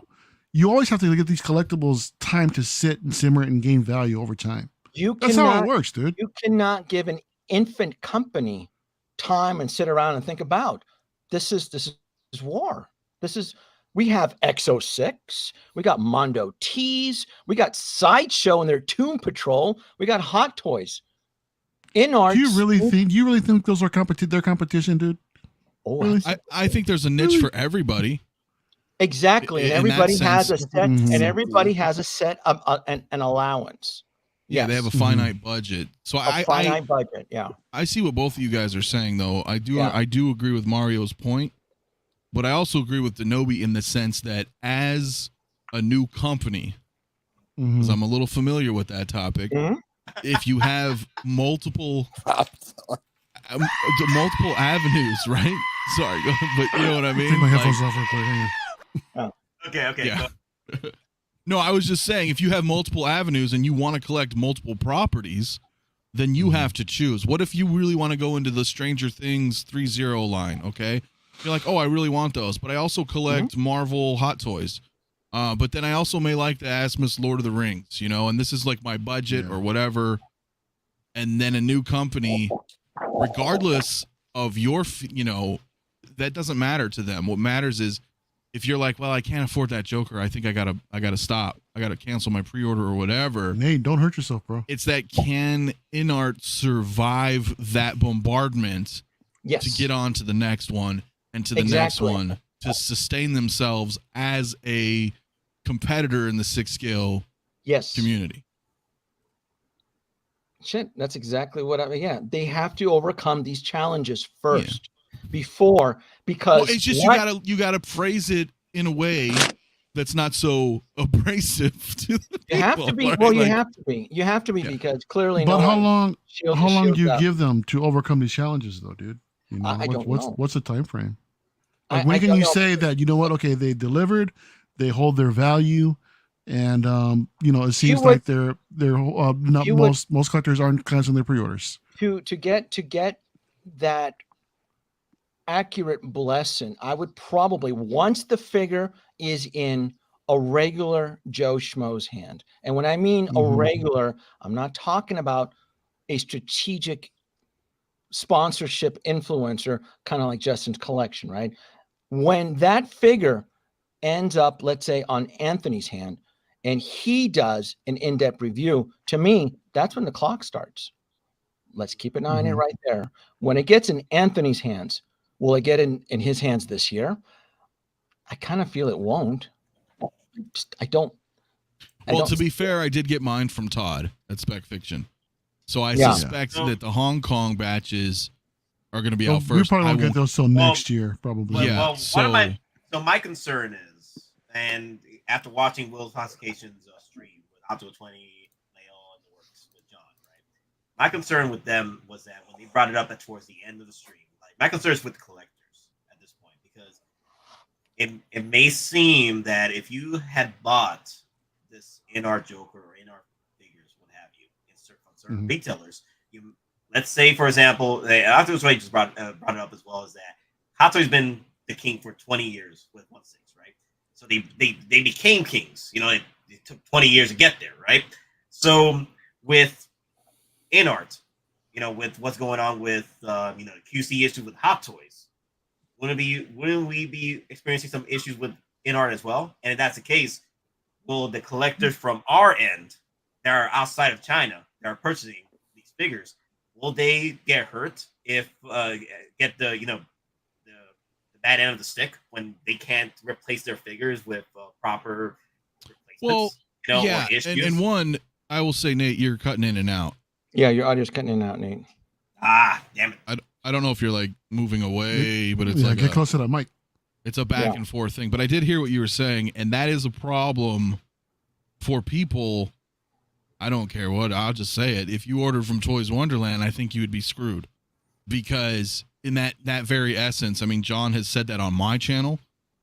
He not verbatim, but he said on my channel, on Lael's and on Will's most recently, that who you buy from is who you go to if you have issues with the product. He said, if you buy directly from us, we'll directly take care of you. If you buy from this retailer, then you have to go to that retailer. So yeah, let's say you do get your Joker and his arm's broken. Well, you have to have faith in that company that you purchased from, that they'll take care of you. Like, I know if I called Todd and I was like, yo, this Joker's messed up. What's wrong? That's with my it? concern with collectors right He'll now. take That's care my of it. concern. That's my concern. Correct me if I'm wrong. Don't we already have that issue right now with Hot Toys, depending on where you buy them from? Yep. And if they're not Sideshow affiliated, are you guaranteed a replacement from any of the resellers? Absolutely not. Absolutely not. Right. But I'm just saying, Sean. John was just reiterating that statement, so there's no confusion. So that's what I'm saying. I would not buy it from somebody like Toys Wonderland and then have and then have Daisy tell me they'll give me store credit. Yeah. Like I just, that's my point. Like, now, unfortunately, InArt is not going to be on Sideshow. It's a conflict of interest with Hot Toys. They're not going to, you know what I mean? But I'm almost positive Sideshow will not be distributing InArt products. So one, those are China only licenses to begin with. Okay, they have a couple global licenses that they're about to present us, and then we will have U.S. distribution, but it won't be Sideshow. I'm pretty sure. So you never know, but I just don't think Howard. Bro, if it's a conflict of interest, Sideshow carries statues too, dude. They carry they carry. Yeah, but you're directly competing with Hot Toys. So let's say they put out something that Hot Toys has for sale, like the Batman. They're not gonna. They're gonna be like, no, you can't do that because you're gonna take away from our sales of 6 scale. But Batman. no, it's like you said. If it's U.S. license, we know that their Dune line is gonna be like U.S. based, worldwide. Worldwide distribution. Hot Toys ain't doing that shit. So why wouldn't they go on Sideshow? In that sense, it may work, but I don't know. Mario, it's so there's examples of this where Sideshow would have their prerogative, like we don't want to carry it to cannibalize. Sure, of course, but that doesn't mean that Big Bad Toy Store would necessarily not carry them once they become legit. Yeah, exactly. Because we saw a perfect example of this with Blitzway, the Blitzway Ecto 1 half. Ecto 1, where with Big Bad Toy Store they had no problem, and Sideshow decided to, you know what, we don't want to deal with it. We just don't. And the way it was explained to me by the rep, like they just did not, by choice. No, they're authorized to carry Blitzway. They just decided not to. And I kind of have an idea. I've theorized on that because it's a huge bulk box. And typically, if there's something arrives broken, Sideshow would also have to carry additionals, maybe for replacement and things like that. Sure, and so forth. sure. I mean, and they're ready for that. They are ready for that. Yeah. Mm-hmm. I mean, Sideshow is still finding shit in their warehouse that sold out years ago. I mean, that if Did everybody else get that email? of course, right? Yeah. That tells you, that kind of tells you that the inventory clerk who's managing or whoever's ever managing that warehouse is probably overwhelmed. Like they're like, it's a lot of friggin' work. It just is. I would imagine so. When I did retail for Brookstone years ago, I hated my stockroom. I dreaded it. And so I can imagine what Sideshow has to go through as far as labor. I quit a job over a stockroom once. I'll tell you right now, I did warehouse manager work, and it is an absolute nightmare. It's horrible. Absolute nightmare. And the one day I dreaded of the year was inventory day, where you had to stay That's there what I was about overnight. to say. I've done it. I did warehouse work too, man. It's not fun. Especially when you have to inventory like every single item. Anything that has a barcode, you have to go through inventory, and then you have to check old inventories and make new inventories and make sure nothing gets mixed up. It's just an absolute nightmare. Yeah. So that's why I can see why Sideshow is always finding these things, because when you're swamped in a warehouse, you are gonna miss things just because things are constantly moving in and out. And something gets pushed, and then this nebula gets pushed in the back, and then this thing gets moved, and they're like, "Holy shit, we have a nebula." Yep. Exactly. Let's put it up for sale. We're not gonna let it sit here. You get one guy pulls a pallet out, and then he gets called off. Hey, boss needs to talk to you. Another guy walks by and says, "Hey, why is this pulled out?" I'm go ahead and put it right back. And or I'm gonna buy one of these later. Let me tuck this back. Yeah, exactly. Hiding up, stick in the back in the corner. Right. Dark Side Anakin? No, we don't have any more of these. These are sold out. Can you imagine? I thought we had one more. Nah, we ain't got one. No, they're gone. Yep. I just saw that dude buy it. It's wild, man.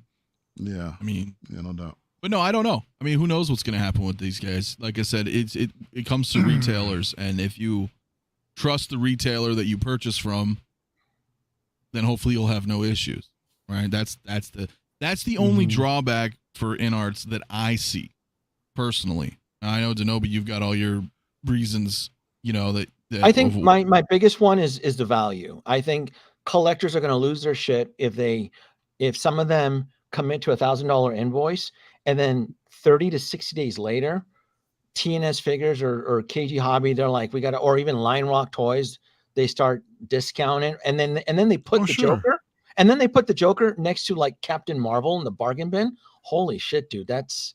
But will they? Because that sounds more like a Toys Wonderland thing, right? Yeah. I mean, realistically, right? Because they've been doing that with all the Hot Toys. It's so cheap. It like makes me feel. Yeah. I don't know what it makes me feel. It makes me feel a little angry, I guess. If I wanted to figure anyway. It makes a lot of collectors sick. The problem. Then my other fear is that if the discounts come in way too fast, and it really. I mean, look how bent out of shape the Hot Toys community got when Venom 2.0 showed up, or Mark 5. Everybody talking about it. What's the other one that almost broke the internet? The Chrome Mando. Yeah. Mando. Yeah. Right. That's the one that people were so pissed off. Yeah. That they were canceling orders. But that's different. Are you to suggest that maybe in 6 months, InArt's going to put out another Joker? No. I'm using that. I'm trying to work in the mind of a collector, right? Because collectors are the only one that can kill. I do believe that 100%. It's the way the currents move. So even though I know Mario collects every Star Wars, right? Mario is not El Professor is not the norm in the community. Not everybody can afford or most likely get every Star Wars figure. I'm not. I'm making cuts on Star Wars. I'm kind of going for specific ones. So because of that, right, kind of using that mentality, collectors, if they see the Joker discounted, it can then create that seismic wave that can then affect their future pre-orders. well, I don't want the Robert Pattinson Batman anymore because the Joker went on discount. So you know what? I'm not gonna go ahead. I pre-ordered the Robertson Batman InArts. It looks great, but you know what? The Joker's already bargain bin. Maybe I can save a few $100 and I'll just wait. So go ahead and let's cancel that. Let's go ahead and so that's what Hot Toys is going through right now. Well, that's exactly what we're going through right now as Hot Toy collectors. I mean, I was preaching it forever. I'm like, I'm not pre-ordering anything because it's going to be cheaper in a month or so in other avenues that, and I'm going to save a few bucks because I don't just buy one figure. So if I'm saving on 10 figures, I'm getting like 2 figures for free. Hey, Mafia, look what happened when we stopped pre-ordering. Peacemaker. I know. All this on the wait list. Yeah. Everything. Well, and it's a select few, and they're not really that high profile of the figures right now. Now we do have the pre-orders. Now we do have bestsellers right now, like that Batman Tactical. He's rising the bestsellers. He rises everybody up with everybody. Let me see. So you got to look at the bottom feeders because those are the ones. But do you find that interesting, Nate? Because this is something I've been like theorizing the past couple months in my head, where something as obscure as this tactical suit Batman, because let's be real, he's not really a top tier. He's Batman, but it's not. Just as an example, when a new figure comes out or gets announced, I've noticed this trend where almost every announcement does actually peak on the Sideshow page at best sellers, right? It seems to come all the time. It always happens with every figure, but then after a couple of weeks, it balances itself out. And I don't know if that's because people are excited, right? They're just chasing the dragon, right? They're just addicted to the game, so they'll pre-order something right away, right? And then it'll shoot up as like a bestseller, and then it tapers off. It kind of teeters back down. Like I noticed this trend lately, well, for a while, but I've really been paying attention to it the past couple months. So it's like, does that make it seem like, oh, this is a bestseller? Like, is it?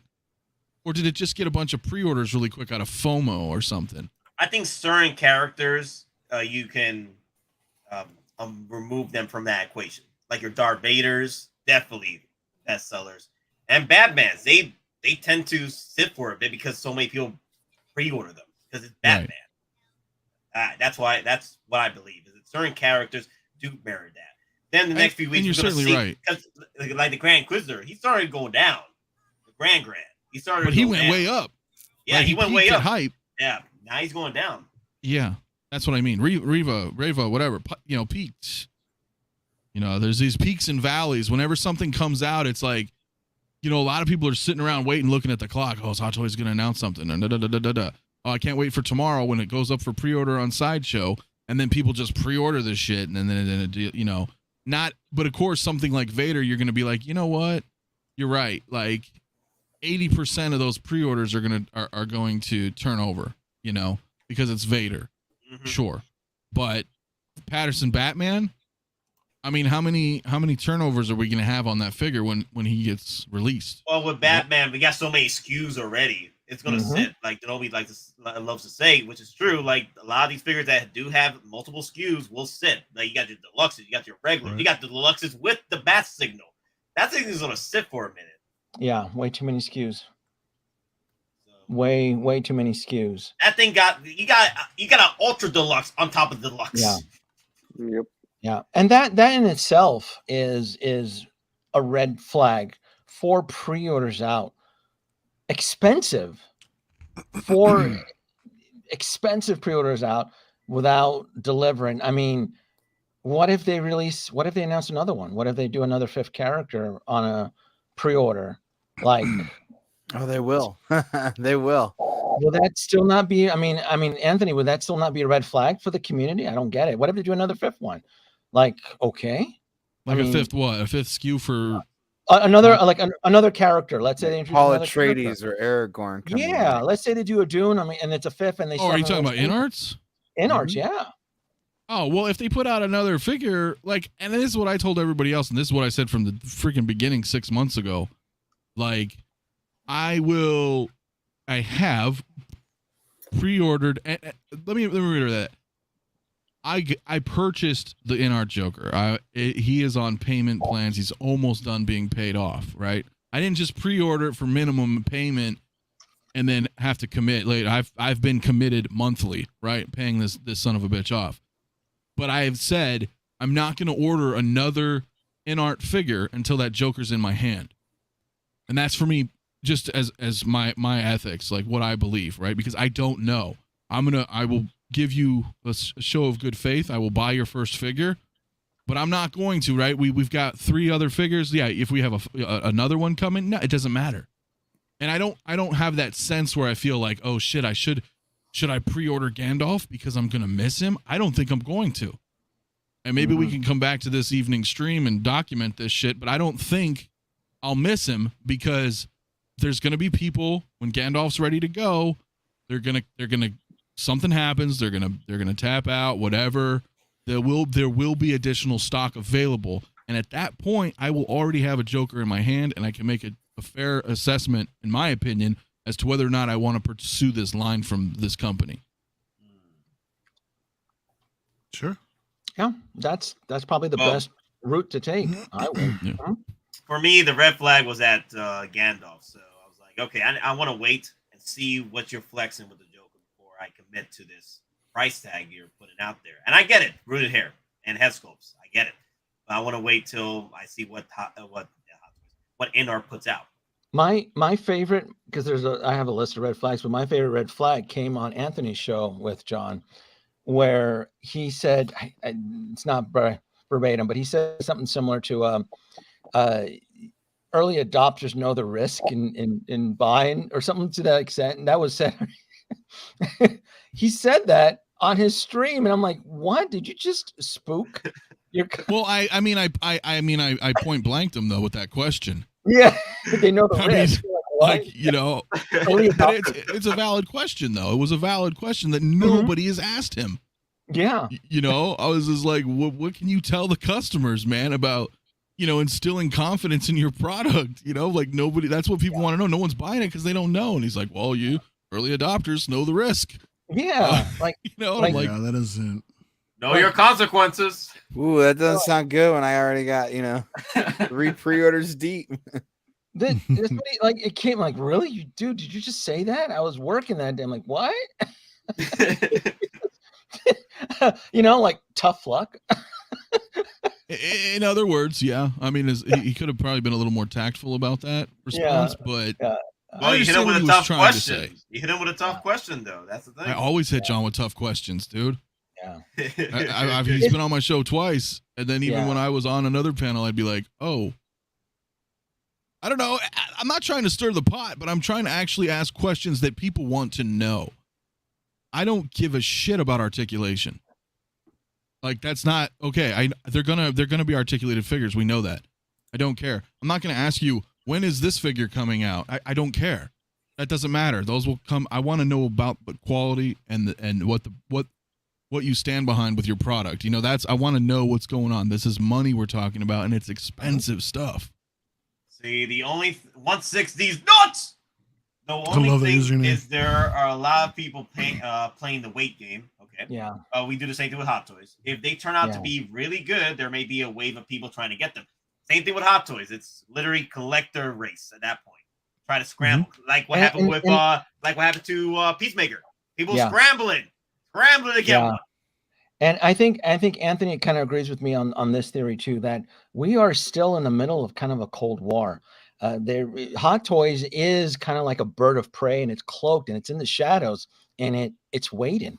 It's hunting, and people aren't really catching on that. Like, how do we know they don't already have a 1/6 scale Heath Ledger Joker on standby with a flick of a red button the minute that InArt starts shipping? We don't know them. They're being Hot Toys has shown signs of aggression, and we don't know what they're up to, right? It's not like they have an ambassador,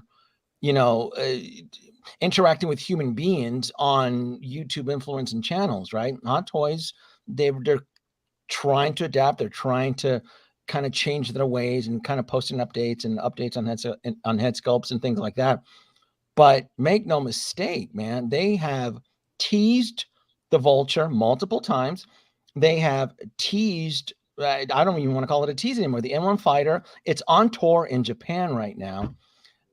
They are strategically waiting for the kill. It's the best way I can put it. Well, I've told you this. I mean, I know you've heard me personally say it to you, but I feel like, I know this is a little off topic, but it still pertains to what you're meaning about the strategy, is that I feel like when Jazz Inc.'s 2022 Batmobile starts going into full production, that's when Hot Toys and or InArt's going to drop theirs.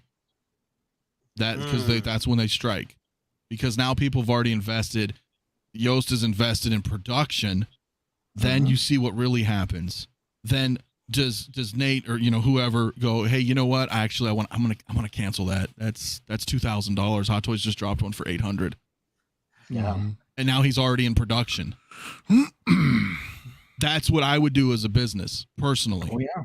He'll gobble up your new 30% NRD that he has. Once people do worse. NRD goes higher. People do worse with their NRDs these days. I know. I'm just saying, people do. Someone will be like, dude, whatever. I'll lose $200 or whatever. And that's $200 within $25 increments. Yeah, that's a whole. What do you think? I think Anthony even agrees with me. We know that there are third-party manufacturers that are making the Vulture, right? I mean, who's to say that they're not going to release their pre-order on their Vulture when those little things start shipping out or whatever? I mean, because it's like there's two versions, right? There's three if you count Jazzing, right? Yeah, there's the So-So Toys and then the Eternal or Immortal. I forgot which one. But the Jazz Inc. one's already been shipping for a while, so why wouldn't they have done it? Well, it's already not a if that's death the blow. case? It's not a death blow, but it's still a jab. I think the death blow. It's a vote of no confidence. And I mean, once you see the quality on Hot Toys, and then you turn your neck over to the Jazz Inc. and you see that it's being held up with popsicle sticks and Elmer's glue, you're going to be like, maybe it wasn't such a good idea buying this thing. One of the things that turned me off is once I saw the Hot Toys thing a little bit more closely, they had the extra belts for the flight jacket around it, and the Jazz Inc. doesn't have all the belts. And I was like, oh, that's worth canceling for $100. Well, I mean, it can be. Well, never mind the fact that you can pose the Hot Toys version, right? And it's not to knock on Jazz Inc. at all, because at the time there was nothing. And I think that Iron Scavenger is a really cool looking piece. But again, if I owned it, right? If I was like, yo, I really love the Joker or the Vulture, and I bought it, and then Hot Toys actually puts one out, I would probably try to sell my Iron Scavenger. So because Bob I'd be like, oh, I can pose this guy. It's more, you know what I mean? It's a figure. Bob Dylan does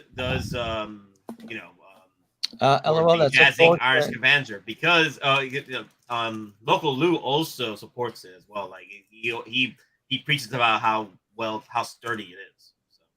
Well, I'm sure it is. There's no articulation. I'm sure it's like one solid resin mold, right? And isn't it? I mean, it's what is it like? What's the weight on this thing? Isn't it super heavy? It's all resin composite, and so I'm assuming what, 5 pounds, 7 pounds, being held up with like helicopter cables or something. What are we using to hold this thing up? Right? You're not putting this on top of a DTOF, right? Heaven forbid you bump against a DTOF. What? This thing is heavy. He takes cheap methods in production. He uses the cheapest resin. Don't get that exposed to sunlight. It's probably going to brittle and crack. And it sounds like I'm taking jabs, but I'm speaking from experience, because remember, I have the plaque, which I've titled Exile of Eden, right? Exile, right? That's the title of the painting, right, Anthony? From Spock, Exile, Eden Exile. It's a reminder to me that all things end, isn't it? Oh yeah, so, look at that. So it sounds like I'm taking jabs, but I was there, Gandalf. I had it. I lived through it. I saw it deteriorate in front of my eyes. I was using candy dishes to support it. Steering wheel falling off. The acrylic windows warping. The axle of the right wheel broke off. So I'm speaking from experience. I owned it. So I don't know what else to, I mean, Bob, how long has Bob Dylan had the Iron Scavenger? And how do I know that his pride could be blinding him from the truth, right? Because I mean, beauty is in the eye of the beholder. That resin model kit could probably look fantastic to Bob, but maybe Bob Dylan hasn't seen perfection yet, and it's coming. Ooh, I don't know. I take Bob's opinion pretty. He does go in on those Boba Fett's. He goes in on those Boba Fett. He went in on that.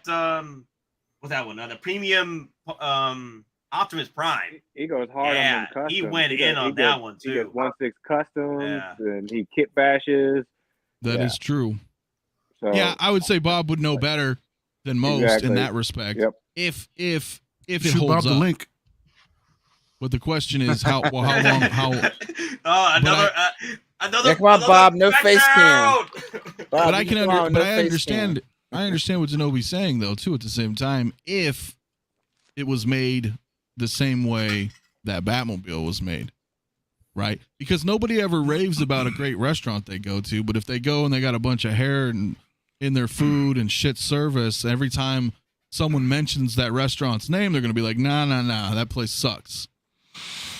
You know, because they were extremely dissatisfied with whatever, right? I mean, yeah, I will say this though: Kenobi and Bob Dylan were similar in regards to Boba Fett as far as the throne. You only got it for the throne.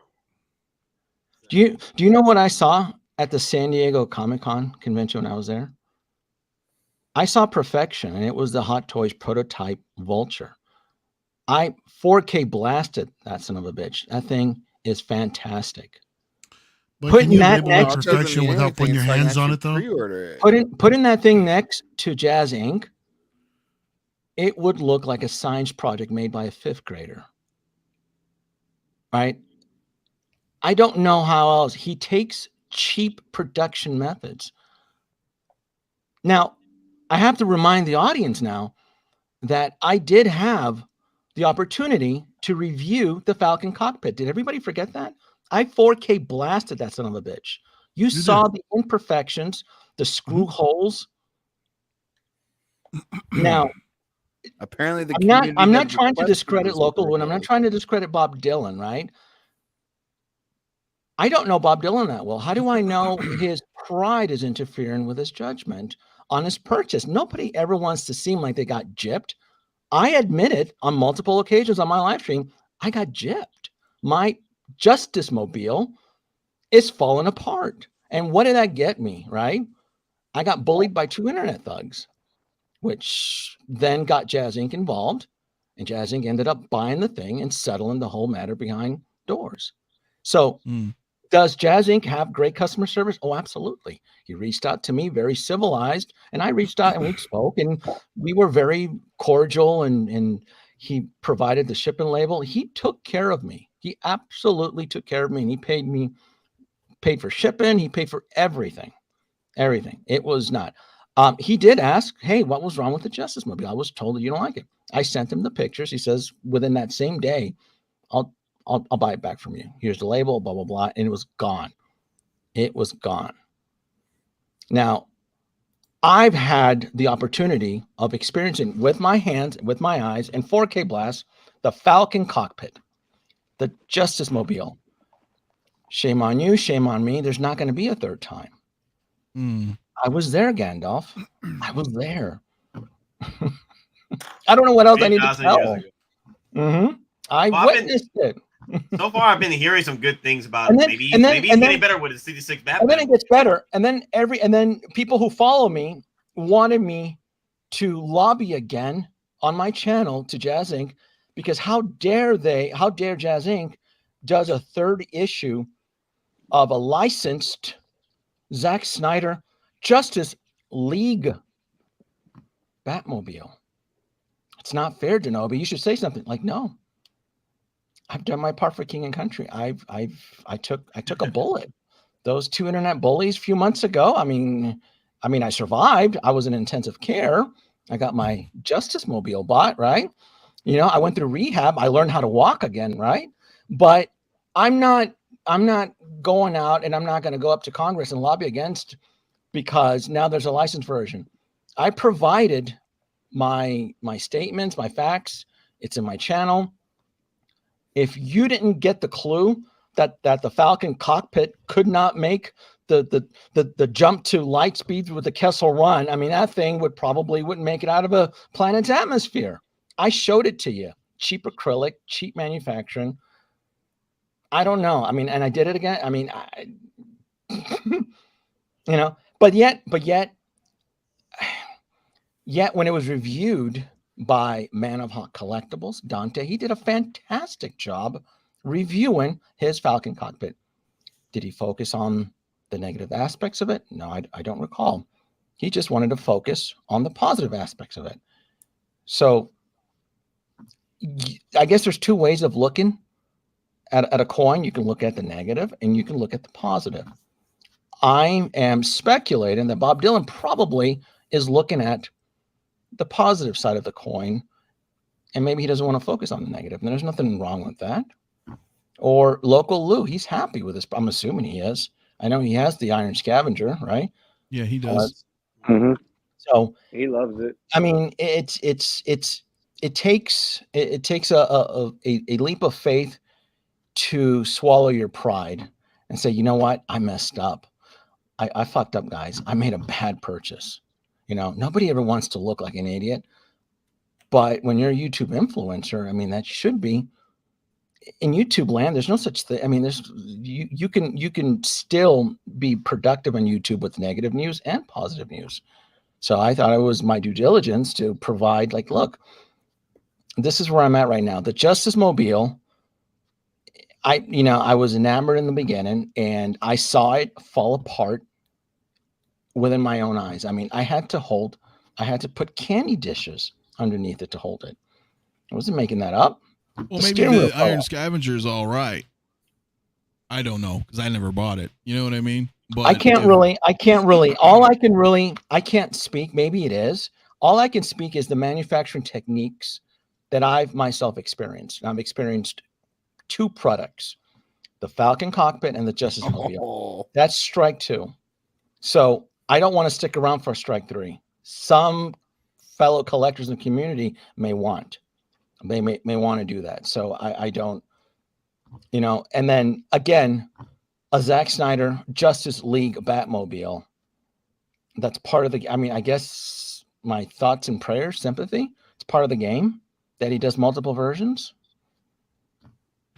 I hope InArt doesn't follow that practice where they, if they do survive the 3 Grail challenges I presented to them, that they don't reissue a figure in a short, quick manner, and that's improved from the first batch. I hope they don't. Well, my thing, and I would just say I appreciate what Jazz Inc.'s been doing prior to what's been coming, but for me as a collector, I would personally be a little irritated if I did buy like the Justice Mobile and then there were problems, because there were problems. Let's be real. There were problems. It's not just Anobi. And then shortly thereafter, there's a version 2 and that's more improved. And I'm like, damn, I spent like $2,000 on this. And there's a version 3 that's, and now there's you know what I mean? I would just kind of be like, ooh, I don't have that kind of money to just, so that's my only draw on that, right? I can't speak. I don't have anything. I do have an Emperor's Throne Room coming, but I think Yost makes some badass dioramas, so I'm all about that, right? So I'm like, cool. I love Star Wars. I want dioramas. I'm not messing with vehicles. I'm not spending $2,000 on something, and then you're like, hey, I made it better. I learned of them through the dioramas. Everybody was in love with the dioramas. Everybody just loved it. At the time, I never took that path because he was only doing Star Wars dioramas, and I didn't really want to go down and have like Cellbach B or a New Hope corridor because they take up a lot of space. I'm like, I just didn't want to, but I would have been open. And I don't know if I want to say he had been approached multiple times to do Marvel dioramas, but he's kind of like Todd McFarlane. He only wants to do what he likes and he wants to do. And I'm pretty sure he was approached to do Marvel, Iron Man, like a New York street scene. He's stuck to Star Wars. I think he should have just stuck with the dioramas, but he wanted to jump in the big pool with the big kids. And Kenobi, yeah. Just, quick question: What would be your parameters to like just give a Jazz Inc. a second chance? Oh no, there is no second chance. Or third chance. No. No. I had Data change the codes. The minute I had Data quickly change the codes to the main computer. I go, it's incrackable. I mean, even if Data gets even if I'm teased with something fantastic, even if Data is teased by the Borg Queen, no, that's it. I'm not going down that path again. No, I don't care. Nope. No. The ship has sailed. The ship has sailed. Yeah. I go, quickly, Data, change the codes to the main computer. Like, oh, no more Jazz Inc. in here. No. No, that's it. That's it. So let me see.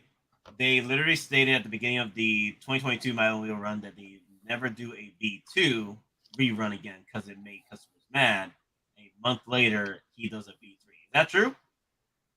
Well, as far as the Zack Snyder's Batmobile, yeah, I think context is not quite there, but yeah. Is 160's nuts? Is he paraphrasing? I think what he meant, I think what Yost was saying in that conversation was they wouldn't do. So, for example, the Millennium Falcon cockpit that had the screws in it, that was a choice made by the community, which Jazz Inc. decided, and on the second reiteration of the Millennium Falcon cockpit, that they would mold those in and clean those up and not make it look so jarring, because that was a decision that ultimately didn't work out so well in the end. So what they were saying with the 22 Batmobiles, there wouldn't be two iterations of the 22 Batmobile. Like they wouldn't change something in production and make a new version based off. It is what it is when they finally make it.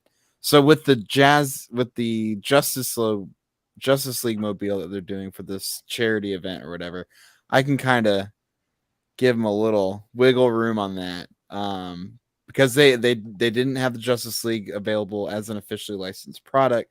Now they can make it as an officially licensed product, so they're revamping it again, and they're doing a very limited run of it for charity, signed by Zack Snyder and some other set designer. To play advocate, while that is a very good and noble cause, do some care, right? Like if Coca-Cola put out some awareness month something and they offered, that's what I'm saying. As a consumer, are you just moved beyond by that statement that you're gonna, somehow get rid of your current one and buy another one? Or would you be a little upset by that, even though it's for a good Well, if cause? I was the original owner of the Justice League mobile, I'd be upset. But what I'm saying though is what they're doing going forward with their Batmobiles going forward is that they're not going to have these version 1, version 2. So for example, the 22 Batmobile, they're not going to have one that has red LEDs and then make another one because the LEDs were wrong and make them blue or something. Right. We were like, we had an oversight on our first run. We're going to make it better and sell it again. Right. Yeah. So if you were, let's play make believe. So if you were Hot Toys and you wanted to strike a crippling blow to your competitors, let's say the Robert Pattinson Batmobile, you teased the Robert Pattinson Batmobile as Hot Toys, and you know for a fact that a smaller company took large chunk pre-orders on a licensed Robert Pattinson Batmobile that's currently in production right now. That should be, I think, delivery first quarter of next year. Don't you think Timon would be strategic in announcing, hey, Hot Toys, we're Hot Toys, we're going to release our Robert Pattinson 1/6 scale Batmobile? What direction do you think the customers are going to lean to, especially with the price point? That's the thing. The key is price point. What is Jazz Inc. asking for the Robert Pattinson Batmobile? Isn't it like $1,500 or $2,000? It's usually way up there. Hot Toys will come in. They'll probably add more lights, more articulation. The trunk will open. The engine will probably be detailed. I doubt Jazz Inc.'s engine. If you pop that hood open, it'll probably just. I'll be surprised if Hot Toys adds as many lights as Jazz Inc. has in the Bat and Simmobile. They may not need to. Or they may just add more detail. But whichever one rolls on the floor better is going to be the one that gets my Boom, one quick blow, and then everybody in the community says, you know what, Jazz Inc., can I have my deposit back? Can I have my money back? Hot Toys is making one for $800. So you ain't going to get NRD back. You're not going to get that NRD back. JB in the chat, right? Okay, Hot Toys are not releasing a Batmobile. Maybe. But I know who is releasing a Batmobile, and it's InArt. So that's like, call it whatever. But InArt was like, yeah, we are 100% making the 2022 Batmobile. Like, confirmed. Never say never with Hot Toys.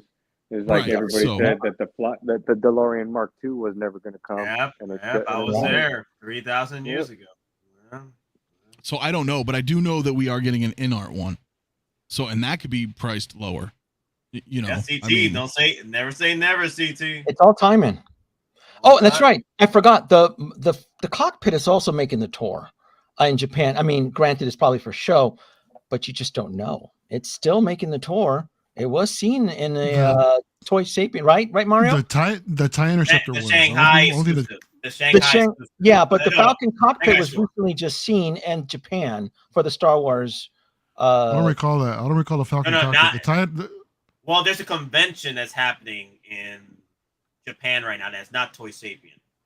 Okay. I'm not sure. There was one in Thailand too, wasn't they there? still dust off that cockpit here and there. Taiwan. Dust it off. Yeah, Taiwan, yeah. Yeah, and it probably is a flex, but the point is it's still making the tour. It's still making the tour circuit. Yeah.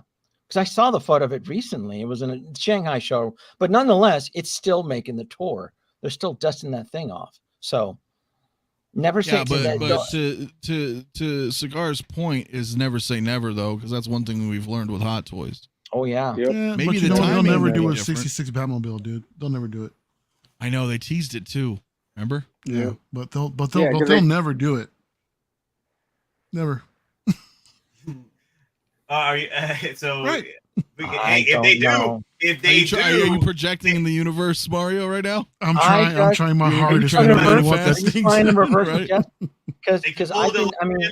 Think about it. DeLorean and put out the 2.0s of the original. I saw a comment. The Batman, the Batmobile 66 from Jazz Inc. has been in production for 5 years. It's shipping finally though. Okay, yeah, and then a lot of R&D has been spent on it. He's provided updated videos and all the work and this and that. It would be an interesting blow under the belt if they just decided to dust up that prototype like they did with the Mark II and go, hey, Batman 66 Batmobile, just for shit. Wouldn't even be for profit, just be out of spite. That's why they made Pennywise. Companies do that all the time. Companies do it all the time. I don't care about making money. Do it out of spite. It's to send us a message.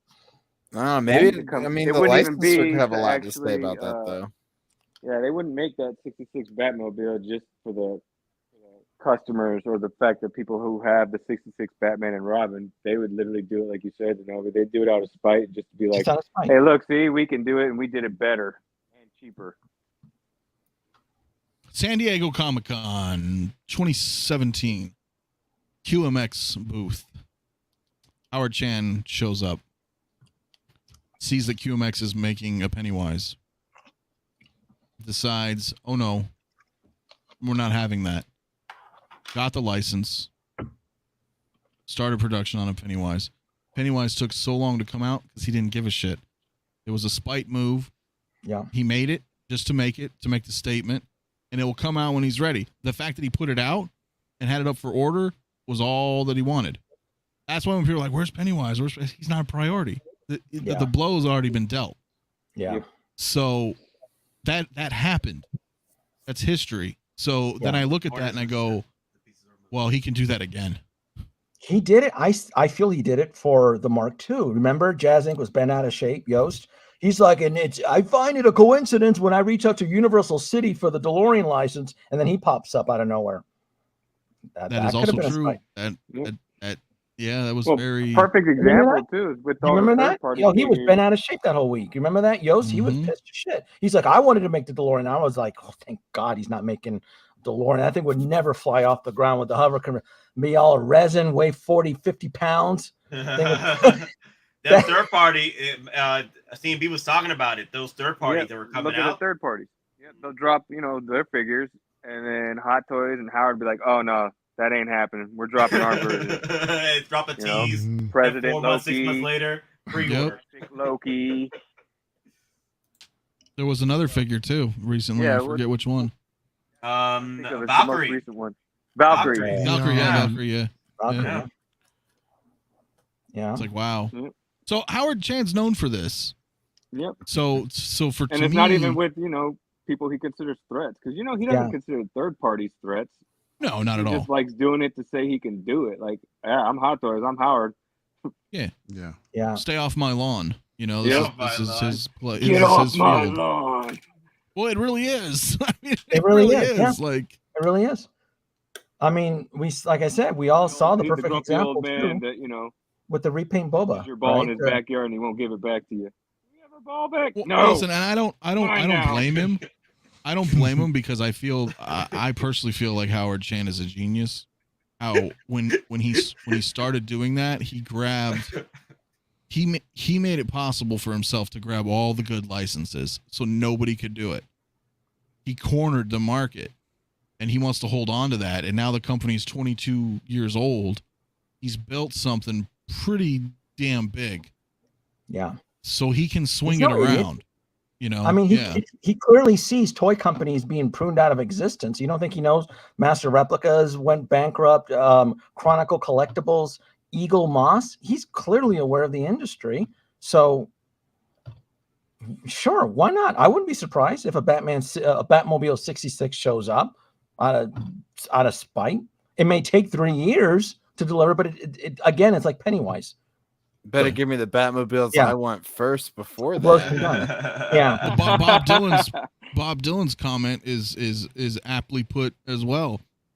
He don't give a shit enough. I mean, he even kind of hits the own it's his own customers. He doesn't give a shit. He's like, you're gonna buy it. Like, this is my territory. Mm-hmm. He don't care as long as we help him buy his next 100-foot yacht. He don't care. Pause. Bob Dylan. Mm-hmm. Yeah. Nate, I gotta go. I gotta wake up super early. I gotta take the kids to school tomorrow. Yeah, they were on. I think kids were on break this week, right? Somebody was on. No, I have to take him tomorrow. She's busy, and I gotta wake up super early. I gotta wake up at 7. I got you. Yeah. So I gotta go. Gotta make my exit. Howard will be collecting double milkshakes. Got that right. Man, I can't wait till October gets here. It's gonna be interesting. I think what you said, like to get the book clean, get the books green at this point. Oh yeah, put the green. books. Anthony says the same thing I say. It's time to balance the books, boy. Get those invoices out. Yeah. Oh yeah, they're gonna get hit. Yeah. I mean, it depends too. Like CT603, right? Same thing, right? Yeah. I question whether or not they could go out of business. Absolutely. Still doesn't mean like where they are now, though, is still in that position where they can do whatever the hell they want. Now, I'm still questioning. Yeah, but again, CT603, I'm questioning all of them right now. Yep. So, yeah, InArt, I mean, all of them. Again, it comes down to the customers. That's like what I said the other night. I mean, that is the problem. Like, if the customers stop buying CT6, then they're gone. Well, yeah, listen, man, it's fucking both, man. Not everything's black and white, bro, right? I mean, you can still have these master plans, but if shit goes tits up, you're screwed either way. But you can't just be a business without thinking that. Well, they probably had all these master plans in 2020, and then the world ended, and so they were probably like, shit, curveball. Yeah. I feel like they're doing all right now because they literally just opened up a store a few months ago, Shanghai store. Why did they do that if they were really hurting? Eagle Moss, I was reading their financial reports, and they were even when they didn't have the money, they were still spending it on credit. Where they did a couple last ditch efforts on a few subscription builds, and one of them was the Enterprise D. And the fact that the actual tooling wasn't even completed for the Enterprise D kit, there is no additional tooling. They ran out of money. That was, they did a lot of. You're essentially throwing shit. Funds are dry. So again, we saw big companies, but Hot Toys has yet to show an example of the actual ship underwater. Are they picking up water on the deck? Is there sailors with the buckets and the? Yeah, I kind of feel like they are, but I also feel a lot of toy companies are right now. Kind of feel InArt is doing it. I kind of even feel that Exo6 is kind of doing it too, right? So is Sideshow in trouble? The actual distribution, where they're so buried in merch that they're constantly they're throwing discounts at us at every second. 10% off. 20, please, can you add this on your cart? We'll knock you 25% off. Free shipping. We don't know what situation Sideshow is in. We hope they're doing good, but with all the cancellations and hell, just a Christopher Nolan Batmobile. Can you imagine? You can get 10% off on that. They must be sitting on what? Just think about that. 100 units of the Christopher Nolan Batmobile. What is that, like 1,200 square feet of space or some shit like that? That's in cubic volume. That's like the size of a house. Just 100 units. Yeah, you can still get it right with events. Yeah, off. like I had the tumbler. That's a big ass, giant ass fucking box. Like I needed help just carrying up the stairs. So if they're just sitting like 100 units, I could only imagine that'd be like 1,200 square feet of volume. Jesus, that's why they're still finding shit in their warehouse years after something sells out. So they don't. That's probably why I feel that they didn't want to take on the pre-orders for the Ecto one. So. Nailed it, man. That's why Howie's so cutthroat. Piggybacking the entire country.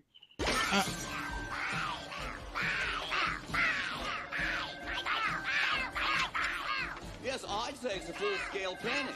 Are you having a run on the banks there yet? Well, it's rather brutal here. We're advising our clients to put everything they've got into canned food and shotguns. All right. It was a pleasure. See you guys. Bye-bye, everybody. I got to run. See you later. Oh, my God. Wow. Good talks, man. I didn't see the stream heading from InArt to Jazz Link. I'm like, I didn't see that. I saw InArt, but I was like, damn, like every day. You got Genobi on here, bro. I know Those every conversation, points. yes, those are the mains. InArt and Jazz. There's no question. Look, and I get it. Look, yeah. And I'm just saying, like, I think like Hot Toys is in that position, right, where they can have these big plans because they've earned that position. But at the same time, anybody can be high rolling and be done the next day. But not from companies. That's what I was meaning by like it's customers, right? Like if all of a sudden, like what's happening with Sideshow, pre-ordering, or sales for everything because no one's really pre-ordering, Well, that can trickle back to Hot Toys, right? So the customer has a direct effect. You know what I mean? On a company at the end of the day. So, but you could still be in a great position, but unforeseen events unfold and you could crumble. Yep. Literally overnight. That's true. There's no updates or word from Hot Toys. They just continue doing what they're doing. So you can go to bed one night and Hot Toys and Sideshows are on top. And you wake up the next morning, you get breaking news: Hot Toys and Sideshow are bankrupt. You never know. Oh, things are going crazy nowadays. You got somebody in the chat there. Jacques. Yeah, what's Jacques saying about the 66 Batmobile? Oh, I'll tell you what. I'm disappointed from Jazz Inc. The paintwork is awful, and one of my wheels is loose. I may return. That's a bummer, man. Yeah. Okay. So my big issue with Jazz Inc. is not. well, there's some other things, but it's mainly the hand paint applications. The fact that they hand paint everything, and it's all like jagged. Really and, like, not. Yeah, it's like the very fine details are not very good. Like I wish they maybe had like a machine process, or maybe someone with tinier hands doing it. But the lines, and you can see it on some of the photos that are now starting to come out as more people are getting it. But you can see how some of those like red pinstripes aren't very clean. Yeah, I think it's more the fact that that's a has damn painting it shame rather right than there. actually hand painting it. Yeah, see, I would be disappointed customer if that was true. Especially waiting as long as people have and paid as much money as they have. Like 5 I would years expect wait, those dude? lines to be perfectly sharp. Exactly. Yeah. So I want to bring up Justin's comment use here. the paint tape and make the damn pinstripes, so that way you know they're Mm. straight. So Justin said this about 15 minutes ago. Nate, where do you get the energy to do the streams? Round the clock. Cocaine. Cocaine. Not toys. You got that Scarface clip? It's one hell of a drug. No, but I got the tremors. You smoked his ass. Doing what I can with what I got. Bro, that's not OG trimmers. That is some fake trimmers right there. If it doesn't have Kevin Bacon in it, it's not Tremors. Right. I'll give you the original sequels to Tremors, but not the like. Well, that's the Tremors series 2, though. I love the Shriekers. You get Tremor 2. That was Tremors 2. Yeah. Yeah. It was after part 2 is when it went downhill. Right, Is when it exactly. went too I'll bad. allow it, is what I'm saying. Yeah, 1 and 2, they should have just left it at 2, man. When they went 3 and 4, like 4 was what? When they had the walking, flying ones? Yeah, dude. Well, I think number that like 4 a was TV the show now. Now the TV show wasn't too bad though. I really enjoyed the TV show because they were going deep into like they were going to deep in like Area 51 Shrieker mutations and whatever. Hey, it was fun. They went off, like jumped the shark with the show. But it was a TV show. It's like that show Yeah. Zombie Nation. Yeah. on Sci-Fi, Completely right? off the Sci-Fi. charts. Yeah. Oh shit! All right. Sci-Fi is good about that though, man. They'll get a show and they'll just make it completely wonky, like that Zombie Nation. Oh, Z Nation. Yeah, I watched that for like 2 seasons. Yeah, dude, did you ever see that episode where it was like they did it like Critters, where it was a giant ball of zombies that were just rolling down, and like if you got caught in it, Critters. they did it just like Critters. Sounds like rubber. Spoiler alert! I think I stopped midway in the 4th season or 5th season. I went deep when they killed the redhead. I was like, okay, I'm gone. You killed one of my favorite characters, one of my new favorite characters for 2 seasons. Like that, I'm gone. Bye. Bye. Don't do my redheads like that. Don't do my redheads like that. Dude, to be fair, the first season of Z Nation, they killed off most the main characters. They killed a bus full of kids. Yeah, they did. They did. I remember that. They had a group, and within episode 2, it was like what, a group of 8, and by episode 2, it was a group of 4. Like, okay, there went all the main characters. Wait, I just realized V is gone. Yo, yeah, V's been gone, man. It's just me and seeing V from from the first hour, man. From the beginning. From the beginning. From backstage pre-gaming. Yep. So, Mr. Versace brought up that Jazz Inc. may need to get a professional to look at. Let me see. There we go. Jazz might just need to hire a professional painter or something to make sure the things look spot on. Do you think anybody would be willing to pay those prices? I mean, their price is already high. If you do that, prices are going to go even higher. No one's going to want to pay for these things, man. They're not going to sell. It shouldn't be that high to begin with, though. Exactly, especially for the quality that people are getting at the end. Yeah, in my opinion, personally, yeah, I think that's an outrageous price. I could go buy a used car for $2,000. Yep. Dude, I could buy a sweet Honda hatchback, Civic hatchback for $2,000. Yeah, I mean, no joke. Like it's, and I'm not to say, well, then don't collect vehicles. It's not that. Here's the thing, though. When I see a $2,000 one-stage vehicle from Jazz, all I see is, okay, I could spend the same amount with the Ecto 1.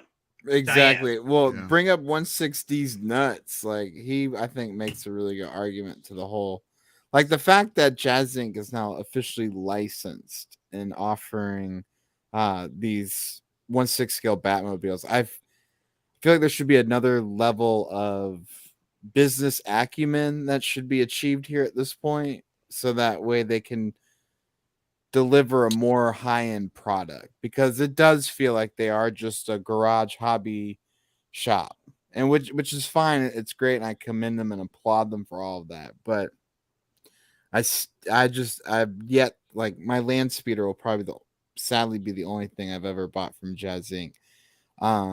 But like, you get too close to it and it just looks like a mess, like a fourth grader painted a cardboard cutout of the land speeder. Joke's on you. It was a fourth grader. It was his nephew. Right? No, yeah, probably really was, you know. Like, I still need to get some acrylic paints, and I just need to touch this up. Like, I couldn't do better, but like, I know I could just add enough like wash to it and enough dry brushing to it to make it look better. Okay, I did get some photos, Bob. Okay, let me save these real quick so I can like zoom in. This is the Jazz Inc. 66. All right, I think I saved them facts all. about, used cars are selling top dollar. Oh, I think Bob sent you some I got photos. top dollar for my. Yeah, that's what I'm looking at right now. Okay. Well, sure, but my point still stands. It's a lot when I guess from my collecting perspective, if I can buy a DeLorean for $700-800, I feel like that's a better bargain. And I know obviously they don't have these other vehicles available, but that lends into the earlier conversation where if Hot Toys drops it, I'd much rather get that. Oh no! Oh yeah. So this is the pinstripes. Yeah. Look at that bleed out wash. Wait, Nate, go Oh back. no! Wait, aren't these older photos? No, these are the new. The new. Yeah, this is Look at that. like Look at the within last stripe. couple Look at the days. second stripe in the middle. Look at in the middle. The paint breaks away. You can see. Look, black you can see on the protruding one through. on the left side that's a touch up right there. That one little blob. That's a oh yeah, that blob, right? Well, you can't see me pointing it, but I see it. Oh I see yeah, it I'm over on the here left pointing at side. my screen. I know. And everything. So am I. I'm like, it's right there, guys. You don't see it? Like, yeah. On the left side, there's that blob. Yep, and then you can see on the And on the edges right, where it too, yeah. bleeds out. They weren't using Ooh, a yeah. fine. They weren't using a man. fine tip brush for this. They were literally using a flat tip. Spread it instead of just making it precise. Just a tip. Yep, they should have been using a pinstripe brush.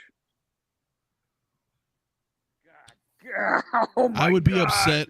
I would be upset. Again, I like Yoast. What the I hell? do. But if you're licensed, What is that?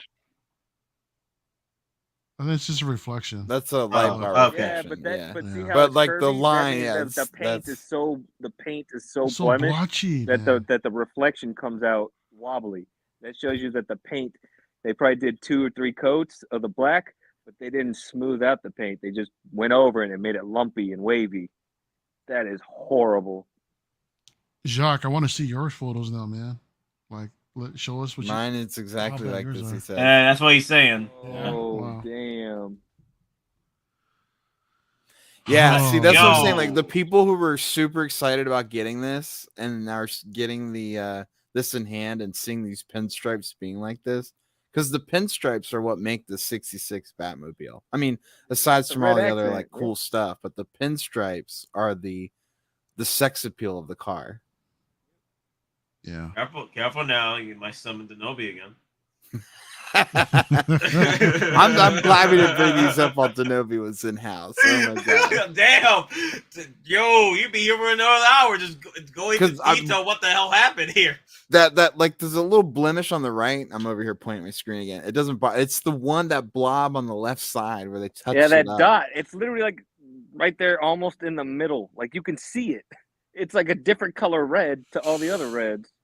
160's nuts. Wow, weird. Justin never mentioned any of these. Well, maybe he got the perfect one. The perfect No, Sure if he you did, watch yeah. this, Perfect if two you watch grand. his review and actually watch it, you can see that the paint imperfection are in his videos. He just doesn't mention it, which is fine. That's what a car salesman does. He's like, And I've always bam, look said at this Justin's a trunk. good You car could fit salesman, 4 so. dead hookers in this trunk. But like I remember, like when I used to sell cars back in the day, like I would like do everything I could to avoid showing any paint imperfections. Look at I that remember one time I was blotch trying to right sell a there. Corvette. is oh my That is awful. gosh. That looks like touch-ups I've seen on used cars. You go to AutoZone or something and you get the touch-up paint pens. Right, exactly. I would be seriously pissed off if I bought this. Me too, man. I'm just is speaking it- facts. If it's So like Bob that. Dylan sent us these. So They're from CT63. yeah, they're from Bob Dylan's photo library. yeah, Bob Dylan, man. Hey, he's reliable. Bob Dylan, man. That's why we all stuck up for him earlier. Hard, man. Big Bobby D. Oh boy, what a shame. Seriously. Yeah, I actually it doesn't wanted look this. I was that considering far it. away, but like I said, you get close to 5 these years, things and it falls apart. $2,000, and this is what they give you. I would be so pissed. If I was a real Karen, I'd be calling up WB's licensing office and be like, "What the fuck did you do?" Now, Doc. Doc. Don't give anybody funny ideas, my man. I'm gonna turn into that lady that was turned into a meme about being a Karen, that lady on the phone, calling the cops on the barbecue. I'll be like that with Jazz Inc. I would like to speak to your manager. I am the manager. I would like to speak to your mother. No, yo, the Nobi's now just writing things up. Write that down. Don't listen to this casting right here. Yeah, Oh, that man. is chapstick. I mean, that is fucking nail polish, is what it looks like. Yeah, that's Like they took a nail polish brush and just went. like somebody took like spray paint and just did a quick. Here's the one saving grace: if anyone out there ordered the 22 Batmobile, I hope that you ordered the clean version of the Batmobile, because that weathering is going to look like shit. You know what he's gonna do, right? He's gonna literally roll it through dog shit. Well, He's like, gonna be like, yeah, even on their weather defense. prototypes, their brushstrokes so it looked all wrong. I try to provide some constructive feedback on that, and they're just like, herder. I was like, okay, all right, whatever. I'm not gonna be able to sleep tonight. Yeah, no, me neither. Did you order this? Did you end up ordering it, Mario? Gonna have a fucking No, nightmare. I think I did, but I believe he refunded me. He refunded me for something. But yeah, I wasn't paying my notes on this thing just because this was the problem. This is what I was afraid of. When I knew that he was having his kids and everybody else paint and not him, only or whatever like that. This is the result, man. This is what you can expect. You can expect these kinds of things coming from him when it comes to these vehicles that we're seeing, or anything else other than the dioramas, it seems. So, because I was gonna. If he does his own QC, how could you look at this knowingly and be like, "Yeah, this is good to go. I'm totally gonna send this to a customer." Maybe no one will notice. Ship it. Not when everybody's got 4K. Everybody's got 4K nowadays. Everybody notices. To be fair, James C, just talk to Bob Dylan. He finally sent me them. Yeah, Denobi would be eviscerating Jazz Inc. right now. Here, let me beat Denobi real quick. See, I told you guys. I told you. I'm the prophet. I told you. Popsicle sticks and bubblegum. That is because see, I wanted to buy it. Mario, I was talking about trying to, find a Batman and Robin, and I was like, well, let me wait. Let me see how the Batmobile turns out, because I didn't want a Batman and Robin if I didn't have the Batmobile, right? Because this was coming, so I was like, oh, that'd be really cool, but I'm gonna wait. And so for me, I guess I don't feel as bad as a buying customer, but I was looking forward to this, and I wanted to see photos of in hand what people's initial thoughts were. So this for me is kind of a bit of a letdown, bro, because I was really wanting to pick this up, and no, yeah. I mean, especially brother cousins and I too, man. We both have these damn figures, dude, and we want this, right? But we don't want to. We're not trying to pay $1,500 for this kind of quality, I mean, yeah, this when lack of, I think 1,500 or $2,000, I'm thinking the Ecto 1 from Blitzway, and I'm gonna go with Blitzway. yeah. If You're gonna want Mattel that can do a better perfection. paint job than you, problem. What he should have done was molded the plastic out of the red. Maybe that'll be version 2. Right? No, I don't know. Or not even the plastic, but the resin, whatever the 1.5 fuck product they use. I mean, the black looks fairly smooth. You know, that looks. Dots in the black paint. Yeah, but what's that like speckling going on down there at the bottom of that? But panel? no, but is it? Could it be left over from styrofoam or something like that? Because Probably. That Yeah. happens too. Could be. That does look like it might be styrofoam. I thought it might be chips in the paint because it looks like pieces are gone. You know. That's what I'm I looking thought. above But it the could be red from line. the packaging. Yeah. Maybe Yeah. I don't know. We just don't know.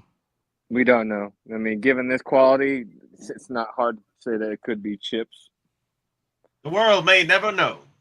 or it could be white paint that he didn't even pay attention to. Oh my and flicked god, it on there. Monica's seeing these photos now. Yeah, Monica. But I have a feeling here we Monica's go. already seen these photos. Oh, look at that. Yeah. Monica, we're lucky Monica's at work because Monica. I think this is the front grill. You can all see types this. of bombs. Roasting.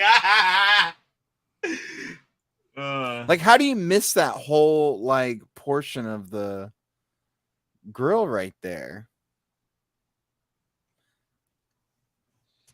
That's So yeah, it's bad, unfortunate, man. It's so bad.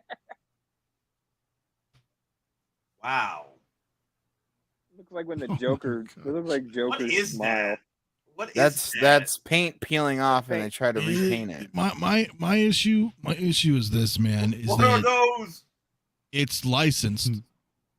So if I imagine picking up even Sideshow, let's say, and I'm not saying Sideshow's bottom of the barrel, but I'm saying they're more budget friendly.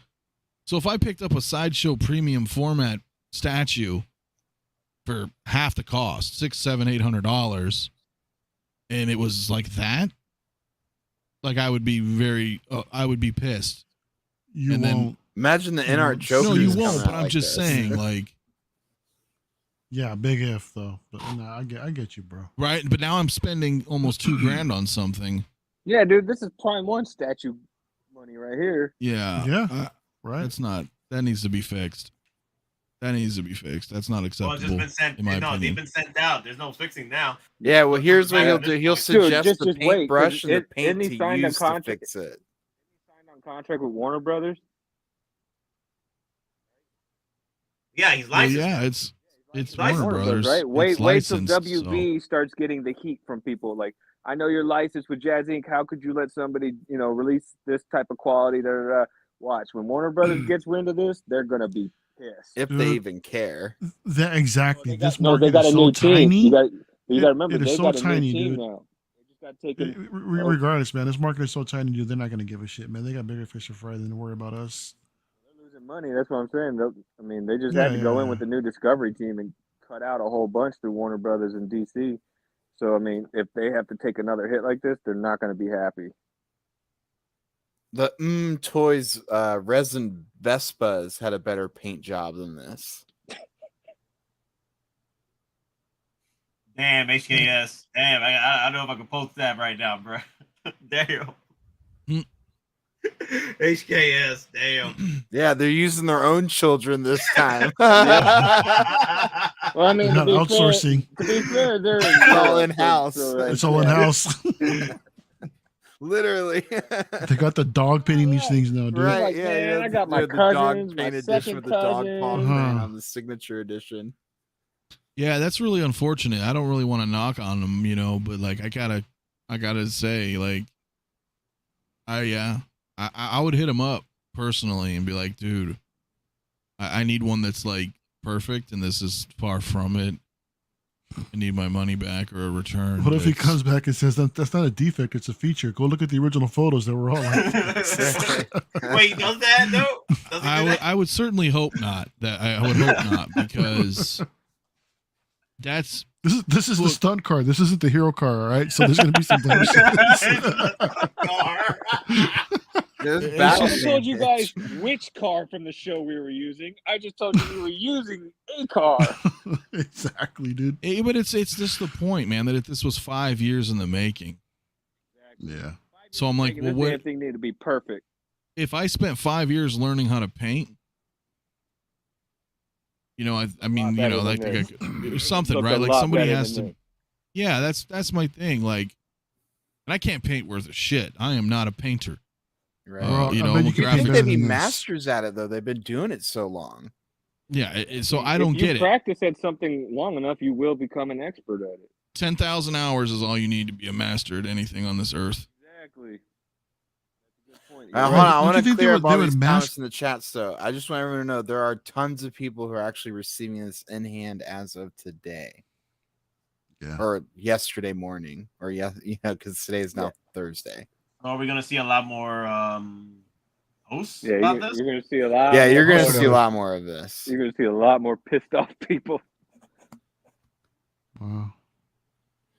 Because from my and these are the final production runs. So from what I understand, what may have happened with is it's possible that when they were going through the production process, I know that they were using a and you can find this in their group, but they were using a tape to cover up the areas that were going to be used for the pinstriping.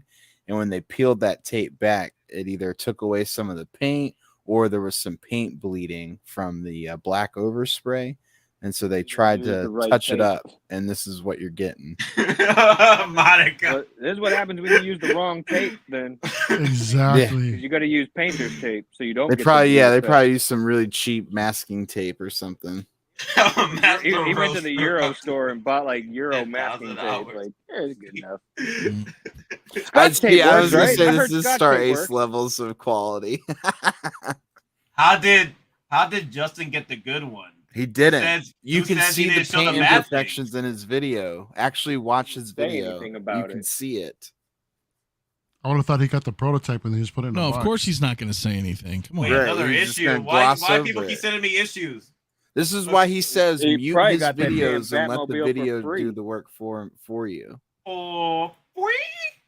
That's probably why he didn't say nothing negative. He probably got it for free. Daddy, chill. Isn't Daddy, his chill, name on baby. the box too? Maybe. Okay, so let me see. There's another issue. What is this issue? If I want to see what Jock said he has one. Did he send his yet? Yeah, Jacques said he had the same issues though. He said he had the same paint issues in the photos that we were looking at.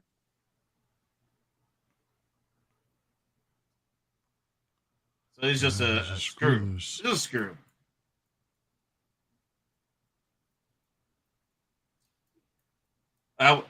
Well, screw loose and then the paint job added to it. Yeah, people will be pissed. For $2,000? Yeah. I mean, it looks good from far, man.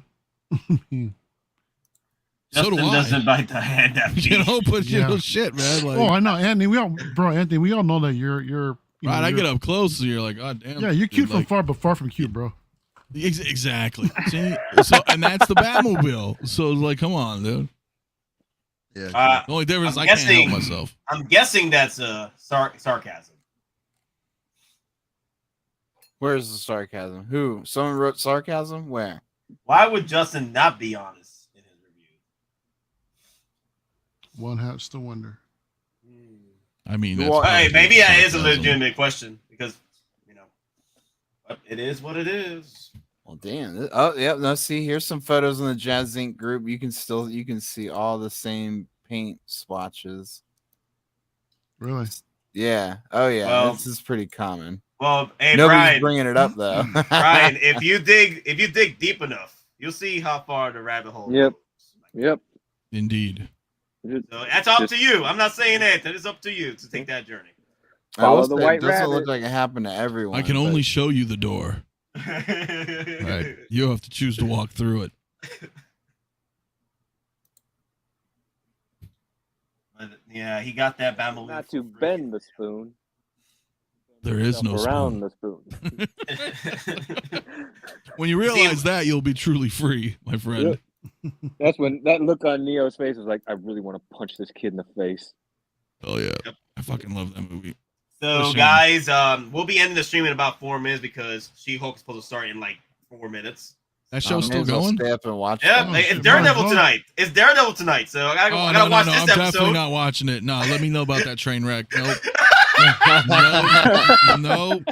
No, you're not ruining my fucking Daredevil, dude. Hey, Season 1 through 3 is perfection, and I don't need a Disney. What he's gonna do? I don't care. I don't care. I'll buy the classic suit hot toy, but that's it. Is he gonna twerk on She-Hulk? No, dude, no, don't do that to me. Do not ruin Daredevil for me. I think they were going to, man. I don't like no. I don't even want to get in a rant, man, because you're gonna rap. But Hey, Brian, you're right though. I gotta watch Mommy Hulk. I gotta watch her. Yep, you're right. Yeah, those are quick episodes. I might stay up and watch it. I'm just saying, Daredevil 1 through 3 was like the shit, and it was not Disney. So I don't know what they're gonna do to him if I don't. No. Well, they are both They're lawyers, supposed to be leading into Daredevil Shadowlands, and that's what we're gonna get with the reboot. Some of these photos in the Jazz Inc. group look a little bit better than the photos that we're seeing. Honestly, you know, with all the animosity between Denobi and Juice, like Denobi can just help, like, hold the combo on his street with him. So that'd be quite a pay-per-view moment. That's still a problem, Doc. I'll just say that if some of the photos are looking better, that's still an issue. Right. No, yeah, you can still see some like wobbliness in the line. Like it's not like machine shot. Right, but that was my point earlier, was that the consistency, right? Like if when Hot Toys gives us the DeLorean Mark II and all 5 of us on the panel buy that DeLorean Mark II, we're all going to have the same DeLorean Mark II. Yep. That's my point. No, I agree. Yeah, I'm not disagreeing. Yeah. Right. Where you're like, damn, I spent $2,000 and mine looks like a kindergartner painted it. I'd be throwing up if that showed up in my right, and then you're like, damn, mine's great. Sorry. I'd be like, what? No, like that's not like, no, dude. Nothing's wrong with mine. You know. So guys, you should go get a return. Just pretty much to end things off, let's go down the list of the panel. Let's think what you're going to be doing the next few weeks or this week or what have you. Doc, what you got going on this week? Unboxing a lot of toys. Any streams? Maybe, videos? I don't know. I got a wedding Friday and a bunch of other stuff going on. Maybe Saturday. I don't know. Football season takes up all my time. I feel you. When does that start? Like 2 weeks ago. Dude, I don't. Obviously, I'm not a golfer. No, it's fine. Yeah. And Professor Sword, how about you, my good sir? Hey man, thanks for having me on tonight, dude. This was nice and cool, hanging out for about an hour or so, a little over. It was fun. Later on tonight, we've got Uncivilized Scoundrels, myself, Lael, and some of the rest of the crew. We're gonna be talking about Andor pretty much on the channel. We're gonna be discussing episodes 1 through 3, so that'll be an interesting topic of discussion. And then Friday night we got LWO. We're gonna be on P-Rock's channel, so that's gonna be fun, celebrating his 1,000 subs, man. So congrats to P-Rock out there, bro. And my boy Proc, let's go. Proc. Hell yeah. for the uninitiated.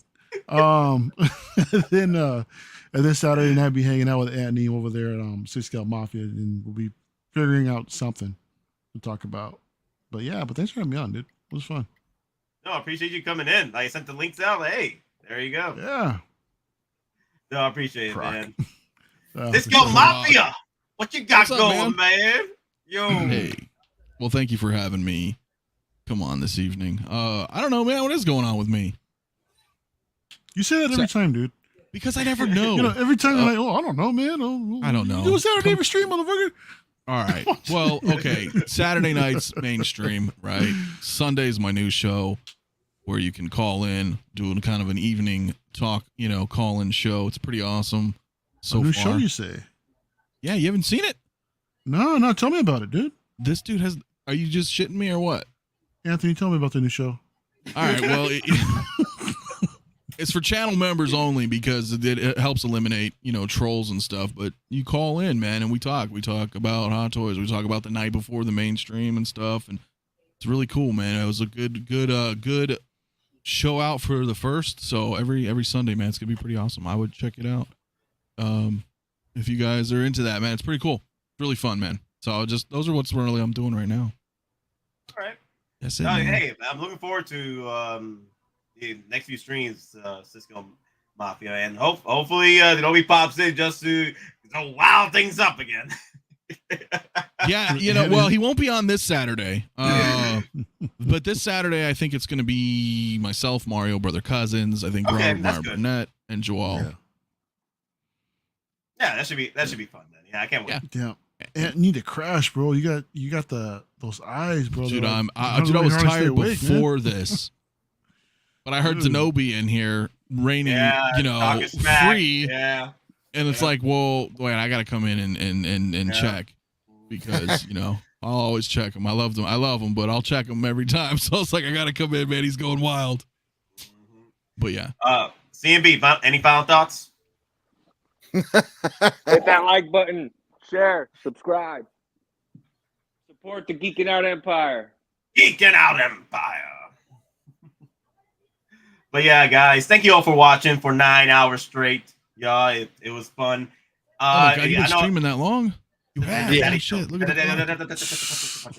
That's all in the past. That's all in the past. So yeah, I know everybody's 7 talking hours about ago. 24. Yeah, everybody's talking about like let's do 24 hours. Well, it has to be a special occasion, guys. I mean, and watch Daredevil drop in the next couple of minutes. Daredevil drop. No, it has to be like N1, Rancor. Hey, Tatiana looks good in this episode, though. I'll tell you that. No. I'm watching. I'm about to be over there in just a minute. So y'all just be safe out there. Be safe with your pre-orders. Be mindful, and don't get too hasty, guys. Don't get too hasty. And remember, we're just simple collectors trying to make our way in this freaking galaxy. Weapons are with you always. Later, guys, and also remember, Hot Toys finds a way. Simply saying that life finds a way.